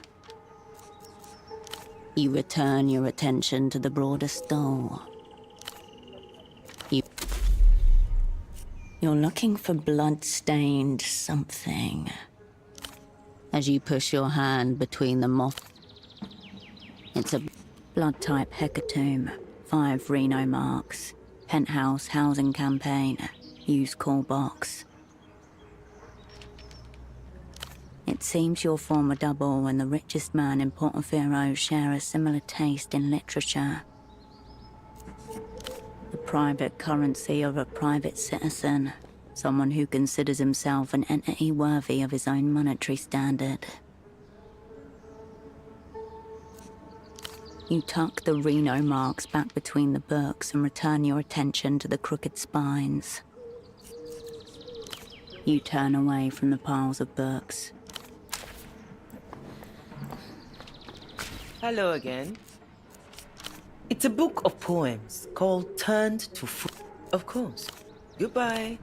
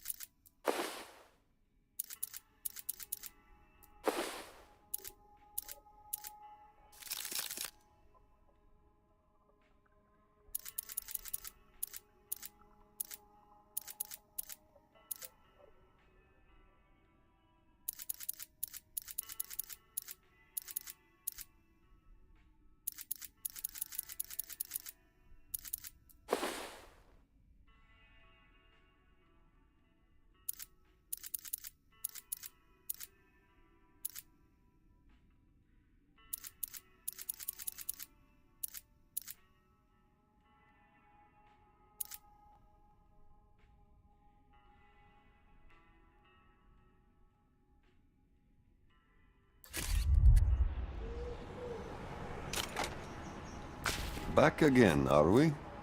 I could offer some critique, yes? You may not like it. He circles you with his gaze alone. His brow furrows. This look doesn't evoke much. I prefer a unified ensemble. Unless, of course, you surprise me. Next.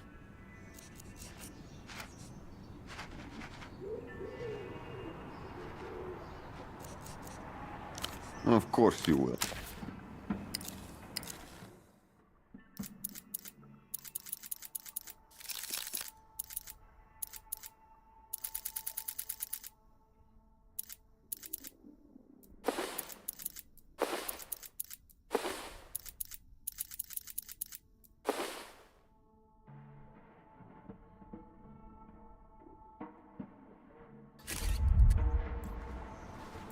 Back again, are we? He circles you with his gaze alone. His brow... The carabinero look. I've always found the cape exquisite. The rest is adequate. Sharp garments wasted on our city's lowest ambitions. You could pull this off just fine.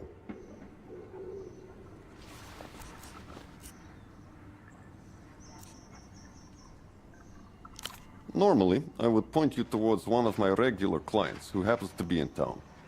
A Monsieur Frederick of L'Empire-Saint-Territoire.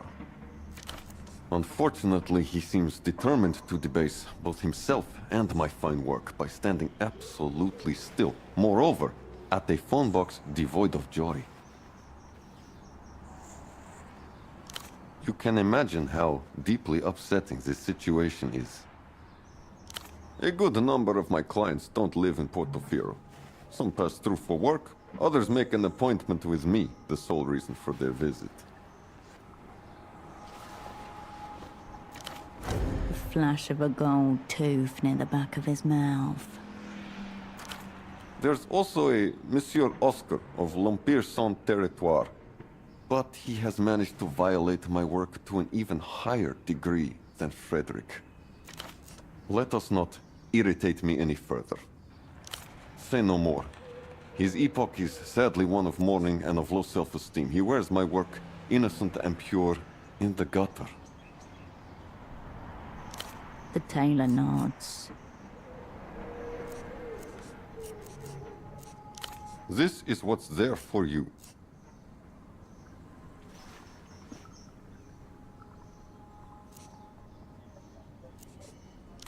Don't ruin it by slouching, yes? Well then. Of course you will.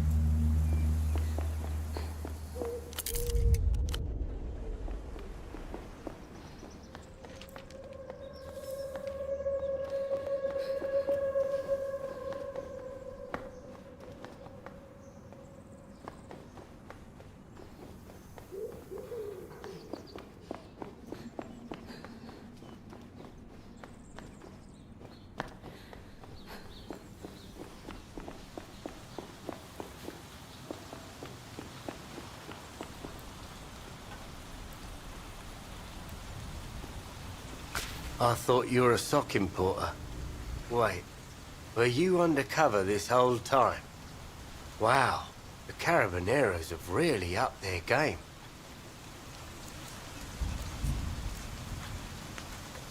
No one told Morito about this. Must be something serious.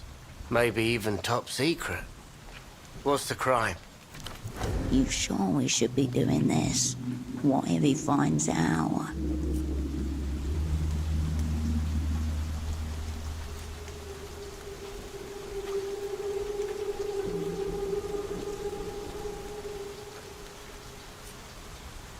That's a concern, yes. But not one that should concern the Carabineros. At least not yet. Hang on. That's not a real uniform. I'll have to have another word with Madden about this. In the meantime, remove that outfit as soon as it's convenient to do so.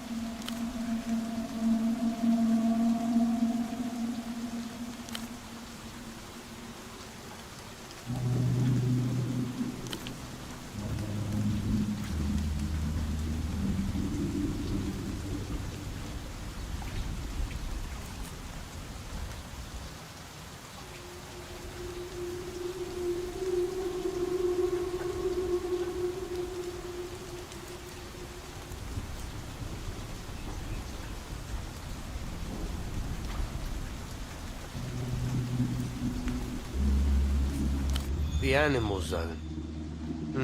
Well, that is outside of my jurisdiction. Someone else can deal with that. I can tell you Petra the music vendor's a major arsehole. I asked him about an old Blood Golem disc, and he told me he'd rather tie polystyrene blocks to his feet and jump in the canal than look for it. Doesn't make sense. Why not go for something that sinks? I told him as much. He said that was the point. His demise should be slow, so that I'd hear him scream for hours.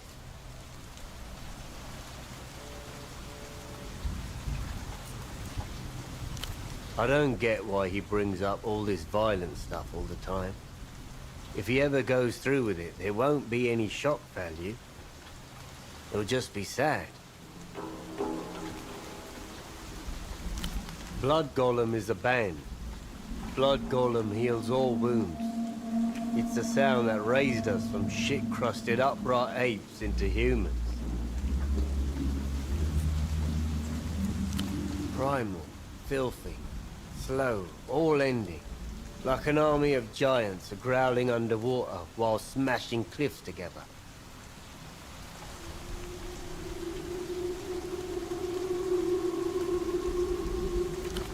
None of these words make any sense to you, either singly or even less in combination. As a matter of fact, too powerful for most Portofirans. It's like nobody cares about our own music anymore. Or art, really.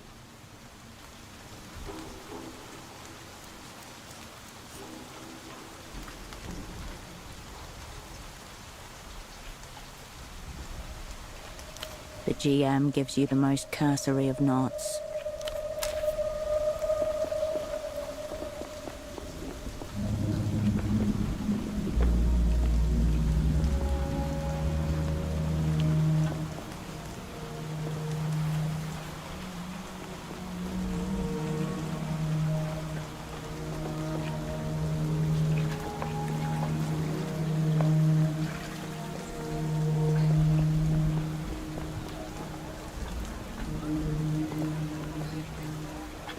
Good day.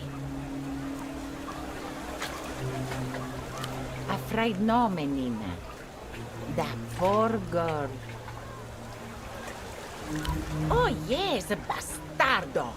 He seemed turned the bazaar into the bootleg bazaar, drawing Lusians, irritating the local mob. It's all men fighting, while Carmuna sits.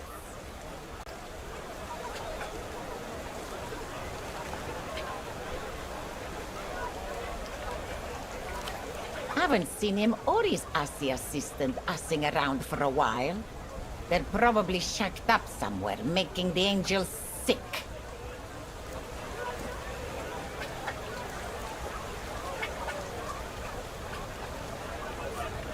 Carmona doesn't keep track of assy names.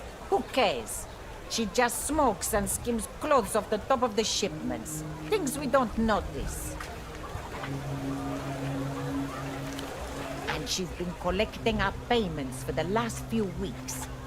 Suddenly, we low people must tolerate a teenager managing the place on his behalf.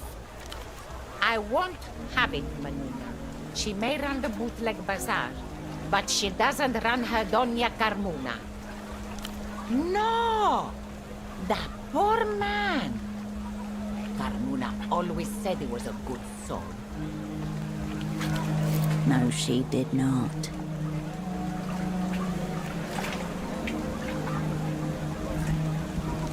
An affectionate term, friendly.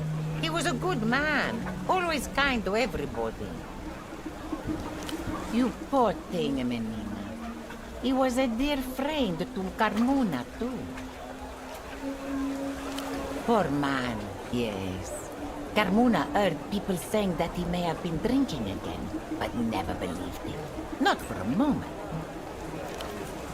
Every day he was at the shrine by the west gate, offering and praying. He must have known the eye were on him, Menina. That poor thing.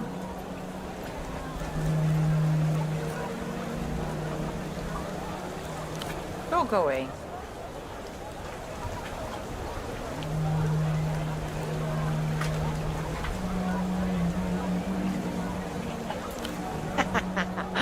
Oh, Menina, if only.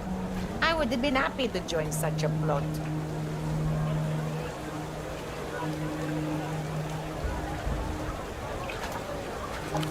Fine by Carmuna.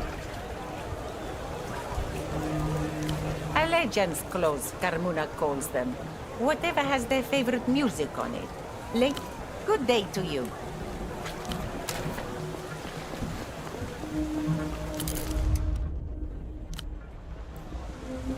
A cosmonaut suit, a relic of Project Autonomy. Your focus one.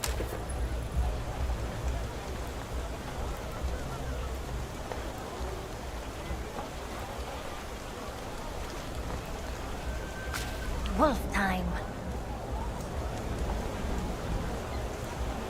The girl nods. Dreamwolf is the best. My favorite part is when she fought Procyon, the Angel of Truth, for 10 episodes inside his subconscious. And then she cut his dreams in half to free herself. Omega Psyche Slash. Whoosh. Thanks for showing her to us. Whoa. He looks even smarter than in the show. Remember when he cast Lexicon Apocalypse and wiped out like 50 angels from history?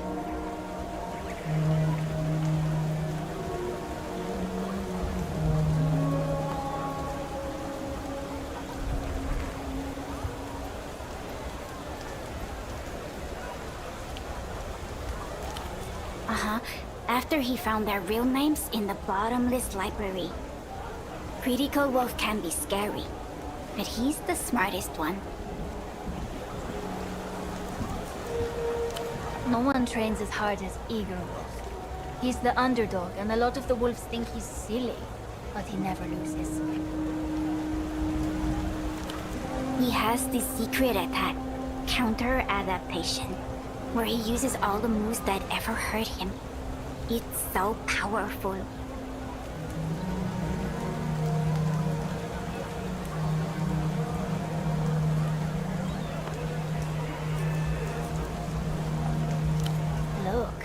They even gave him the mystical pipe.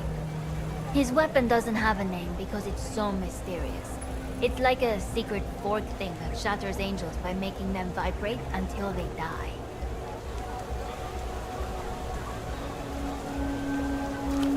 He's secretly the angriest wolf.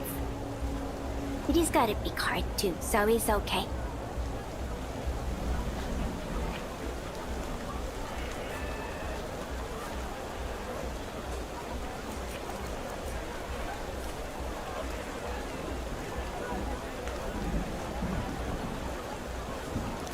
Alright. So, what now? The children ignore you, entranced.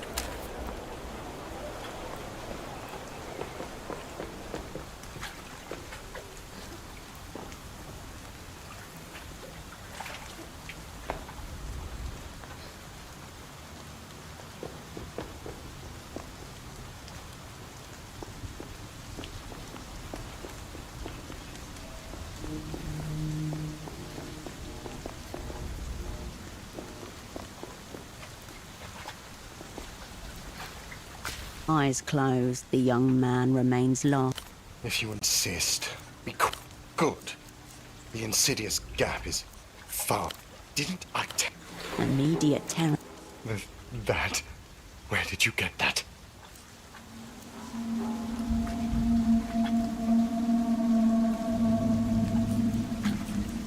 Matamoto. Give it. No. Get. May I? They connect here. The eccentric rod. That's the really tricky part. Be careful. It's not as load-bearing as it appears. He wrenches. This is all better. It takes all his strength to negate what the model train is doing to him, but it has already had it. Warily.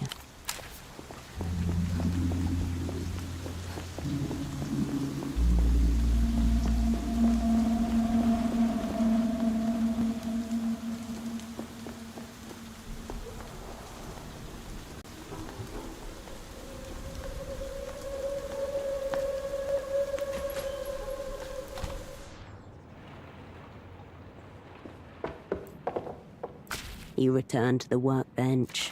Your reason for being here is simple. Glue two pieces of a toy together. If only it were as trivial as that, your dexterity may be severely tested.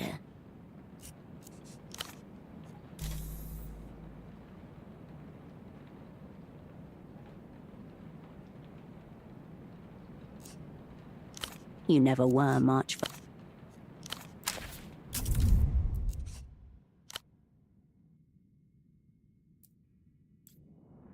You return to the workbench.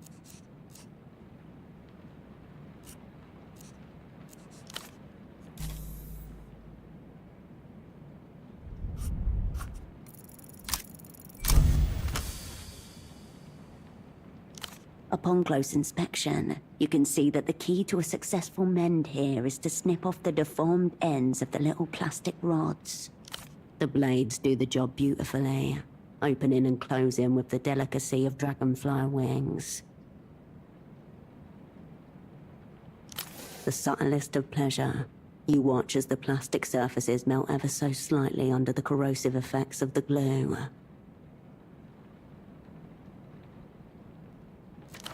Once everything is covered that needs to be, you make the two pieces kiss and watch the plastic bind.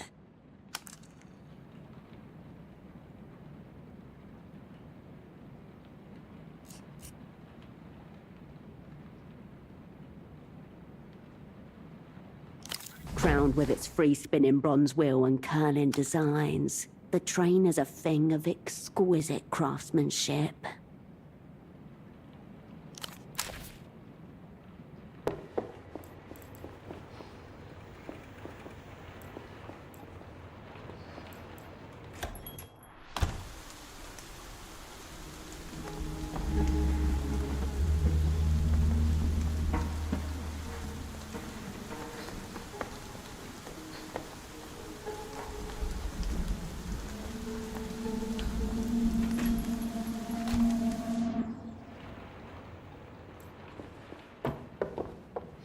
You return to the workbench.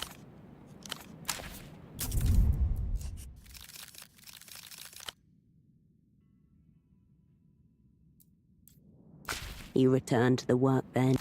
The instrument of death calls out from the future, begging you to bring it into being.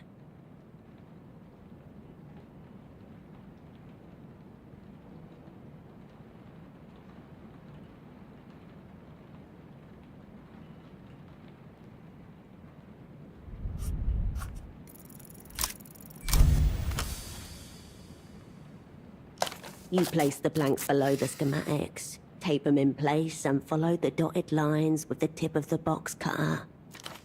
Slowly, it acquires dimensions as you assemble the panes. A plywood model of a brutalist edifice rising in a series of blocky chambers. You cut a length out of the broom and sand it down.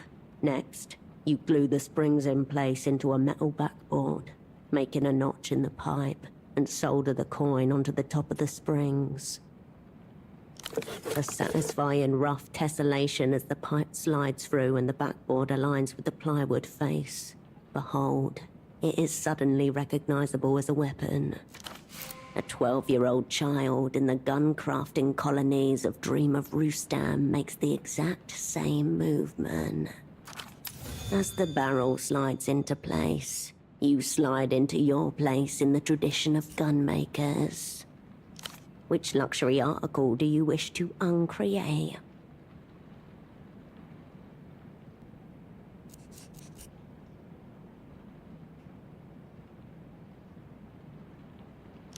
Toxic white fumes rise with alarming immediacy from the pot, as inside the model train begins its tortuous transformation.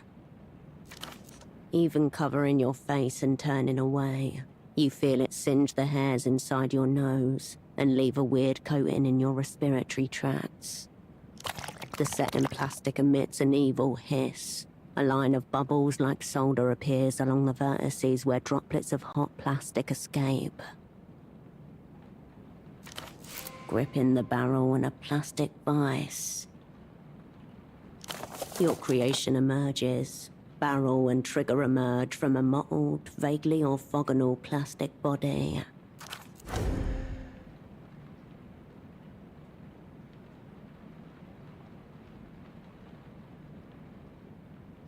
The plastic body disappears below the wadded layers of electrical tape. Now the last step, the silencer. Padded internally with layers of cloth, paper and foam, the can completes your weapon's chimeric appearance. Whose death remains to be seen. You can hear the prayers of the tribespeople echoing up from the past. Ave Gun Mother, may many atrocities be committed in your name.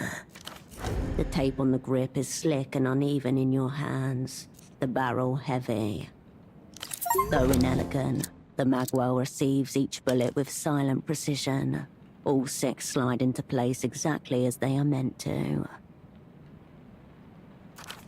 May death be at your back, and may the stars direct your hand.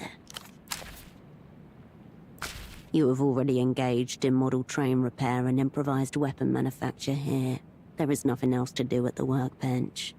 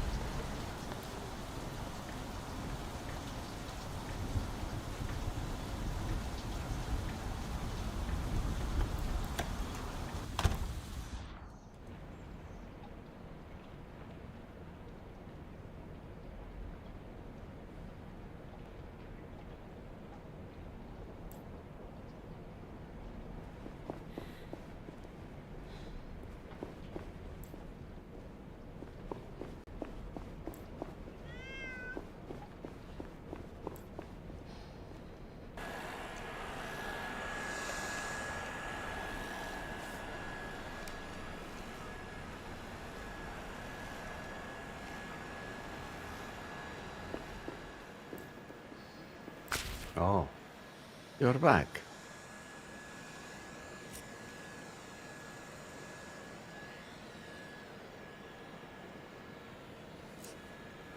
I don't know what you're talking about. Discrepancy found. Oh, right. It's possible I offered up my pied-à-terre as a venue. More as a courtesy than anything. A quid pro quo, even in the legal murk of the developed world. Ah, yes. Well, one of them anyway. Let's be clear that any dealings are strictly speculative. That said, I'm in the process of acquiring and rehabilitating a certain piece of disused infrastructure. A seeming non sequitur.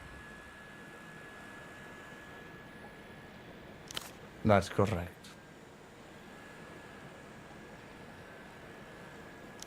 That and a generous investment in my personal use offshore fund. No one can own a celestial body. Property and salvage laws are very clear about that. I'm afraid I don't know anything. My connection is with the Emter side of the table. All the same, worth probing. The Minister of Mass Culture? Yes. Never. The man sighs deeply and closes his eyes.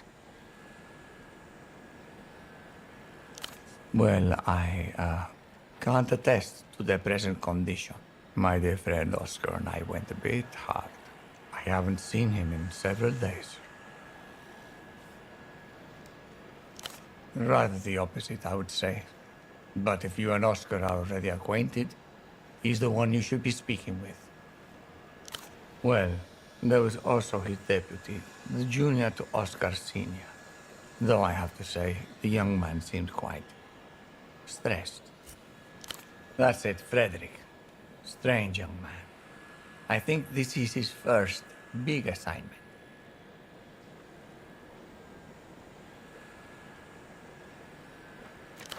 He's the one to speak to, I would say.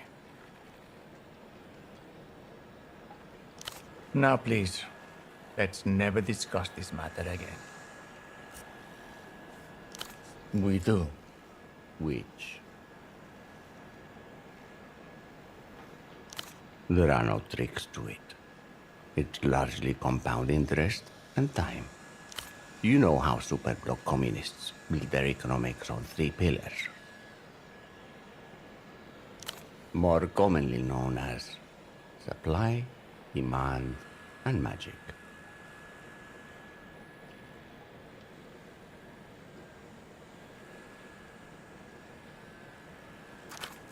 As we in the developed world don't have the luxury of relying on magic, we replaced it with compound interest. It is. And it will change your life. No magic required. Well, it's not very politic to say, but most people suffer from poor impulse control. Factually untrue, as evidenced by his ilk's corpses not dangling from the city's lampposts.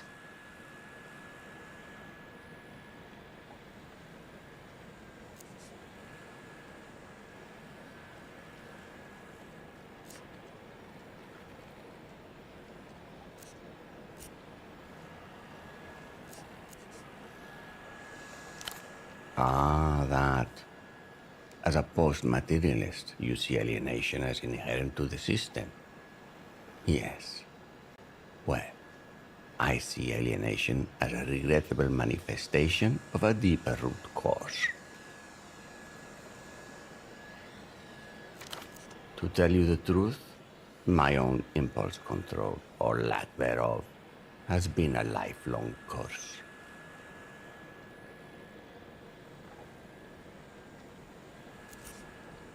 Well,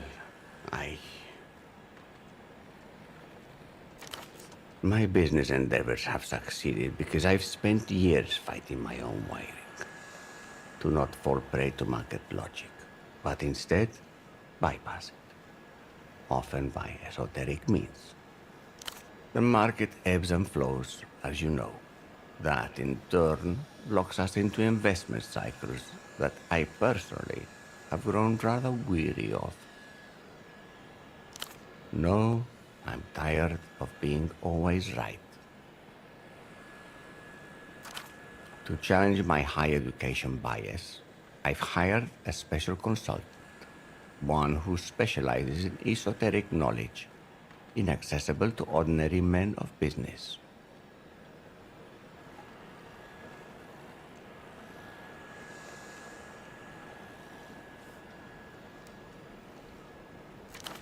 He's a medium of sorts, highly attuned to transmigratory souls. These interstitial beings are a rich source of counter-cyclical investment advice. The history of communications is the history of people trying to contact the spirit plane. Clay tablets, film cameras, wireless telephones. The means change. The desire remains.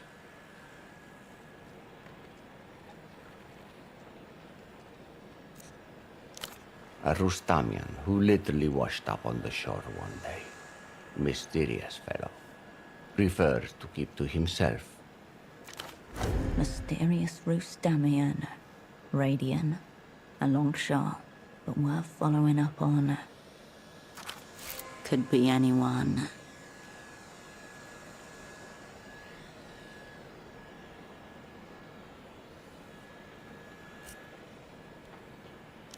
I'm loath to reveal another man's trade secrets.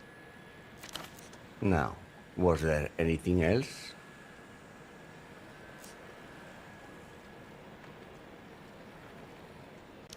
He looks at his watch, his forehead accordions.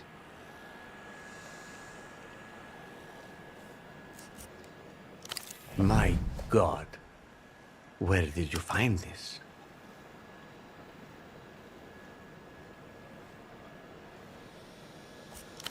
Thank you. You have no idea what this means to me. This is such a relief. His eyes well up as he turns his back to you, gently cuddling the model train. His shoulders rise and fall as he sighs.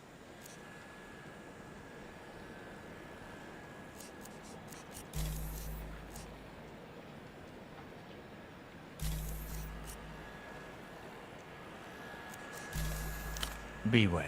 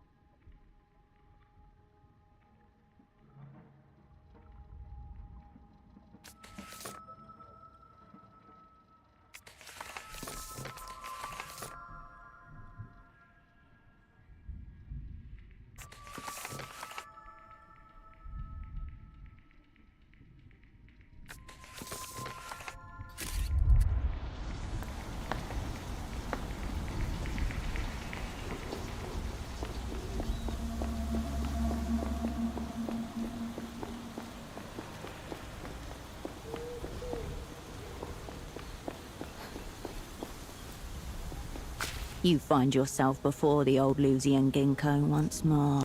Time passes. Nothing much. Time. Nothing. Time. Nothing. Time. Nothing. Time. Nothing. Nothing.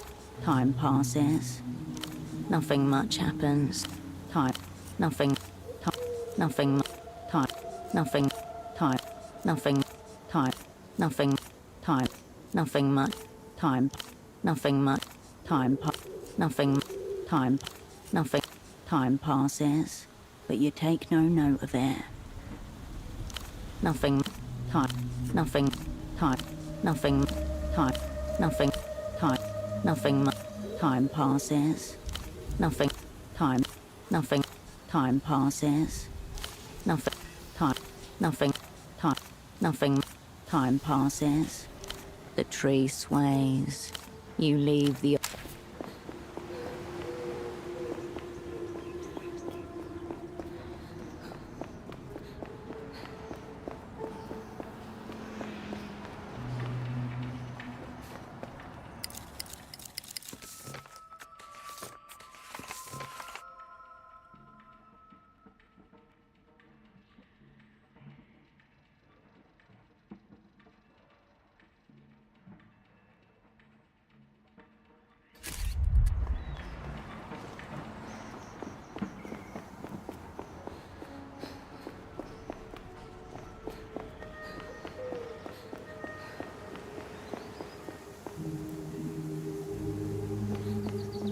You find yourself before the old Lusian ginkgo once more. You leave the... an old bench. You settle in once more. A small rite of maintenance. For a while, the city asks nothing of you. Time simply passes.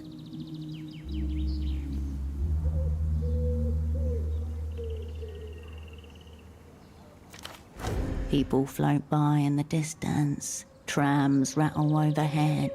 But all you care about is how your spine seems to be rippling with ease.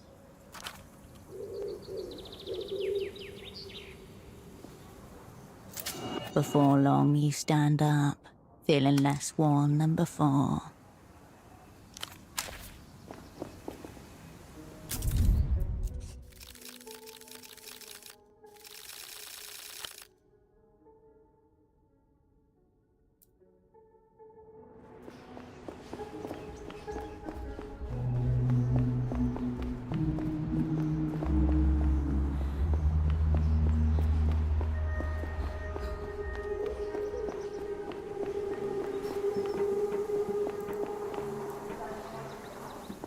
You find yourself before time passes. Nothing much. Time. Nothing. Time. Nothing. Time pass. Nothing much. Time pass. Nothing. Time. Nothing. Time. Nothing. Time. Nothing. Time. Nothing. Time. Nothing. Time. Nothing. Time passes. Nothing. Time passes. Nothing much. Time. Nothing. Time. Nothing much. Time pass. Nothing much happens. Time pass. Nothing. Time passes. But you take the tree sway. You leave.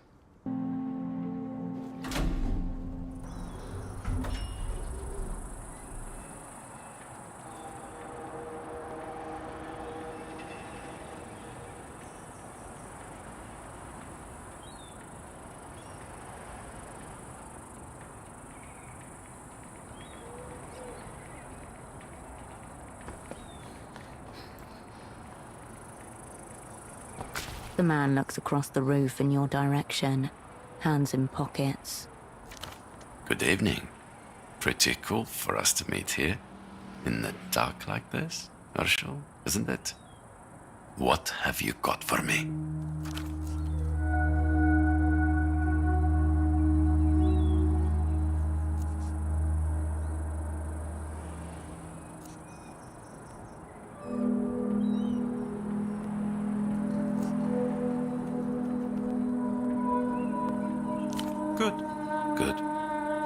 means you've passed the first test.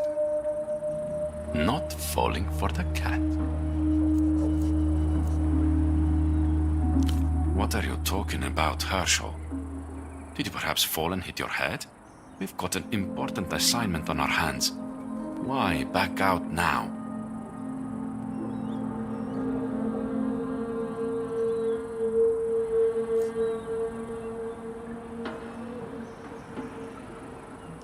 Oh, Herschel.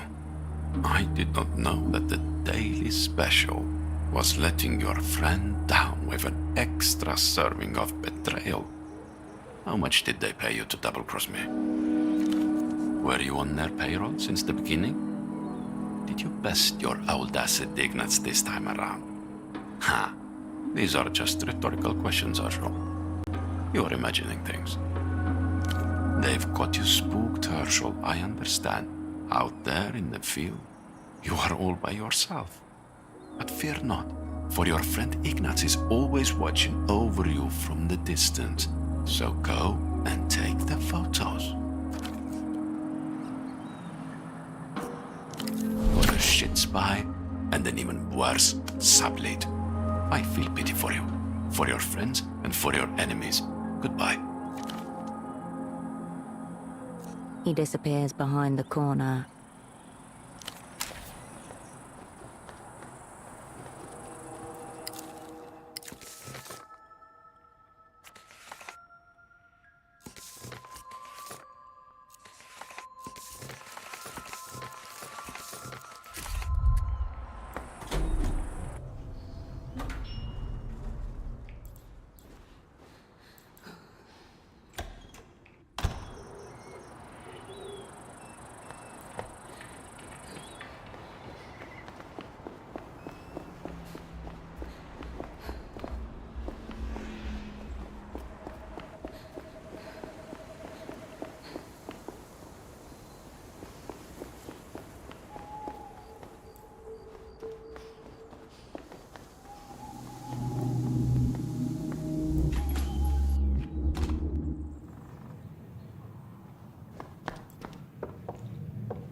Hello, Cascade.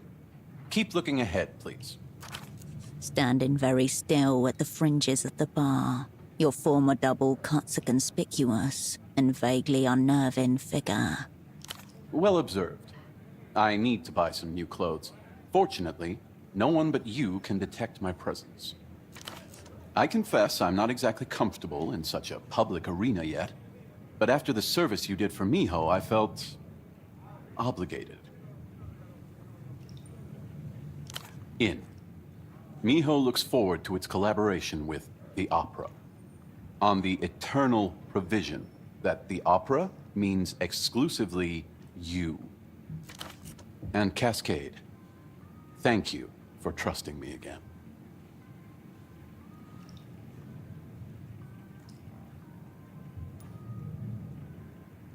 Of course, Cascade. That's a sacrifice the directorship of Miho has decided it's willing to make. We put it to a vote. My one condition, I won't work with anyone from the old crew. They simply cannot be trusted. Cascade, I myself may no longer be compromised, but everything I said about the crew still holds true. We were betrayed once. Now we are contaminated, cordoned off, hazardous. The shape cannot be reformed. Standard Operant Bureau procedure. Once burned, an asset is not to be revived except under exceptional circumstances. Kindred was already susceptible to all sorts of manipulations, primarily yours. And after a stint in enemy captivity, it might not even be Kindred anymore. For all we know, she's Weeping Eye now.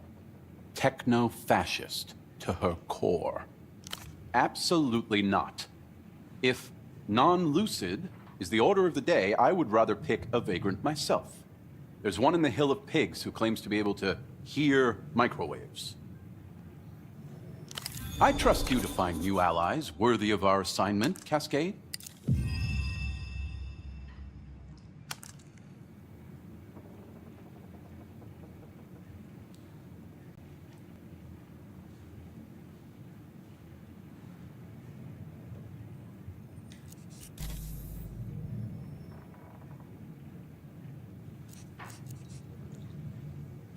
Of course. We were sitting in that booth over there. Taxman, S-Doc, Virtue, you, Radian, Kindred, me. I'm hardly going to forget the most flagrant breach of stagecraft I've ever committed in my professional life. Even after the crew collapse, he didn't destroy it? Schoolboy error.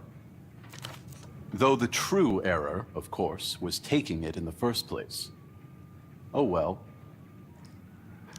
Because it was your birthday.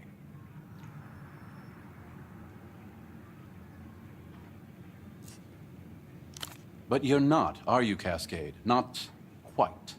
So, along we all went, for you, despite the risks.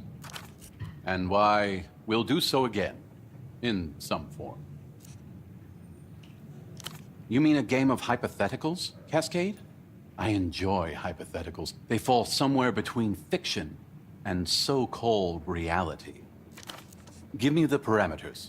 The what is obvious, zeroing out a major illusion diplomatic figure. Now tell me, how and where?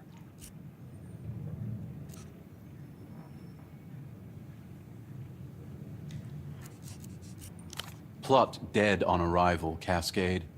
Don't do it.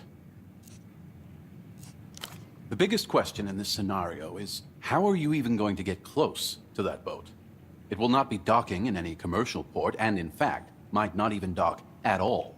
They may stay offshore and send in the delegation via a disguised barge. You can almost hear the warm hum of his brain as it processes and cools itself. So, if your plan is dependent on being able to get a bomb on board, high probability you're putting yourself in a position where you're going to have to improvise. And high-grade explosives do not lend themselves well to improvisation. Probable conclusion. You end up having to plant the bomb in some other location, a tuk-tuk or a tram, probably. Civilian casualties abound. Unless you enlist a depressive or fanatic to charge into the boat on a smaller vessel. Neither to be trusted, of course. We can think of better plans, Cascade. Come back tomorrow, and we can try again. My mind's burnt out from last time, Cascade. Give it a bit more time.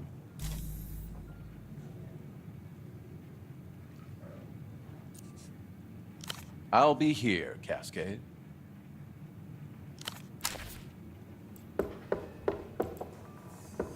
Hello again. What'll it be?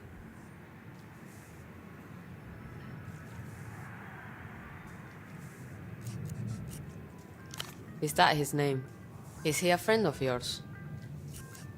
She lets out a soft chuckle. Ah, yeah, I'm already aware of his interest. The owner won't let me ban him. He hasn't started fights, doesn't try to grope anybody. He just sits at that table over there and stares, with that big camera in his lap.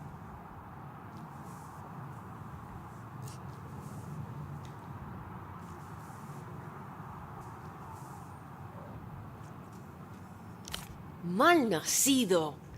Not you, sorry. I can't believe he tried to drag you into this.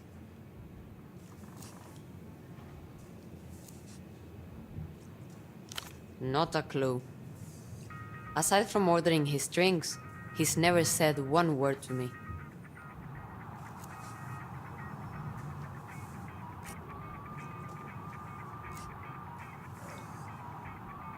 He's pretty harmless. Keeps to himself. Or he did. I don't know. Yeah, lucky me. If he asks you to take any more pictures of me or follow me around, Tell him where he can shove his camera.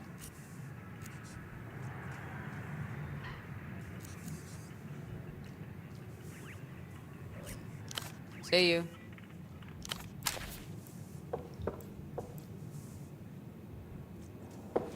Cascade, has the time come? I'm here. I'll be here.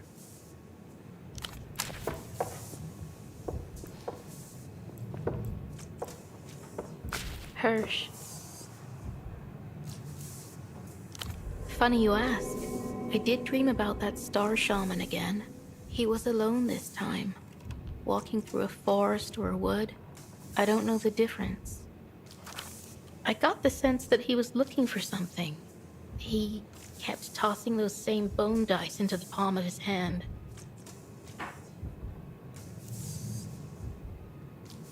I think maybe I just studied the rune script for too long. It got lodged in my head funny.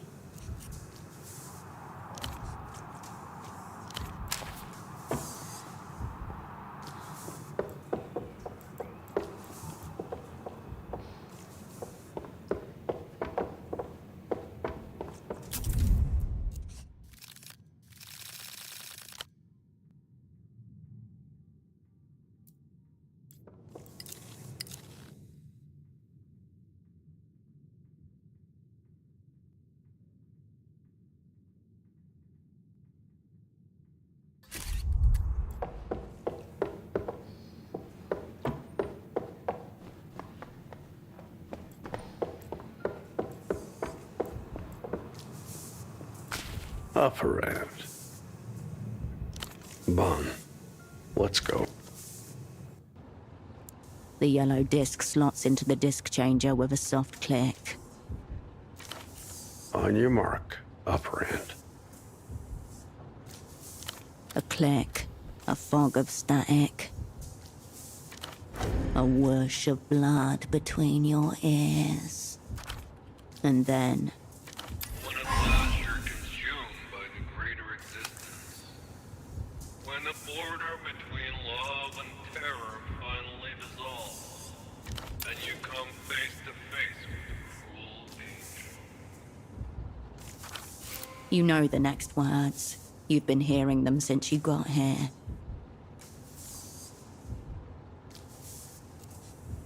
The old spy's face is fixed in stony concentration. He doesn't so much as look up at you. Where is a face like you but from a dream? Then you'll know how lost you've always been in the world of false images. Just then you become aware of another sound, coming from the old spy's heart box. One you've not heard it make before. The old spy's body appears to be vibrating. His hand presses the headphone close to his ear. Shh. Damn you. Across empty rooms.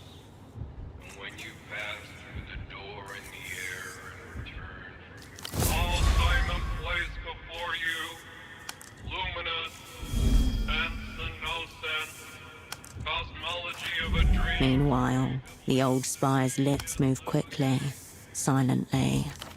Wet, silent, like a fish behind glass.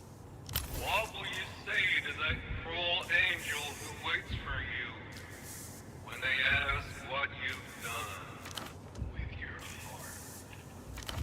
heart? A blizzard of electrostatic, then nothing.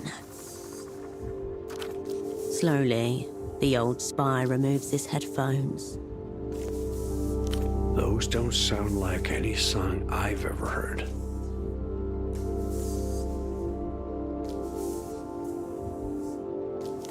You, but from a dream, like the voice said. Never understood music myself. Partially tone deaf. You mind?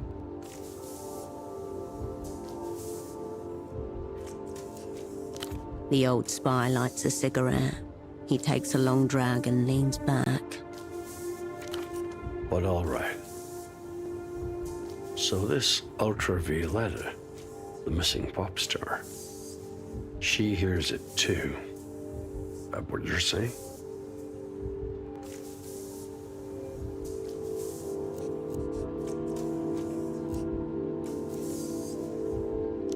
Is that right? Well played, Outbrand. So our pop singer gets on humanity's enlisted frequency, cuts a new record, which, lo and behold, turns out to be some sort of metaphysical superweapon, if the bag-headed individual is to be believed.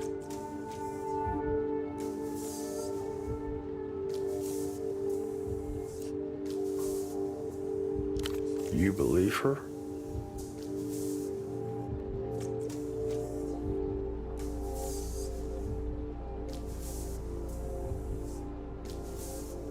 Frightened of her own artistic prowess. Perhaps she's right to be.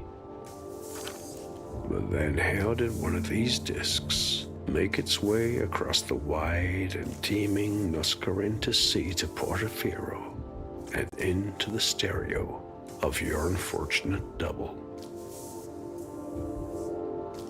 Tested in theater then. Smart spy might ask what this amateur fool is doing with his hands on such a thing. Seems important. He brushes the braid of cords aside so he can mash the remains of his cigarette against the side of his box. From the window, you can hear the sound of two people laughing out on Orphanage Street. Two teenagers on the way to the tram stop after a few hours on Party Alley.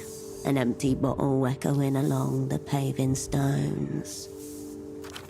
One thing, this red disc of yours, the Einzelton. One play only, that's the deal.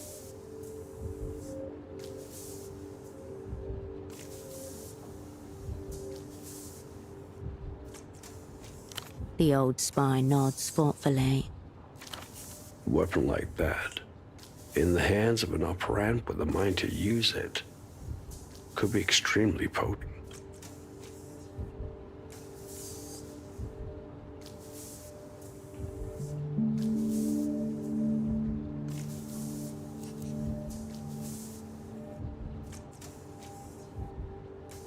Probably impress your controllers. Reminds me, your thing. Yes, what this was all about. The Grand Lich's time of arrival. It sounds so pitifully small now. Your thing. It's a tree you're waiting on. Lusian ginkgo. Planted a long time ago. So you know. Bon. Funny thing about Lusian ginkgos, they all lose their leaves simultaneously. Genetic, supposedly. Big ritual day. For example. And now, operand, we come to our parting. Lots of new questions. Lines of inquiry. Think I may want to speak to one of these cruel angels, face to face. A strong draft of both. He takes up the heart box. His heavy frame shudders with new vitality. Fully charged now, the world's first augmentoid hyper spy. One of the Shadow World's ancient deities preparing to slip back into the Black Sea beneath a starless night.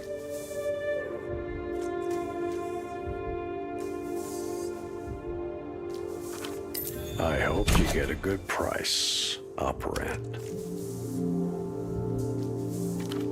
His heavy steps echo down the hall stairs and then fade to nothing.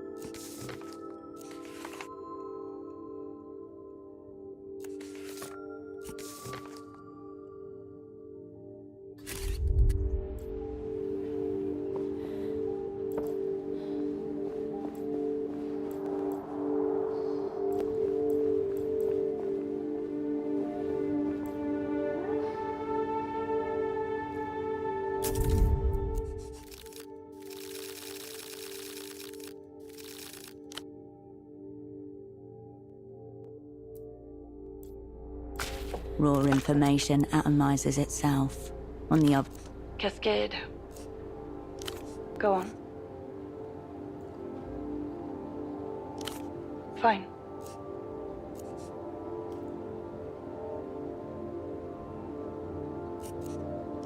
Luck and skill, Opera.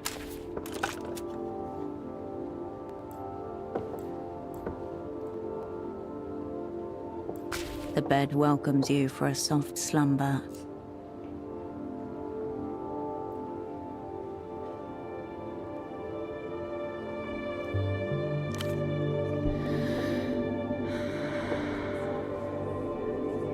The stillness of the room quietens your mind as you settle down.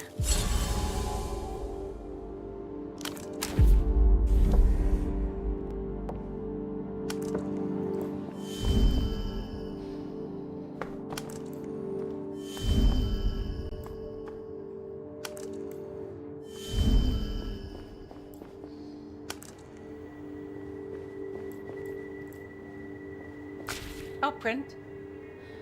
Go on then. Of course. Very well. She gives you a nod. Nothing, I'm afraid. I'll be here if you...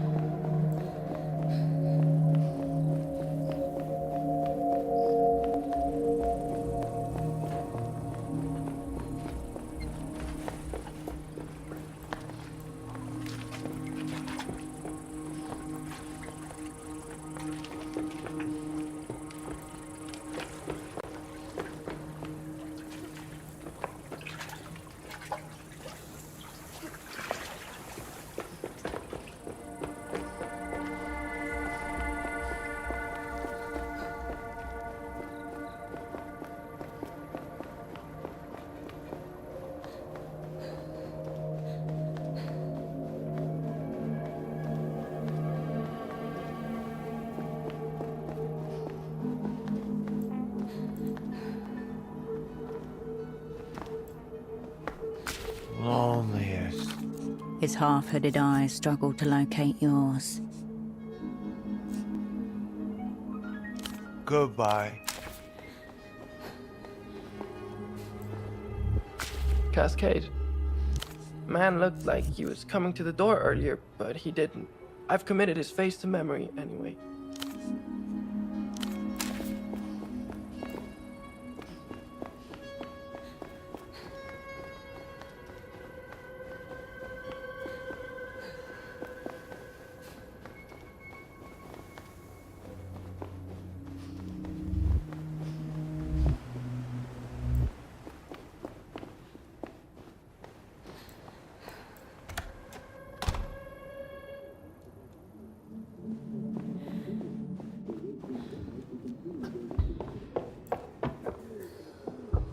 Hirsch.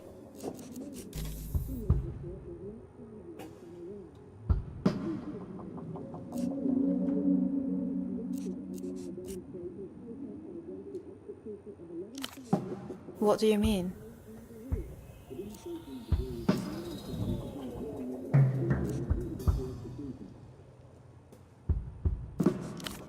I'm no narc, Hirsch.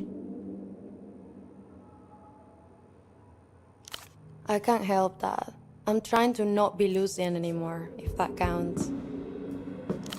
I'm a bit confused, but okay. Sweet dreams, Hirsch. Remember, Hirsch, no weird shit around V.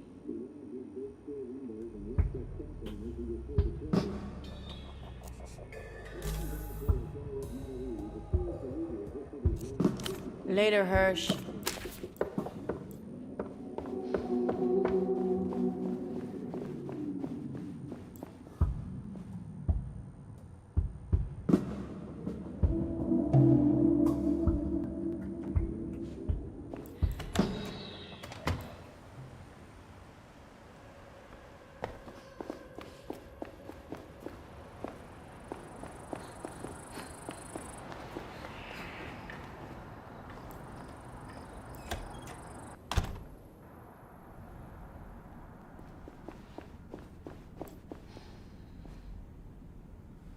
Back again, Herschel. Very good. I'll be waiting. It's a pleasure. You have never.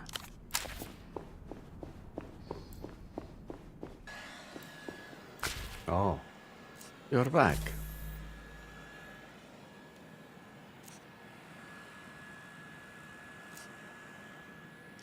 We do.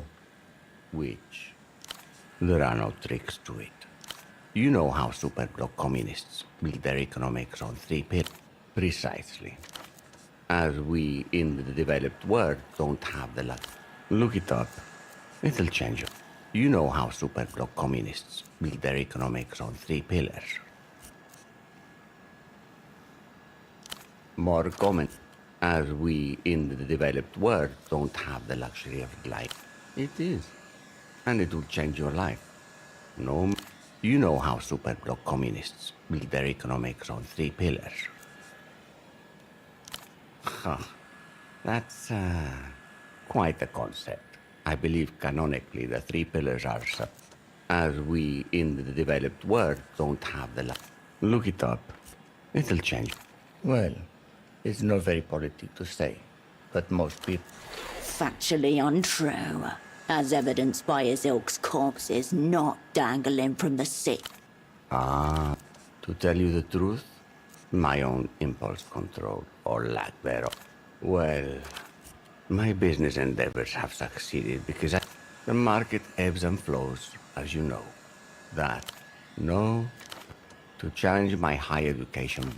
He's a medium of sorts, highly attuned to transmigratory souls. A Rustamian who literally washed up on the shore one day. Mysterious fellow. Mysterious Rustamian. Radian. A long shot, but worth following up on. Could be anyone. I just pay him, listen in, and leave when satisfied.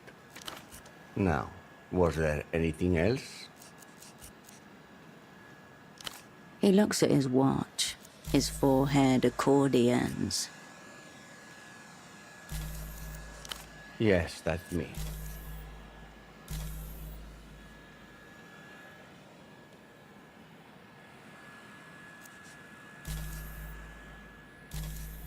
Be well.